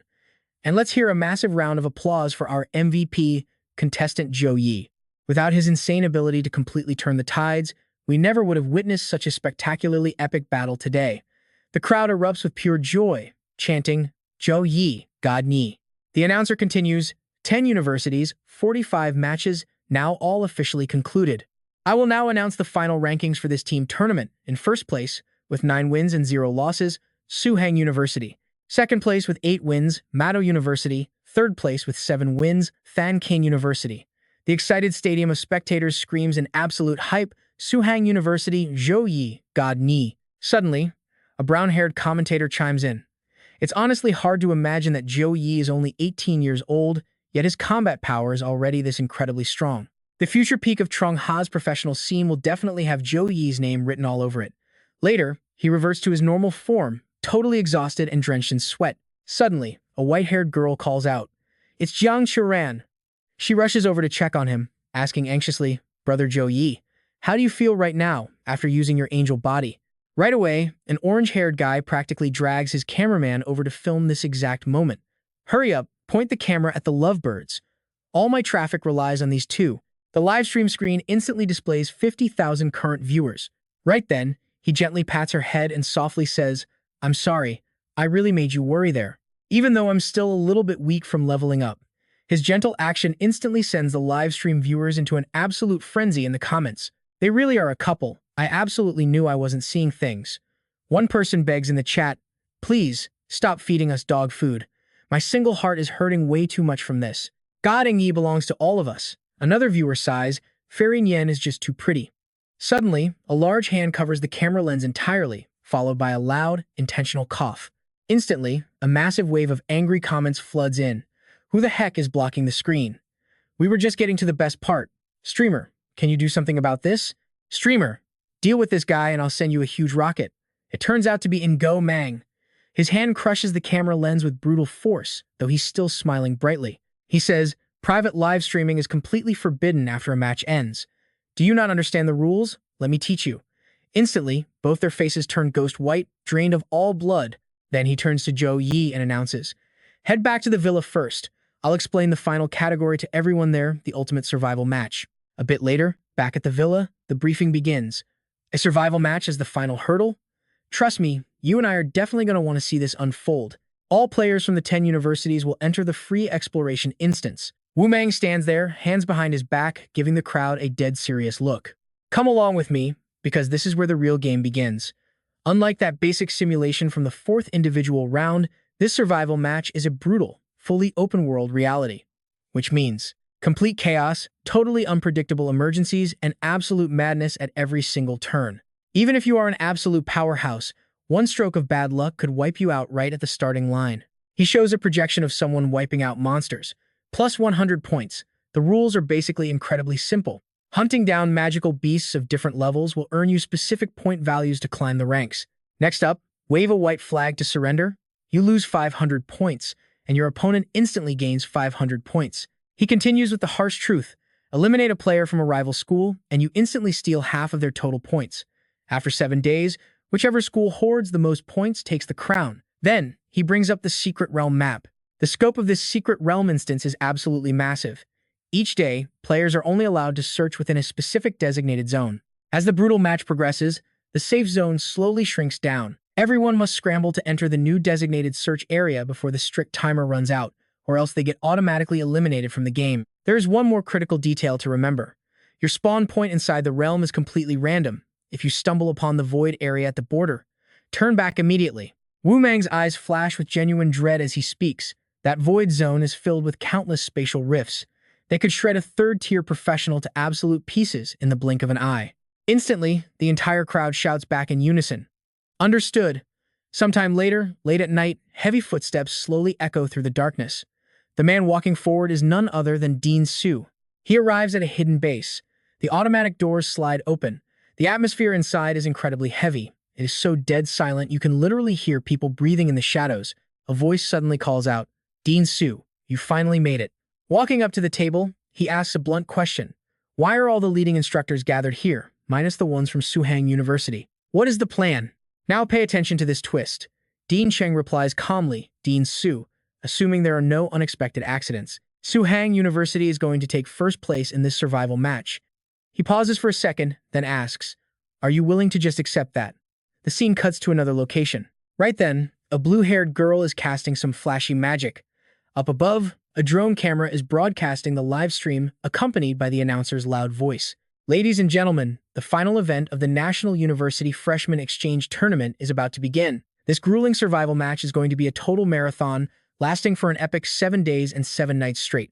Because of that, there is no live audience. We are switching to a non-stop 24/7 app live stream. Now, allow me to introduce the Secret Realm instance for this ultimate survival showdown." A massive, rugged stone structure heavily shrouded in thick smoke slowly reveals itself on the screen. The hyped-up voice continues to echo. "This is no ordinary instance, folks. According to reliable sources, this is an ancient beast clan battlefield ruin." The giant gate slowly materializes as the announcer reveals its name, the 10,000 Beast Wasteland. Staring at that imposing gate, all the players are absolutely buzzing with excitement. The voice rings out again. "We do not need to check exactly when this brutal beast clan war happened, but we can guarantee one thing: it is packed to the brim with unknown horrors and deadly danger. High-level, ferocious magical beasts are lurking deep in that wasteland. Their razor-sharp claws and fangs are completely ready to tear apart anyone brave enough to step inside." He continues, hyping up the crowd. "Every single inch of this dirt, every single solid rock out there could be hiding a forgotten divine artifact, or burying some incredibly rare natural treasure. Only the truly smart and undeniably fearless will manage to uncover its hidden secrets." Hearing this, one naive guy laughs out loud with pure joy. "Divine artifacts? Epic natural treasures? If I just grab all those, I am basically guaranteed to win this whole thing, right?" The black-haired guy grimaces hard at that, thinking to himself, what kind of school raises someone this incredibly naive? If this instance is open for free exploration, the military definitely already stripped it clean. You really think they left shiny loot just lying around? Right then, the massive gate creaks open, and the announcer gives his final push. You and I know it's about to get real. Players, grab your weapons, stand firm, face the challenge head-on. We are all waiting to witness your brand new legends. The black-haired guy spots Zhou Yi and suddenly breaks into a cold sweat. He prays he doesn't bump into that monster too early inside. Just the broad shoulders of the guy in the t-shirt radiate pure intimidation. Right next to him is another figure, wearing a long cloak that drops to his ankles, giving off an aura of total luxury and intense power. That is none other than Zhou Yi and Wei. He's standing back to back. Zhou Yi is deep in thought. Even physical contact wouldn't let them teleport in together during the drop. It looks like finding his teammates will definitely burn quite a bit of time. While lost in his own mind, he suddenly hears Wei's fast footsteps bolting away and immediately snaps his head around to look. Humph. Without a second thought, he activates his power for a massive speed boost. 1,000-mile step. In a flash, he vanishes. Zhou Yi just mutters coldly, "You idiot. Your points are at 0 right now. Why would I even bother attacking you?" He summons a massive hammer, a sinister smirk creeping across his face as he laughs. Rabbits? Obviously. You have to let them get fat before you slaughter them. Meanwhile, somewhere else deep in the dense forest, a bright green light pulses out. It is Xiaolan. She has her eyes closed, completely focused on tracking her surroundings in total silence. Suddenly, a red silhouette darts across the trees. She holds her steady pose, instantly pinpointing the intruder's exact location. North. 1,000 meters out, male. Can't identify his school yet. Xiaolan cracks one eye open and draws her bowstring tight, locking onto the target. She thinks to herself, what if it's Zhou Yi? The arrow rockets forward. The figure spots it flying right at his face and instantly recognizes the elven magic. A split second later, he dodges with crazy speed and yells out, "Xiaolan, hold your fire." "It's me." His sharp eyes lock forward and the deadly arrow freezes mid-air. Xiaolan lowers her bow and sighs. "Lucky you spoke up in time. Anyway, why were you running in such a blind panic?" Hearing her question, he scratches his cheek awkwardly and stutters out a deflection. Did you run into anyone from Suhang University?" Inside, he is sweating bullets. "I can't exactly admit I got so spooked by Zhou Yi that I blew a teleport skill." The two of them start moving out together. Walking ahead, she simply shakes her head. "No, my plant empathy skill only lets me search within a 10-mile radius, and it only works in areas covered by dense vegetation. Honestly, you are the only person who wandered into my radar so far." He nods, catching on. "Oh, well, based on our previous agreement, sticking together right from the start seems like a pretty solid plan." She just replies, "Sure, let's do it." Back outside, the black-haired guy is watching the tablet feed, completely baffled. So weird. A guy from Mo University and a girl from Qingjing University? Why would they ever choose to team up? So what do you and I make of this?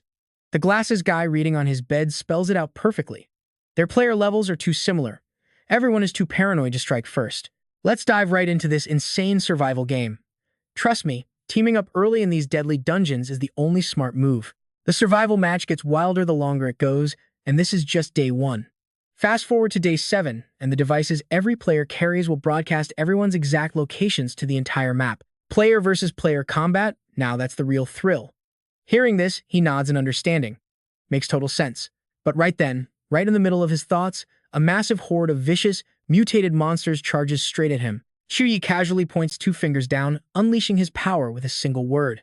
In a split second, he wipes them out completely. System points roll in non-stop plus 100 points. Moments later, in a totally different zone, hideous green monsters rush him. They snarl violently. "You dare trespass on our turf, wild brat? Kill him. Tear him to shreds." The very next second, Zhou Yi's right arm glows with a blinding blue energy. His voice drops, turning icy cold. In a flash, every single monster is frozen solid, totally paralyzed. He simply snaps his fingers and walks away as the ice shatters into a million pieces. He keeps moving, systematically obliterating giant spiders left and right. The system chimes plus 500 points, then 50 more in rapid succession. Without even looking back, Zhou Yi swings his massive hammer directly behind him, crushing another huge spider like it's absolutely nothing. The system chimes again plus 1,200 points. After wiping the floor with the monster horde, Zhou Yi smiles in satisfaction. He taps his blue bracelet, thinking to himself that he just cleared a tough crowd, so let's see how many points he has stacked up by now. He closely examines his stats. A mechanic class can easily march solo, deploying scout robots to safely avoid high-level beasts while aggressively hunting down the weaker monsters. They can even split their forces to hunt multiple targets at once. No wonder Director Wu said this survival game is the perfect stage for mechanics and summoners to completely dominate. Rank 1, Zhou Yi, 15,792 points.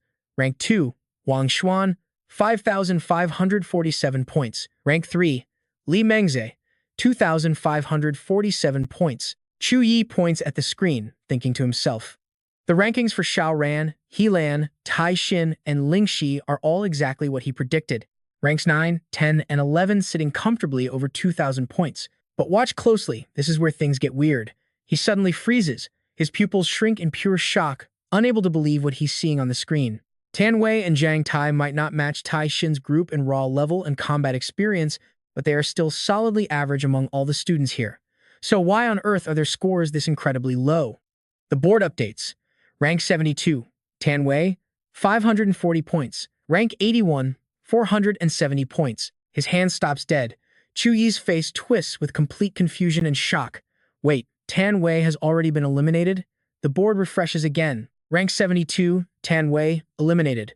Rank 81, Zhang Tai, eliminated.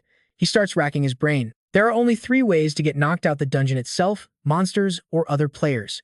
The safe zone hasn't shrunk yet, so there's 0 chance they were eliminated by the dungeon for missing the designated area.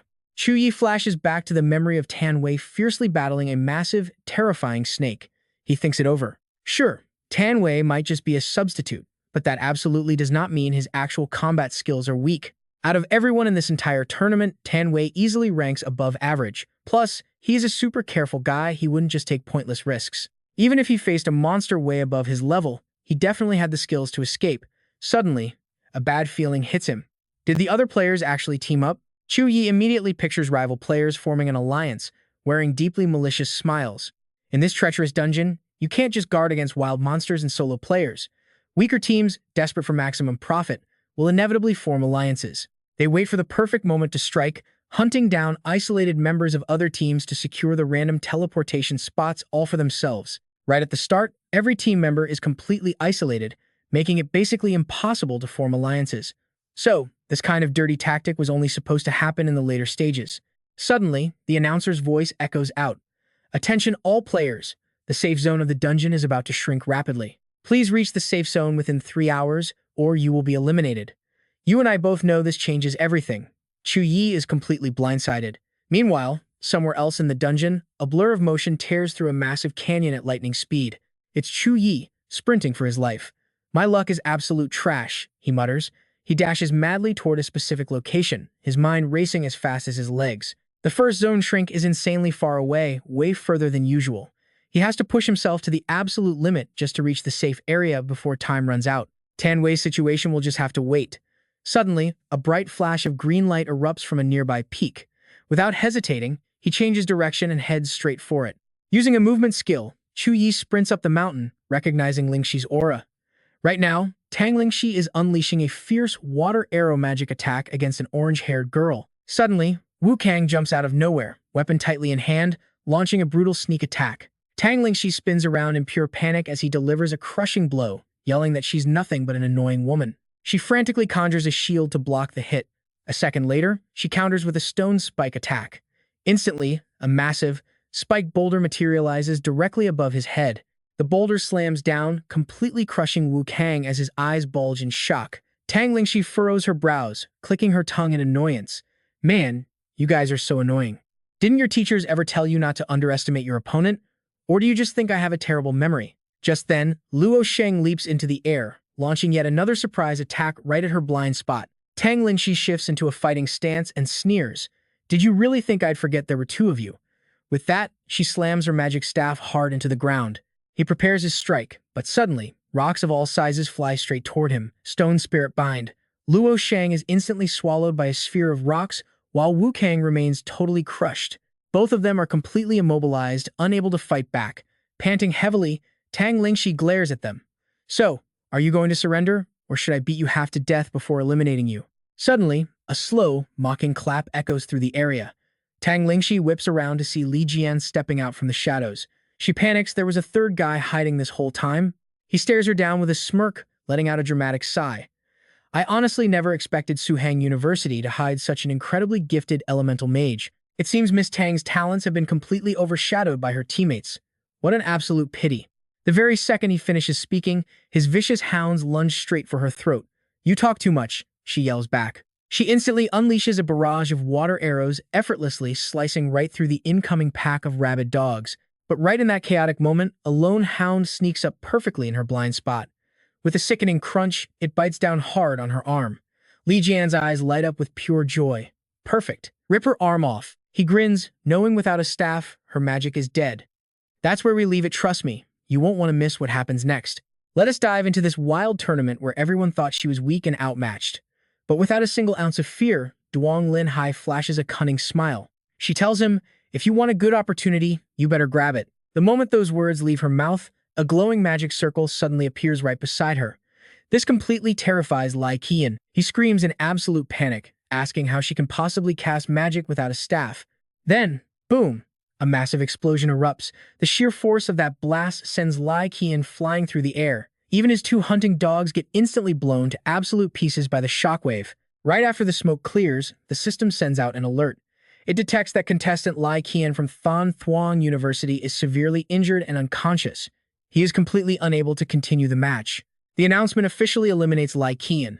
Contestant Duong Lin Hai earns a massive 1,050 points, but at that exact same moment, she collapses onto the ground, coughing up a mouthful of blood. This is bad. She realizes her mana is completely drained. Seeing her totally defenseless, one of the guys from the mob attacking her decides to seize the moment and finish her off. Niu Kang ruthlessly throws a sharp knife straight at her. But suddenly, a foot appears out of absolutely nowhere and blocks it. He freezes in pure shock, wondering what just happened. The guy blocking that blade is none other than Zhou Yi. Keeping his leg raised, he angrily tells the attacker he is asking for death. Just one single kick from him triggers another huge explosion. Duong Lin Hai struggles to open her mouth and call out to him. Using every last drop of her strength, she whispers out, "Brother Ingyi." Then she completely passes out. Immediately, the match system broadcasts another alert.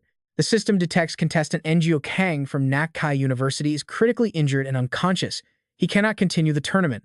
Contestant Ngo Kang is officially eliminated from the game. Contestant Zhou Yi scores 1,240 points. Suddenly, right while he is busy healing Duong Lin Hai, his eyes sharply dart over to someone hiding nearby. He locks eyes with Lak Thang, who was planning a sneak attack.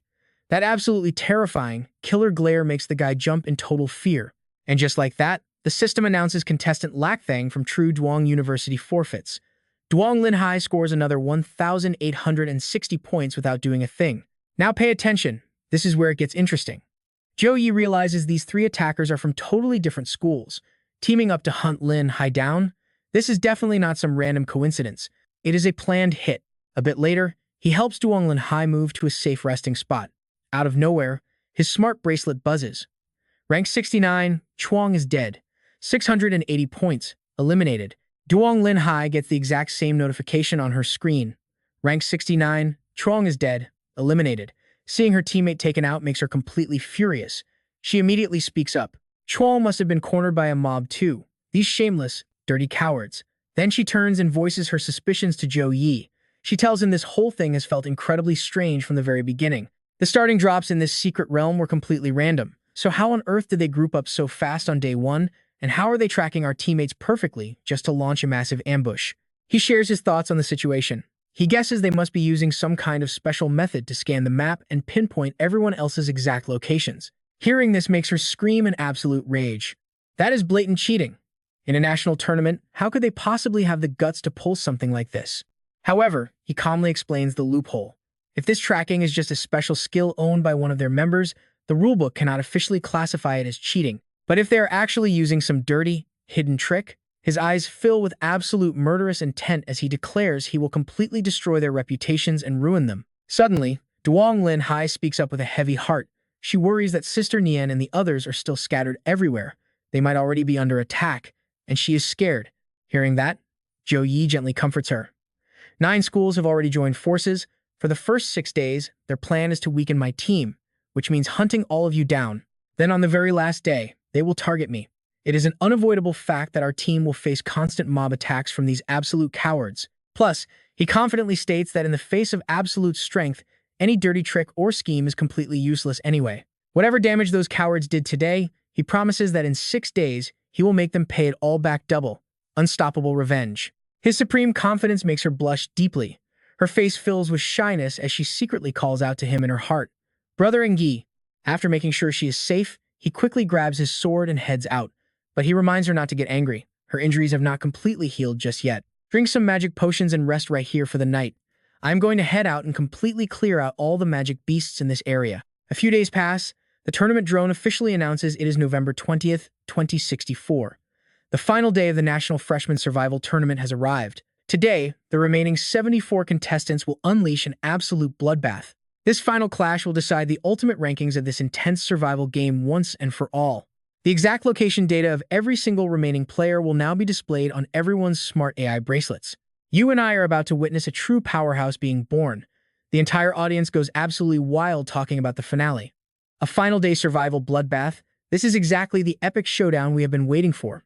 After 6 brutal days of fighting, Suhang University only has Zhou Yi, Duong Lin Hai, and Jiang Churan left standing. Is that right? The 9 allied schools have 71 players left. That numbers advantage is insane. Can Zhou Yi really survive a massive joint attack from this entire battlefield? Right then, the drone reveals a location inside the secret realm. Out in a vast desert, a huge group of people is standing around, waiting for someone. Someone calls out, saying Zhou Yi and Duong Lin Hai are heading straight for them. Wei Hop checks the map and quickly barks orders. Jiang Churan is in the northwest. Her combat strength is decent, but it is nowhere near Zhou Yi's monster level. Plus, there are over 10 players already closing in on her exact location. Ha Lan, take 5 people and group up with the squad over there right now. We must eliminate Jiang Churan.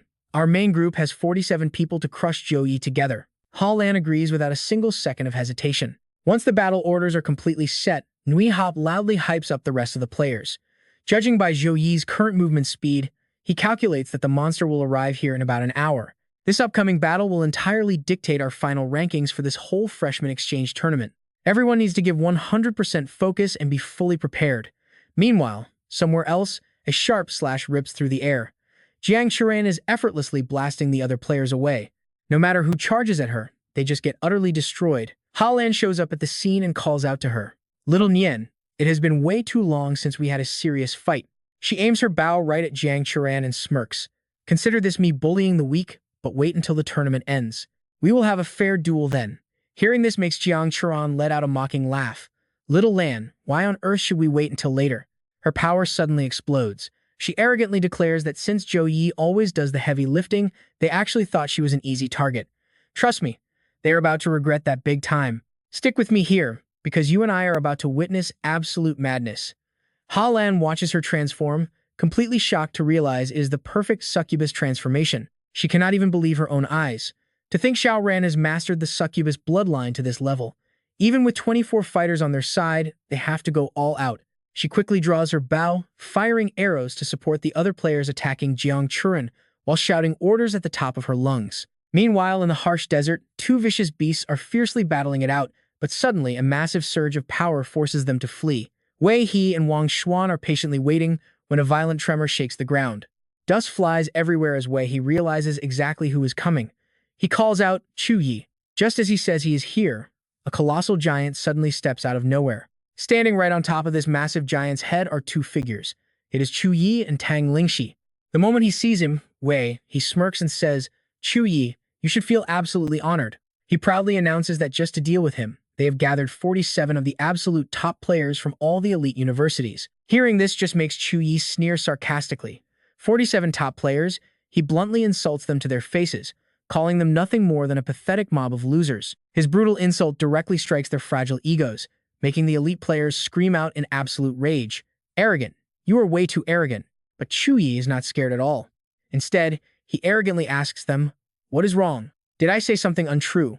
Is there a single one of you here who has not already been defeated by me? Then, he points right at them and issues a challenge. Relying on your numbers, you eliminated more than half of my Suhang University players, and now you are all teaming up just to deal with me. If you guys did not have the numbers advantage, I bet you wouldn't even have the courage to stand in front of me. Come on then, you weaklings. Even if you join forces, it is completely useless. His absolute contempt pushes them right over the edge into pure, blind fury. Meanwhile, he calmly declares, I will let you all know today that no matter how many ants there are, they can never bite a great dragon to death. Without any hesitation, the epic battle kicks off, with Wang Xuan making the very first move. Ex-adjudicator. Next, 2 of his teammates follow up, shouting for their summons and unleashing the furious blazing blade technique straight at him. Now pay attention. This is where it gets crazy. The others all charge in. Zhou Yi jumps down from the giant's shoulder, loudly telling Tang Lingxi to wait for him right there. At the same time, the system interface flashes with a series of courage blessing notifications. A second later, he slams into the ground with a massive boom. Without any hesitation, he dashes forward with his weapon drawn and his skill panel instantly pops up. Dawn's Blessing. Just one single strike easily takes down countless other players. With every single swing of his weapon, an entire group of elite fighters is sent crashing into the dirt. His insane power leaves one of the players completely stunned. His speed is just incredibly fast. However, another player stubbornly insists that even if he is strong, he is still just a freshman. How could a single rookie possibly defeat 47 veterans? Right at this moment, a horde of summoned monsters blocks Zhou Yi's path. He does not hesitate at all and rushes straight at them. One monster reaches out to crush him. Their fists collide in midair, and then his overwhelming raw power completely shatters the beast into pieces. Meanwhile, the elite players still have not stopped their relentless attacks. They start stacking buffs. Angelic Body Defense Field open. Like Guardian, Magic Energy Defense activated. Multiple defensive layers are fully deployed. Zhou Yi's overwhelming power easily shatters through one defensive ring, but it is not enough to break them all. Seeing this, the three pink-haired players arrogantly smirk. There are still 6 defense layers left. We blocked him. Hearing this just makes Zhou Yi laugh out loud. You blocked it? Then he points his finger right at them and proudly declares, this is only just the beginning. The moment those words drop, a colossal hand crashes down from the sky. Just seeing this giant hand makes Wang Xuan turn completely pale with fear. The other players are no exception. They are literally frozen in absolute terror. But then they quickly snap back to reality, screaming at each other. Dodge it, run away, move out of the way, or we are going to die. Unlike everyone else scrambling to escape, Wang Xuan actually stands his ground, completely ready to fight back. Seeing this, Wei He screams out, Wang Xuan, what are you trying to do? Meanwhile, the system keeps spamming red warnings, signaling extreme danger. Wang Xuan says with pure determination, even if the success rate is basically 0, I still want to try. He explains that this is the exact counter-strategy he came up with during his post-match analysis. Iron plates begin merging together as he explains his logic. In that match, I fought against you. I analyzed the strength and impact range of your Hand of God 100 times over. While frantically assembling the iron plates, he notes that the Hand of God looks incredibly solid, but in reality, its force is heavily dispersed. Now, you and I both know how these big brain plays usually go, right? If he can combine all his machines into a force-dispersing shield, he might just survive. Just as Wang Xuan finishes assembling his iron defense, Zhou Yi's godlike hand is about to hit. Without an ounce of fear, Wang Xuan roars, come at me. The Hand of God directly collides with his ultimate shield and instantly begins crushing it down with absolute ease. It presses down until the very ground shatters, sending dust flying into the sky. Looking down like an absolute god, Zhou Yi loudly demands, your lives are in my hands, right now. Surrender or be killed. But Wei He still refuses to give up. He screams his name and launches a desperate attack. His strike rushes straight toward Zhou Yi along with the fierce roar of the flame lock. After unleashing that move, Wei He is panting heavily from sheer exhaustion. He thinks to himself, as long as Zhou Yi is busy blocking this one strike, he will not be able to defend his back. Right after that, the other elite players charge in one by one. Gale Slash, blue-silver sword drawn. They are completely ganging up on Zhou Yi from all sides. Wei He feels secretly confident. Our people are fully prepared. Even if we cannot eliminate Zhou Yi in one single wave, we can definitely inflict some serious damage on him. Watching this entire mob rushing to attack him, Zhou Yi just sighs. I guess in the end, blocking their attacks with just one hand, he shouts, I was way too merciful to you guys. Without holding back anymore, he unleashes his absolute wrath on every single player in the group. Light's punishment. After being completely defeated, Wang Xuan thinks to himself with bitter regret. He is even stronger than before. I thought this would be an epic showdown, but it was just a completely one-sided massacre. If I had known this earlier, there would have been absolutely no need to ally with the 9 academies. Staring sadly at the system prompt asking to surrender, he realizes they are about to become a massive national joke. Outside, Wu Meng bursts into proud laughter. He looks up at the massive screen broadcasting the fight and sighs in awe. The 9 academies united. Principal Cheng, you must have put in a massive amount of effort just to deal with Suhang University. Hearing this, Principal Cheng pretends to be completely clueless. Principal Wu, what are you talking about? I don't understand at all. Annoyed by this attitude, Wu Meng snaps, there are no outsiders here. Stop acting. So, What do you and I make of this? A total massacre. He then listed every single name joining this massive gang up, shutting it down with a simple conclusion. Stick with me here, because you and I can see exactly what they're plotting. Pulling elites from Mado, Qingjing, and the rest, anyone who isn't a total idiot knows exactly what dirty trick you guys are trying to pull. Plus, the question he asked next wasn't even a doubt, it was a hard fact. Normal schools don't have the guts. Mado University is already ranked second, so they wouldn't risk this mess. Unless the host, Qingjing University, pulled the strings, who else has the raw power to force 9 top colleges to work together? Dean Chang was sweating bullets right now. Qingjing University had the home advantage and still got absolutely crushed. To save whatever face they had left, this desperate, underhanded strategy was their only option. Flashing back to the day they held a secret meeting to deal with Zhou Yi, he had loudly demanded answers. Dean Su, think about it. If Suhang University actually secures first place in all 3 major exchange tournament categories, where exactly does that leave the pride and reputation of all our other top colleges? Dean Su didn't hold back at all, firing right back. Dean Chang, don't try to use those words as a cheap excuse. My Mado University was always 3rd place before. Grabbing 2nd this year? I'm completely satisfied with that. I don't have the free time to fight for the absolute top spot. Hearing that, Dean Chang immediately threw down a massive bribe to secure their cooperation. If you guys agree to join forces, my Qingjing University will donate a portion of S-rank resources to your schools. Consider it our ultimate show of good faith. Taking full advantage, that sly Dean Su immediately demanded 2 portions. Anything less? No deal. Pushed into a corner, Dean Chang had no choice but to agree. Deal. Next, he laid out the ultimate master plan to the deans in the room. Tell your students to stop eliminating fighters from the allied schools. If you can team up, do it. The best move right now is working together as much as humanly possible. Focus on knocking out every single Suhang University fighter except Zhou Yi before 6 days pass. If anyone spots Zhou Yi, run immediately. Wait until everyone is grouped up, then we crush him together. Now watch this.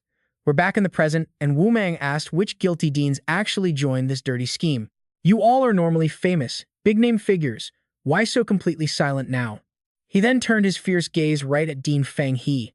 Startled by the sudden call-out, he quickly replied, Huh. Wu Mang's voice dropped dead serious. Dean Feng He, you're supposedly a highly respected man of great morals. Joining this incredibly shameful, underhanded plot, aren't you terrified of completely destroying your perfect reputation? Without missing a single beat, the sly fox fired back, Dean Wu, why would you even say that? Teaming up in this tournament is a perfectly reasonable and logical strategy. We haven't actually broken a single rule here. This absolutely shameless attitude just made Wu Mang scoff in pure disgust. Suddenly, Wu Mang's voice turned ice cold. He demanded to know if they truly believed these cheap tricks could actually stop Zhou Yi from taking the championship crown. It was completely ridiculous. He confidently declared that anyone with eyes could see Zhou Yi's true strength. He's definitely not someone your pathetic little schemes can ever hope to handle. A true powerhouse never fears a challenge. No matter who tries to target them, Suhang University is absolutely walking away with first place. Meanwhile, a competitor furiously smashed the emergency teleport button, but the system just flashed a massive red warning. Teleportation failed. Please wait patiently. Seeing this terrifying error, Wang Xuan screamed in absolute panic. What? At the exact same time outside, the students Zhou Yi had already crushed were groaning in agony. It hurts so much. I surrender. Let me go back. I need a healer right now. Why wasn't the teleport working? It looked like Wang Xuan could already sense that something had gone horribly wrong. I know you and I weren't expecting this twist. Suddenly, the void warped, and a massive pair of eyes appeared right behind Zhou Yi. At that exact second, all the deans saw it on the live screens. Wu Mang was stunned. Why is that thing inside the secret realm? Dean Chang immediately panicked and ordered, Hurry! Forcefully teleport every single student back here right now. But something bizarre was happening at the portal. The staff member in charge nervously yelled, The space-time is completely unstable. There's no way for me to open the teleportation magic. Those words sent every single dean into an absolute panic. The students trapped inside that realm are the absolute brightest future warriors of our entire Xia country. If we actually lose them here, it'll be a devastating blow to the nation. This is a national live stream. If other countries witness this disaster, our country's global reputation will completely tank. Exactly. No matter what it takes, we have to save all the students. Even the usually calm Wu Mang was sweating, silently praying that Zhou Yi could make it back in one piece. Suddenly, static swallowed the monitors. Signal lost. Please reconnect.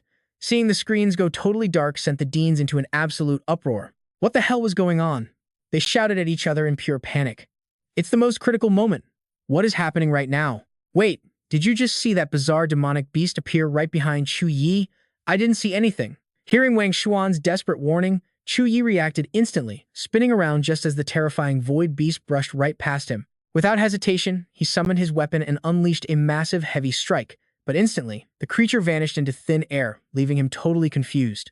It's completely gone, he thought to himself. Down below, Wang Xuan's robot had just landed.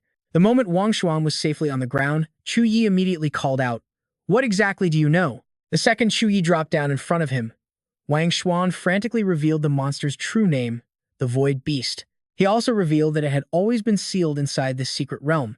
It hadn't shown up in decades. It was literally just a myth that the older generation of Awakeners talked about. Born in the endless void, it completely defies common sense. It freely travels through space-time rifts, shifting between reality and illusion like an absolute ghost. It's impossibly hard to catch, but its most terrifying power? It can literally tear space apart to create space-time turbulence. Once you get sucked into that, it is an absolute death sentence. Just as Zhou Yi asked how it broke the realm's seal, a deafening roar shattered the sky. The Void Beast appeared again, sending the terrified competitors screaming for their lives. What the hell is that thing? Run! Ignoring the panic, Zhou Yi readied his fist. He launched an insanely powerful punch straight at the terrifying creature. Feeling the crushing pressure of that strike, the Void Beast snapped its eyes open. It teleported right in front of Zhou Yi and instantly delivered two vicious slashes to his legs. The deep slashes made him wince and grit his teeth hard. But right at that moment, another massive spatial rift ripped open, forcefully sucking Zhou Yi straight into the void. He didn't panic, launching a massive counterattack straight into the portal. That's where we leave it, trust me. You and I need to see what happens next. Stick with me here, because right as he struggles against the portal, the Void Beast launches a sneak attack. Without hesitating, he blasts it, screaming "Holy Fist!" That strike carries terrifying power, ripping through the air in a straight horizontal line like an absolutely furious, screaming lightning bolt. But that glowing pink arrow gets completely crushed by the monster in half a second. So Nian desperately tackles Zhou Yi to dodge the devastating shockwave. Under that massive pressure, they smash into the freezing ground and roll far away.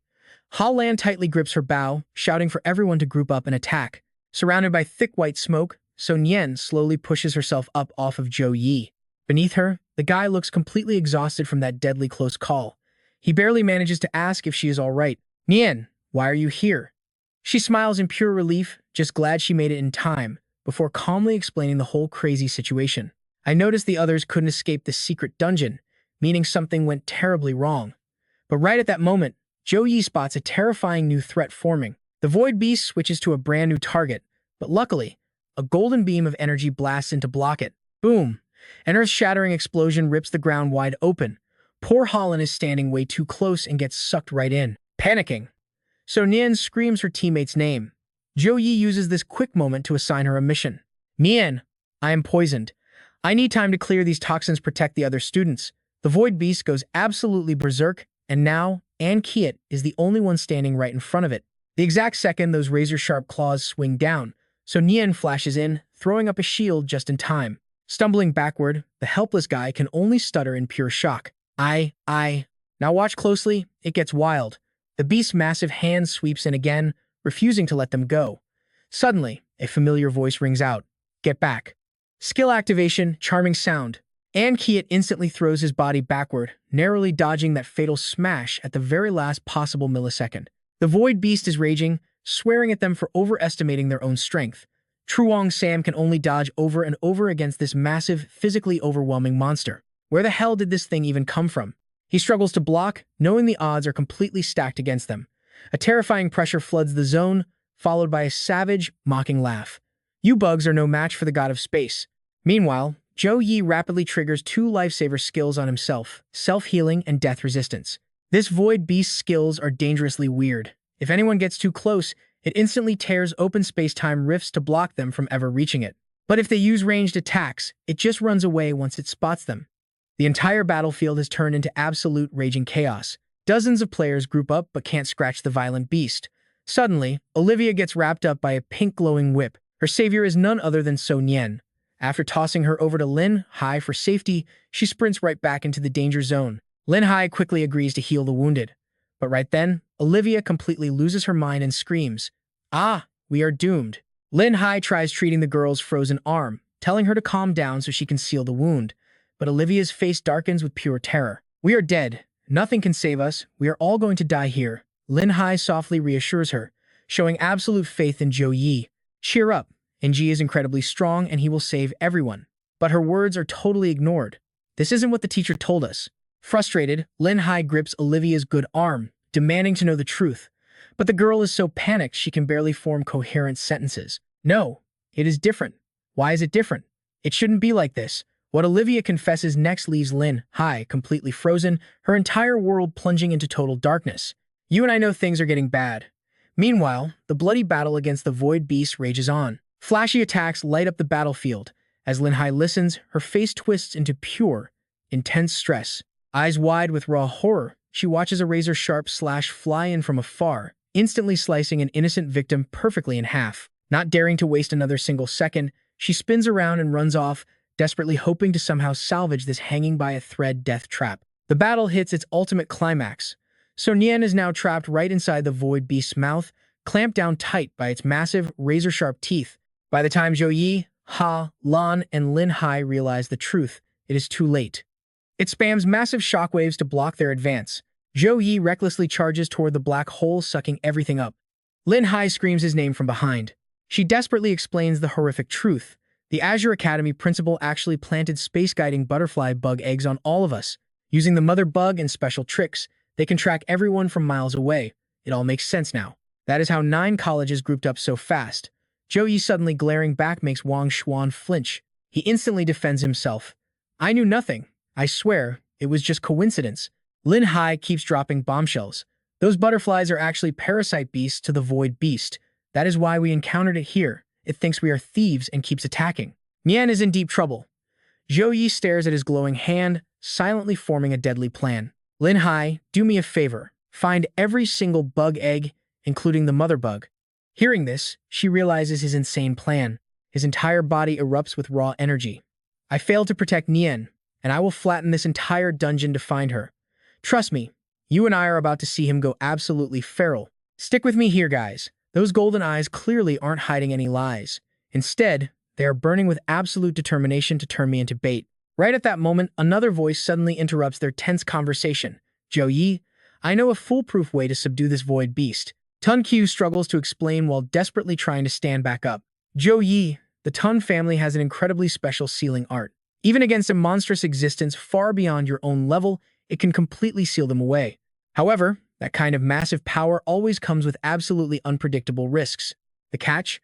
The moment the sealing spell activates, it drains the caster's entire mana pool in an instant. If you can't endure the shock of that mana drain and fail to survive that life or death moment, there is only one outcome: absolute death." Tun Q's eyes show a clear, heavy sadness as she expresses her absolute helplessness in this situation. "But I just can't do it." Lin Hai angrily shouts again. Then why even bring this up? But pushed to the absolute brink, Zhou Yi has no choice but to desperately grab onto this final thread of hope. "Tell me exactly how to do it." Using the method Tan Q provided, Zhou Yi instantly makes his move. A spirit butterfly carrying a magical light gently probes the mountain of eggs. A split second later, several eggs violently explode into pieces. As the dust clears, the space ahead suddenly cracks. Having reached his goal, he fiercely clenches his fists. Now in a different form, he is fully ready to face this deadly challenge head-on. Zhou Yi isn't a summoner. To use this, he must rely on items, and a summoner themselves is the absolute best, most special catalyst available. He calmly makes a crazy decision. "I will channel every drop of my mana right into this eyeball, turning it into the ultimate summoning item." Zhou Yi violently teleports around with his hammer, swinging wildly as he thinks. "Hold on to this, and you can trigger the sealing art." Seeing this kid stand tall, the Void Beast starts hesitating. Now pay close attention here. The beast is stunned. "How can you fight me for this long?" But it stays blindly arrogant, sighing at him. "Too bad. Struggling against me is completely useless." Suddenly, a blinding flash of light erupts and slams right into its body. The explosive shockwave sends his blonde hair flying wildly. Taking that terrifying attack head-on, the Void Beast spirals into absolute panic. "How could you?" Zhou Yi keeps swinging his hammer, threateningly growling, "Don't you dare run." It instantly bursts into wild laughter. "You absolute fool. Haven't you realized it yet? You literally cannot catch me." As it speaks, the spatial crack quickly seals up. Even though it acts victorious, it nervously watches his every single move. Yet, he perfectly keeps up, making it scream in terror. Not good. Just as the Void Beast feared, Zhou Yi ruthlessly brings down a heaven-shaking hammer strike, beating it to an absolute pulp. Even its own pocket dimension is smashed to pieces. All of his pent-up rage from earlier is finally exploding. It was just a lucky coincidence. Did you really think you could get cocky? A cosmic membrane acting like a sharp blade violently rushes forward to tear him apart. You arrogant little brat, let me show you the true power of a space-time god. In this exact split-second life-or-death moment, he suddenly remembers her warning. Zhou Yi, listen to me very closely. Tan Qiu had carefully warned him that a summoner's mana can actively help you cross dimensions to summon powerful beasts. So take this. You won't just open the seal, you will trap it permanently inside the rift. But my mana has limits. I cannot keep you completely safe. Zhou Yi seizes the chance, using everything from Holy Light Hurricane to Light's Punishment just to defend himself. The more dangerous it gets, the faster his brain works. Once inside the space-time turbulence, you absolutely must fight for every single second. Attack the Void Beast relentlessly until it shows a weakness and becomes completely vulnerable. Ignoring his own rapidly draining stamina, he unleashes his ultimate killing move, Holy Scroll Combo Attack. You and I both saw this coming, right? Covered in brutal injuries. Zhou Yi pushes through, perfectly timing the secret art. The Void Beast, thinking it had the upper hand, naturally got way too careless. Brat, don't get cocky. Today's humiliation I will definitely. Without waiting for it to finish, he trembles and mutters to himself, I can't hold on much longer. At the same time, he raises his hand as Light's Punishment finally burns brightly under his absolute control, forcibly condensing the massive sealing array together. It traps the enemy's body and soul, slowing its movements to a crawl so it can no longer launch any attacks at him. But taking down the enemy meant nearly destroying himself. Zhou Yi is now completely exhausted. Using the angelic god form twice has wasted way too much mana. A magical light halo slowly forms alongside his breathless whispers, stacked with the continuous heavy drain of using his massive skills. Only when it realizes its movements are locked down does it completely freeze. His fingertips, bathed in holy light, faintly twitch. The spiritual heaven runes instantly form a cage, trapping the Void Beast on his command. What else can it do now but helplessly accept its binds? Completely out of energy, Zhou Yi lets himself helplessly fall, his mind flashing back to old memories. The heavy pressure to win the Grand Championship 5 times in a row for his school, and So Nian's gentle, soft whispers. These vivid memories suddenly stir his sleepy heart. He sees her suddenly land to gaze at him, and even that moment in her succubus form when she gently touched his lips. It truly feels like she just transferred something straight into his soul. Amidst his deep daze and heavy, exhausted panting, his vision is suddenly drawn to something straight ahead. So Nian holds up a seductive heart, inviting him, remember to come find me. In that exact second, he snaps wide awake, his eyes flashing a bizarre, piercing red. A purely badass Zhou Yi instantly follows up with a heavy strike. He risks absolutely everything just to permanently lock down the Void Beast. Stay right here and be a good pet. It confusedly asks, what? Streams of glowing golden holy runes string together, rapidly transforming into countless magical chains that tightly bind the Void Beast. Finally, this monster can't act so damn arrogant anymore. This absolute suppression forces it to dizzyingly beg for mercy. I surrender. I surrender. I surrender. Simultaneously, the system pops up. You've subdued the magic beast. Do you want to accept it as a summoned beast? Ignoring this epic reward, Zhou Yi furiously interrogates it. Hand So Nian over right now. It weakly stammers in confusion. Who is that? Only for it to scream in agony as he gets physical. Ah, my eye. Ah, I know. You mean that girl, right? Haha, she is totally fine, still perfectly safe. Over in an icy area he hadn't even noticed. A flower bud suddenly twitches. Its incredible cosmic patterned petals gently bloom wide open. Turns out, So Nian is peacefully sleeping right inside the magical flow of this space-time flower. Outside, an anxious Lin Hai suddenly tilts her head. She has finally waited long enough for Zhou Yi to safely return. The surrounding students frantically rush to ask, how is So Nian? Zhou Yi, did you really manage to subdue the Void Beast? Meanwhile, the rival faction wanting to overthrow him starts seriously hesitating. The teleportation is restored should they still make a move or not. On the other side, receiving So Nian, she confusedly blurts out, second brother? Without a word, he winds up, pointing his giant hammer straight at the heavens. And that's where we leave it. Trust me, you definitely want to see what happens next. Wang Xuan freezes, shouting, Zhou Yi, what is the meaning of this? His friend quickly chimes in, panicking, yeah, what are you trying to do? What they get in response is the match continuing, scaring the whole group into scattering. Seriously, has Zhou Yi gone completely insane? Stick with me here, because this is where our MC goes absolute boss mode. He casually hefts his weapon, facing everyone down. Surrender or fight me. Someone mutters, what do we even do? Left with zero options, they surrender. I completely give up. At a time like this, we were never really enemies anyway. The notification that Sun Chao from Mado University forfeited suddenly flashes on screen. Halen awkwardly breaks the silence. Right, I just wanted to check up on you, that is all. Even the player from Yuechi University, Chao Yang, helplessly admits that God Engi's desire to win is just too overwhelming.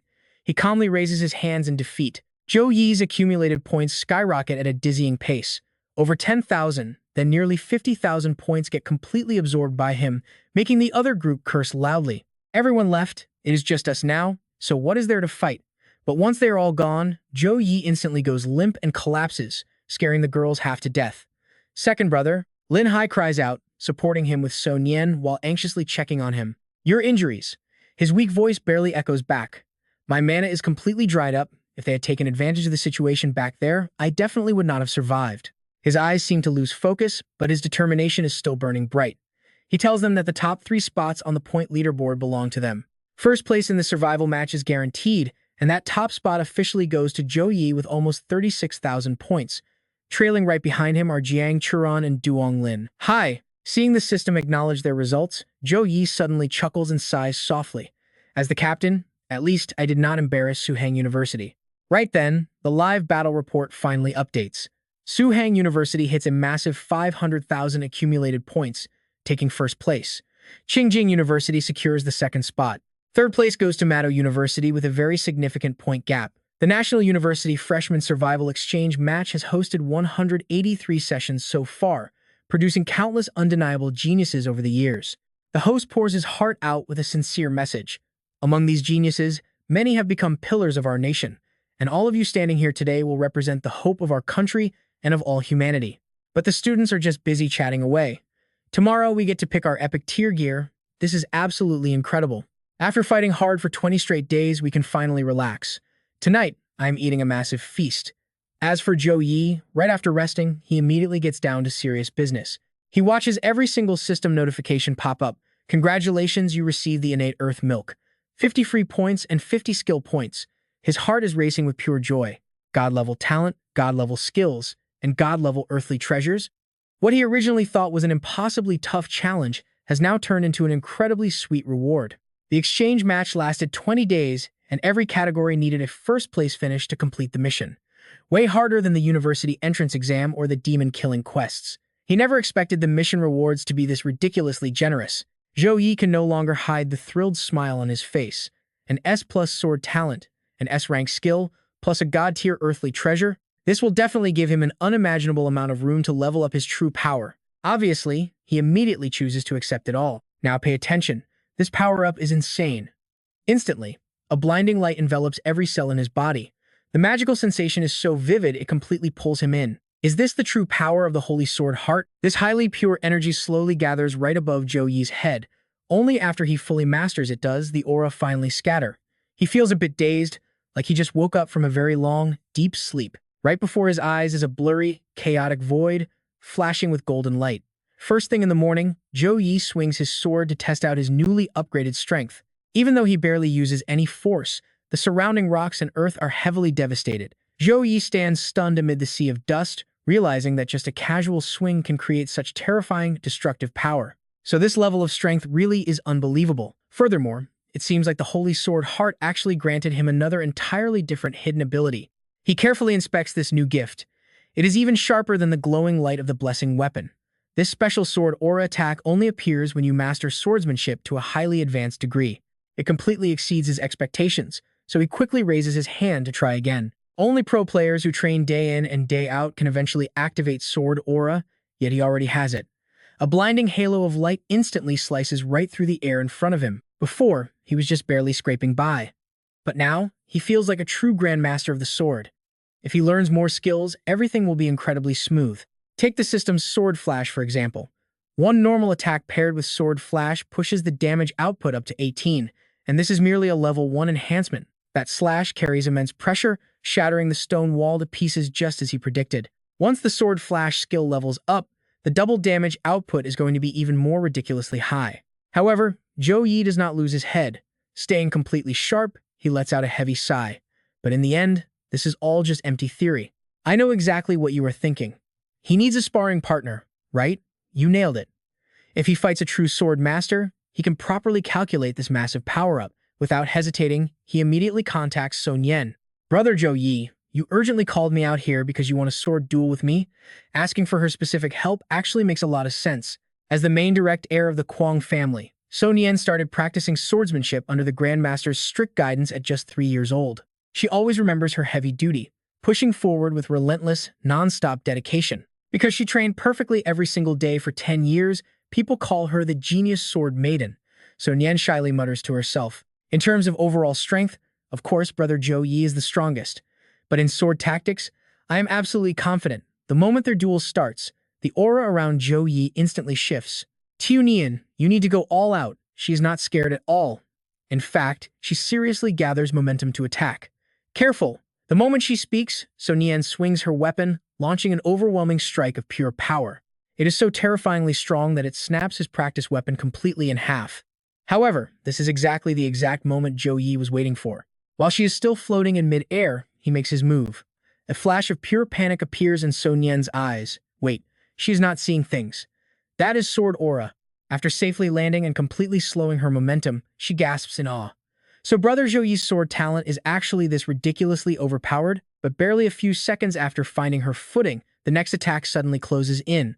Without flinching, Sun Yen uses all her battle experience to raise her weapon and block. The phantom sword, packed with sky-high energy, instantly counters. They go back and forth endlessly, clashing fiercely for over 100 exchanges. The two fight so intensely they do not even notice Wu Mang showing up. And that is where we leave it for now. Trust me, things are just heating up. Am I dreaming? Since when could Zhou Yi use a longsword this well? Wu Mang carefully observes everything. Every single one of his strikes gives off a surging, holy presence. Stick with me here. Jiang Churen's sword style is lightning fast and totally unpredictable, but the older guy watching, his experience sees right through it. She actually manages to trade blows with Zhou Yi, looking like a total pro doing it. Honestly, Zhou Yi is just holding back. He lowered his strength to match hers, otherwise his high level would crush her. The second her weapon flies away, Ngo Mang calls the match. Just the shockwave from their blades clashing is enough to almost shatter her arms. He effortlessly snatches the precious item she always carries. She is completely out of breath. I give up. No more fighting, she pants. Zhou Yi immediately softens, asking if she is all right. Seeing him care, she promises she is fine, just totally exhausted. As they stop, Ngo Mang walks right up, clapping. Absolutely blown away. Turns out you are a master swordsman. Why hide this during the tournament, he asks. Zhou Yi awkwardly scratches his head, greeting the director. Just keeping a hidden trump card, he laughs. But inside, he is sweating. Unlocking his new talent requires insanely strict conditions. No resetting high-tier dungeons, no class change rituals. Pulling a brand new talent out of thin air just looks way too suspicious to everyone. He cannot fool them. Suddenly, Zhou Yi remembers to ask, Director and Zhou, did you need me for something? The director jumps right into it. I am here to escort you all to the Alliance Victory Banquet, but first, we need to talk. A dark crime scene flashes through his mind. Now pay close attention here. Fong Hak is dead. When the Alliance investigators finally found him, he was already a corpse in his dorm room. His own students confessed everything. He claimed those insect eggs were tracking devices for the Hidden Realm, bribing them with S-tier resources to stay quiet. That corrupt director had this plan for ages.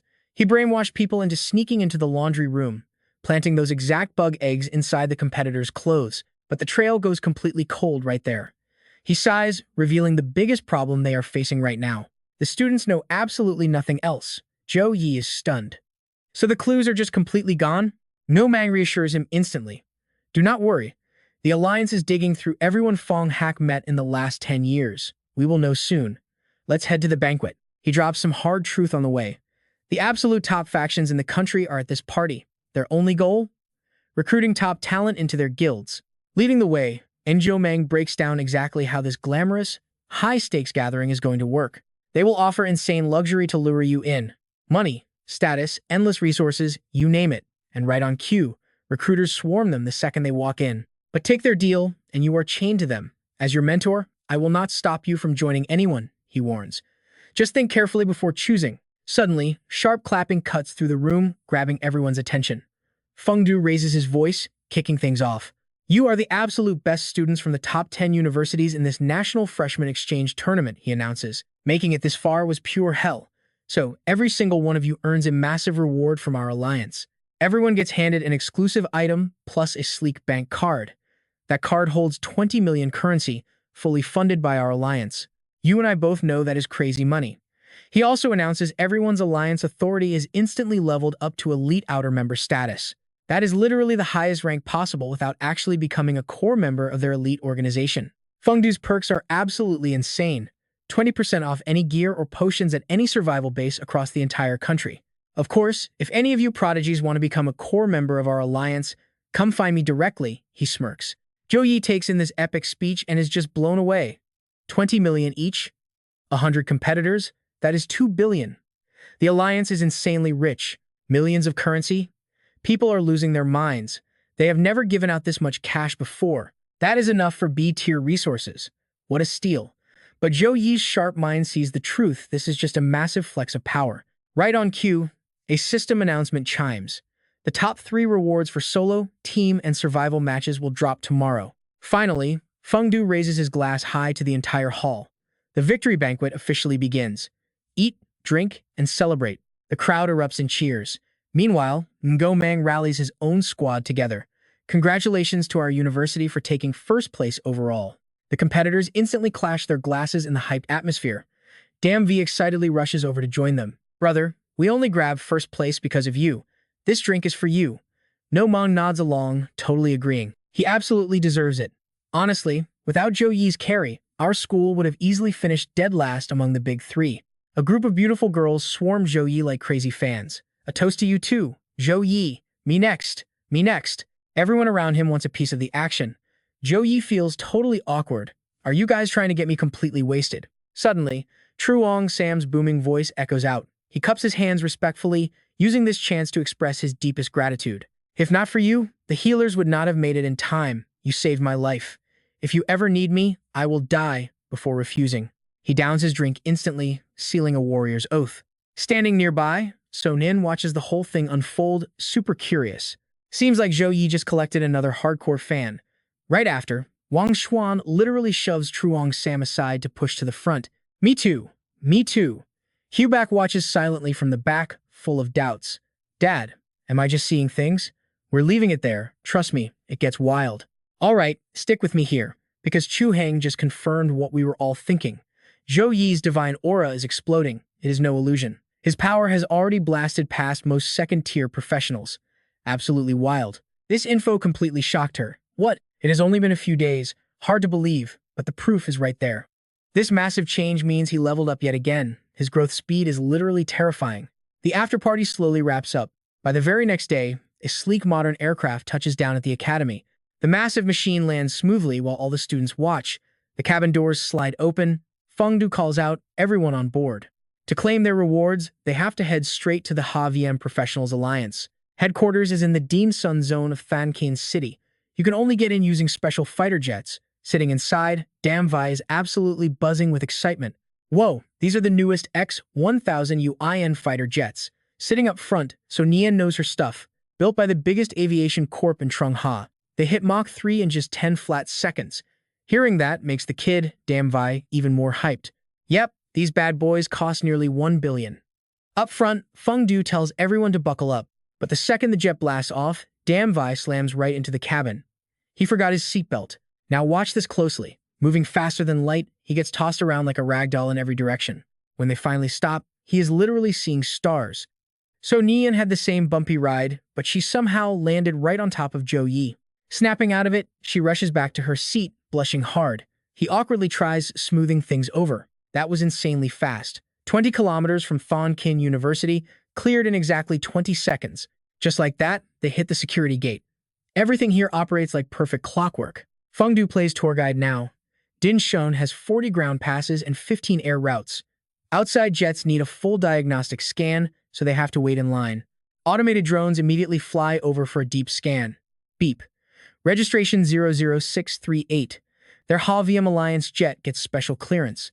They pass the portal, revealing a massive, glorious headquarters inside. Staring out the window, So Nian is amazed. Wait, is that Thon Kin University's flag? Fengdu happily explains. That is Thankin University's floating island. Besides schools, tons of major guilds build up here in Din's sun. Standing back, Zhou Yi quietly studies the Alliance's mechanical island. The mana waves here are insane. Every single machine on that island packs maxed out defensive stats. All the students finally step out of the ship, lining up one by one. Fengdu officially announces, "Welcome to headquarters." Suddenly, a voice catches Wang Xuan's attention. He turns around and spots an absolutely massive creature nearby, a giant dragon. A senior student smiles. Taking a level 60 mythic race as a pet, that owner has to be an insanely strong third-tier professional. Fengdu then drops the itinerary. Staff members will guide everyone to claim their specific rewards. Every student gets escorted. Wang Xuan, please follow me. Jiang Churen, right this way. We hop too. But the real top player gets special treatment. Fengdu personally guides Zhou Yi. First place in the solo bracket, first in the team fight, and first in survival. I will take you to your rewards, follow me. It is a long walk, so they chat. You saw it too, right? You were the top performer. Ha, VM values you. Any interest in becoming a core alliance member? He politely declines. Sorry, I am not planning to join any faction yet. Do you not even want to hear our offer? We have very few rules. He spots the trap immediately. Few rules still means being tied down. Plus, he is just a freshman. No way he is letting any faction chain him yet. Fengdu stays hopeful. Geniuses always have their own plans. Ha ha ha, no rush. They reach a heavy secret door, and she drops the hype. His payout comes in 3 tiers. First, for the solo win, a custom legendary weapon. Team champion reward, a full set of custom epic gear. And for surviving, he can pick literally any item from the Ha-VM Alliance vault. Leading him inside, she keeps explaining. Right now, I am taking you to the absolute highest tier blacksmith master in Ha-VM, Master Kai Quan. He will forge your legendary weapon himself. This is his personal forge. The special doors hiss open. Intense heat blasts out, along with thick smoke revealing a shadowy figure. Fengdu steps up. Master Kai Quan, the solo champion, is here. His murderous aura is heavy enough to crush anyone. A deep, gravelly voice echoes. You are Zhou Yi. Without blinking, he answers politely. Master Kai Quan, I am Zhou Yi. The old land's eyes flash, scanning him intensely. He seems satisfied, his harsh tones softening slightly. Good. You are level 23. Since gear upgrades every 5 levels, I will design a level 25 legendary weapon for you. Speak. What kind of weapon do you want? Zhou Yi does not hesitate. A long sword, pushing strength and intelligence stats. Watching this exchange, Fengdu is silently blown away, filled with pure admiration. Master Kai Quan uses a special ice skill for crafting. Normal pros facing that light freeze up completely. And that is where we leave it wild, right? Stick with me, you're about to see why he's the top champion, facing Grandmaster Qi Jun without even blinking once. Zhou Yi quickly jumps in to explain exactly what he wants for his weapon. He doesn't need crazy special effects, just something that perfectly matches his Holy Knight class while packing enough raw offensive power to absolutely destroy his enemies in combat. But in his head, he's calculating every single detail. Gold tier weapons usually offer 2 types of stat boosts to your core attributes. Legendary tier, that means all 4 stats get a massive upgrade, but since he's a Holy Knight, he has to fight right on the front lines. Both strength and intelligence are absolutely crucial for him. Qi Jun nods, deadly serious. I've watched your battles. Your style is sharp, aggressive, pushing enemies to the edge. A longsword is the perfect choice for someone like you. With genuine excitement, the Grandmaster suddenly pulls out a Radiant Sun Holy Stone. You can literally see a wild idea forming in his head. I've got a brilliant thought, he smirks. Feng Yu recognizes it instantly, an epic tier material that only drops in the Holy Sanctuary dungeon. Less than 10 of these exist all year. Then, as if sharing one mind, she and Zhou Yi yell out in pure shock, Radiant Sun Holy Stone. Qi Jun goes full professor mode, explaining it simply. This stone is a literal treasure pulled from the sun's core. A weapon forged from it will instantly purify and vaporize undead and dark creatures using holy light. Speech over, he focuses his aura, summoning the meteoric silver steel. With a booming shout, glowing magma pushes up a series of crazy rocks. There goes the gold-tier meteoric silver steel, followed by legendary abyssal obsidian, epic stardust fragments, gold-tier dragon, soul cores, and even legendary Holy Spirit tears. The lineup is absolutely stacked. He waves his hand, and blazing flames pull everything into a massive vortex. Heart of Flame, Void Essence, Sands of Time, and the Eye of the Storm. Now pay attention, this is where the forging gets totally insane. Qi Jun forms hand seals. Under thousands of degrees of heat, the volcano straight up erupts.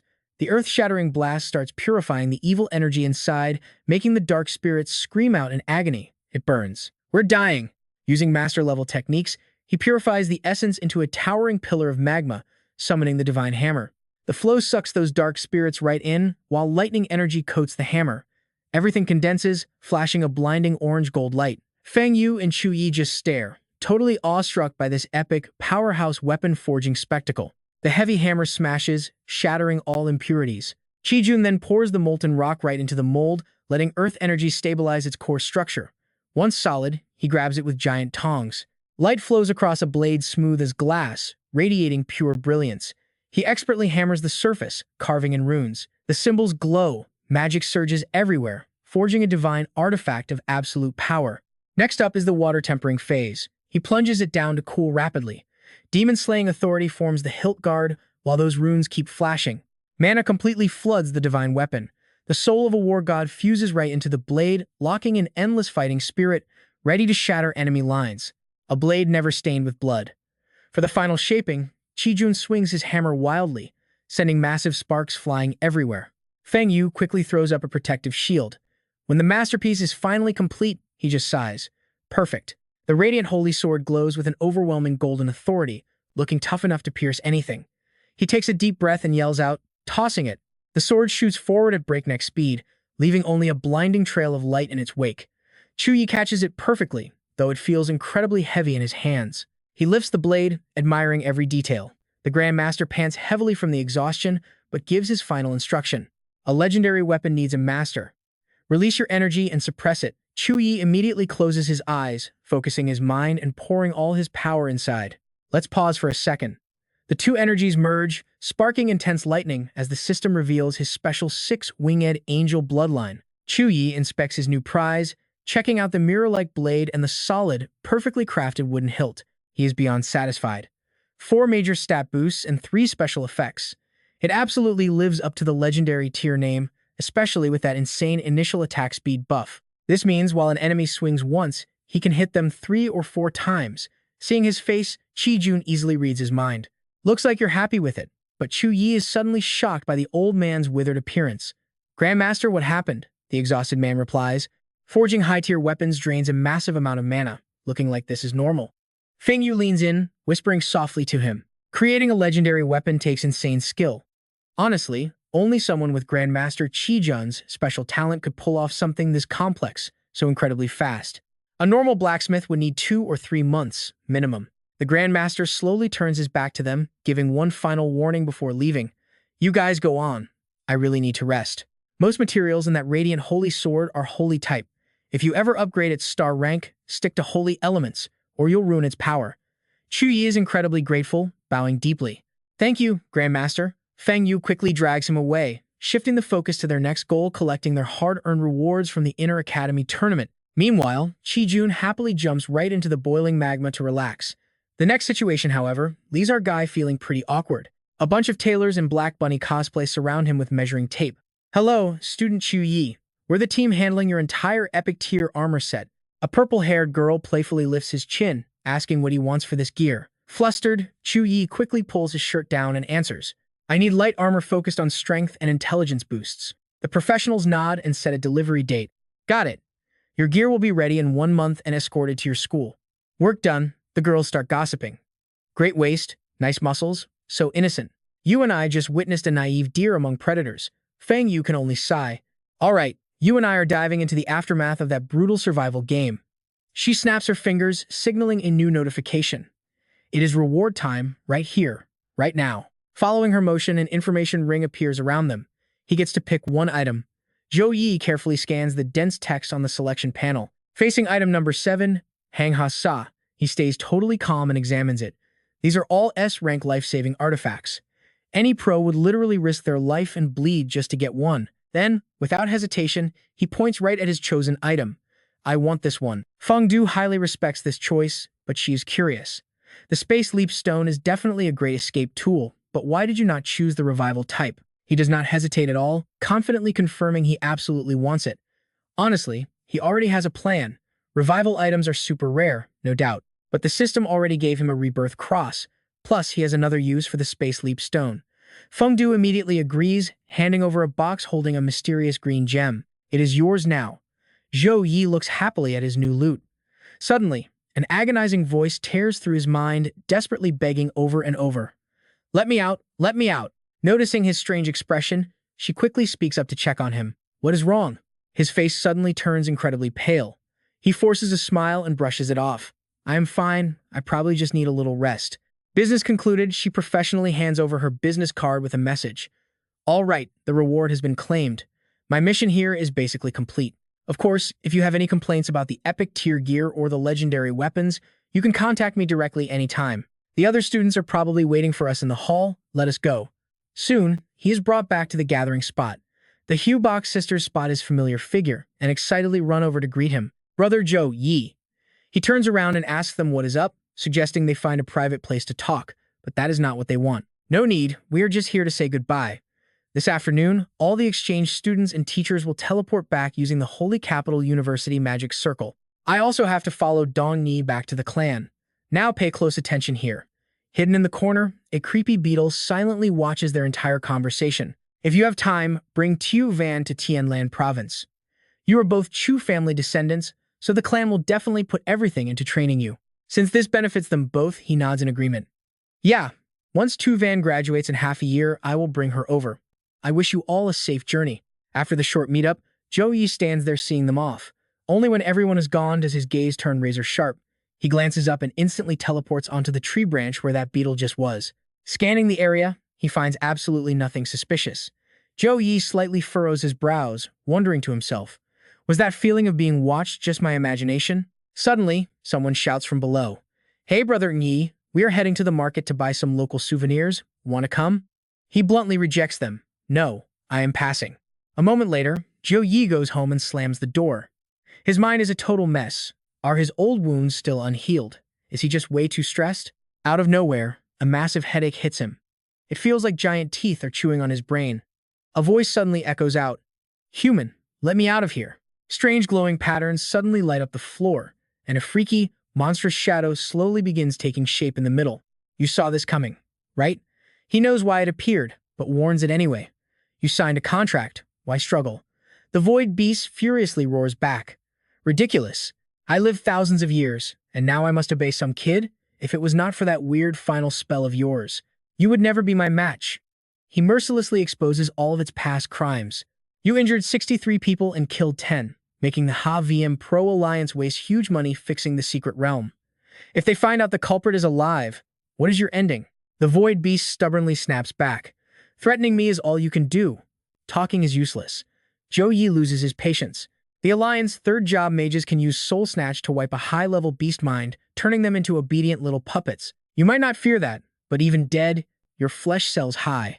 Triggered, it grinds its teeth and spits out a vile insult. But right after, he kindly pulls out an S-rank space leap stone. Fighting me left you badly hurt, and I cannot bring you to a healer. You need to recharge your energy. The void beast freezes, staring at the stone with very complex emotions in its eyes. Zhou Yi suddenly drops a random condition. 1 year. He pauses before continuing. Your energy is useful to me. Help me out for 1 year, and I will wipe the contract and free you completely. It holds a deep grudge against humans, so it is not easily swayed. Why should I trust you? Why waste time explaining? He just threatens it again. You have 0 choices left. Either trust me or choose death.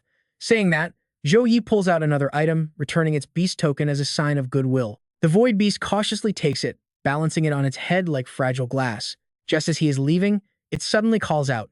Wait a second. Tossing the stone into its mouth, the void beast slowly spits out a massive warning.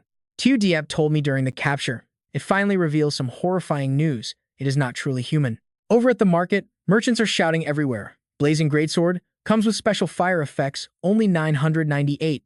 Sir, do not hesitate. Today is a special deal. Buy a full armor set, get a free nail clipper. Real goods, no scams.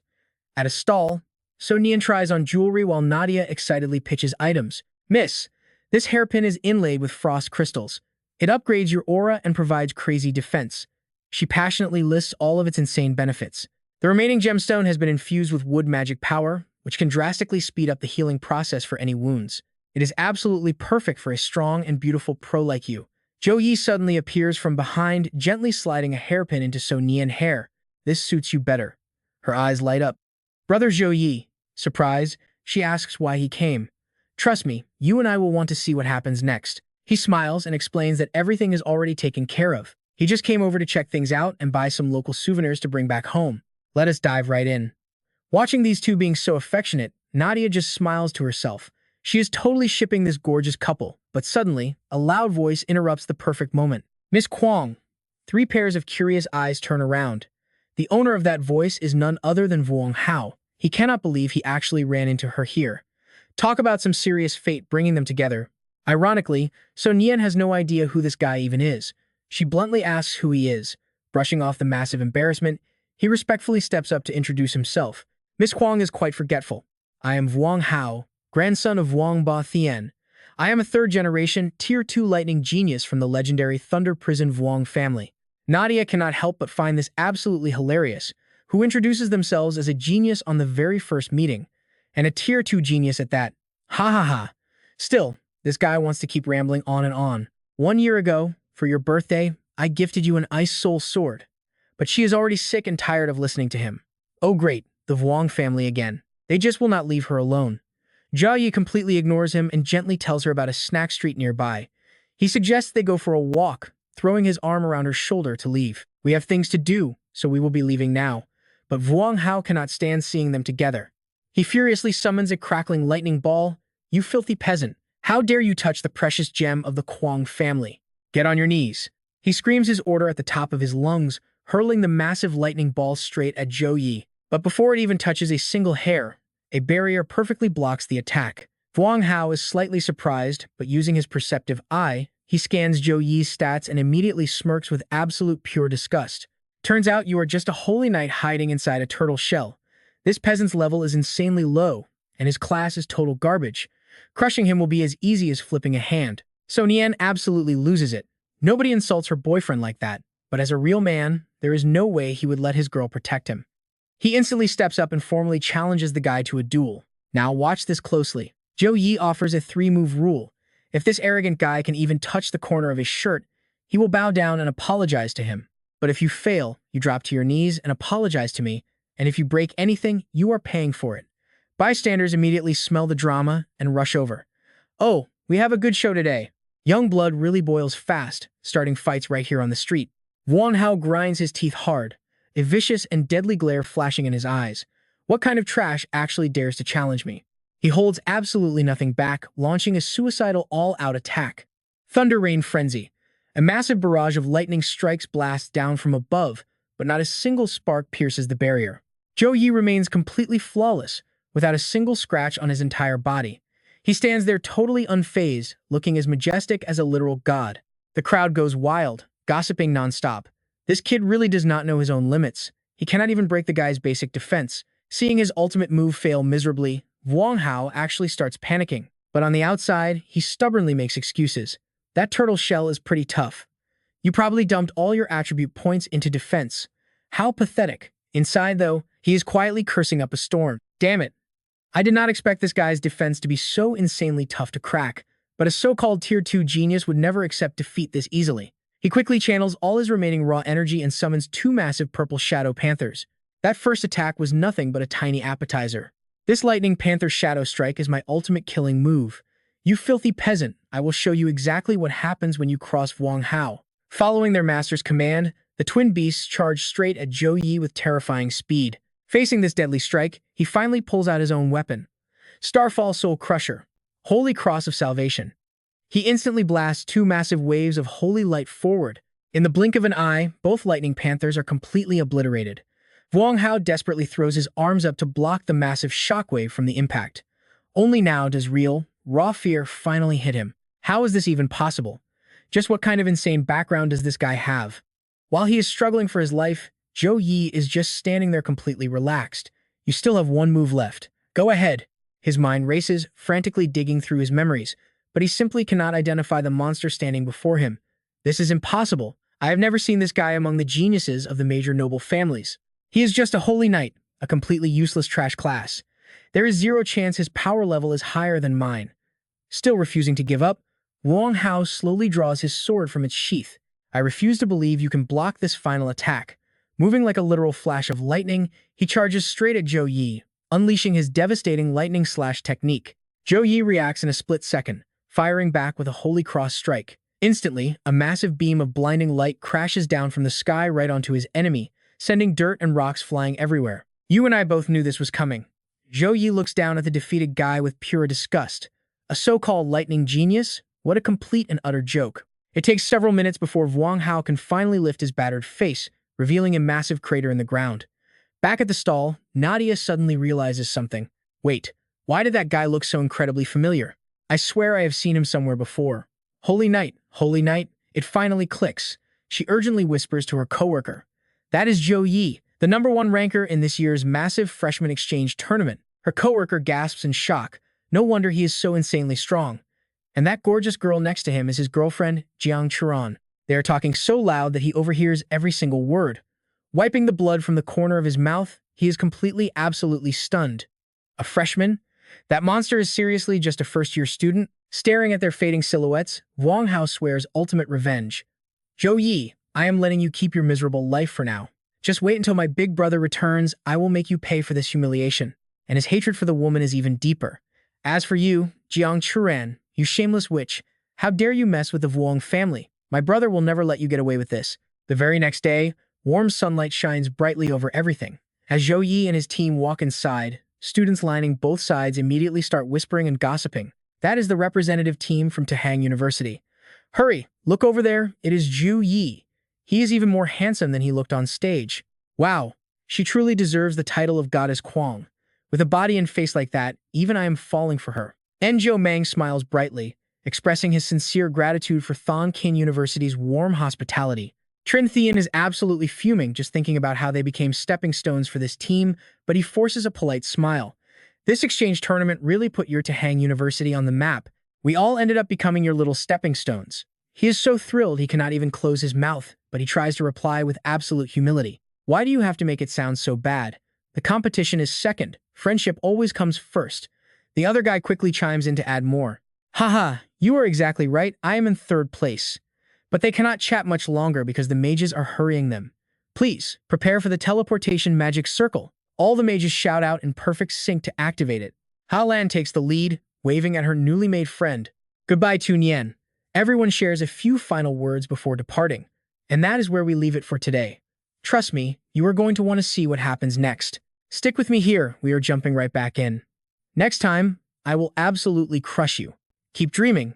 Bye. In a flash, everyone vanishes through the teleport array, popping back into their academy hall. Wang Hui throws his arms open, welcoming the future pillars of the nation. Welcome back, you little heroes of Suhang University. The students bow together, greeting the principal, Chu Hua Yang, and Director Song in unison.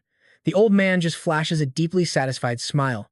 Suhang University is completely dominating. Every trending headline is about our massive championship win. Song Yi smiles, praising them too. You all performed exceptionally well. Great work. Right after that, the principal steps up to highlight their achievements and hand out the epic rewards. This exchange tournament is honestly just an all-out war between colleges to test everyone's teaching capabilities and student power levels. Naturally, it is time to talk about merits and massive rewards. He calls out 5 names one by one. Even though they were substitute members, they completely showed off their unique brilliance during those intense matches. Then he loudly announces, each of you gets a reward of 5,000 credits. Their eyes go wide with pure shock.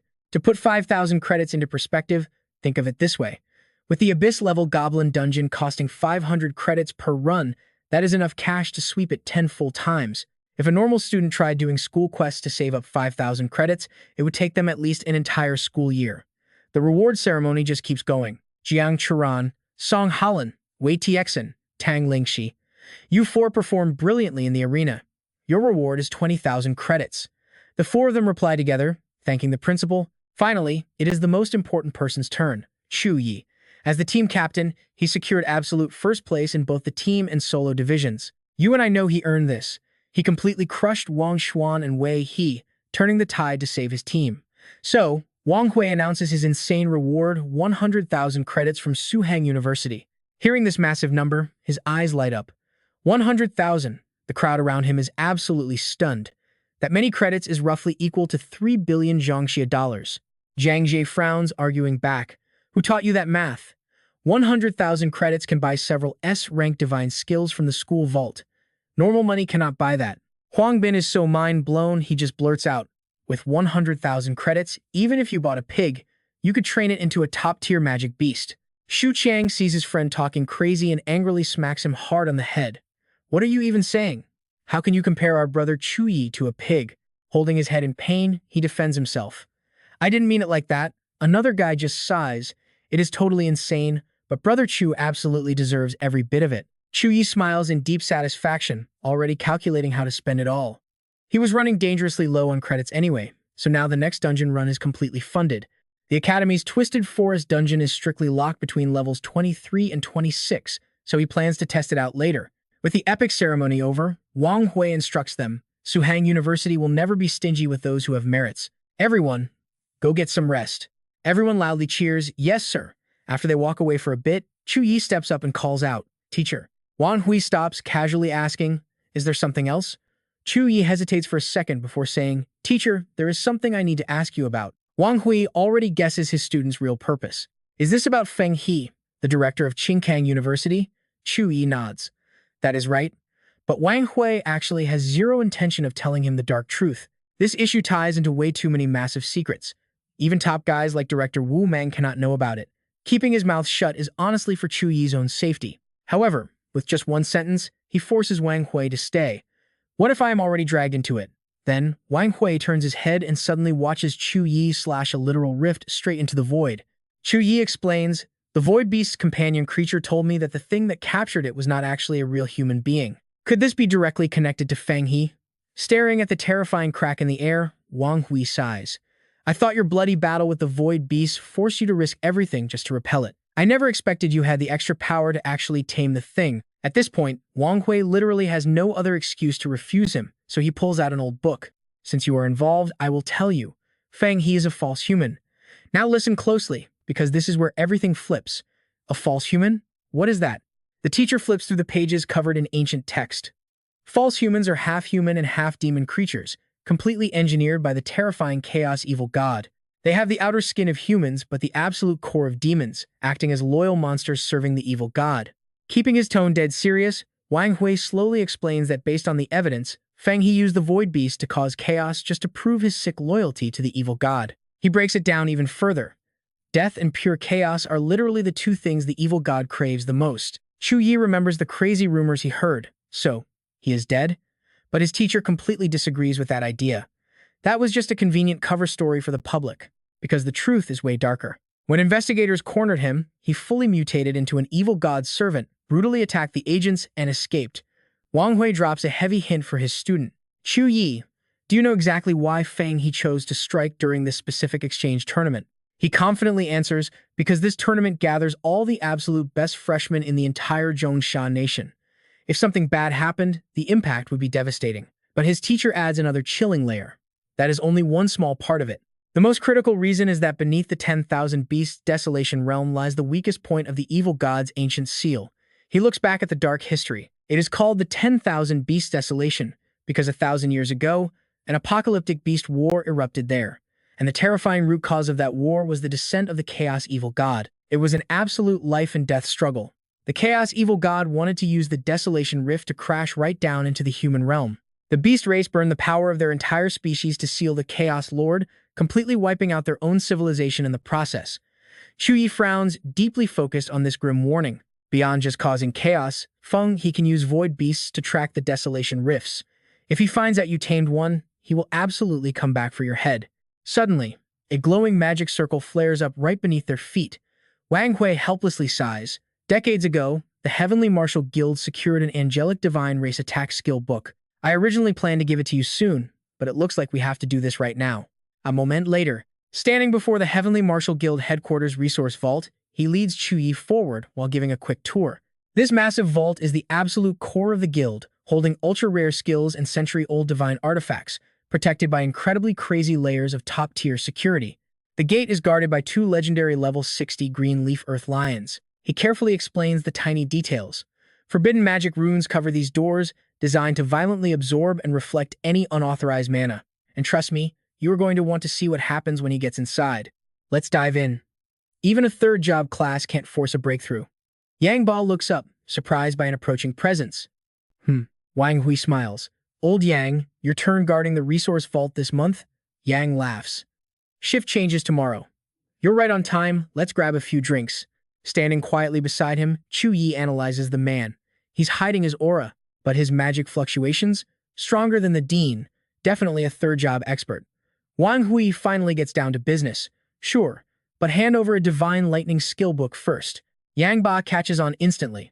Oh, getting gear for your new student? Nothing gets past him. Smiling, Wang Hui officially introduces the two. Exactly. Zhou Yi. This brother and I survived life and death battles together. Just call him Yang Ba. Zhou Yi politely bows. Nice to meet you, senior. Yang Ba recognizes him immediately. I saw your match. You absolutely lived up to the hype, kid. Zhou Yi rubs his head, a bit embarrassed. You're too kind. Activating a skill, Yang Ba drops some wisdom. Humility is great, but overdo it, and people think you're an easy target. Trouble will literally knock on your door. Wang Hui steps in, shaking his head. Old Yang, stop lecturing. This is exactly why none of the young kids ever like you. Yang Ba scoffs, completely unbothered. If they don't listen to their elders, they're just asking to get crushed. He pulls a glowing book from his spatial ring and tosses it to Zhou Yi. Take it. Wang Hui immediately gives his student some advice. You've got spare skill points, right? Consume this book right now. Zhou Yi carefully grips the tome. Got it. He quickly checks his current points. His daily quests have been piling up, leaving him with a massive stash of points. Staring at the skill book, he tells the system to begin. Now pay close attention here. Instantly, glowing pages explode from the book, rushing into his mind. A six-winged angel wielding a blazing golden sword materializes. System alert. 100 points consumed. S-rank skill, Divine Lightning Revelation learned. At level 1, it boosts abnormal status resistance and lightning damage by 50% for 14 seconds. A godly strike shatters the illusion. The screen flashes again. Another 100 points consumed. S-rank skill, Divine Lightning Judgment Blade learned.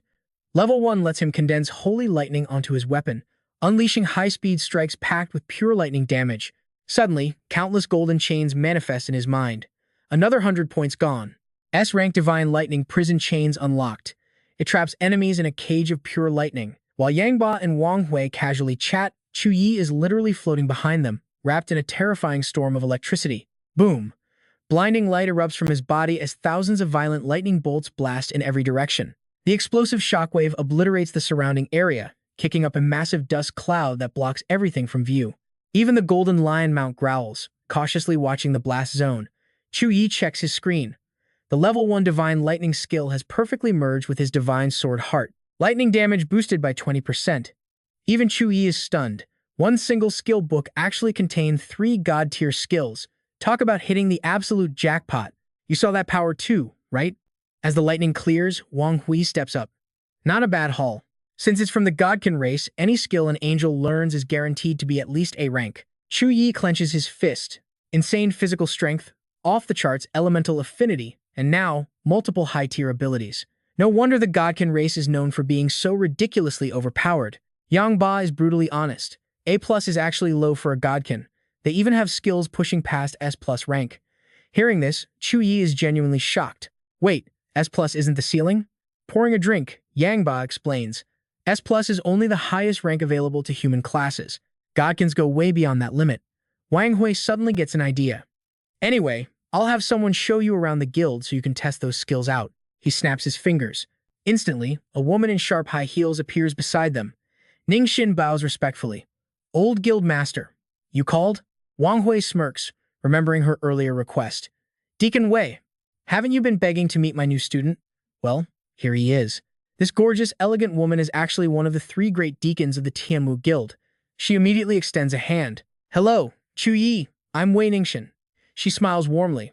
I tried tracking you down at Qingjing University, but you had already left by the time I got there. He shakes her hand politely, looking confused. Looking for me? Wang Hui steps in, explaining that she handles all elite recruitment. She can't resist snatching up top-tier talent. Yang Ba frowns, protective of the kid. He's just a freshman. Don't drown him in guild politics yet. The guild master and I have catching up to do. Give him the grand tour. Ningxin immediately nods, following her orders. Understood. And trust me, you'll want to see what happens on this tour.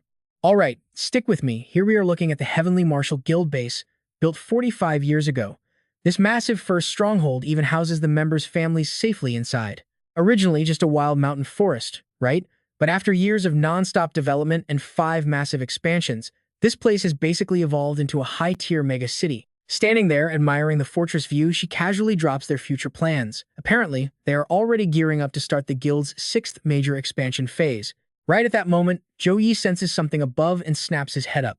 His pupils instantly shrink in pure shock, because up on that massive cliff, there is a literal silver dragon casually coiling its gigantic body around the rocks. Every single time it shifts its claws, the solid ground just crumbles away. Finding a comfortable spot, the massive beast simply drifts right back to sleep. He stares at this majestic sight, thinking he is completely dreaming. A legendary Eastern magical dragon in the flesh. You would rarely even see something this insanely mythical on television broadcasts. Nung Tam smiles with absolute pride. She explains this mighty dragon is the Heavenly Martial Guild's guardian beast, actively protecting their entire territory for 32 years straight. Just do not go near that mountain range, she warns, its temper is terrible. Duly noted, Zhou Yi drops his curiosity and shifts his gaze down below. Seeing a huge line of people trailing along, he asks what they are up to. She explains they are hitting the dungeons. The headquarters holds 3 variants, including Gold, Epic, and Legendary. These are exclusive challenges for guild members. Then she generously offers a rare chance to the rookie. Want to try it out? Just swipe my card. Zhou Yi is fully on board and accepts the offer, perfectly timing a test for his brand new weapons and skills. Nung Tam watches helplessly as her accumulated points completely plummet. This kid really has absolutely zero manners. As soon as he teleports inside, a glowing system prompt pops up. Entering the nightmare-ranked dungeon, the Sighing Plague Domain. Watch closely now. Before he even stands there for 3 seconds, a massive horde of local monsters completely locks onto his position. This dungeon requires levels 20 to 30 for up to 8 players. The border zone is heavily corrupted by a deadly plague. Anyone entering faces magic-banned monsters mutated into near-death ghouls, losing all sanity to violently attack any living target. The first dangerous wave is the Rotting Corpse Tide. These hideous screaming freaks charging forward are normal level 20 zombies, packing bite and scratch skills. Then you have the level 22 mid-tier variants, bringing a nasty shrieking skill into the mix. Zhou Yi finally unleashes his power, wrapping golden lightning completely around his hands. He fires off electric slashes, slicing through the zombie horde like a casual Fruit Ninja game. That move right there? The S-rank Divine Lightning Apocalypse Stance Level 1. It grants 50% resistance to abnormal status effects, boosts lightning damage by 50%, and lasts 14 full seconds. He is totally satisfied with this. The Apocalypse Stance temporarily spikes his real combat power up an entire tier. Zhou Yi flawlessly pushes this skill past its own limits. Even though the level 1 Apocalypse Stance only lasts for 14 seconds, dropping this massive buff during live combat is more than enough time to dominate. Every single strike hits way harder than the last, erupting like a golden lightning tornado. He is ridiculously confident this alone could wipe out multiple waves back to back. The system prompt quickly flashes. Congratulations on clearing the first wave. 200 zombies slaughtered in 35 seconds. Opening the portal to the second stage, Mutated Village. That little warm-up leaves him grinning. Great firepower. If he levels up, he can obliterate these ugly monsters even faster next time. Stepping through the portal, Zhou Yi immediately covers his nose against the rotting stench. Wave 2 begins. He gets cautious. This toxic air is worse than the Hurricane Mountain range. His vision gets blurred, so he stays alert. Creepy whispers echo all around before the blinding light finally fades away entirely. Disgusting human scent. He quickly locks in his next skill. Wave 2 is perfect for testing his legendary weapon. Meanwhile, hidden shadows whisper furiously. You hear that, right? They chant to kill him. Just a low-level piece of trash coming here begging for death. My babies are starving for a useless, stinking holy night. I will tear him apart. But before they finish gloating, Zhou Yi launches a vicious slash. Found you now. Get out here. The dark fog fades, revealing their ugly forms. A level 25 zombie hound lunges instantly, using its ultra-fast bite. Its head eats a direct hit from his blinding sword. But they are not alone. Someone controls them from behind. A level 25 butcher zombie drops in with heavy slash and spinning strike skills, roaring madly. It grips a massive, razor-sharp cleaver, ready to mercilessly chop its prey down. But this beast only makes Zhou Yi way more excited. Perfect timing. His final new skill is the S-rank Divine Lightning Punishment Blade Level 1. He summons Holy Lightning directly onto his weapon, slashing at blinding speeds to unleash absolutely massive, off-the-charts lightning elemental damage. Without a second of hesitation, he chops straight ahead. The attacking zombie is brutally split entirely in half. Ending the strike, he praises himself. Not bad at all. These bodies are way tougher than Wave 1, actually managing to hold on for 2 whole seconds. The ground is split open. The surviving zombie horde freezes in shock for a second, then starts strategizing using their own twisted language. Instantly, another monster triggers a berserk roar. Acting as the core, it instantly buffs its allies in range into an absolute frenzy, throwing them into a fearless, hyper-aggressive assault against their enemy. Sure enough, the frozen horde suddenly gets hyped up, talking wild trash. The Holy Knight stinks so horribly. Today is your absolute death day. You are just a tiny human coming here without knowing your own pathetic limits. Zhou Yi stands there totally confused by their weird gibberish. What are they even rambling about? Shrugging it off, he rushes in using his S-rank sword flash for a rapid-fire multi-hit combo wipeout. A zombie hound mutates at absolutely breakneck, terrifying speed. Its fangs grow so huge its own flesh rips apart, splitting its head into 2 creepy halves. But this bloody evolution does not shake Zhou Yi's resolve. Instead, he leaps up, swinging a beautiful parabolic slash that sends the hound flying away. Suddenly, a deadly aura from a level 26 Plague Bringer makes him shiver. Zhou Yi spins fast to block the attack, while the system drops extra info on the Plague Strike. Get infected by this poison, and your health drains rapidly every single second until pure paralysis. So what do you and I think? He better dodge that. Let's dive right into this crazy dungeon run. With mind-blowing precision, our guy flips his weapon, slicing the monster's head clean off and sending it flying through the air. Zhou Yi shakes the disgusting slime off his hand in pure annoyance, just as a cold, mechanical voice rings out. Death resistance has been triggered. Any damage his body takes right now will instantly heal up at absolute lightning speed. Retracting his weapon, he breaks down his strategy. Before, he used a warhammer for heavy-range hits, but dropped it in close combat for his pure white blade skill, and then finally switched to a longsword for easy counterattacks. Staring at the endless zombie horde rushing in, Zhou Yi actually feels disappointed. Wiping out 20 monsters in 1 single minute is just way too slow. Not satisfying at all. He figures he should really save his Heavenly Punishment blade for the stronger monsters to get maximum impact. No hesitation, he immediately forms a hand seal on his forehead, deeply focusing his mind to activate his hidden, explosive energy. For dealing with a massive crowd like this, magic skills are definitely the best choice. In a flash, his Holy Storm technique whips up an absolutely massive, raging tornado. You cannot even count how many enemies get violently sucked right into that devastating vortex. He successfully slaughters the zombie butcher, the plague spreader, and the fierce zombie hounds. Zhou Yi steps right through the portal the second the system notification pops up. Congratulations on clearing the second stage. 100 zombies successfully eliminated. Clearing it in 1 minute and 50 seconds opens up the path to the third stage, the Forbidden Wind path. Please continue moving forward. Now, pay close attention. Here comes the real threat. He stares down the grim, dark red forbidden path as a level 45 zombie priest walks down the steps, spewing highly manipulative garbage. Stepping into this place, you must be full of doubts about life. Getting closer, the twisted priest expertly drops a psychological bait. It is fine. The gods welcome all those who have lost their way in life. Zhou Yi looks highly suspicious at this nonsense. The gods? He asks. The monster keeps whispering, trying to build up a fake sense of faith. Exactly. Under the guidance of the God who controls life and death, we will find the absolute truth of existence. Then, the twisted priest slowly weaves a completely fake, grand illusion. Mortal life is incredibly weak and terribly short, but if you follow our God, you will be granted true immortality and escape the eternal cycle of reincarnation. This is the ultimate honor, elevating you far beyond all those pathetic mere mortals struggling with life and death. Finally, the creature throws out a tempting offer to hook the big prize. Come here, drop that narrow-minded sword, and join us to fully enjoy the endless blessings that eternal life brings. For a brief second, it actually looks like this crazy, overpowered promise of immortality has trapped Zhou Yi in a very deep, agonizing internal struggle over living forever. Thinking he has successfully brainwashed the kid, the priest cracks a super calculating evil smile. That is right, young man. This is the chance everyone desperately dreams of. Zhou Yi finally voices the thought bubbling in his mind. I have just one thing to say. The arrogant priest acts forgiving, ready to listen. The young god is willing to listen, but definitely not to his sword smashing into his head along with pure disrespect. I do not need your garbage. His glowing blade and mocking words completely expose their filthy, rotting lies. If eternal life means turning into an ugly freak like you, I would rather just die. So much for preaching religious ideals when you cannot trick a single person. The priest instantly starts cursing this foolish human. You will deeply regret this. Even with a sliced-up body, the monster fiercely shouts out a final order.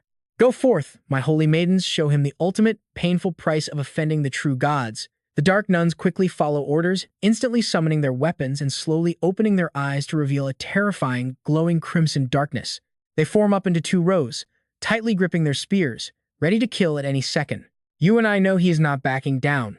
Facing this insane bloodlust, Zhou Yi gets hyped, gripping his staff as lightning sparks wildly. The basic wooden stick instantly transforms into an S+ rank Holy Heart sword. He swings his arm to block a massive plunging attack from the enemy legion. The wild counterattack triggers an earth-shattering explosion, kicking up thick dust everywhere.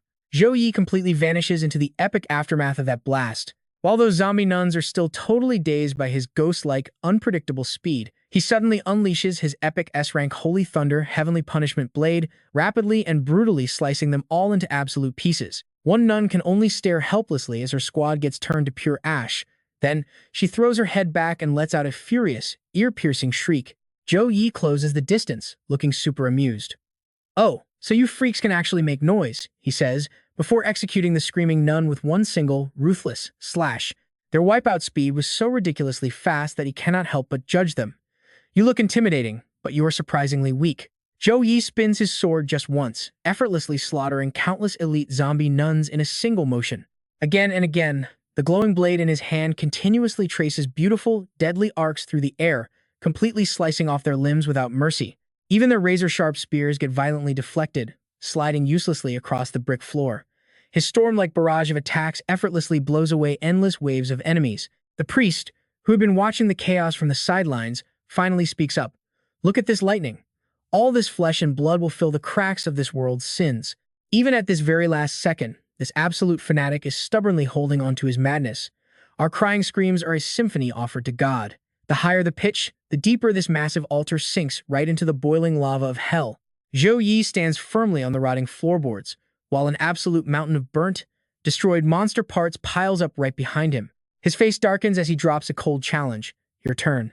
But the twisted priest just smiles gently, looking at him like a rebellious little child. Suddenly, the monster's eyes flash with pure malice as thick, suffocating black smoke starts gathering. "Just you?" Zhou Yi freezes for a split second at the sight, but before he can even react, massive streams of deadly dark energy tightly bind both of his legs. Getting his focus back, Zhou Yi quietly studies the glowing magic circle now drawn out completely around him. The sudden shock and suspicion keep flooding his mind. When was this trap set up? Flashing back to his insanely easy victory just now, Zhou Yi figures it out. While they were attacking him, they were actually secretly building this massive magic array. No wonder their endless waves of attacks dealt incredibly weak damage. It was all just a giant cover-up for this hidden operation. Suddenly, a creepy hand bursts right up from under the magic array and violently grabs his leg. Zhou Yi stares down in absolute shock, watching dozens of dead nuns continuously crawling up from the ground. Pure, overwhelming confusion takes over his entire face in this bizarre moment. Looking down, Zhou Yi's expression turns dead serious. His entire body suddenly feels incredibly heavy. His insane strength is draining away fast. The suffocating pressure wraps around him, making him feel completely crushed, like some giant underground monster is dragging him straight to hell. The thing pinning him down is a massive array called Withered Touch. It is an AoE skill that takes 10 seconds to cast, cursing enemies with a rotting decay that heavily weakens them within its range. It destroys your sanity and willpower. But here's where we leave it for now. The system chimes, ripping away 100 stat points, right as he triggers a blinding light skill. Trust me, you will want to see what happens next. Alright, stick with me here. Golden light suddenly erupts, blasting away those disgusting tentacles gripping his body. Luckily, his death resistance kicks in, blocking that nasty rotting curse just in time to save him. He looks at his arm. It is almost completely infected. From a distance, that crazy priest keeps trying to brainwash him. Accept the gods' blessing. You will live forever with the most beautiful form imaginable, but totally ignoring the villain's arrogant bragging by the demon gate, he is still half stuck right inside the magic circle. He completely ignores the dark energy trying to grab him. Zhou Yi just scoffs in pure disgust. You keep repeating yourself. Are you some kind of robot? A brilliant spark flashes from the red light. The holy flame halo materializes behind Zhou Yi. It is a crown of divine fire, granting total control over flames while massively boosting his stats and fire damage. His light magic gets a massive 40% boost. A divine fire pillar crashes down, completely swallowing him. Zhou Yi breaks free. He blasts into the air, shaking off the burning cultists. They are incinerated, exploding into fireballs flying absolutely everywhere. He summons the Spears of Radiant Victory, launching them straight at the spot where the priest is standing. But a dark shield blocks the strike. It does not just absorb the massive damage and grant magic immunity. It actually reflects the attack right back as a nasty dark corrosion. Zhou Yi does not back down for a second. He swings his blade, unleashing a sword flash directly at the barrier. Overwhelmed by this insane power, the priest's shield shatters, leaving him completely speechless. Desperate, the priest raises his hands, screaming out, "Great Asia, unleash your endless wrath and punish this pathetic ant." Zhou Yi pauses his attack, deep in thought. Asia? Suddenly, he notices the statue glowing with golden light. His pupils shrink in pure shock, completely unable to believe his eyes. Wait, is Asia the evil god that Bear Monster was talking about? How is that thing actually here too? Now watch closely, because you and I need to see this. He stops his attack, staring down the priest as black smoke swallows him whole. Zhou Yi grips his holy sword tightly. He has no idea what happens next, but he absolutely refuses to let this monster win. That dark shield absorbs insane amounts of damage and even reflects it back. So, there is only one option. I have to use an overpowered strike to completely obliterate it. He unleashes a devastating divine lightning heavenly revelation strike. He roars out loud, "If one attack is not enough, I will just hit you again." He instantly follows up with the divine lightning heavenly punishment blade. This slash does not just shatter the shield, it violently slices his head off. The smoke-filled body collapses. The half-mutated head flies away, frozen in absolute terror. It crashes into the dirt, splashing horrifying dark liquid everywhere. But this gruesome scene does not make him drop his guard. He instantly transforms into his angelic form. The blackened corpse suddenly fuses together, creating a terrifying dark entity with glowing red eyes. "You stubborn brat. If you refuse to submit, I will devour you in the name of my master." Zhou Yi smirks, unfazed. "You look way better now than you did a minute ago." Furious, the monster charges, launching dark spheres straight at him. But our guy does not stand still. He swiftly dodges every attack, elegantly weaving through the explosive red energy bursting from those dark orbs. He takes a serious look at his surroundings, then calmly clasps his hands, holy light core shield. Following his command, a holy crest appears, blasting a massive light beam straight down. Zhou Yi immediately channels his next move. The raw power morphs into massive lightning bolts, pinning the monster to the ground. Conscious and in pure agony, it screams, "Let me go, you absolute pest." Fully suppressed, the beast refuses to yield, shrieking with hatred, "You will pay for this. Great God, please punish this mortal who disrespects you." Zhou Yi coldly crushes its delusional hopes. "Do not think your pathetic evil god can save you. Accept the ultimate punishment of the light." He swings his hand for the finishing blow. Calling out the heavenly prison chain, thousands of golden chains crash down, impaling that twisted body. The creature screams in agonizing pain, "Let me go. Lord Asia will definitely blast you into absolute nothingness." A system screen reveals his S-rank skill. The divine lightning heavenly prison chain uses holy lightning to form a literal prison, locking the enemy down. Zhou Yi checks the screen, analyzing the 5 job classes: attack, defense, buff, debuff, and crowd control. Summoners and crafters exist too, but are extremely rare. While that priest desperately struggles, he keeps analyzing.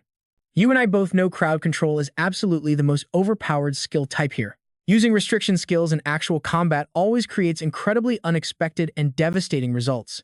Watching the beast struggle helplessly, Zhou Yi makes his conclusion. With crowd control, you never miss. Even the strongest attacks are totally useless if they get dodged. Imprisoned, the mutated priest keeps howling in despair. "The wrath of Lord Asia will burn you. Your soul will be tortured in eternal agony forever." He questions it again. What exactly is this Asia? The monster's eyes widen, black veins spreading into its dark pupils in a truly horrifying way. It stares at the statue and screams. Lord Asia is the supreme god. With limitless power, he destroys 10,000 enemies. Traitors get devoured, while the loyal achieve immortality. Zhou Yi kicks the monster's deformed head with pure contempt. Immortality? In that totally pathetic form? A deformed freak. The priest instantly screams back, "You ignorant fool." Then, he remembers his truly tragic past. A long time ago, he was just a nameless priest living in a peaceful little village. The locals treated him like family. He tried so hard to cure their illnesses, but a terrifying plague suddenly wiped out almost the entire town. Pain and helplessness were absolutely everywhere. They begged him for salvation, but he was far too weak. He could not do anything. He kept running into the big city, desperately searching for high-tier priests. He got on his knees, begging them to save the innocent people of his dying village. Even under their disgustingly judgmental stares, he swallowed his pride. He ignored the humiliation, just praying they had some humanity left to lend a hand. Finally, he went to a twisted grand priest to beg for mercy. But the brutal reality, they refused to even step foot in his town. To them, the villagers were just worthless ants, completely undeserving of their magic. Yet somehow, he rushed back, desperately delivering fake good news. I am back. We are saved. And that is exactly where we leave it. His body was rotting, stained with dark magic, but he just smiled, running back to his village with that cursed cross. Makes you think, right? Stick with me, let's watch this priest drop to his knees, gripping his cross tight.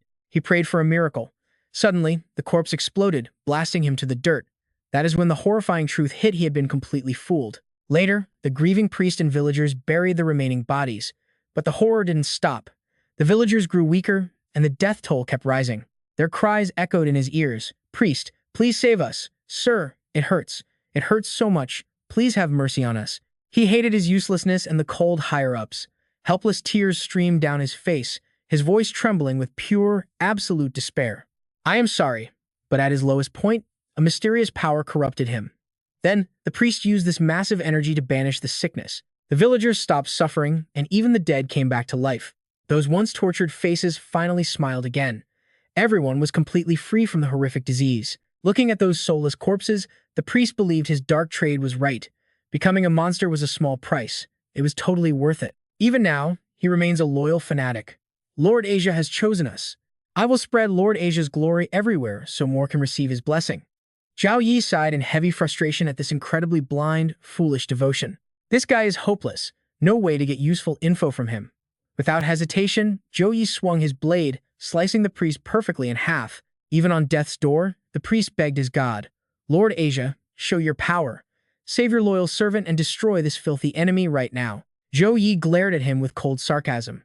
Still waiting for your evil god? He dropped the cruel truth, hitting like a final finishing strike. He abandoned you long ago. Today you die. Yet the priest kept screaming, stubbornly clinging to his delusional, unbreakable faith. How dare you insult Lord Asia? Even if I die, I am dragging you to hell. Zhou Yi smirked at the crazy rant. Self-destructing is not that easy. Watch closely. Before the guy could act, Zhou Yi launched magic chains to completely block his suicide attempt. He summoned Holy Light, his voice echoing like absolute judgment. Holy Light Cross. The seal instantly activated, locking the monstrous priest tightly in place. Writhing in total agony, he begged a god that never answered. Lord Asia, save me. But the stone statue did nothing. Black liquid splattered everywhere as the system announced the zombie bishop's defeat. Zhou Yi returned to normal and landed smoothly. The reward UI immediately popped up, displaying his hard-earned loot. 12,323 experience points, high-level health potions, mana crystals, plus guardian chest, armor, and boots. He grabbed the items, casually noting it wasn't bad. Sadly, the experience points weren't enough to level up. Suddenly, Zhou Yi sensed something weird. The evil aura had not fully vanished. He kicked his weapon up, caught it fast, and marched toward the statue to destroy it completely. This annoying thing ends right here. A blinding flash of golden light pierced through, shattering the evil statue into pieces instantly. Wait, you and I didn't expect this. The system pinged again. He destroyed the evil god's statue and scored a surprise extra reward. Red text popped up describing the new item Divine Crystal, an ancient relic completely packed with raw godly power. It helps holy classes with their second transition. Zhou Yi stared at the glowing rock. This was his first time touching a second-class transition item. Looks like I must grind this dungeon again. Stepping outside, Ingung Tam approached him with some serious praise. Not bad. Your first clear time hit 10 minutes and 25 seconds. That easily ranks in the top 20 on the leaderboards. Zhou Yi tossed her the loot, bargaining fast. Deacon, take all this. I am going back inside. Ingung Tam frantically tried to stop him from re-entering. Why? This dungeon is no joke. It drains too much energy. Meanwhile, the previous player records flashed clearly through Zhou Yi's mind. He clenched his fists, declaring boldly, the first time was just a test run. Now I am going for the speedrun record. I know I can absolutely crush first place right now. She tilted her head, reminding him that the top 10 players were all level 30 professionals. You must be at least level 27 to try. Zhou Yi didn't flinch. I know my limits, so please do not worry about me. Seeing he was unstoppable, Ingung Tam gave up. All right, just be careful in there. I will not take any of your dungeon rewards this time. Keep them safe. Suddenly, Zheng Ming appeared. Auntie, you're here? She gasped. Zheng Ming, when did you get back? He awkwardly scratched his head. I just spent 2 whole months wiping out those disgusting alien creatures. I am absolutely exhausted to death. Zhou Yi overheard them, wondering to himself, wiping out alien creatures? Are they talking about that infamous spatial rift? He quietly entered the dungeon, recalling his past lessons. At the Hurricane Mountains, low-level aliens were crossing over through a medium-sized spatial rift. The teacher said the nation instantly raised combat alerts to level 3, sending legions to purge the rift area. Outside, Nung Tam worriedly asked if casualties were high. Jiang Ming's face fell, remembering his fallen team. Out of 12 people, only 8 came back. And that was with an entire military legion protecting us. Without them, I probably would not have made it back either. After a pause, she sighed. A 1/3 casualty rate is tragic. Crossing her arms, Nung Tam softly scolded Jiang Ming. Have you called your mom yet? Taking such dangerous missions in secret, he forced a smile. That is why I came to you, Auntie. I hid the mission from her. If I tell her now, she will definitely scream at me. She shrugged, replying with absolute brutal calmness. I won't help you, he frantically begged her. Please, Auntie, look, I am fine. Trust me, you will want to see what happens next. All right, stick with me because you're about to see a real dungeon monster. Instead of answering him, Ningxin turned to the guy walking up, totally confused. Zhou Yi, why haven't you entered yet? He just calmly explained, Deacon Wei. I already cleared the dungeon and came out. She was so stunned, she literally covered her mouth. He pointed straight at the newly reset dungeon scoreboard. Divine Breath Domain. Nightmare Difficulty. Rank 1, Zhou Yi, level 23. Clear time, 1 minute 59 seconds. Then he just smirked. Ningxin muttered, completely unable to believe her own eyes. Clearing a Nightmare Difficulty dungeon in under 2 minutes, and this guy is only level 23. Zhou Yi quickly threw out his next request. Deacon Wei, I want to try Abyss Difficulty now. She sighed, her eyes full of sheer helplessness. You really are an absolute monster. Just go. Take my card. You can sweep it as many times as you want. Right then, Jiang Ming couldn't hide his absolute shock either. Wait, you're Zhou Yi? The #1 freshman of Suhang University? 2 whole months had passed, but his insane clear record in the Divine Breath domain was still legendary. The students couldn't hide their pure admiration. Damn. The clear record for the Abyss level got crushed again. 1 minute 29 seconds? That is actually unbelievable. 1 minute 29 seconds? I was still stuck at the first door back then. Terrifying. This is the real power of President Wang's personal disciple. Right away, another guy in the crowd chimed in, totally awestruck. Did you guys even see his nightmare level clear from a few days ago? 59 seconds flat. Gave me absolute chills. Not even second job users are that fast. Meanwhile, Zhou Yi left the dungeon looking ecstatic, thinking about his massive recent gains. These past 2 months were incredibly fulfilling. Once teacher Wang Hui found out he was sweeping the Tianwu Guild's dungeon, he just handed over his own points card for unlimited access. Zhou Yi checked his status board. With 0-point restrictions, he obviously had to grind his level up as fast as possible. After 2 solid months at the Tianwu Guild, he finally hit level 29. Time for his class advancement quest. Zhou Yi secretly planned his next move. He needed to contact teacher Wang Hui and get his hands on the Holy Knight's class advancement letter. Right on cue, his phone beeped. It was a summon message from Principal Wang Hui. His phone even had that cute keychain Suran gave him. The most popular Magic Beast blind box toy in Ning'an City. Took me forever to pull this pufferfish model. A moment later, Zhou Yi walked into the principal's office. Hello, teacher. As soon as Wang Hui saw him, he nodded in pure approval. Just like I predicted, jumping 6 levels in 2 months is not bad at all. Now pay attention here, because his mentor is about to drop a major lesson. Wang Hui patted his shoulder. I could have easily taken you wild hunting to reach level 40 or even 50, but do you know why I didn't? Zhou Yi didn't even hesitate. Because a third job user who never built a foundation through actual life and death combat would never be able to fully use their real strength. He seriously added, fighters who rely purely on themselves in lethal situations are the true top-tier powerhouses. Wang Hui cast a spell, making a golden light flash across the room. It is not easy for a kid to actually understand that. He slid the class advancement letter across the desk. The world has plenty of rich kids who level up using family resources, but they always die when the second or third job advancement hits. Since you hit level 29, prepare for your second advancement, Wang Hui explained. A second job Holy Knight becomes a Revelator. It massively boosts Holy Light control and fixes your first job weaknesses, but your raw strength is already way beyond normal. Here is the letter. Connect your consciousness to it, and you will see the exact conditions you need. A blue system panel flashed right in front of Zhou Yi. Item, Holy Knight Advancement Letter. Effect. Once conditions are met, activate this to upgrade from Holy Knight to Revelator.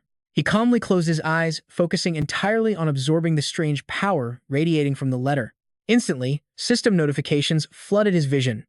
First job must be Holy Knight. Reach level 29. Gather 100 divine crystals and 100 threads of repentant thoughts. Zhou Yi scratched his head. Repentant thoughts? Like from those cultists who worship evil gods? Wait. Teacher, do you remember that specific item I got from the Abyss dungeon? Wang Hui nodded. You have to use a very specific skill on them to force those repentant thoughts out, and it has to be used within 30 minutes of their death or the soul just disappears. Zhou Yi frowned, catching on to something else. Teacher, how did you know I had that skill? You and I both know nothing gets past this guy. Wang Hui smirked. I knew you swept the Abyss dungeon, you definitely got it, and you've probably gathered the crystals too. Zhou Yi felt genuinely moved. His teacher had literally planned this entire second advancement for him from the start. That's right, he answered. Wang Hui nodded again. Then you only need to finish the final task to trigger your second job advancement. He gave Zhou Yi one last piece of advice. Check the school's network. There is an active mission hunting evil cultists. The drop rate for those thoughts will be huge. Go look into it. Zhou Yi simply replied, yes. The second he got home, Zhou Yi logged into the official university database. A massive list of missions popped up, making him narrow his eyes. Suhang University was top 3 in the country, but the student body was tiny. All 4 years combined barely hit 5,000 people, not even a third of normal colleges. He hit the search filter while doing the math. Since the school's resources were ridiculously high, they just couldn't recruit that many people. Small student count, but the mission board was totally stacked. All of them gave academic credits. Right now, I only care about cultist bounties. The filtered results instantly flashed on screen. A combat mission. The goal? Hunt down a fleeing level 34 cultist. The payout was a solid 400 credits. Then there was an investigation quest. Cult traces were found in Longfeng City. Scout it, report back, and earn between 100 to 1,000 credits. Zhou Yi rubbed his chin, thinking it over. He needed exactly 100 threads of repentant thoughts. A single target wouldn't cut it. He had to check where Longfeng City was. No hesitation, he pulled up the map. It wasn't a massive city, but they exported rare abyss fruit, making it pretty wealthy and well-developed. If the evil cult is actually operating there, I can definitely farm enough repentant thoughts. Zhou Yi clicked accept. Instantly, a massive red warning slammed onto his screen. High risk confirmed. 2 students already took this mission and vanished without a trace. Do you still wish to proceed? That is exactly where we leave it, trust me. It's about to get completely crazy. All right, let's dive into how this academy works. Just like dungeons, the school missions are ranked into 4 different tiers of difficulty, like easy, normal, and dangerous. And then there is the high-risk tier. His teal eyes narrow in caution, knowing high-risk missions have at least a 70% death rate. But does that make Zhou Yi back down? Not even close. As expected, any mission involving evil cultists is never simple, so he needs to prepare a bit before heading out. He raises his hand, summoning his void-guiding butterfly. The magical creature respectfully replies, Master, what are your orders? He does not answer. Instead, he silently activates his tracking skill. A glowing magic map instantly pops up, displaying all the detailed information he needs. This skill uses the void-guiding butterfly and his magic to mark spatial coordinates. He can sense the exact location and instantly teleport straight to the designated spot. Zhou Yi gives the butterfly its orders. If they run into any danger they cannot handle, they can rely on its insane speed to escape. Heading to Longfeng City for this mission now has an extra layer of safety. With everything set, Zhou Yi walks out into the campus. He figures once he buys enough mana potions from the school website, he will be totally ready to head out. From a distance, 2 female students gasp when they catch a glimpse of him. The god of resolve, he is actually still alive. The other girl smiles, full of praise. He truly lives up to his title as the leader of the golden generation. That intense aura? Not even a 4th-year senior could ever compare to him. Meanwhile, inside the dean's exclusive alloy training room at the War Academy, Zhou Mang is training hard, taking on an entire swarm of robots all by himself. Mid-battle, he asks me a question. You said Zhou Yi took a high-risk mission and already left the school? She quickly clears up Zhou Mang's doubts. That is right. The mission takes place in Longfeng City over in Songsun Province, and it involves evil cultists. Zhou Mang smashes a few robots away and continues, a cultist mission? Looks like he is preparing for his second-class change. This kid definitely has his own plans. Plus, that familiar city name leaves him feeling a little suspicious. Now pay close attention here, because this is where it gets sketchy. I think I heard another teacher mention that Longfeng mission. Tami glances at her data, confirming that it was originally just a normal rank quest.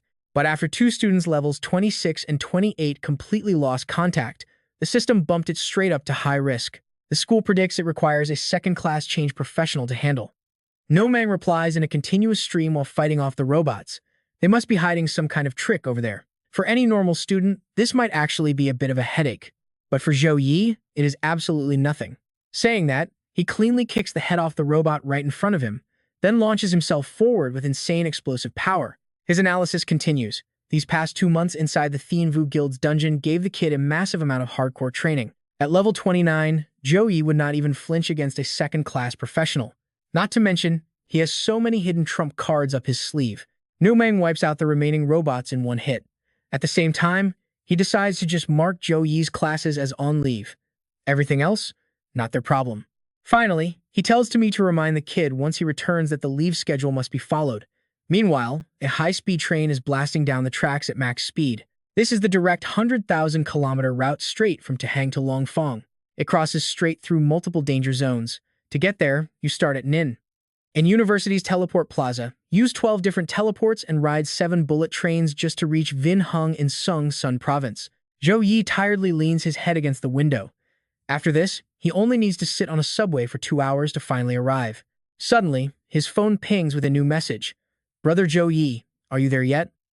He quickly shoots a text back. "Almost there. Just 1 more hour." The person on the other end instantly replies, "Great. Remember to call me the second you get there." Beside him, Bak Na speaks up with a compliment. "Wow, your phone charm is a squeaky mouse magic beast, the specialty of Nin An City. Are you from Nin An too?" Zhou Yi gives a friendly nod. "Yeah, are you?" With a bright, cheerful smile, she opens up to him. "I guess you could call me half Nin An. My grandmother lives over there, and I basically grew up there as a kid. But now, I only get to visit during summer breaks. After all, Dahang Province is way too far from Sung Sun. So, are you heading to Longfang City for a vacation or something else?" Zhou Yi secretly casts an appraisal skill while casually answering her. "Just have some business to take care of. What about you guys? Just touring?" The skill results pop up. Both girls are level 13 pharmacists. Totally unaware she is being investigated, Bak Na answers without hesitation. "Yep, we are planning to hit up the hot springs in Longfang and just relax. I am Bak Na, and this is my best friend Lu Kiet. Your level is way too high for my appraisal, but looking at your aura, you are totally a combat class, right?" After Zhou Yi gives a simple MHM, she starts hyping up her own instincts. "I knew it. My sixth sense is always on point. I really admire you combat professionals." But in his eyes, her words just feel a bit awkward and forced. The vibe between a lifestyle professional and a combat professional is completely different. Obviously, getting figured out that easily is totally normal. Really wanting to make a solid connection, Bak Na pulls out her phone. "Hey handsome, let's add each other. My best friend and I are both pharmacists. If you ever need to buy any potions later, whether it is for mana recovery or healing, we will give you a 20% discount." Zhou Yi feels a bit awkward, but he really cannot refuse. "Sure, thanks." Finally, the bullet train pulls into Longfang City. As they step off the train, Bak Na stretches and says, "Wow, time really flew by fast." She and Lu Kiet drag their luggage along, saying their goodbyes to Zhou Yi. "If you need anything at all, just hit me up anytime."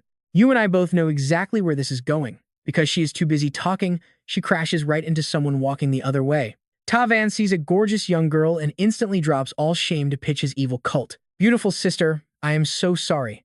But look here, the Holy Spirit cult can bring infinite happiness to everyone." He immediately turns and starts preaching to Lu Kiet too. "Our church is actually hosting a very special event recently, showing off the grace of our God. If you are interested, you should totally come check it out." This guy is so shameless, he even targets Zhou Yi. "And you, young brother. Your aura is absolutely extraordinary. You definitely have a deep connection with the gods." To him, these words are just cheap flattery, but he still glances at the flyer the guy hands over.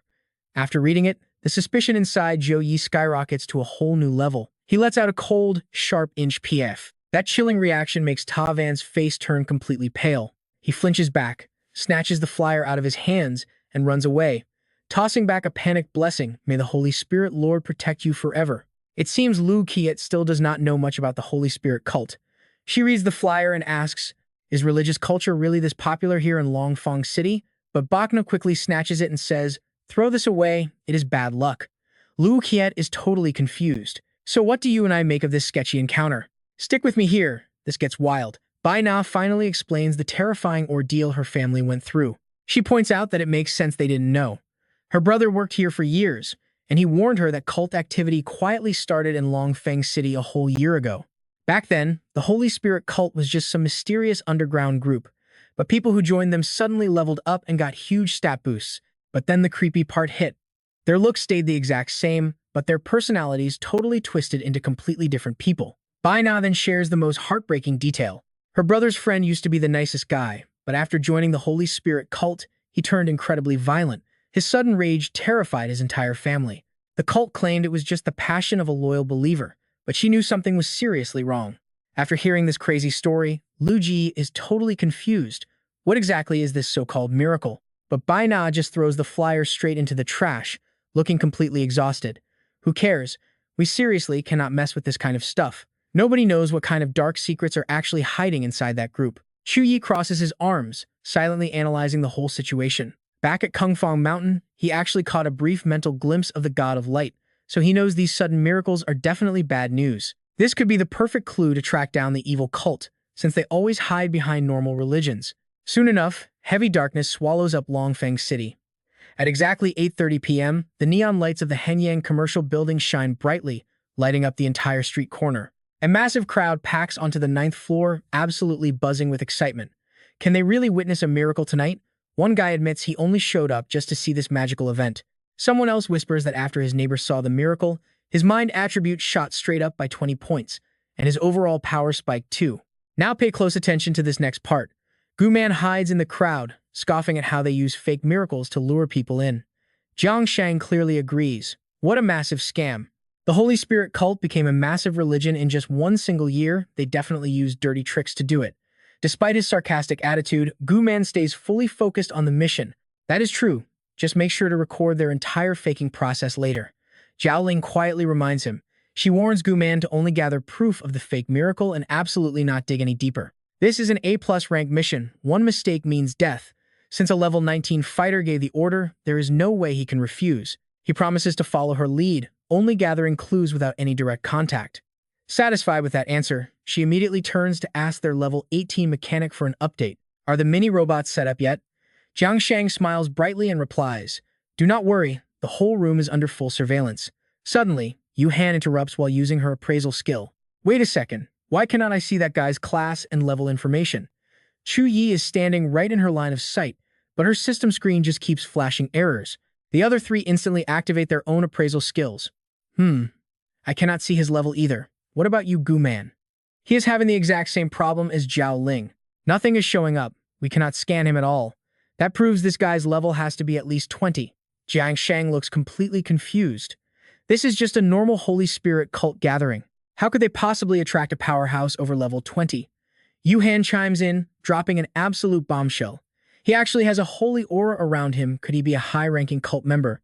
While they are busy whispering among themselves, Zhou Yi suddenly shoots them a terrifyingly cold glare. All four of them instantly panic. The blood in their veins practically freezes solid. Zhao Ling issues an immediate order that looked terrified her, meaning he might be a second job change master. Do not draw his attention. Yu Han quietly whispers that she understands, while the two men just stay completely silent, accepting the strict order. As they appraise him, Zhou Yi is analyzing them right back. These four definitely are not regular citizens, but they have nothing to do with him anyway. His only real target is the Holy Spirit cult. Suddenly, a sharp ringing bell cuts straight through everyone's secret thoughts. The loud, buzzing atmosphere instantly drops into absolute dead silence. You and I both know this guy is bad news. The representative welcomes everyone to the gathering, claiming they are all fated with the Lord. I am Priest Li Shu Yuan, and I will guide you to his grace. Shu Yi stands in the back, quietly observing everything. One level 18, two level 17s, not that high. He decides to watch what kind of tricks they play. Meanwhile, Xu Yuan just keeps rambling on. The Holy Spirit cult worships the Lord, claiming their teachings lead straight to light and salvation. In the Lord's eyes, all living beings are completely equal. He keeps feeding these impossible dreams to the believers. If they are devoted enough, the Lord will grant them miracles. From free training dungeons to rare cultivation resources like mana potions and strength-boosting treasures, they have absolutely everything. Finally, he drops the ultimate, most tempting bait. Every single month, the church promises to hand each member 8,000 low-tier currency to use as their personal living allowance. This massive bomb makes the crowd completely lose their minds. One person yells that they work hard all month for just 4,000. Joining gets them 8,000 plus free resources. Maybe they can actually become true powerhouses. Xu Yuan just keeps pouring sweet poison into everyone's ears. He claims this is the Lord's love for them all. It ensures they never have to worry about surviving, so they can dedicate their entire hearts and souls to worshiping the Lord. His next words act like a hidden signal for his two assistants standing nearby. He proudly yells that the Lord's power is completely infinite. As a priest, he will now personally demonstrate that massive divine strength for everyone to witness. He steps right up to the mysterious statue to start the show. He calls this a ridiculously rare opportunity that the Lord has graciously bestowed upon all of them, a chance to witness the glory of a god and feel his boundless grace. Zhou Yi stares thoughtfully at the object. He cannot appraise it, but he feels an incredibly dense magic aura radiating off the statue. It is definitely a magic item. Meanwhile, Zhao Ling's group has their own hidden plans for it, the Holy Spirit statue.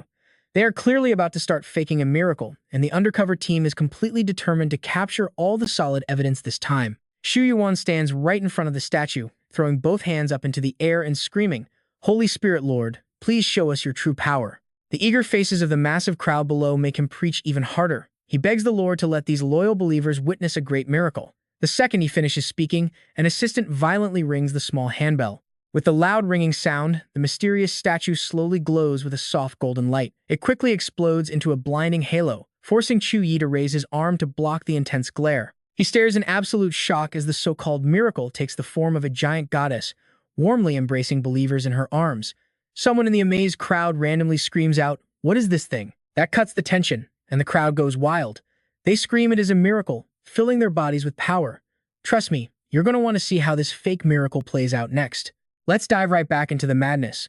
The glowing statue starts chanting endless spells. The bewildered followers look around, asking each other if they hear that too. Yes, the miracle is actually speaking. Gu Man and his group are completely trapped by the cursed chants. Except for Wu Han, everyone looks utterly hypnotized. Suddenly, Zhao Ling stares at her own shaking hands. I have become a second job class. Hearing this, Wu Han stands inside her protective barrier, completely stunned by the bizarre illusion. Right beside Ling, Gu Man laughs like an absolute maniac. So much currency. With these resources, I will become the strongest warrior. Nobody can escape this terrifying magical trap. Mom, I am now the top mechanic in Jiangxia Nation. Our family will be so proud. She watches in horror as her friends are totally swallowed by this high-level hypnosis magic. Wu Han glares helplessly at the miracle spreading everywhere. Her spirit control immunity necklace has a massive flaw. It can only be activated once every 30 minutes. Now she just has to wait for the cooldown, wake up a teammate, and force a breakout. Meanwhile, Zhou Yi is the second person unaffected. He grabs someone's head nearby and analyzes the crazy situation. Evil hypnosis magic? Is this cheap trick really how the Holy Spirit cult brainwashes their followers? Tu Yuan watches the miracle's effect and feels incredibly satisfied. Truly worthy of a holy relic gifted by the great archbishop, its power is unmatched. He immediately orders the lackeys behind him to start their move. Time for some action. We just wasted a bit too much time, and things over there are getting urgent. The bewitching bell rings out again, sending fresh sound waves crashing forward. In mere seconds, the entire hall is engulfed in rings of blazing gold waves. As the bell fades, deadly ripples creep into every single corner. Watch closely, because this is where it gets crazy. 5 strangers slowly emerge from the black smoke on the altar. Tu Yuan bows respectfully. Archbishop. Zhou Yi's eyes suddenly flash, this filthy feeling they are cultists. Feng Li does not even hesitate to snap back. Tu Yuan, why did this take so incredibly long? He hastily bows his hands to explain. Great Archbishop, there is a reason for this delay. Spreading the Holy Spirit cult's word just takes a little time. He coldly warns him, those are just consumable items, so do not waste any more time next round. Feng Li reaches out and touches the statue. After this sacrifice, you will officially join our Holy Spirit cult. Receiving the Lord's blessing, Tu Yuan is hit by this sudden wave of joy and gets extremely excited. Thank you so much for the recommendation, Great Archbishop. Zhou Yi watches and figures it out. Cultists not using evil power look like normal people, making them hard to spot. But as a holy knight blessed by holy light, he is super sensitive to dark energy. The evil aura on those 5 is as clear as black ink on white paper. On the altar, Li Feng continues his dark god ritual. Eternal Holy Spirit, forever immortal. Great Lord, all the sacrifices have been fully prepared for you today. Please just relax and enjoy this ultimate feast. Seeing this, his mind starts racing. A level 27 Archbishop? No way. He must be a much higher rank. Let's wait and see if we can gather more intel. After all, taking down just 5 cultists will never be enough for him. Golden light flickers in front of the statue. Feng Li and his group spread their arms, chanting together in unison. Eternal Holy Spirit, forever immortal. After hearing Eternal Holy Spirit, forever immortal 5 times, the divine statue grins with pure satisfaction, smiling from ear to ear. It opens its mouth, spitting out waves of sparkling sound. The followers below feel incredibly refreshed and excited, like summer rain on dry earth. Zhou Yi feels the insane atmosphere around them and silently clicks his tongue. This is literally pulling their souls right out of their bodies. The chant of eternal Holy Spirit forever immortal is now echoing from every single hypnotized follower. His mind spins rapidly. The soul is the absolute key to reviving, whether it is a healer saving someone or an expert saving themselves. Normal people have weak souls, so they vanish after death. But strong or weak, a soul is always an incredibly important piece of a person. You and I knew something dark was coming, right? Zhou Yi finally feels the cult's true evil. They cast a massive net to control minds, but this illusion is actually draining away their soul power. He cannot forget the violent situations he heard about before. People who join this cult look exactly the same on the outside, but their personalities completely flip like they are totally different people. He finally finds the answer to the recent string of bizarre events. For anyone joining the Holy Spirit cult, their massive personality changes are absolutely connected to having a defective soul. Zhou Yi watches wave after wave of golden light get pulled from the clueless followers and wonders, what exactly does this statue want to do by collecting all of these people's souls? Zhao Ling steps onto the 9th floor full of pure willpower, but right now, she is helplessly letting her own soul erode away. Wu Han uses every ounce of strength to pull her arm, her heart racing like crazy. If they just wait for Ling, they will all die. She cannot just sit and wait. Wake up quickly. She decides to risk everything and activate her ice magic. Ice spirits, hear my call and condense. Let your freezing power freeze everything in my way. Seeing thin layers of ice covering Zhao Ling's body, she cheers with pure joy. There is actually hope now, but the joy is extremely short-lived as the ice layers melt instantly into absolutely nothing. The ice magic is totally neutralized. Wu Han's obvious actions immediately catch Tu Yuan's attention. So, someone here actually managed to resist the hypnosis. He swings his hand, unleashing monstrous demonic power like a raging storm. Go, Black Flame. Zhou Yi sees the death aura approaching her and immediately casts Holy Light Hand. But surprisingly, more than 2 people in the crowd have resisted the spell. Lu Ran quickly throws out her Radiant Shield technique. The sturdy golden shield blocks right in front of Wu Han, successfully stopping the dark magic. Since her cover is blown, she pushes her advantage, firing a Radiant Fireball at Feng Li. Truly worthy of a Holy Spirit Archbishop, he casually flicks his hand and deflects the deadly strike. After swatting away her weak attack, he instantly exposes her identity. Radiant Art, you are from the Light Church. Even though she is already a level 25 light mage, having her ultimate move broken so easily leaves Lu Ran in total panic. How is this even possible? I trained Radiant Art up to level 15. This exact skill once instantly killed a level 26 gold tier explosive bear. Being completely suppressed makes her snap back to reality fast. She does not hesitate to open 10 teleportation scrolls, but the cultist just waves his hand and completely blocks them. This is incredibly bad. The cultist's strength is way beyond my imagination. I need to leave right now. Coming and going easily is just a dream. How could Feng Li let her escape his grasp? You try to ruin our ritual, and now you want to run? Did you really think you could just come and go as you please here? He unleashes Swamp Art. Sticky mud surges up, wrapping her tight. So what happens next? Trust me, you will want to see this. Stick with me here, we are diving straight into a brutal ambush. Lu Nian barely jumps back as 2 cultists unleash wind and fire spells right at her. A massive swirling golden light wraps completely around her, drawing in raw holy power to form what should be an unbreakable shield. But 2 against 1 is a total nightmare. She is caught dead in the middle of a vicious pincer attack, and things are looking incredibly bad. Out of 5 enemies, 2 are mages. If there was only 1, she could have just crushed a bunch of teleport scrolls during their casting time and easily escaped this mess. Even with all her plans crumbling to dust, Lu Nian has to bite the bullet and keep fighting. Holy power gathers, shining a light meant to cleanse all evil from the world. But she is not feeling too optimistic right now. Worse still, a close combat fighter is charging straight at her. If that guy gets into melee range, she is definitely dead. She frantically launches attack after attack at her enemies, desperately trying to shatter their defensive barrier. At 58 years old, right after awakening her hidden class as a light mage, she was immediately recruited directly into the powerful Light Church to receive their elite, top-tier training. But these Holy Spirit cult members are not just going to roll over and die. They counterattack ruthlessly, forcing her to clumsily dodge their deadly strikes. Finishing 4 long years of elite training, this is her very first field mission. She genuinely believes she had the power to crush this dark cult operation all by herself, but is she really going to have to pay for that mistake with her own life? Zhou Yi watches the pathetic fight and lets out a massive, exhausted sigh. Unable to stand it anymore, he swings his hand, unleashing the Hammer of Repentance. The whole Duang Mall building was dead silent, but in a flash, multiple floors violently detonate with an absolutely deafening roar. Lu Niam drops to her knees, staring blankly at the devastated crater. That used to be the entire other half of the building. Vu Han is struggling hard to shield his team, wondering if this guy just wiped them out. Tu Vian panics, pointing frantically to warn everyone about a new intruder carrying an incredibly thick aura of holy light.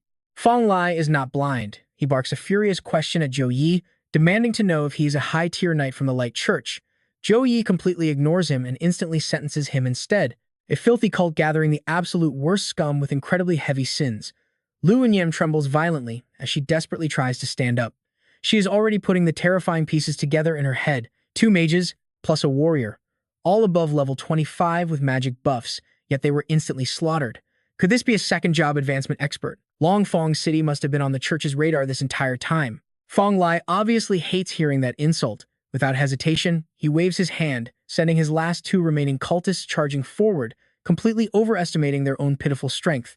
Zhou Yi does not even view their boss as a real threat, let alone these 2 nobodies.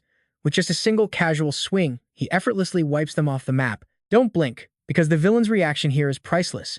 He can't believe his eyes, just one single strike. His dark, twisted mind instantly calculates the terrible odds, and he realizes his only option is to run.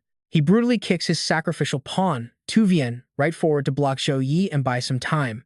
The poor guy never expected to be betrayed like this, literally walking straight into a brutal death sentence. Zhou Yi never rejects free prey served right to his doorstep. With one cold slash, he ends the guy's misery. Without wasting a second, he summons a glowing blue space butterfly to track the escaping leader. Following orders, it dashes straight into the fading death portal. Lu Yim timidly walks up beside him, showing the utmost respect to this terrifyingly high-tier holy official. She bows her head and nervously introduces herself. I am Lu Niam, a light mage from the Demon City branch of the Holy Light Church. Standing this close, the shocking truth finally hits her. Looking carefully, this density of holy light is not just terrifying, he is a literal walking avatar of pure light. She can actually feel the joyful, pulsing energy of the holy light wrapping all around his entire body. Zhou Yi looks genuinely curious. You are from the Demon City branch, so why exactly did you show up in a place like this? She does not hide anything, pouring out her deep gratitude. I came out for training and took a mission here. Thank goodness you were here, my lord. If you hadn't showed up, I would have been in deadly danger this time. He just turns his back and walks away, replying coldly, it was nothing. She hurriedly chases after him to ask, please tell me, my lord, which holy official are you within the Light Church? I have never seen holy power this impossibly strong. Zhou Yi casually waves his hand while dropping an absolute bombshell. I am not a member of your Light Church. As a loud rumble echoes, Lu Niam freezes in utter, total confusion. You and I both know that is just completely crazy, right? She stares blankly at the ruined altar he destroyed with a single snap. With a holy aura this ridiculously thick, who else on earth but high-ranking church officials could possibly possess such godlike power? Her mind immediately jumps to one ridiculously bold theory. Could he actually be the legendary Holy Sun? Lu Niam frantically digs through all her memories trying to figure it out. Holy Sun and Holy Maiden are exclusive titles reserved only for the absolute top-tier geniuses inside the Light Church. It also grants insane authority, giving them access to the highest level of elite resources the church can offer. They are trained intensely because they are invincible in their own tier, even capable of killing higher-level enemies, all while staying hidden from cult assassinations. Before officially debuting, a Holy Sun or Maiden always hides their identity, known only to top priests. Convinced she figured it out, she looks around. My lord, we should wake everyone up now, right? Of course, he has absolutely zero interest in playing the hero. No need. We have already caused way too much chaos here. Let the security bureau handle this mess when they arrive. The situation is complicated, and waking them up randomly will just cause completely unnecessary panic. Zhou Yi walks over to a dead cultist body and explains, the security bureau has real experience dealing with abnormal situations. They can comfort the civilians way better. She eagerly trails behind him, totally kissing up. You really do think of absolutely everything, sir. He claps his hands together, instantly activating his repentance skill, using the name of the divine to forcefully awaken the conscience of their corrupted souls. The moment he speaks, golden dust falls from his hands onto the corpse, and glowing lilies of repentance bloom everywhere. A dark, shadowy death aura violently twists and shoots straight out into the air. Next, twisted souls float directly up into the midair space. A haunting, mournful voice echoes through the room. I am guilty. I deeply repent for all the sins I have committed. With the battle completely over, Zhou Yi stretches out his hand, retracting his magic. Clenching his fist, his mind races. Only 4 souls? That is way too few. It is a good thing he let the bishop escape so the butterfly could track down more cultists. By now, it is probably caught right up to him. So, what do you and I take from this? Watching quietly, Lu Nyem realizes her magic is basically nothing compared to his. If she can just train alongside him, her power will skyrocket. She just prays this godlike guy gives her a chance. While they are lost in thought, the security bureau finally arrives outside. They violently kick the doors in and scream, "Hands in the air right now. Everyone drop your weapons immediately." This is the Long Fong Security Bureau. Standing right in the center of the armed guards is a massive, imposing man. This is Vuong Hao, the formidable action captain of the Security Bureau. He walks straight up to Lu Nyem and asks respectfully, "I am Vuong Hao, the action captain of the Security Bureau. Respected professional, can you please tell us exactly what on earth just happened in here? Stick with me here." She throws her hands up instantly. "Hello, Captain Wang," Nishi replies, then quickly breaks down the insane situation you and I just witnessed. The Holy Spirit cult is evil. They lured ordinary citizens here, trapping them. The goal? Ripping out their souls for a twisted sacrifice. Wang Hao looks panicked. "Soul extraction? And you stopped them?" Lu Ran waves her hands, stumbling over her words. No, not me." She turns to Lu Yi, but he is completely gone. "Wait, where did he go?" Lu Ran pouts, totally feeling abandoned. "Lord Holy Sun, you left me all alone again, just like that." Meanwhile, Wang Hao is shouting orders to clear the zone. Team 1, evacuate the civilians, keep them safe, and whatever you do, do not cause a panic. Team 2, lock down the crime scene, collect every piece of evidence, skip absolutely nothing. Suddenly, a mysterious hand casts magic out of nowhere. His voice echoes everywhere. Team 3, start healing immediately. Heavy injuries first, move fast. We are saving lives today. The victims hit by the magic look totally brainwashed. Who are you people? What is going on here? I want to go home. Wait, wasn't I just at a gathering? Where even am I? This is weird. My whole body aches, and my head feels super heavy, like someone is hammering my brain. Jiang Shang rubs his eyes, groaning out loud. Ugh, my head is killing me. Snapping out of it, he asks his teammate, "Did we actually succeed?" Nishi looks at him with pure pity before Yu Han replies, "What are you thinking? You got hypnotized by the cult. I barely escaped using an artifact. But get this, they had 5 elites backing them, all level 25 or higher." Jiang Shang freezes in shock. Level 25? Then how are we alive? She explains, "He was a second change class. One strike completely wiped out the cult." Jiang Shang lights up instantly. "A second change boss? Oh my god, wait. My drone definitely recorded his entire combat process. This is massive. If we upload this online, it will go absolutely viral." He immediately pulls out the drone. But before they can watch, the entire area violently shakes. Now pay attention here. The group freezes, because somewhere else, pure darkness is swallowing everything. Dead center, a figure is wrapped in magic slime. Feng Li growls with venomous hate. Damn it, who the hell was he? How does a monster like that exist in Dragon Peak City? Stumbling around, he questions everything. Was he from the Church of Light? No, I always lay low. There is no way I attracted their top brass. The targets were hypnotized, 0 traces left behind. So where did I mess up? Feng Li pushes open the massive doors. The sacrifice is ruined, and 4 cultists are dead. The master is going to be absolutely furious. Panic sets in. What do I do? Meanwhile, fueled by magic, a glowing blue butterfly of hope appears. Suddenly, a mysterious crack shatters the wall. Zhou Yi rips the crack open, revealing his handsome face. Using Void Beast energy for spatial tracking, he pinpoints the exact coordinates. This tears open a rift right to his destination, allowing instant teleportation in a flash. Back to reality. Du Feng spots the familiar figure. "Bishop Feng, you returned?" He cuts the small talk, going straight to the point. "I felt our 4 precious cultists die. What happened?" Feng Li instantly drops to his knees, begging for mercy. The mission completely failed. Some guy packing overpowered holy light magic suddenly interfered, ruined the entire sacrifice, and brutally slaughtered our people. He was way too strong. I stood absolutely 0 chance.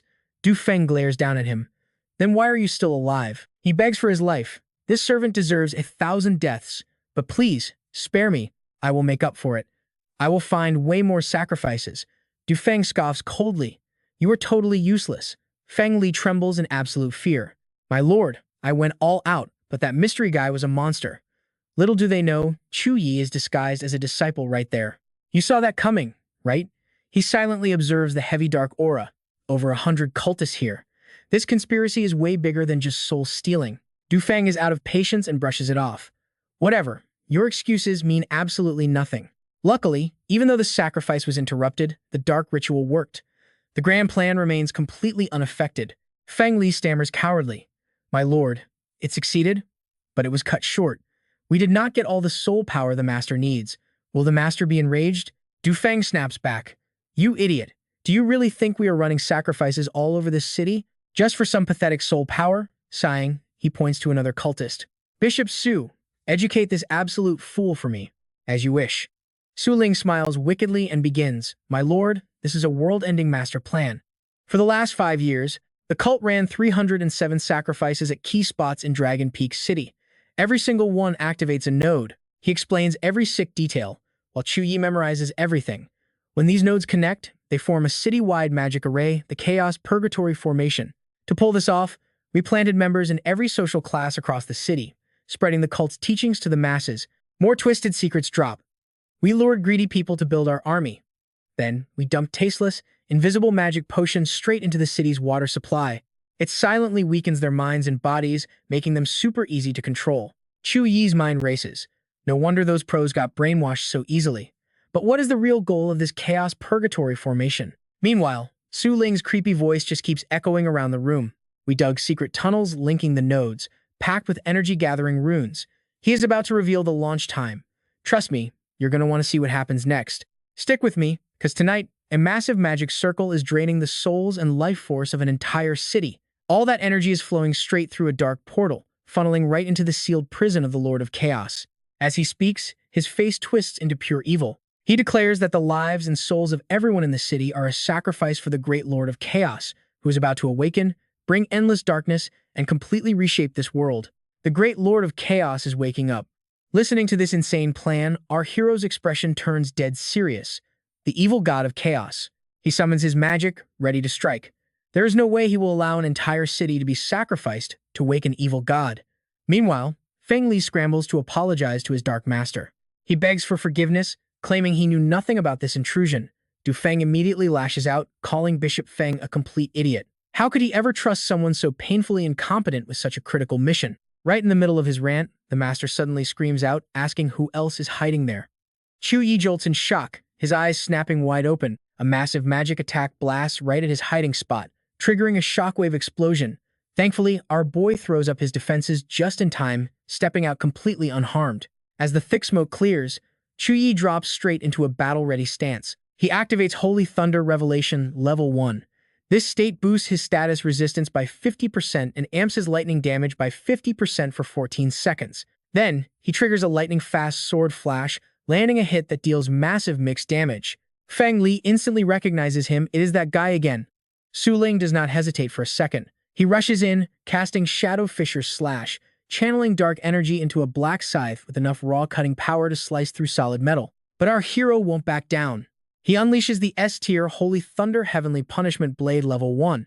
Divine Lightning coats his weapon as he strikes at insane speed, dealing crazy thunder damage. Surprisingly, Du Feng actually recognizes him too. It is Zhou Yi, ruining their plans once again. Talk about bad luck. Hearing this, Feng Li instantly snitches, screaming that this is the same brat who destroyed the Henyang ritual, the audacity to invade their headquarters. He vows to make sure Zhou Yi never leaves alive, completely losing his temper. Du Feng slaps Feng Li right across the face. Getting tracked here so easily? What a total fool. The master threatens to end his life right then and there. Feng Li rubs his stinging cheek in pain while his boss keeps viciously insulting him. So stupid, yet he still dares to brag. Without that tiny bit of special blood, he never would have become a bishop. Looking so pathetic and lowly, without his master's mercy, he would just be an insect. Now pay close attention here, because things are about to go wild. While the villains argue, the main battle is raging. Gold and purple magic clash head-on, creating massive shockwaves that obliterate the entire battlefield around them. After an intense exchange, the two fighters finally separate. Zhou Yi quickly dashes backward to maintain a safe distance. He uses his magic eye to analyze the enemy, but the stats are totally blocked. Internally, he has to admit this guy is way stronger than the last bishop, a true second-tier expert. Looks like our boy finally found a real challenge. Down below, Su Ling wastes zero time. He swings his massive scythe, launching his ultimate, Phantom Scythe Strike. He summons multiple black crescent blades from every possible angle, bombarding the enemy with continuous damage and messing up their movements.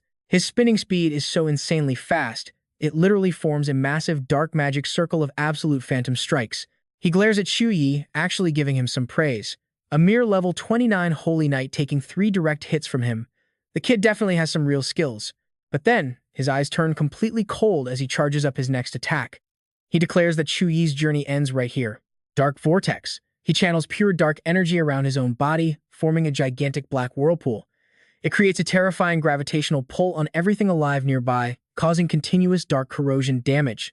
Su Ling's magic acts like thousands of razor-sharp blades, slashing wildly in every direction. At the center, where he stands, a terrifying black hole has already formed, waiting to swallow absolutely everything around it. Zhou Yi braces himself, fighting against that insane suction power. Things are looking terrible. He immediately summons Holy Light Guardian, stabbing his holy sword deep into the ground just to stay anchored. The two sides are in a total deadlock while the ground shatters into countless pieces. Su Ling mocks his opponent, bragging that his dark vortex devours even light itself. All of this struggling is completely pointless. A first-tier Holy Knight is decent, but compared to a second-tier expert, it is like an ant fighting a dragon. He is 14 whole levels behind. You and I both know he is in deep trouble here. Zhou Yi realizes his Divine Angel Guardian can block most of the dark corrosion, but this giant black whirlpool is rapidly draining his mana and physical stamina at an insane rate. If this battle of attrition keeps up, he is going to be completely sucked dry. Su Ling's eyes burn with dark fire as he arrogantly shouts out a challenge. In the face of absolute overwhelming power, how long can Zhou Yi's pathetic little candlelight possibly hold out? But our MC refuses to lose. He claps back, shouting that his light is more than enough to crush this cheap trick. Suddenly, a blinding aura erupts right behind him. He makes up his mind and switches up his strategy. Trading blows in a war of stamina is a losing game. He has to end this fight fast. Seeing this, Su Ling actually hesitates. He starts questioning everything. The purity of this holy light is way beyond anything a normal holy knight could ever produce. Could this kid be a secret weapon from the Holy Church? But his level is just too low. Regardless of his mysterious background, Su Ling swears he will never let him leave this place alive today. Defying panics, terrified of any sudden plot twists. He screams at Bishop Su to stop the boy immediately, but it is way too late. The transformation is already done. A-tier Focus Aura, Level 11 Holy Radiant Halo, and the S+ tier Secret Art Divine Angel form. Zhou Yi then summons a massive photon beam and aims it straight at the enemy. Witnessing this absolute madness, Su Ling is terrified, unable to believe his own eyes. His dark vortex is fused with pure chaos origin. It can swallow the attacks of a level 50 powerhouse. How in the world is it being torn apart this easily? Impossible.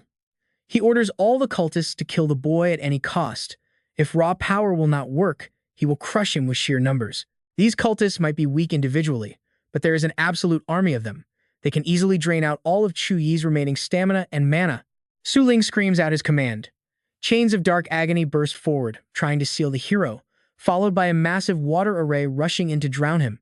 But Zhou Yi just calmly draws his light sword. His eyes turn razor-sharp as he swings his blade, completely shattering the water array in one single hit. However, the battle is nowhere near over. That massive swarm of cultists just keeps rushing at him like absolute maniacs. Too much trash in the way he needs to clean house first. Zhou Yi spreads his arms. Standing as solid as a mountain, he summons light shields on both sides, activating level 11 Twin Heart Shield. The charging cultists are instantly blasted away without any mercy. Just like that, a combo of purely cinematic moves is unleashed. He is out here single-handedly bombarding the entire battlefield like an absolute god. So where does that leave us? With the villain backed into a corner, seeing himself overwhelmed, Su Ling frantically retreats, launching his desperate counterattack Phantom Triple Slash. All right, you and I are diving right into the madness. He barely moves a muscle, just stretches, and boom. Holy magic erupts, blasting enemies away and instantly silencing the entire chaotic battlefield. Lin hits the wall hard. Fong screams, calling him trash for losing to a level 29 Holy Knight. Fong Lai just trembles. Are you kidding? How do we even fight this monster? Meanwhile, Zhou Yi clenches his fists, feeling the absolute surge of raw power flowing through his veins. Thank God for his angelic divine body transformation. On paper, his stats show level 29. In reality, he hits like a level 40. Add the Holy Light's massive advantage against evil, and he dominates higher-tier enemies. Fong explodes with blood-red killing intent. Useless trash. Once this ritual ends, you will all pay. Glaring down at the pathetic coward groveling on the floor, he violently demands, Bishop Fong, what are you doing? Fong Lai is terrified out of his mind, stuttering. He can't be level 29. He must be using a high-tier item to hide his true stats. Lord, I will wait for an opening. I absolutely cannot go up there just to die for nothing. Zhou Yi takes advantage of their distraction and charges in. Doc Fong barks a frantic order. You cowardly piece of trash, get up there and block him right now. But that spineless coward stays completely frozen in place. My lord, I am still waiting for the perfect moment to strike. Now is not the right time. Focusing his divine energy, our hero locks onto them like a hawk and lunges, driving his weapon straight at Fong Lai. Seizing the moment, Doc Fong brutally grabs the coward's head, using him as a human shield. Fong Lai takes the blade right through the chest. Father, why? He coughs out. Doc Fong coldly tosses his ally's corpse aside, spitting out one word. Trash. Disgusted by this pure cruelty, Zhou Yi calls him out. Wasn't that your own son? The villain smirks. Son or not, dying for the Lord of Chaos is the absolute greatest honor he could ever achieve. Zhou Yi is completely speechless. Giving up your own flesh and blood for some fake god? This guy has completely lost his mind. The villain replies with a mocking, almost preachy tone. When chaos descends, billions will be my children. Zhou Yi, you are no match for me. Don't die pointlessly for a doomed city. Hearing his own name, he narrows his eyes. You know me. Doc Fong immediately reveals the truth. Watch closely. You don't want to miss this. The top freshman at the National University Tournament? Your name has been famous for a long time. Mid-conversation, Zhou Yi senses a deadly shift in the air. Talin tries a cowardly sneak attack, but our hero instantly blocks with his sword. Before he can finish him, Doc Fong starts moving behind them. Not good, he shouts. In the blink of an eye, Zhou Yi perfectly teleports right out of their deadly encirclement. He suddenly reappears, dropping a devastating blow onto Lin. Using the Void Beast's space jump skill, he follows up with thousands of invisible, bone-crushing punches. Level 9 B-rank combo punch. The goon gets completely battered, screaming in agonizing pain. Watching this epic beatdown, Doc Fong actually bursts into maniacal laughter. Haha, just as I thought, you stole the Void Beast without breaking a single sweat. Ignoring the villain, he coldly fires off his next move, level 16, A-rank light punishment. He instantly deletes to Lin, but inside, his mind is racing. How did this guy know about the Void Beast? Suddenly, all the pieces fall into place. Dean Fong Hack, you're the crazy traitor.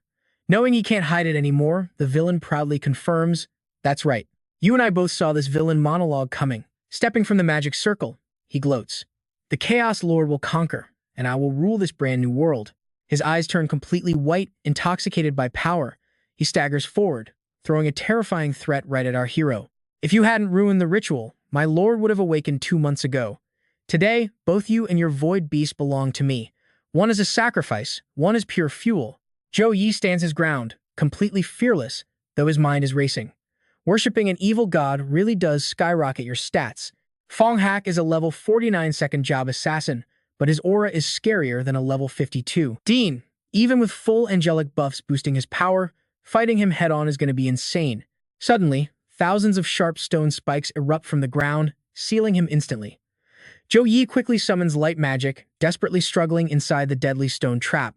Loving the bloody show, Fong Hak gloats. Keep struggling. Every minute you waste here means 5 more souls get devoured to feed the mighty Chaos Lord.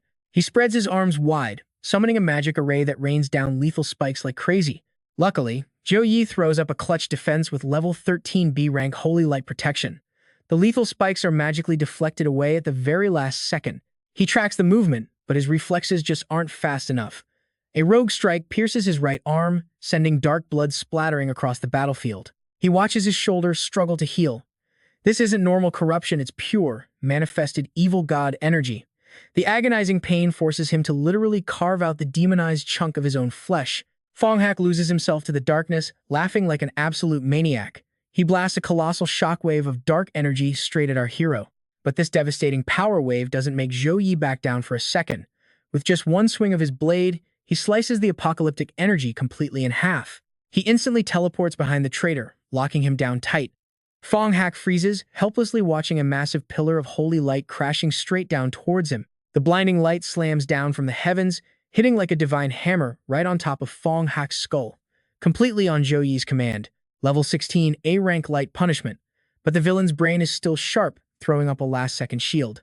Trying to lock me down for a fatal holy strike, huh? He smirks, spitting out the most incredibly arrogant words. I gotta say, your combat tactics are absolutely textbook perfect. Too bad you forgot I used to be the Dean of the War Academy. Suddenly, creepy red chains slither out from the shadows, moving like living snakes to help him. They violently drag Zhou Yi backwards, freeing Fong Hak. Our MC gets pulled toward a stone altar, the villain's mocking voice ringing in his ears.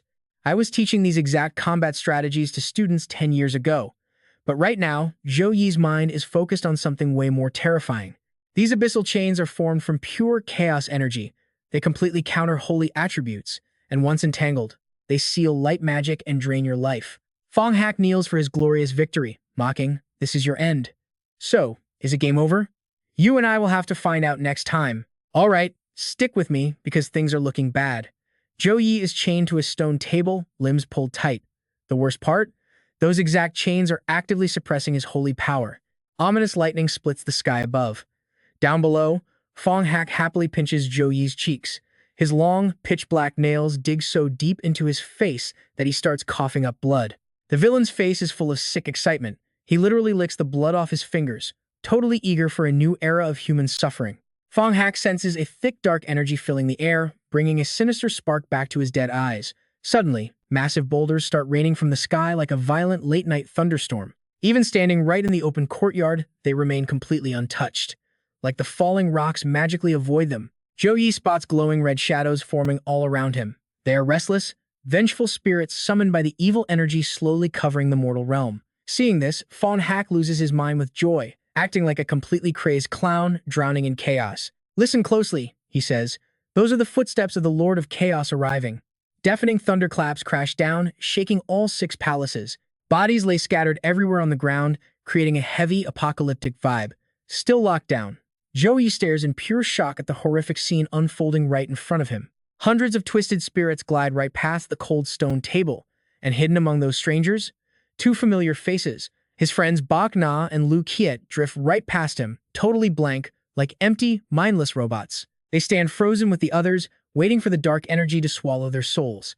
A swirling black vortex wraps around them, turning everyone into towering, soulless stone statues all around him. Zhou Yi is absolutely furious at this sickening, inhuman behavior from the beast Fong Hak worships. But the villain just coldly shrugs off the anger of his captive enemy. He claims this is a necessary sacrifice, and that a fool like him could never understand. The chaotic situation forces Zhou Yi to stay quiet and desperately plot his next move, even though he could just let the void beast teleport him away to safety right now. Now watch this closely. If he leaves, everyone in Langfang City will die. He has to stop him. Even if he is totally outmatched, he refuses to run away like a coward. Secretly, Zhou Yi summons a glass vial filled with golden liquid. It is Heavenly Earth Milk S+. This highly boosts his negative status resistance and massively increases his physical recovery speed. He quickly chugs down the mysterious liquid in one massive gulp. System alert. Negative resistance plus 100%. Physical recovery speed plus 100%. Fong Hak watches this desperate act, thinking it is just the final twitching of a dying fish caught in a net. Struggling, Zhou Yi ignores the mockery. A bright halo suddenly shines behind his back, fully reigniting his will to fight. He uses the name of the divine to awaken his soul's pure conscience. Seeing his enemy looking so confident, Fong Hak suddenly gets very nervous. "What are you trying to do?" In response, Zhou Yi boldly passes judgment on this world destroyer. "Repent for your sins." Zhou Yi uses his skill to absorb the remaining spiritual energy from the scattered bodies on the ground. Absolute exhaustion shows on his blurry face. Collected intent of repentance 104 times. Deep inside his body, Zhou Yi forcefully crashes 2 different currents of energy right into each other. The extreme pain of this reckless move is just too much, making him spit up a mouthful of blood. The heavenly holy warriors rapidly awaken inside him with intense, overwhelming power. Plus, the Ice Corpse Legion also rises up to answer Zhou Yi's call. 2 completely incompatible energies violently clash, creating a massive shockwave deep inside his core. Zhou Yi grits his teeth, forcefully making his body absorb both wild currents. Fong Hak stares blankly at the spiritual energy rushing around him. With this power, what exactly is he trying to break through? You and I both know what's happening, and his sick mind finally clicks. A second awakening. Realizing his plan, Fong Hak grabs his face and laughs at the forced class change. "Haha, this really opens my eyes. Looks like pure despair has rotted your brain." He acts like an expert, totally mocking the guy who is currently gritting his teeth to perform this internal technique. Under normal conditions, a second awakening requires a massive amount of resources to support the magic gems. You need rare, highly valuable pills to fortify the physical body and boost raw power levels. Plus, You definitely need powerful experts standing guard to stop any outside interference during the breakthrough process. Right now, your holy power is suppressed by abyss chains. You are all alone, completely locked down, with absolutely zero energy supply to draw from. The chaotic battle between the two internal armies makes Zhou Yi's nerves twitch wildly without stopping. The energy inside you will rage out of control like wild horses. It will violently impact your physical body, and when you fail, it will tear you into a million pieces. His face fills with twisted excitement watching his enemy suffer. If lucky, his level just drops. If unlucky, his soul completely shatters. Even with all that confidence, Fong Hak still preps a spell to strike him down. You are too weird, kid. I am not risking even a 1 in a million chance that you succeed. Zhou Yi's mind gets dizzy feeling the extreme tension happening inside him.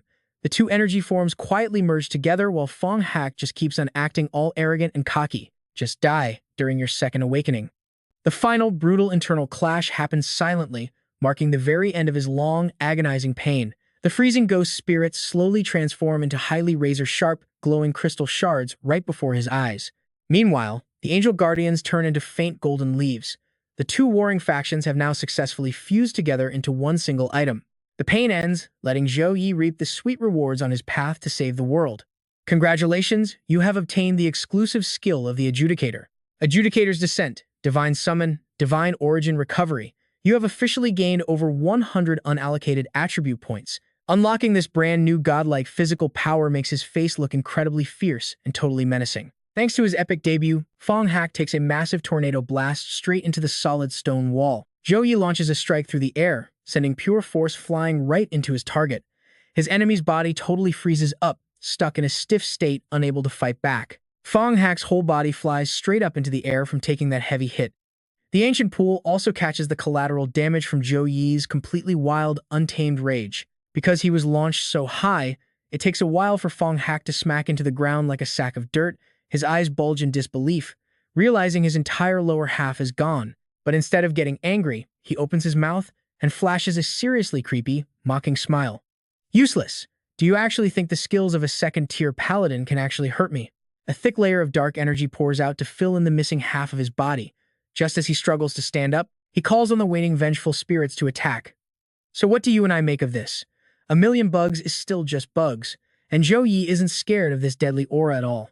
Stick with me, you and I are watching an epic execution. Save it. Your last words are annoying. He raises his hand, forming a complex S-rank divine array. Using his mortal body to trigger holy punishment, he summons a radiant field, causing massive damage to all dark creatures.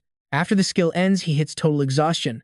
All stats drop by 40% for 2 hours. His fiery eyes glare fiercely at Fong Hak, charging right toward him. You are pure evil, and I judge you. Playing the judge, our hero personally seals the fate of that stubborn coward. Death penalty. Furious lightning rains down, striking the traitor directly. But the more Fong Hak gets blasted, the more energized he seems, actively mocking Zhou Yi. You will never win. My master's power remains. The heavy air makes him watch Fong Hak's next move with deep suspicion. Like the others, he sacrificed his body to serve chaos. Instantly, thick chains of pitch-black magic unleash and fly outward. They surround him before Zhou Yi can even react. Chaos speaks in a deep, formless voice. Submit. Destroying everything together is so much better.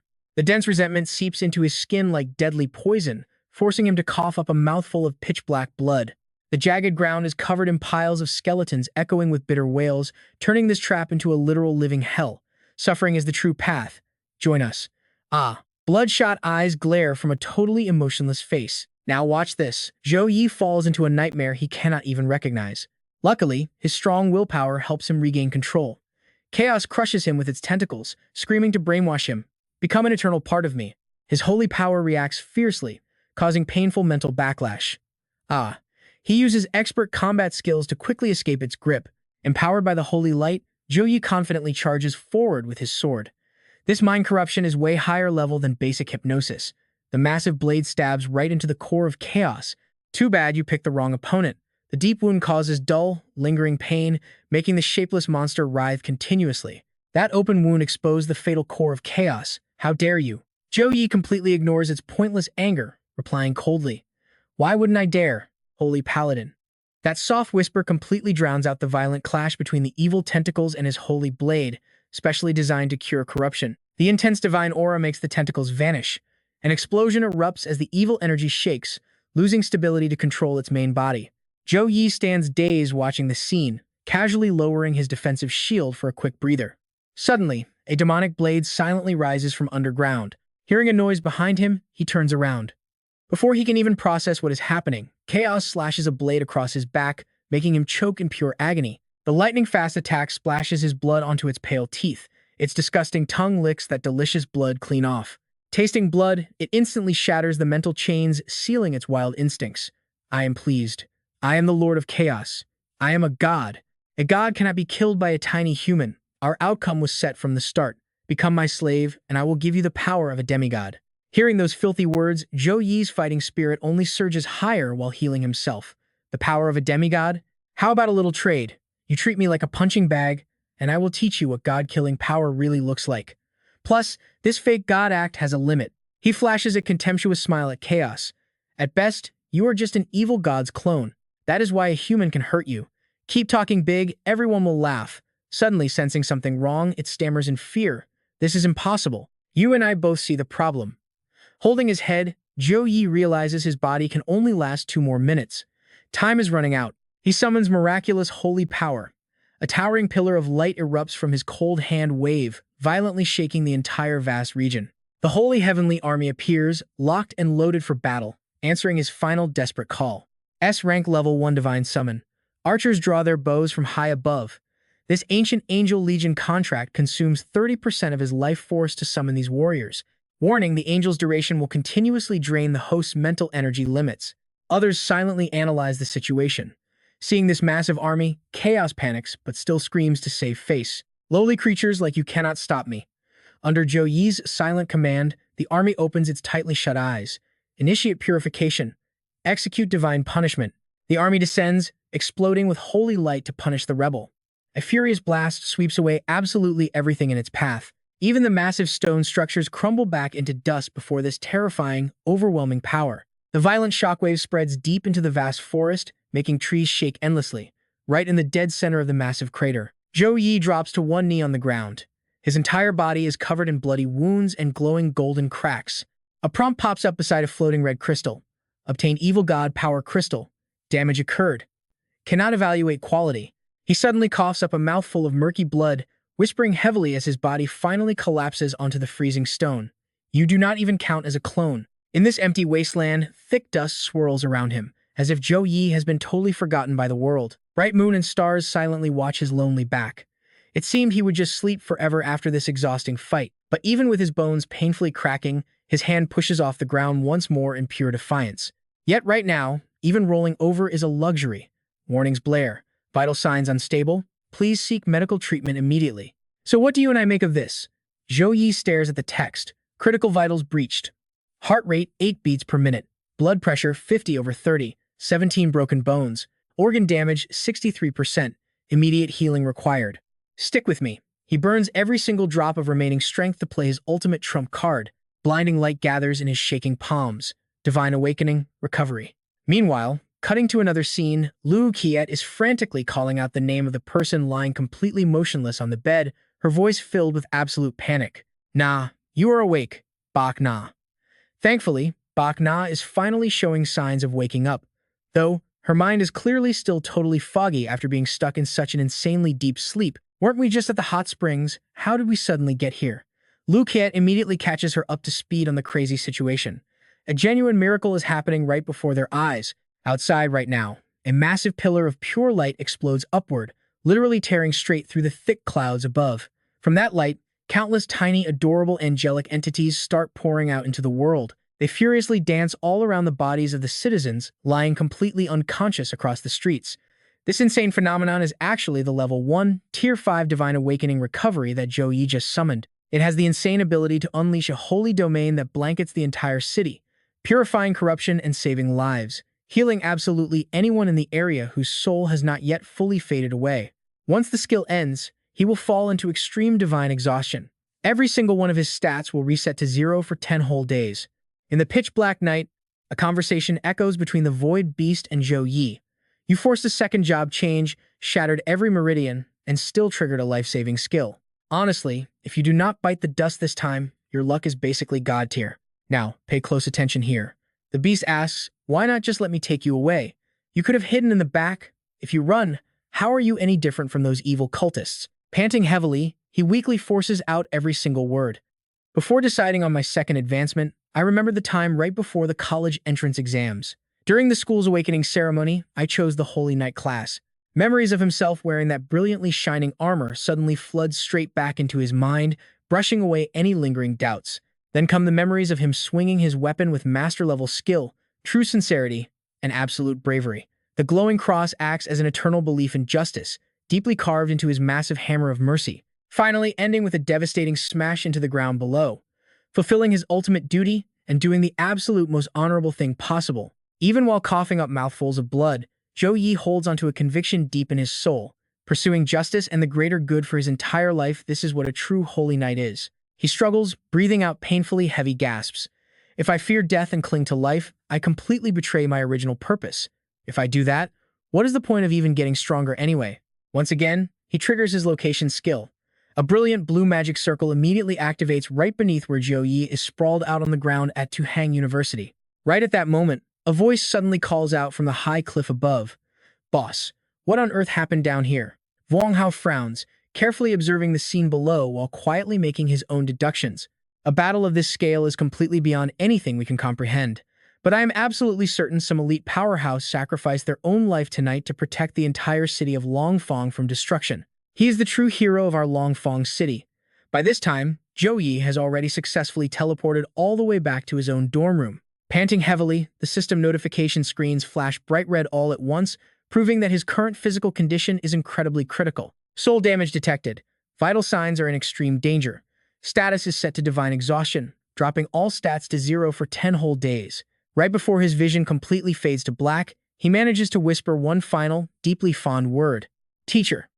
The very last text he sees is a countdown timer showing 239 minutes and 55 seconds.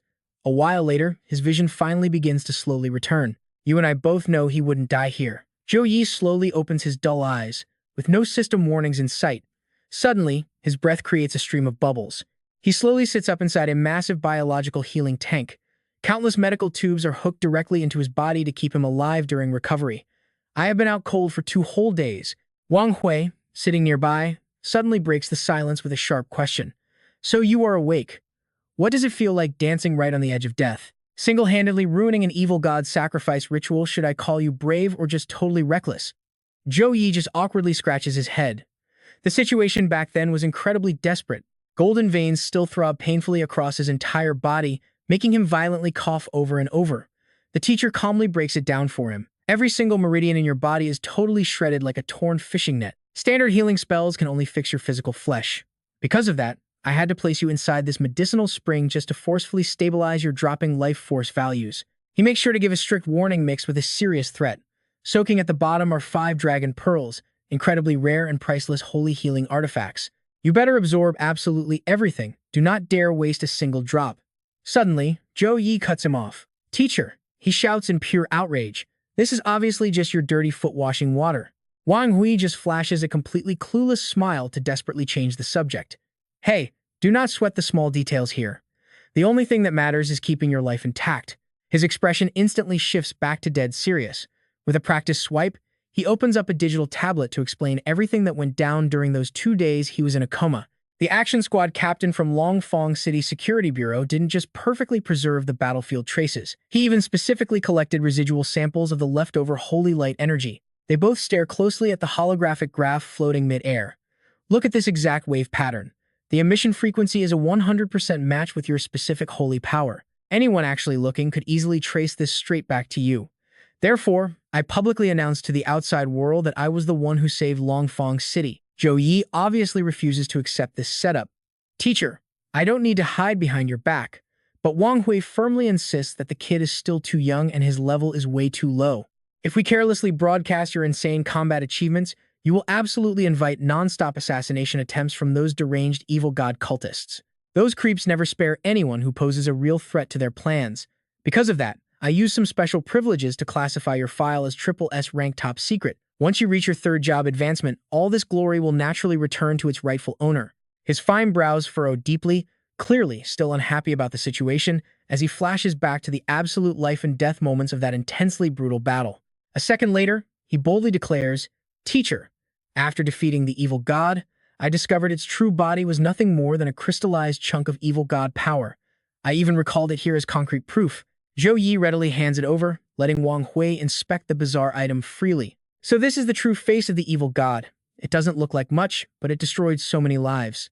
Just touching it, you can vividly feel massive waves of mourning souls packed with pure, bitter resentment. They clump together into a grotesque, slimy mass that looks incredibly disgusting and completely tragic. So what do you and I make of this? Never underestimate a teacher's wrath. Seeing this horrific sight pushes his rage to the absolute peak. A mere fragment dared to cause this much chaos. Wang Hui instantly gathers a massive surge of aura into his palm, violently warping the very space around him. Fong! In just a split second, he successfully covers that cursed crystal with a glowing layer of cloth to shift the scene entirely. Now, stick with me here. Hong Lin suddenly stops pruning his plants the second he hears that familiar name, Wang Hui. He whips around, looking completely puzzled by the news. Wang Hui? Why would he go there? Yu Lin immediately gives him the full honest report. Insider intel says Wang Hui's direct disciple, Zhou Yi, went to Longfeng City for a mission. Halfway through, he spotted Fong Hak making a move and instantly contacted Wang Hui, who just arrived. Hong Lin rests his chin on his hand, deep in thought. Being discovered by Wang Hui is definitely bad news. He immediately orders all branches to go into deep hiding and avoid provoking the military at all costs. The subordinate instantly accepts the command. Understood. Meanwhile, the old man keeps staring intently at the vibrant red rose right in front of him. Why does the name Zhou Yi sound so incredibly familiar? Yu Lin's next words instantly snap Hong Lin wide awake. 2 months ago, it was Zhou Yi who completely ruined Fong Hak's master plan during the rookie tournament. Back then, we even suspected he tamed a void beast and had him under surveillance for a while. The old man finally realizes exactly who Zhou Yi really is. It is him. I remember now, that arrogant little brat with some actual skills. His lips suddenly curl up into a wicked, calculating smirk. Then let us give our little friend a welcome gift he will never forget for the rest of his life. A firm voice immediately replies, "Understood." The scene shifts as the rose is brutally snapped from its stem, falling silently onto the freezing cold floor in the dead of night. Meanwhile, over in another location, Shen Lin Feng stands completely alone under the violently pouring rain, staring straight up at a brightly lit, towering high-rise villa. His mind is an absolute chaotic mess right now, totally questioning his entire existence. That kid lives in such a rundown dump.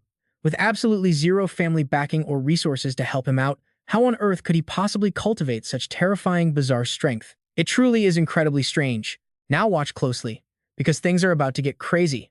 Suddenly, a weird object smashes right through the window. This massive crash immediately grabs Lin Feng's attention. Wait, who is that? The very next second, an ear-piercing scream echoes outside, completely ripping through the silent night. Roar. His eyes widen in pure shock, totally stunned because he hasn't even processed the situation yet. Inside the room, a tall, shadowy figure is aggressively threatening Zhou Yun's life. Women and kids are my absolute favorite prey. The scent of their raw terror is just so incredibly delicious. That raspy voice coming from a mouth full of perfectly white teeth looks absolutely terrifying. And you happen to be both a woman and a child. Right after speaking, Luke Bin instantly gathers dark energy in his palm and charges straight at her. That makes it double the fun for him. But right at the most critical moment, something unexpectedly crashes in from the side, causing a massive violent collision that sends thick, blinding dust flying everywhere. His brain just short-circuits. Unable to quickly process this wildly sudden turn of events, his attacking movements completely and utterly freeze up in midair. It is none other than Lin Feng. Showing off his explosive power form, he managed to step in and save her right in the nick of time. Seeing this, the enemy shouts in pure shock. Flame Dragon Bloodline. Furious, Luke Bin launches another ruthless attack. Someone actually came here looking to die, but Lin Feng is already completely prepared to face him head-on.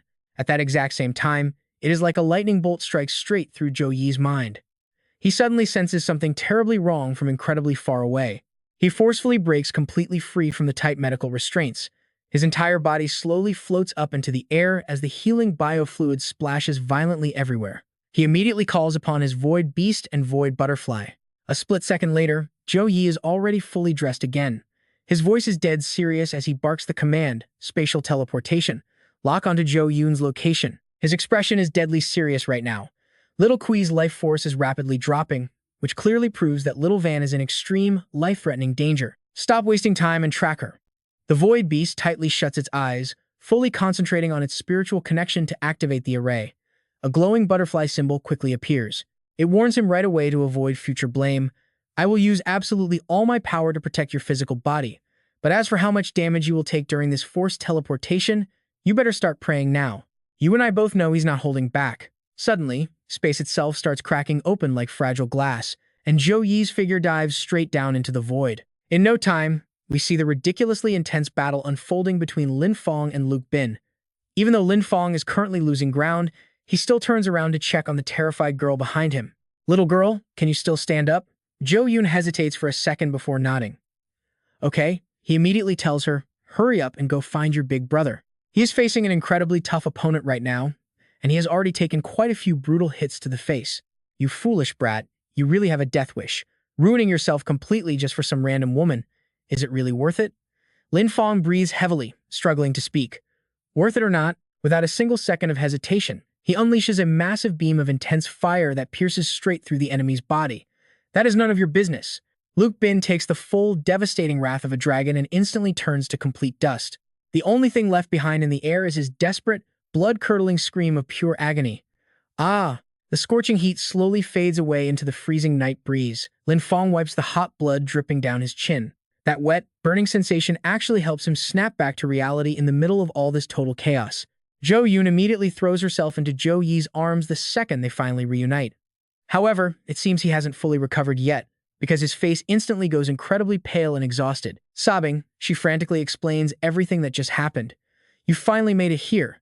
That guy just now was so terrifying, and he beat up little Kui until he got badly hurt. Zhou Yi gently rubs his sister's head to calm her down. Don't be scared, I am right here. His attention then shifts over to Lin Fong, who is violently shaking but still trying to stand up in the distance. Why did Shen Lin Feng suddenly show up here? Despite his injuries, the guy still has enough strength to throw some sarcastic shade. Wow, the great savior has finally arrived. This big brother of yours really lives up to his precious title. I seriously thought your little sister was about to get turned into roasted pigeon tonight. Zhou Yun steps right between them, fiercely defending her brother. You are not allowed to talk about my brother like that. Lin Fong just lets out a dry, mocking chuckle. Little girl, hearing you say that really breaks my heart. Good or bad, I literally just risked my life for you. But she stands her ground firmly. I will definitely repay you for saving my life, but you still cannot insult him. Ever since we were little, no matter what danger we faced, my brother was always the first one to protect me. He's the absolute best brother in this entire world. He struggles to press his hand against his bleeding chest wound. Hey, Chu family kid, your little sister at least knows how to show some proper gratitude. So why haven't I heard a single thank you from you yet? Blood drips onto the cold floor as he throws that deliberate jab. And honestly, you and I both know this rivalry is just getting started. Is this really all a Holy Knight's wind barrier can do? Zhou Yun is just about to argue back, but Zhou Yi quickly grabs her shoulder to stop her. Stick with me here. He tells her the guy is just insanely jealous. He has such an amazing sister. The two siblings perfectly play along with each other's mocking act. Even though Shen Lin Feng actually saved her, Zhou Yi claims it is a classic guilt trip. Classic psychology pretending you do not want something just because you cannot get it. Spot on. Lin Feng mutters in pure rage. You jerk. He is literally coughing up blood from anger. Pure nonsense. I'm not jealous. Haha, why would I ever be jealous of you? But pushing himself too hard makes him completely lose consciousness. His eyes roll back, looking like an empty shell. The moment Lin Fong loses his balance and falls, a spike pierces right through his stomach, pinning his entire body mid-air like a twisted statue. Dark crimson blood completely stains the steel rod as gravity slowly pulls his body downward. Zhou Yi just stares, watching this entire horrific scene unfold from start to finish. He gently presses Zhou Yun's head against his chest, shielding her from the absolute nightmare. Suddenly, a weak voice echoes. Zhou Yi, stop dragging your feet and save me. I am not dead yet. Do not just stand there. Zhou Yi simply shoots back another taunt. Shen Lin Feng, talking tough with those kinds of injuries, guess you are not hurt that badly. He slowly exposes the guy's suspicious behavior. Honestly, I am way more curious about why you suddenly showed up at my house. And right when Zhou Yun gets ambushed, the guy stays silent. Memories flood his mind like a movie playing in reverse. Did you know? Visiting old hero locations is super trendy. What the heck is that? Turns out, Lin Fong heard rumors from some heated online forums about visiting the childhood homes of powerful fighters, tracing the steps of their growth. If we could just learn a tiny bit from it, would our own strength not skyrocket too? What the hell? Do not try to trick me. Why would I lie? Tons of people go there. He coughs uncontrollably while making up some random excuse. Cough, cough. Can I not just walk by? Do you honestly think the entire world revolves around you? People praising you wherever you go? He thinks to himself, no way he can admit such an embarrassing truth. Meanwhile, Zhou Yi panics as Zhou Yi's body suddenly becomes incredibly heavy. Brother, what is wrong with you? His vision goes completely black from total exhaustion, but he barely manages one last comforting word. Sorry, I scared you. His arms are covered in golden veins, literally leaking thick fluid. She calls out in total panic. Brother. Then, a piercing sound shatters the dead silence. Now watch closely. Seeing Zhou Yi lying there totally motionless, covered in endless deep wounds, Zhou Yun is absolutely terrified, muffling her own heavy sobs. Tears well up in her eyes, heavily rolling down her cheeks. In total desperation, she grabs her phone like a literal lifeline, her voice shaking badly. What do I do? Zhou Yun dials the phone, tears streaming down as she begs. Brother, please do not scare me, just answer. Suddenly, a voice echoes from behind, followed by loud, teasing laughter that makes Zhou Yun panic even more than before. Zhou Yi, this room is livelier than an actual battlefield. Turns out, the new arrival is Wang Hui. He steps closer, grabs the phone right out of Zhou Yun's trembling hands, and calms her down. Do not worry, I will handle this. Right then, So Nian desperately rushes in from outside, screaming out loud. Brother Zhou Yi. She quickly helps Zhou Yi sit up and hands him some weird blue liquid, speaking with deep worry. Brother Zhou Yi, quickly drink this. You will feel much better. Wang Hui wastes no time. His hands flash with healing energy to save Zhou Yi, muttering non-stop. Kid, you really know how to suffer. I just dragged you back from death's door. You charged into a space-time storm with zero magic armor. Surviving that is a literal miracle. I am not a healer, so I can only temporarily stabilize your terrible injuries. After pushing himself to heal the boy, Zhou Yi finally wakes up. He stares blankly at the people standing right in front of him, absolutely confused. Master, so Nian, why are you guys here? Wang Hui frowns, showing obvious annoyance as he starts speaking. The Void Beast knew you were badly injured crossing the space-time storm. After dropping you off, it instantly came finding me. So Nian and I just followed it straight over here. This aura? It is exactly like those crazy cultists back in Longfang County. But instead of hunting for you, they actually ambushed Zhou Yun. I am guessing they do not know the full story of Longfang. They just saw your face and decided to take their anger out on her. Here is where it gets crazy. Wang Hui drops huge news. The military is secretly purging the Holy Spirit cult nationwide. We are totally exposed. Staying here is literal suicide. You must leave for the Chu family estate immediately. Zhou Yi completely agrees. Going there is the perfect chance to take his sister somewhere incredibly safe. Even though he feels slightly annoyed, Wang Hui still worries deeply about Zhou Yi's terrible wounds, saying, You are way too injured right now. Any kind of teleportation would destroy you. Your only option is taking the nearby public skyship straight to the Chu family territory. The skyship is a Class A safe vessel, fully armed and heavily protected. You will reach their border in 48 hours. I will notify the Chu family to wait at the skyport. Hearing this, Sun Yen immediately replies, I am going too. I must protect brother Zhou Yi. While they talk, a random voice echoes. Wang Hui seemingly notices the weird sound, continuing his speech while suspiciously scanning the entire room.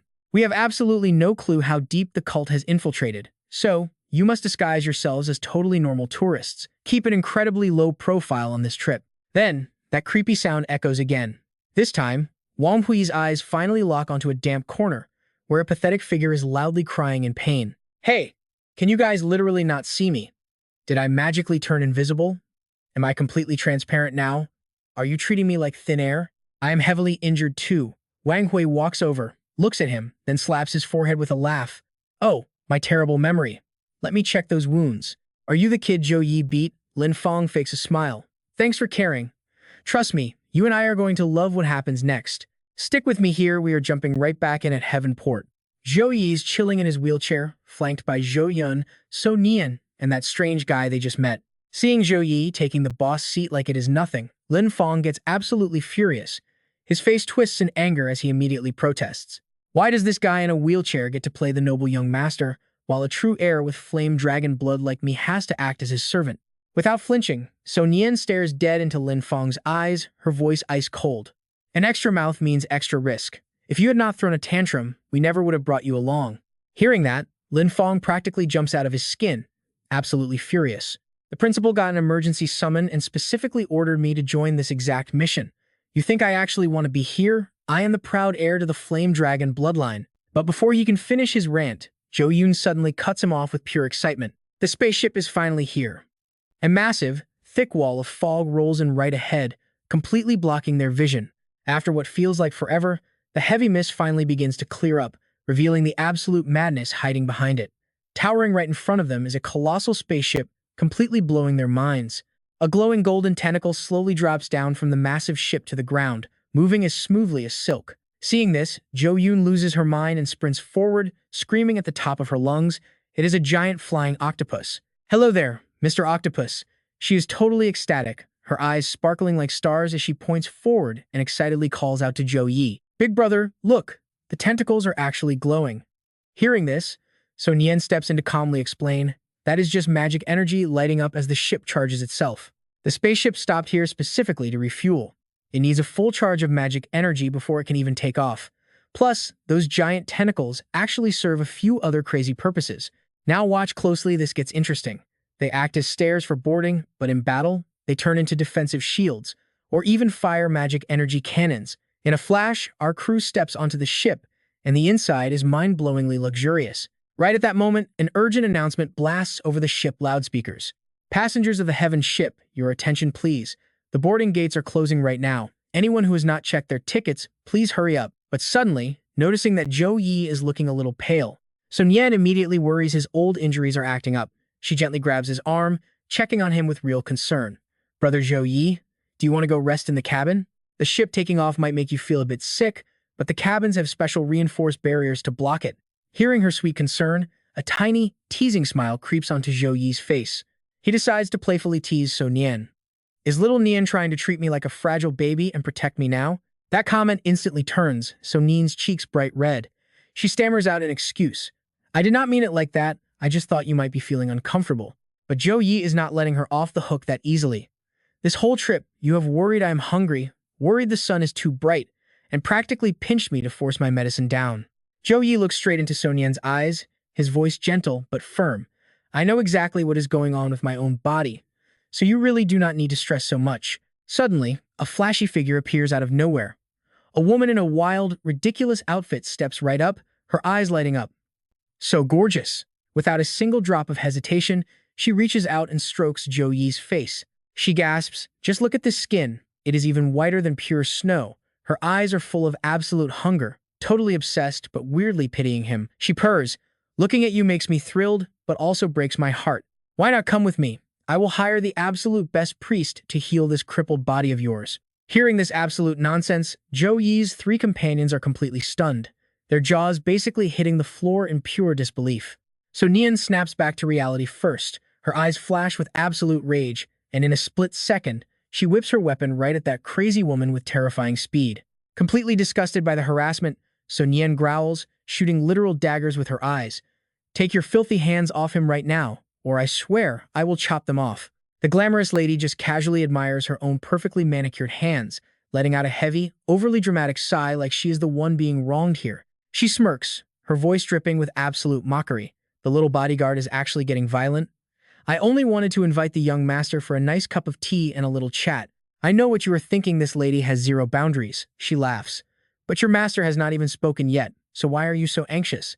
"Oh my, little master, is this bodyguard actually your lover?" So Nian grinds her teeth, her face twisted in pure rage, looking like she is ready to tear this woman into 100 pieces. "No wonder. I just touched you a tiny bit, and she is glaring like she wants to eat me alive. Little sister, if you like this man, just say it. I understand that flavor completely." Just as So Nian is about to totally lose it and attack again, Zhou Yi quickly grabs her hand, softly calling her name to stop. "Stick with me here." Zhou Yi glances at the prominent warning sign up ahead, then gently reminds So Nian, "She is just baiting you, do not fall for it." The sign is clear. Private fights on the skyship are strictly forbidden. Anyone breaking the rules gets their magic power sealed and locked in the lowest deck of the ship. After calming So Nian down, he turns back to the flashy woman, flashing her a polite, completely fake smile. "If Madam wants to play around, why not head down to the third-class cabins? They have entertainment much better suited for you down there. I am afraid my frail body could not handle your intense enthusiasm." His words sound polite enough, but internally, he is on high alert. He is deliberately acting careless and speaking casually just to mask his true guard against this dangerous woman. She is currently sizing all four of them up, and her ultimate goal definitely is not just to flirt around or play games. Now watch how this flips. The colorful woman catches his drift. The third-class cabins are full of talentless porters. Is this kid seriously trying to humiliate her by comparing her to the lowest of the low? Thinking this, she fires right back. Little boy, you really know how to ruin the mood. You completely killed my vibe. But before walking away, she does not forget to drop a cold, lingering threat. Everyone calls me Madam Hong, and there is not a single thing in this world I cannot get my hands on. It will not be long until you willingly come begging to serve me. Wherever Madam Hong walks, the entire staff immediately bows their heads, greeting her with absolute, sickeningly sweet respect and pure flattery. So Nian turns around to speak, but Zhou Yi immediately cuts her off, pivoting straight to Shen Linfeng to ask a question. That bracelet on her wrist looks super strange. It has this damp, lingering aura. Have you ever seen anything like it before? Shen Linfeng immediately nods back. Yeah, I have definitely seen it. That is the official symbol of the Mermaid Chamber of Commerce. Shen Linfeng shares his deep knowledge. Jiang Churan, always staying in Shuan province, probably would not know them. But recently, this Mermaid Chamber of Commerce has become a massively wealthy financial syndicate in Zhongbak. On the surface, a clean business. But in the shadows, they hunt down job-class users with special bloodlines. Trust me, you and I have not seen the last of them. Stick with me here. They capture these gorgeous girls just to sell them off. These poor victims either end up locked away in twisted noble mansions, or they are literally tortured to death in absolutely brutal underground trades. This wicked woman calling herself Madam Hong is definitely not some low-level grunt. She is clearly a high-ranking boss in this shady merchant guild. Rumor has it, the big boss of the Mermaid Guild has eyes everywhere and insanely complex underworld connections. Even my own father warned me never to mess with them lightly. He said to avoid them at all costs. But he keeps the darkest secret to himself.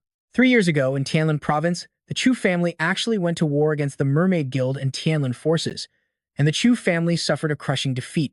Shen Linfeng is completely torn, wondering if he should reveal this dark past to Zhou Yi. Meanwhile, Zhou Yi is already deep in thought after hearing his friend speak, desperately trying to piece all these random clues together into one clear picture. So that is why Madame Hong was acting so incredibly toxic.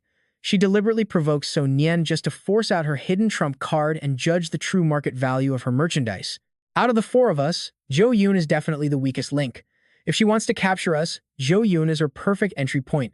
After thinking for a moment, Zhou Yi finally speaks up with a plan. Shen Linfeng, for the next 2 days on this ship, can you stay glued to Zhou Yun and protect her with your life? Madame Hong is ruthless and will absolutely try to strike back from the shadows. I am terrified she will target Zhou Yun. Hearing this, Shen Linfeng immediately nods his head with pure excitement. Relax. Do you really think I cannot protect one little girl?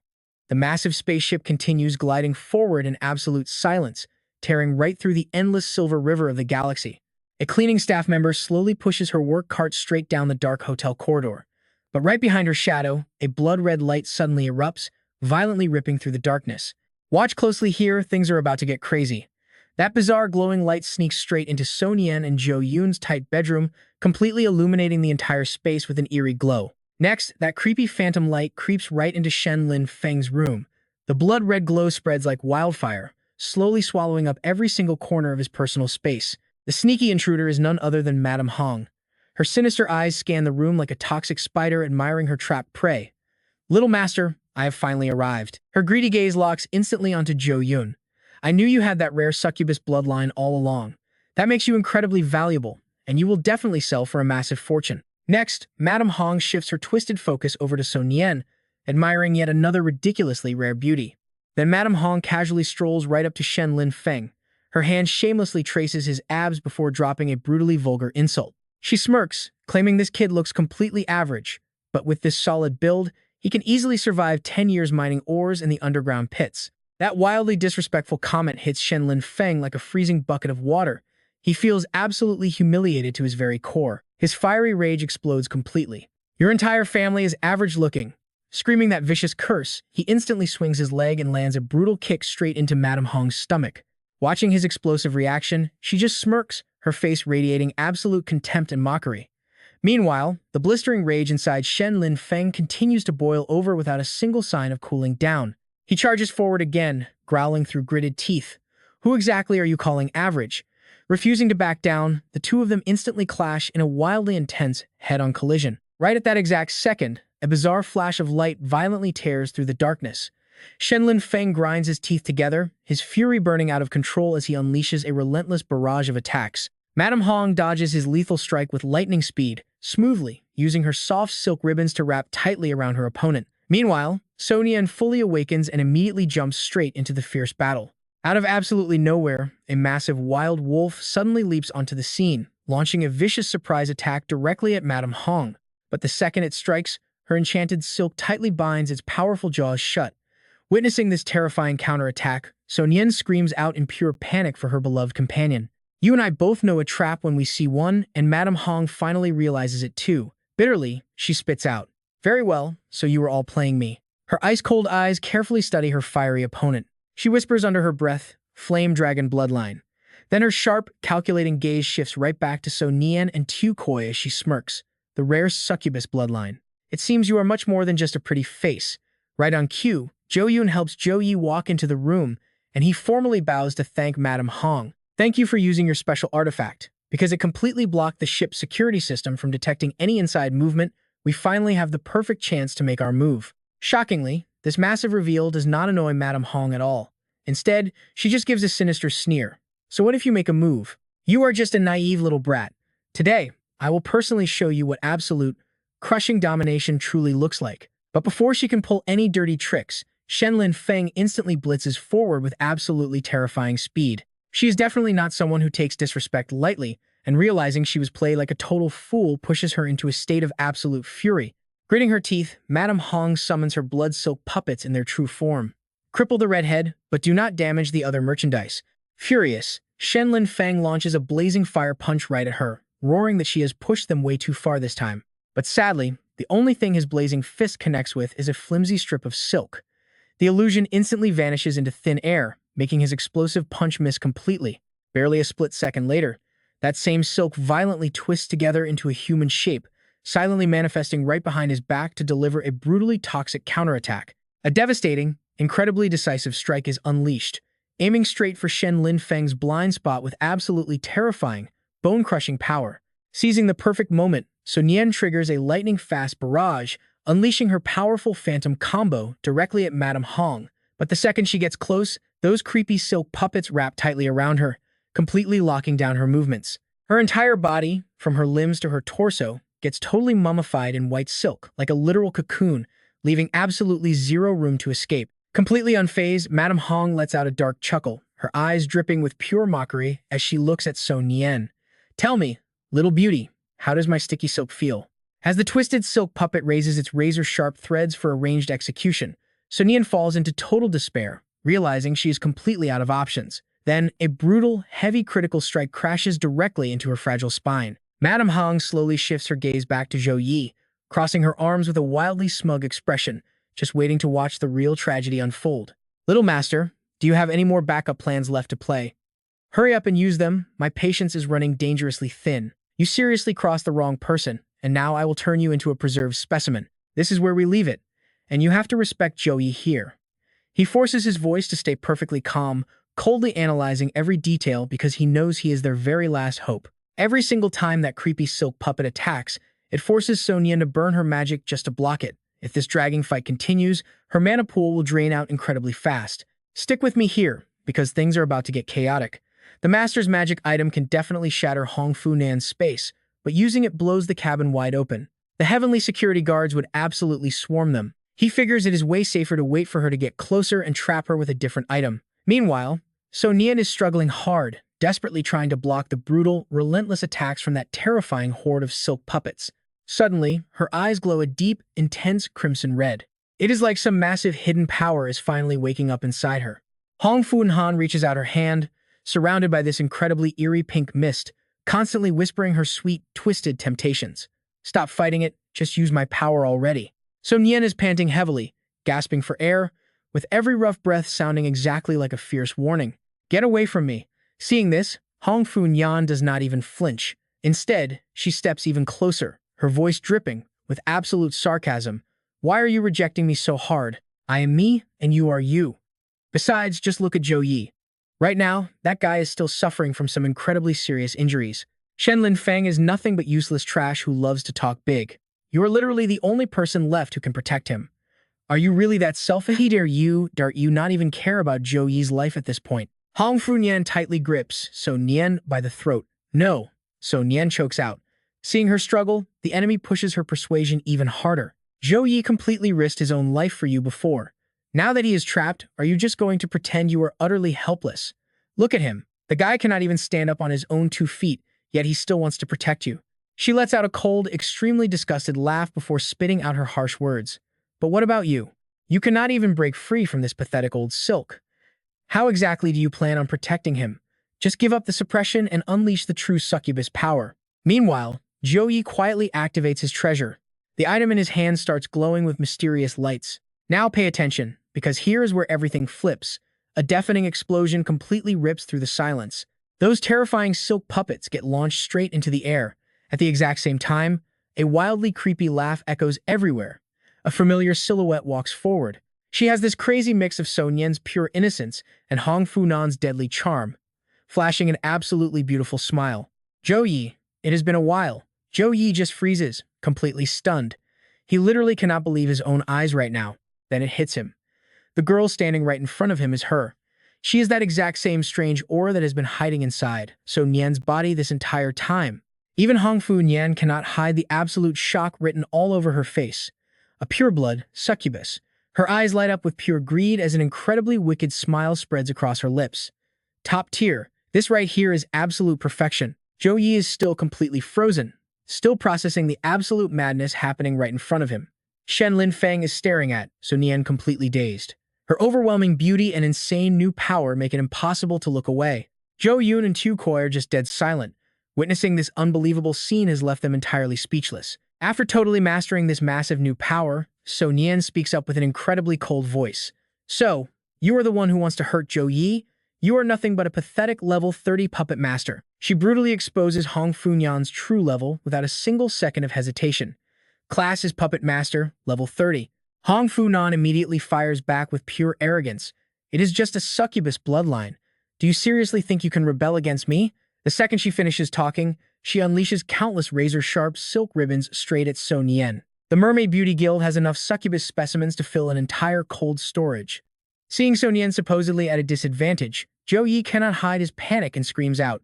So Nian responds. She just slightly curls her lips, flashing an incredibly mocking smile. Her hands gently but firmly reach out and touch the incoming ribbons with total confidence. With perfectly fluid movements, her long legs swiftly kick and completely shred all those soft ribbons into tiny, useless little pieces right out of the air. As she waves her hand, So Nian speaks with absolute disgust. Bugs belong in a cage. Watching this terrifying power erupt from her opponent, Hong Fu Nian suddenly seems to realize exactly what is happening. You and I both know what is coming, right? This is a domain. To be exact, she is witnessing the Abyssal Demon Crest domain. It is the innate skill of a pureblood succubus. Inside this space, every single combat ability of the enemy gets drastically weakened. Zhou Yi just stands there quietly. His eyes reveal extreme shock as he clearly senses that So Nian's aura is literally 10 times stronger than before. Realizing the massive disadvantage, Hong Fu Nan frantically throws out countless silk puppets, desperately hoping to somehow stop her advancing opponent. On So Nian's incredibly elegant face, there is not a single trace of panic. She just casually and smoothly raises her gorgeous hand into the air. She makes a swift motion, acting like she is controlling something completely invisible. In that exact second, Hong Fu Nian deeply senses disaster approaching. A genuinely terrifying force violently erupts right from the ground beneath her, aggressively launching her away. What in the world? A massive, giant stone hand suddenly bursts into existence. It ruthlessly and mercilessly chokes her right around the throat. The hand squeezes so hard that Hong Fu Nian's face turns completely red. Along with that, fragments of old memories start flooding her mind more and more. A moment later, she coughs up a mouthful of fresh blood and weakly mutters, "What did you just do to me?" So Nian's eyes are practically sparkling with pure, absolute delight as she happily watches Hong Fu Nian's completely pathetic and broken state. She mocks her coldly. "Just helping you remember your youth. Look at you. You are so adorable right now." This right here is what truly terrifies people. Forced memory obsession. It violently drains away their life force and physically manifests all those negative memory fragments, creating a completely devastating mental shockwave directly hitting the target. Trapped in absolute despair, Hong Fu Nan practically goes insane and screams out loudly. Searching my memories, hiding your spirit, destroying my actual brain. She simply cannot resist this incredibly brutal mental torture any longer. She shrieks like a total maniac. Why even pretend to be innocent? A pureblood succubus truly lives up to being a monster among monsters. What if that little boy you care so much about actually discovers your true face? Hearing those toxic words, So Nian does not flinch at all. In fact, she just wants to end this game fast with her next move. Abyssal Demon Sword Seed. A truly bizarre demonic energy suddenly erupts, aggressively spreading out and tightly binding Hong Fu Nan completely inside an invisible, inescapable trap. Hong Fu Nan's face completely loses all its color. Her eyes shoot wide open in pure terror, clearly showing absolute shock. Seeing her enemy's extremely terrified expression, So Nian just cannot help but let out a very amused, cold laugh. So Nian treats all of Hong Fu Nan's pointless provocations like they are just some cheap joke. She smirks and confidently replies, "What is the point of saying all these extra words just to anger me? Inside my domain, my word is absolute law." After saying that, with clear boredom written all over her face, So Nian decides to speed up the process and coldly issues a command. "Let's end this." The power So Nian unleashes gets even more intense. It is so overwhelming that everything around them shakes and slowly crumbles into tiny pieces. And then, the harsh marks of time start carving into Hong Fu Nan's face. Her youthful beauty slowly fades away, completely replaced by deep wrinkles. So what do we learn here? Do not wake a sleeping monster. In an instant, her skin cracks like an old porcelain statue about to shatter, looking completely drained of all its life force. All right, let's get into this. That fallen guy? Just a disposable pawn for Madame Hong.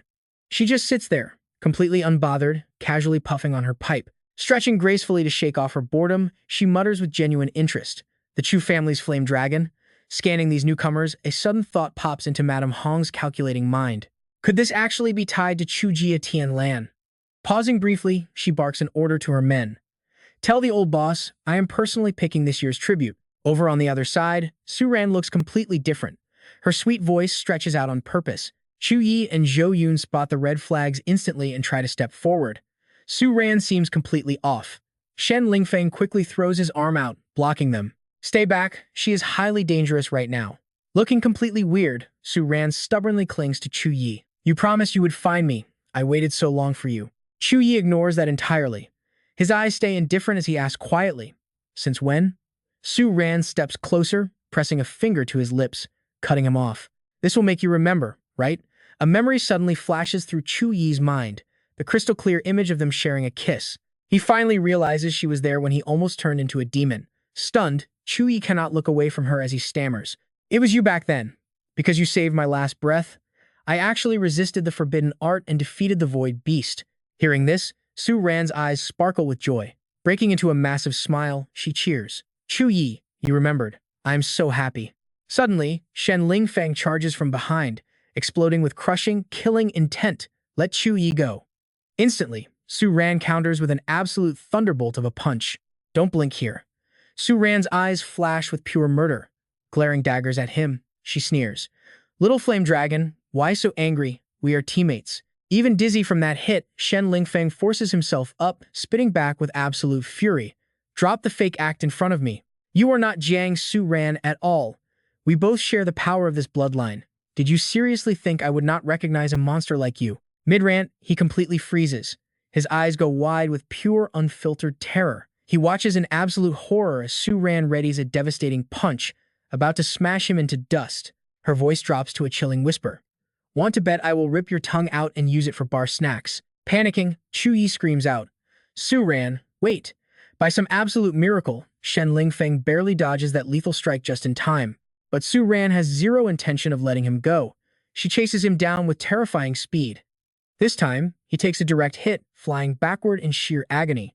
As Su Ran violently grabs his hair, Shen Lingfeng forces a mocking smirk.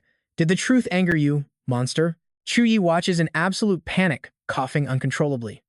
Su Ran just unloads her rage, raining brutal punches right into Shen Lingfeng's face until he cannot even fight back. She locks onto him like an apex predator playing with its prey. So ungrateful, her grip tightens even more, viciously twisting Shen Lingfeng's hair. Su Ran glances at the weird thing hiding behind his back, unable to hide her heavy sarcasm. "These weak claws could not even scratch Madame Hong, and you want to hurt me? The flame dragon is still as arrogant as ever. From behind, Zhou Yi screams at the top of his lungs, hurling something straight forward. Stop! A blinding golden aura erupts. It is a holy energy shield that charges without using mana. Instantly, a massive barrier blocks both magic and physical damage. Given by Principal Wang Hui, it needs recharging after one use. Struggling up from his wheelchair, Zhou Yi's voice turns incredibly soft, practically begging. Su Ran, please do not hurt him. Wiping fresh blood from his mouth, Shen Lingfeng frowns. His panicked voice desperately warns Zhou Yi. You and I both knew something was wrong. Zhou Yi, I am saving you. If that succubus controls you, the principal's mission completely fails. Listen to me. That is not the Jiang Su Ran you know. It is just the Bloodline's rogue consciousness taking over her entire body. If it does not vanish, the real Jiang Su Ran will actually die. Suddenly, before he even finishes, the girl proudly confesses. Bingo! I am not Jiang Su Ran. That useless trash could not even protect herself. She cried like a pathetic dog, begging me to come out and save you. Hearing that toxic garbage, Zhou Yi grits his teeth. Grabbing her wrist, he fiercely snaps. Shut up. He understands Su Ran better than anyone. Zhou Yi roars. She unleashed that bloodline just to save me. You can totally mock me all you want, but never insult her. Su Ran is the absolute strongest girl I have ever met. I fully support and understand every single choice she makes. After that emotional outburst, Zhou Yi slowly lets go, his eyes full of complex feelings. Thank you for saving me 3 times. The dungeon, the freshman tournament, and just now. If possible, I will absolutely repay you 3 times over. But please, can you bring Su Ran back? Without hesitation, Zhou Yi pours his heart out. Just tell me how to send you back. Hearing this, the girl pauses briefly before finally speaking. You surprisingly lucky guy. Su Ran plants a soft kiss on Zhou Yi's cheek. Consider this the first repayment. Seeing this, Shen Lingfeng quickly covers Zhou Yun's innocent eyes. In that moment, her body slowly fades into nothingness. But right before vanishing completely, a chilling voice echoes directly to Zhou Yi. The price to summon me? She cannot afford it. Zhou Yi frowns, a vague sense of dread creeping into his heart. Every time she loses control, it is to protect him. But what exactly is this price? Moments later, a completely normal Su Ran collapses safely into Zhou Yi's arms. Holding her tight, he softly calls out, Shen Lingfeng. Hearing his name, Shen Lingfeng jumps in shock. What now? Cannot you see my handsome face is practically ruined? Teaming up with you psycho death magnets, I am going to end up in a crematorium. So what do we make of this? Ignoring his complaints, Zhou Yi asks, what is this rogue bloodline consciousness? Stick with me here, things are getting wild. Popping his dislocated shoulder back into place, Shen Lingfeng answers him. I'm not completely sure myself, but my family's old master said high-level bloodlines are like sealed ancient monsters. If the host is strong, it's a massive power boost. But if the host is weak, it turns into an evil spirit stealing their body. This whole taking over concept? Completely alien to Zhou Yi. Shen Lingfeng doesn't even hesitate. Exactly. Body snatching. Otherwise, why do you think Jiang Churan suddenly flipped into a totally different person? Some people guess this mixed consciousness is just a crazy split personality. Others say an ancient ancestor's remnant soul is hiding inside that bloodline, waiting for the perfect chance to steal her body and resurrect. As Zhou Yi gently lays Churan down on the bed, Shen Lingfeng keeps breaking it down. The exact details are tough to say, but one thing is guaranteed. Borrowing bloodline power that heavily outclasses your own level over and over, first, you go insane. Second, you literally turn into someone else. Or worse, the conflicting powers inside your body completely reject each other, torturing you to death. Hearing all this leaves Zhou Yi totally conflicted. Based on what he currently knows, the price she pays for asking him for help is giving up control of her body. He thinks it over. So she's been completely distracted lately because she can't suppress that invading consciousness anymore. Still, Zhou Yi has to ask, do you know any way to fix this? The answer is exactly what you'd expect. If I actually knew, I would have done it already. Suddenly, Zhou Yun steps up from behind him. Brother, you definitely know how to save Sister Ran, right? Her desperate question leaves Shen Lingfeng totally at a loss for words. I'm really not him. Getting hammered with questions by these two cousins leaves Shen Lingfeng dizzy and frustrated. Go back to the Chu family and ask the patriarch. Those old geezers have lived forever, what crazy things haven't they seen? And if the Chu family can't fix it, go to the Jiang family. They have massive resources. This tiny problem of hers, solved in a minute. Right at that moment, the sound of urgent, heavy footsteps echoes from outside, closing in fast. Now pay attention. A squad of tense airship guards sprints straight toward where the dispute just happened. The second they arrive, they completely barge in. A stern, aggressive voice barks out, "Who is still fighting in here?" disrupting the sky ship's order. The head guard screams, "You better spit the truth right now." The sky ship is not a playground where you rich kids can do whatever you want. Both Zhou Yi and Zhou Yun stay absolutely silent. Honestly, neither knows what to even say to that. In perfect sync, they both point straight at Shen Lingfeng. Great minds think alike. He is the designated scapegoat. Before he can even process it, the guards rush in and drag him away. Shen Lingfeng thrashes around, screaming, "Me? Disrupting? Do you guys even have a conscience?" Locked in the sky ship's lower levels, he's basically crying without tears. "I am completely innocent here. Jiang Churan beat that guy up. Why am I taking the fall? When I get out, I'm stealing her wheelchair tires." Time slowly ticks by until the familiar intercom chimes. The sky ship has arrived at the sky port. "Passengers, please line up and exit in an orderly fashion." The guy who got locked up days ago, now standing out there looking perfectly polished. One glance tells you he spent a massive fortune to get released early. Shen Lingfeng stares at the crowd below, muttering to Zhou Yi. Suhang is a major heavyweight in the Chu family. The fact they sent him to pick you up, your status is insane. Sure enough, down at the docks, a VIP welcoming committee is waiting. A young woman is even enthusiastically waving at them. Seeing Xiaobai acting way too hyped next to him, Suhang quickly drops his voice. "Xiaobai, keep it low profile. Principal Wang made this a top-secret mission. Absolutely nobody can find out." Reminded, Xiaobai clearly complies. As the figure stepping off the ship comes into focus, Suhang steps forward with a massive, welcoming smile. "Finally here, you've worked hard. Year, get in the car and rest." Hearing that super intimate nickname, Zhou Yi is completely caught off guard. He awkwardly scratches his head. "Yi Air, are we even that close? Thanks for the trouble." In a flash, the luxury transport peels out at blinding speed. Nothing but a thick cloud of dust is left fading into the air behind them. You and I both know she's up to no good. Madame Hong chased them all the way here, greed flashing in her eyes. Zhou Yi, top Suhang University freshman, Wang Hui's personal disciple. So the Chu family secretly hid a genius like this. If I can use him, my rank in the merchant guild will absolutely skyrocket. Sharan carefully scans the interior of the transport, immediately recognizing the tech. She softly gasps, "This is an S-tier ice soul artifact." Hearing that, Suhang laughs loudly. Miss Jiang really has a sharp eye, just like Principal Wang said. Inside this energy shield, absolutely all spiritual eavesdropping is completely blocked. Zhou Yi politely nods. "You've really gone out of your way." Suhang casually waves it off. "Just doing my job." Meanwhile, his other hand frantically signals the girl beside him, practically screaming, "Xiaobai, don't just sit there, make your move." Catching the signal, she spins toward Zhou Yun with a dazzling smile. "Xiao Yun, I'm your older cousin. Chu Xiaobai, this is a little welcome gift for you. I really hope you like it." Suhang watches silently, already plotting. Even if Zhou Yi refuses to switch to the hidden ice-type class, getting Zhou Yun to train at the Chu family is a massive green light. As long as they keep her happy, Zhou Yi will naturally get reeled in. Holding the box, Zhou Yun bows politely. "Hello, cousin, thank you so much."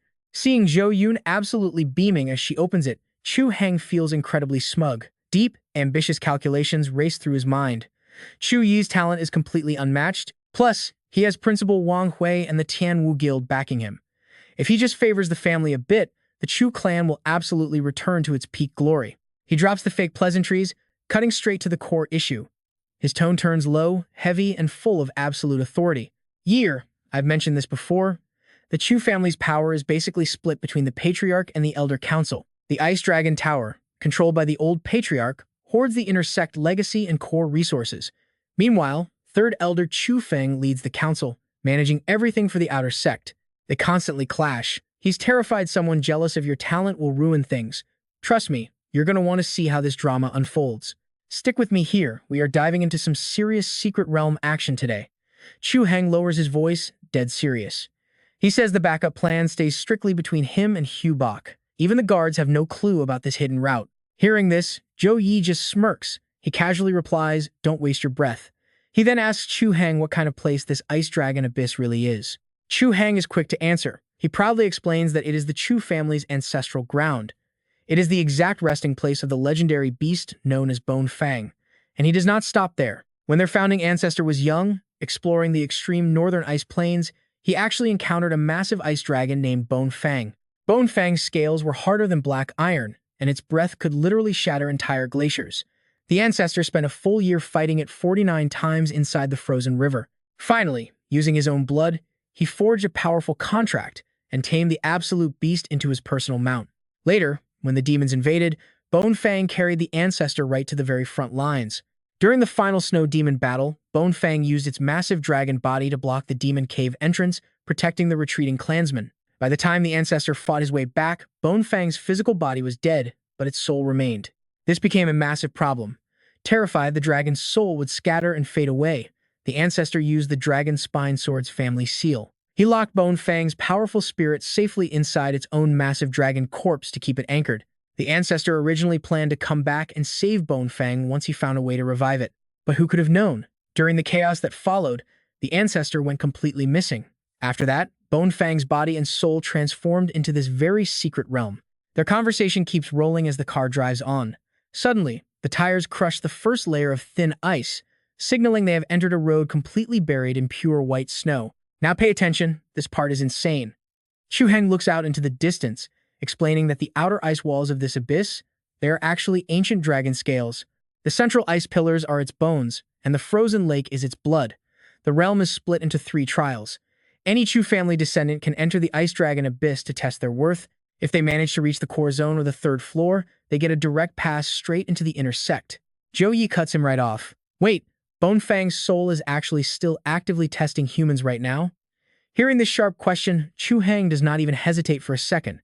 Of course, in the past years, it was always like that. Every single Chu family descendant could enter the ice dragon abyss for training, but because their frost bloodline purity simply was not high enough for the test, the vast majority of them could only hang around the outer edges. When I was 30, I barely stepped onto the 3rd floor before Bone Fang's remnant soul snapped 3 of my ribs and threw me right out like trash. But after those wounds finally healed, my bloodline purity instantly shot up by 15%. Suhang makes it crystal clear for Zhou Yi. Reaching the 3rd floor guarantees absolutely massive rewards, but the life-threatening risks are just as extreme. It is a total gamble. Bone Fang no longer recognizes our family bloodline.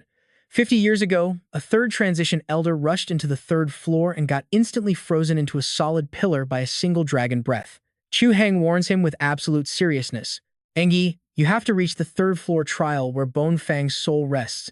If you want to actually tame that remnant spirit, you need to show the exact same fearless, death-defying strength our ancestor had back then to make Bone Fang bow. Zhou Yi looks deep in thought. He calmly mutters, I understand. Suhang then asks him when he plans to actually enter the abyss.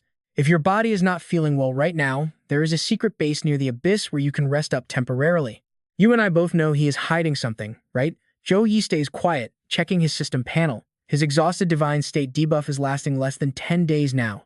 The countdown timer shows 3 minutes and 52 seconds. Zhou Yi does the math in his head. The timing is absolutely perfect. The car pulls up to a stop.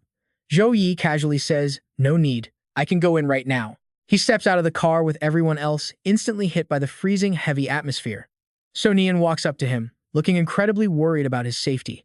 She nervously asks, Brother Zhou Yi, can I please go with you? Zhou Yi smoothly turns her down. Wait for me outside. Just trust me on this one. Saying that, he turns toward Lin Feng. Before Zhou Yi even says a word, the guy already gets the message. All right, I know. I will take good care of the little lady. Zhou Yi looks back at Suhang, making sure to show his respect. Thank you, Uncle Hang. After that, he walks off completely alone, getting deadly serious for what is about to come. System notification chimes in. Outstanding innate exhausted divine state is currently restoring all attributes. Name, Zhou Yi. Class, Adjudicator, level 30. EXP, 12,000 out of 1 million. The faint, glowing outline of a sword slowly materializes right in Zhou Yi's hand.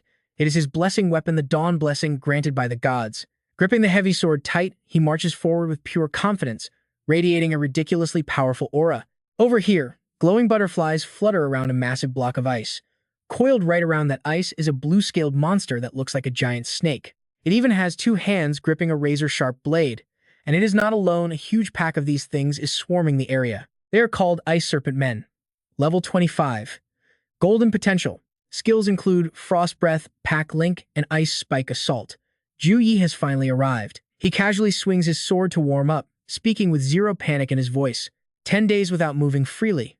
My bones are practically rusting away at this point. The second the ice serpents spot him, they rush in to attack. They flash their fangs, acting like wild beasts starved for years. Zhou Yi does not flinch at all. Smirking, he says, I will just use you guys for a quick warm-up. Moving like absolute lightning, Zhou Yi slices through a bunch of the serpents instantly. His attacks are insanely fast, flashing bright bursts of light right through the blinding dust and snow. The serpent horde just keeps charging in. Zhou Yi drops his ultimate move, Holy Storm. He summons a massive tornado, sucking the entire mob into one spot. Meanwhile, a nearby glacier starts showing major cracks. Deep in this freezing wasteland sits a massive monster with its head completely frozen. Its coiled body looks exactly like a dormant, sleeping dragon. This is the Ice Abyss Serpent, level 55. Golden potential. Skills include Frost Breath, Ice Strike, Rapid Fire, and Magnetic Field Distortion. Zhou Yi's massive tornado is slowly spinning right toward its location. Zhou Yi screams out, his face locked in pure determination. Light's punishment. His power flares up blindingly bright, and a massive beam of light completely swallows the monster. Its gigantic body crashes down hard right behind Zhou Yi. He does not even react, just calmly keeping his pace forward. By dawn, the heavy snow finally stops, leaving the entire area looking bright and totally clear. Zhou Yi is still walking. As he looks around, he notes that this place actually gives him a really weird sense of familiarity. The Void Beast suddenly pops out to explain. That is because of the Frost bloodline in your body. Any normal Ice-type class user coming here would be frozen solid by now. Zhou Yi smiles and greets it. Long time no see. He genuinely thanks the beast. I still have not thanked you for calling my teacher last time. The beast fires back. Just stop causing so much trouble. And that is where we leave it. Trust me. You will want to see what happens next. Stick with me. We are jumping right into the action. They stare each other down in dead silence, until a massive monster horde suddenly surrounds them. Zhou Yi and the Void Beast hold their ground. The beast attacks first, firing razor-sharp beams of light that slice straight through the demon pack, wiping them out instantly. Knowing the beast just saved him, Zhou Yi politely says thanks. The beast coldly replies, just trash, but the danger is far from over. The horde is not fully dead yet. Their giant bodies crash into the icy path, shattering it completely. The ground beneath Zhou Yi breaks, leaving him scrambling to balance. It looks like a deadly fall, but he quickly leaps onto another chunk of falling ice. With no other choice, Zhou Yi dives right into the abyss. Down below, he spots countless dark shadows trapped in the ice, holding swords and shields like ancient warriors. He spots a skeletal figure wearing a crown, its skull glowing with eerie blue light. It sits there radiating absolute authority, clearly the boss of this icy grave. Demons, Zhou Yi thinks to himself. The massive ice chunks crash right before them. These armored skeletons are Ice Abyss Bone Fiends, level 35. Legendary grade, armed with Bone Rain, Ice Coffin Prison, and a deadly skeleton symbiosis skill. They are the remains of a demon army killed by the Ice Dragon ages ago. Sensing movement, the boss awakens, its entire body glowing bright blue. Zhou Yi steps out of the ice, activating his appraisal skill. A small circle appears. Assessing the threat, the Void Beast warns him fighting over 200,000 demons is pure suicide. Plus, we both know he is only on the second floor. He must save his strength. The skeletons scour the area, one hissing about an intruder. But Zhou Yi shows zero fear. He activates Dawn Blessing, channeling a dangerous glowing light into his hands, radiating an absolutely massive aura. With total confidence, he says the ice element here is 10 times stronger than outside, more than enough to bury them all alive. His power spreads out instantly. Those bright flashes of light completely illuminate the gloomy sky. Sensing the danger, the boss screams a warning to the entire army. Suddenly, the energy forms a massive tornado, and a giant glowing hand bursts out. That giant hand slams down, crushing the demon horde flat. But through the blinding snow, a few surviving skeletons keep charging right at him. Zhou Yi does not hold back. His eyes glow as he shouts, "Freeze!" The raw energy quickly forms a violent vortex with a sparkling light inside. Countless sharp ice spikes drop from the sky, trapping the demons. With a wave of his hand, he unleashes Holy Storm, summoning a massive freezing wind. The violent gale rips right into the demon pack, tearing them apart. It merges into multiple tornadoes, sweeping away massive chunks of the skeleton army. Seeing this, the furious boss roars, "You cowardly little rat! The battle soul of our mighty race will never be extinguished. How dare a mere ant provoke us?" The skeletons then bang on their shields, releasing weird soul fragments with every single strike. High up on the solid walls, a long line of skeletons glows with a chilling blue light. Zhou Yi grabs his head, staring in pure confusion, wondering what they are doing. The demon skeletons suddenly fuse together, morphing into one absolutely massive, terrifying bone giant. Skeleton symbiosis. The ancient dead army shares its power, merging life forces together to resurrect their fallen comrades into one unstoppable beast. You saw that too, right? He stares at this massive, stitched-together giant, wondering if these things can even be killed. But he has not received any system alerts about gaining experience from killing them. The giant eye on the monster forehead flashes, and it mutters, "Found you." Zhou Yi is not backing down. He bravely draws his sword and smirks. "Legendary grade is tough, but I don't buy it." He points his blade straight at the giant bone monster, releasing a blinding golden light. He grits his teeth. Nothing is immortal. On the skeletal tower, the energy shines brighter than a blazing sun, lighting up the entire domain. Smaller skeletons start jumping down in perfect coordination. They are fully armored, each one holding a totally different weapon. As the little skeletons free fall, he slashes his sword in a sharp zigzag pattern, his eyes totally cold and serious. The giant bone monster watches his every move closely. Zhou Yi leaps onto the wooden bridge. Fast as lightning, with a stone-cold face, he sprints right at the giant bone beast. He stops right in front of its massive eyeball. Raising his sword, the monster suddenly opens its giant mouth, plotting something truly dark. Ignoring whatever trick it has, he jumps up, ready to strike a killing blow. But suddenly, he freezes up. Cold sweat starts dripping down his face. A sudden flashback hits him. His eyes fill with deep sadness and regret as he stares blankly. Shouts echo around him. "The left wing is collapsing. We need backup fast." Zhou Yi walks forward in a total daze. Behind him, a massive man rushes over, slapping him hard on the shoulder as he yells. Confused, he turns to look. His eyes lock onto a young man taking an arrow straight to the gut, flying backward right past him. The big man keeps screaming, "Buy more time for Lord Shang Ya." A glowing pink portal suddenly rips open, shocking everyone. It is an otherworldly demon gate. Armored skeletons armed with spiked hammers pour out of the terrifying vortex, but the knights do not back down for a second. They take their fighting stances, bravely shouting at the top of their lungs. "Sons of the Chu family, fight to the death.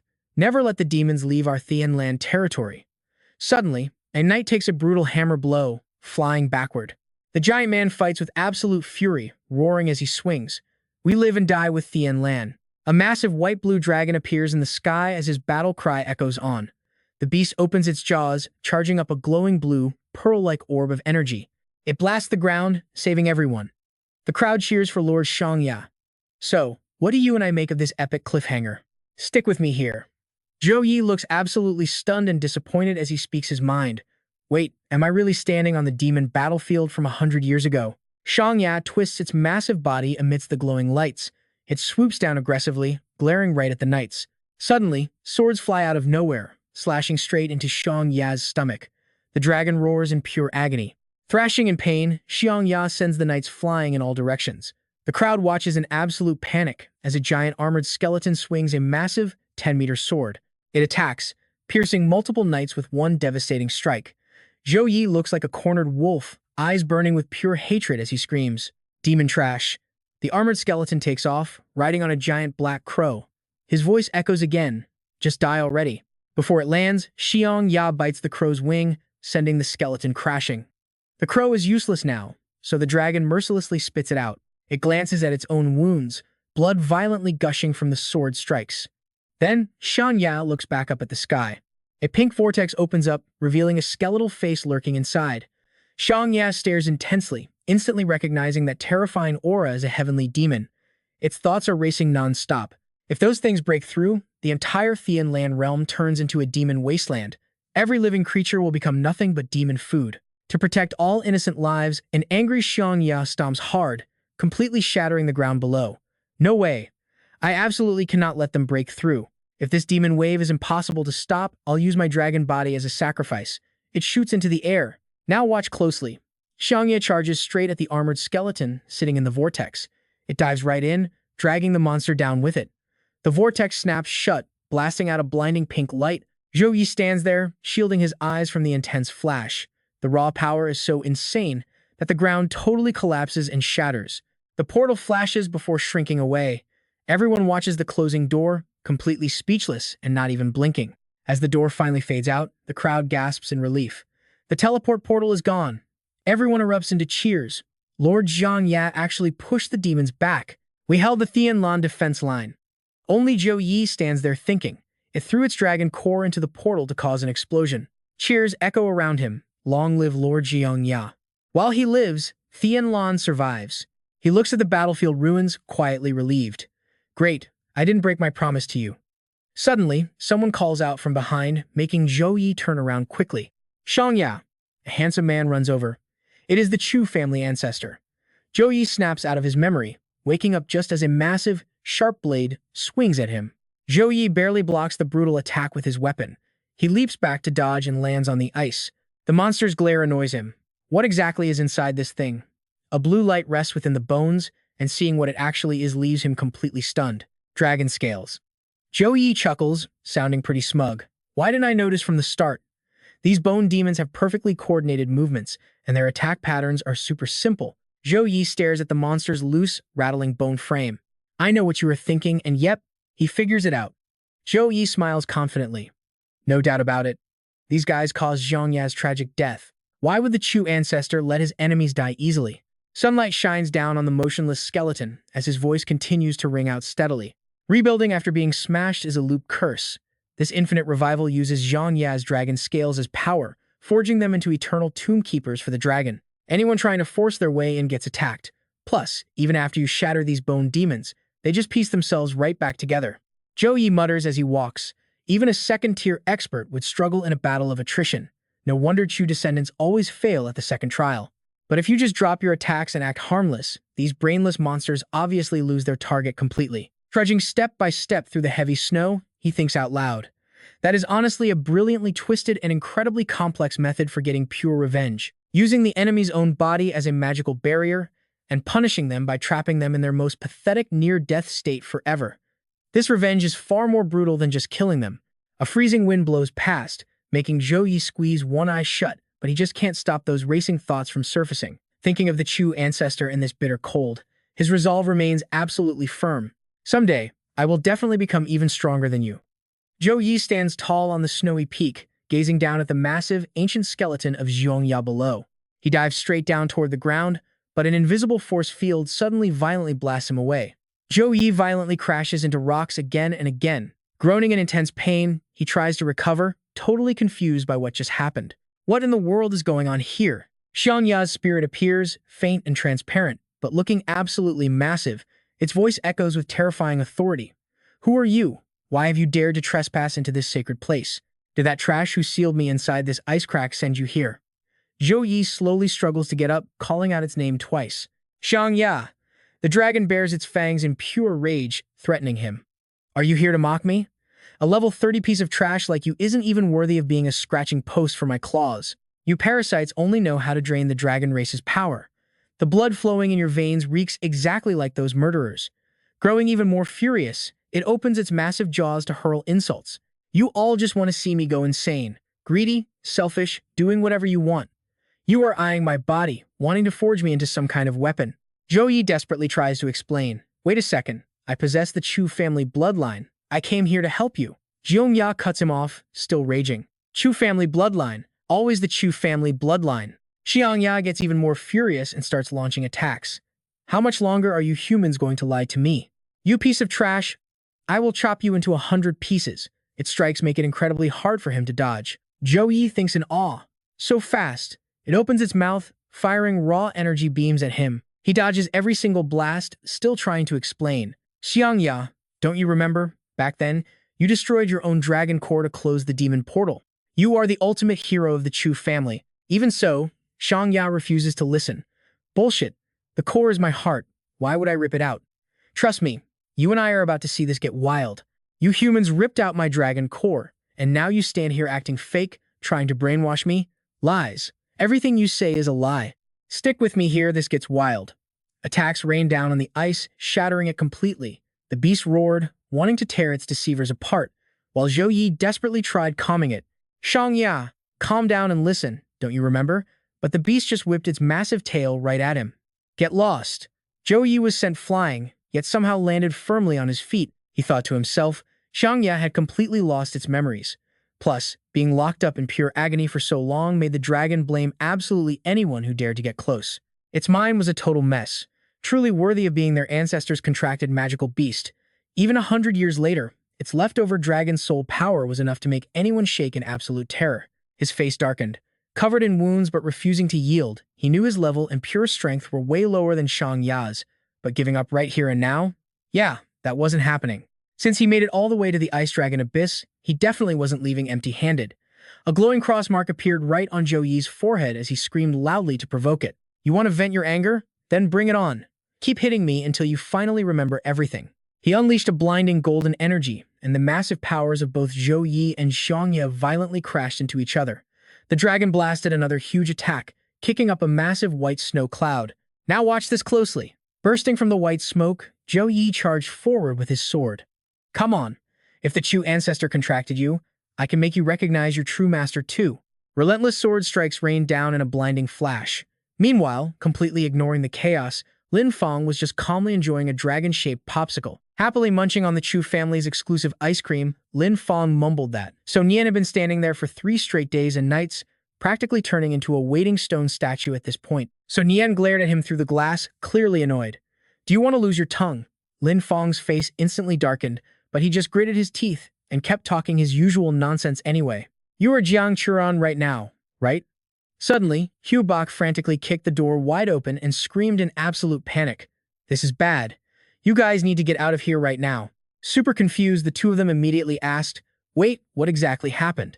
But she didn't even answer the question, rushing straight into the room while frantically rambling on and on. Before she gets here, my father told me to evacuate you guys from this place immediately. Where's Tu Van? Losing all his patience, Lin Feng kept firing back questions at her. What does that even mean? Spit it out. Hu Bak tightly grabbed Sun Yan's hands, her face showing pure panic as she pleaded, I really can't explain this to you guys right now. Just follow me immediately. So Nian calmly replied to her frantic begging, if you don't tell us what's going on, we literally cannot help you fix this mess. Besides, Zhou Yi is still inside the Ice Dragon Abyss. There is no way I'm leaving this place. Completely agreeing with Sun Yan, the guy chimed in to back her up. Exactly. I'm Shen Lin Feng, and I'm not some useless guy. Tell us what happened, and if we can help, we will. Hu Bak frantically waved her hands in the air, trying to explain. No, you don't understand. This isn't something you guys can handle. If we don't leave this place right this second, it's genuinely going to be too late. You saw that coming, right? Chu Heng's direct attack blasted forward, grazing past Lady Hong and leaving her completely stunned. He stated with absolute seriousness, Lady Hong, the Tianlan Chu family territory isn't a place where you can just act arrogant. Meanwhile, Lin Feng and So Nian skillfully wrapped razor-sharp threads around her fingers. She replied with pure disgust, Chu Heng, just to suppress that freezing bloodline of yours, your strength hasn't even reached 30% of a level 40, and you still want to stop me? Chu Heng protectively shielded Zhou Yun behind his back, trying his best to speak calmly. No matter how much the Chu family struggles, we will never let an outsider lay a hand on our guests. He thought to himself, Zhou Yi was at a critical breakthrough stage in the Ice Dragon Abyss. He absolutely couldn't let Lady Hong ruin this. Even risking his freezing meridians, he had to stall. He instantly created a trail of ice rushing toward Lady Hong. Cut to another scene, a woman's lips moved. Where do you think you're going? Leaning casually against the doorframe, Lady Hong's voice echoed out. Long time no see, little girl. Hearing this, all three of them, Hu Bak, Lin Feng, and So Nian, froze in absolute shock and shouted at the exact same time. You're still alive! Flashback to exactly half an hour ago. Inside a massive, luxurious, and very traditional room, Lady Hong was standing there alongside a few others and an old man. The Chu family patriarch was sitting and chatting. Lady Hong was the first one to speak up. Chu family patriarch, this is the cold drunken star for this year. Suddenly, another voice rang out. Sorry for the trouble, Lady Hong. Trust me, we pause right here.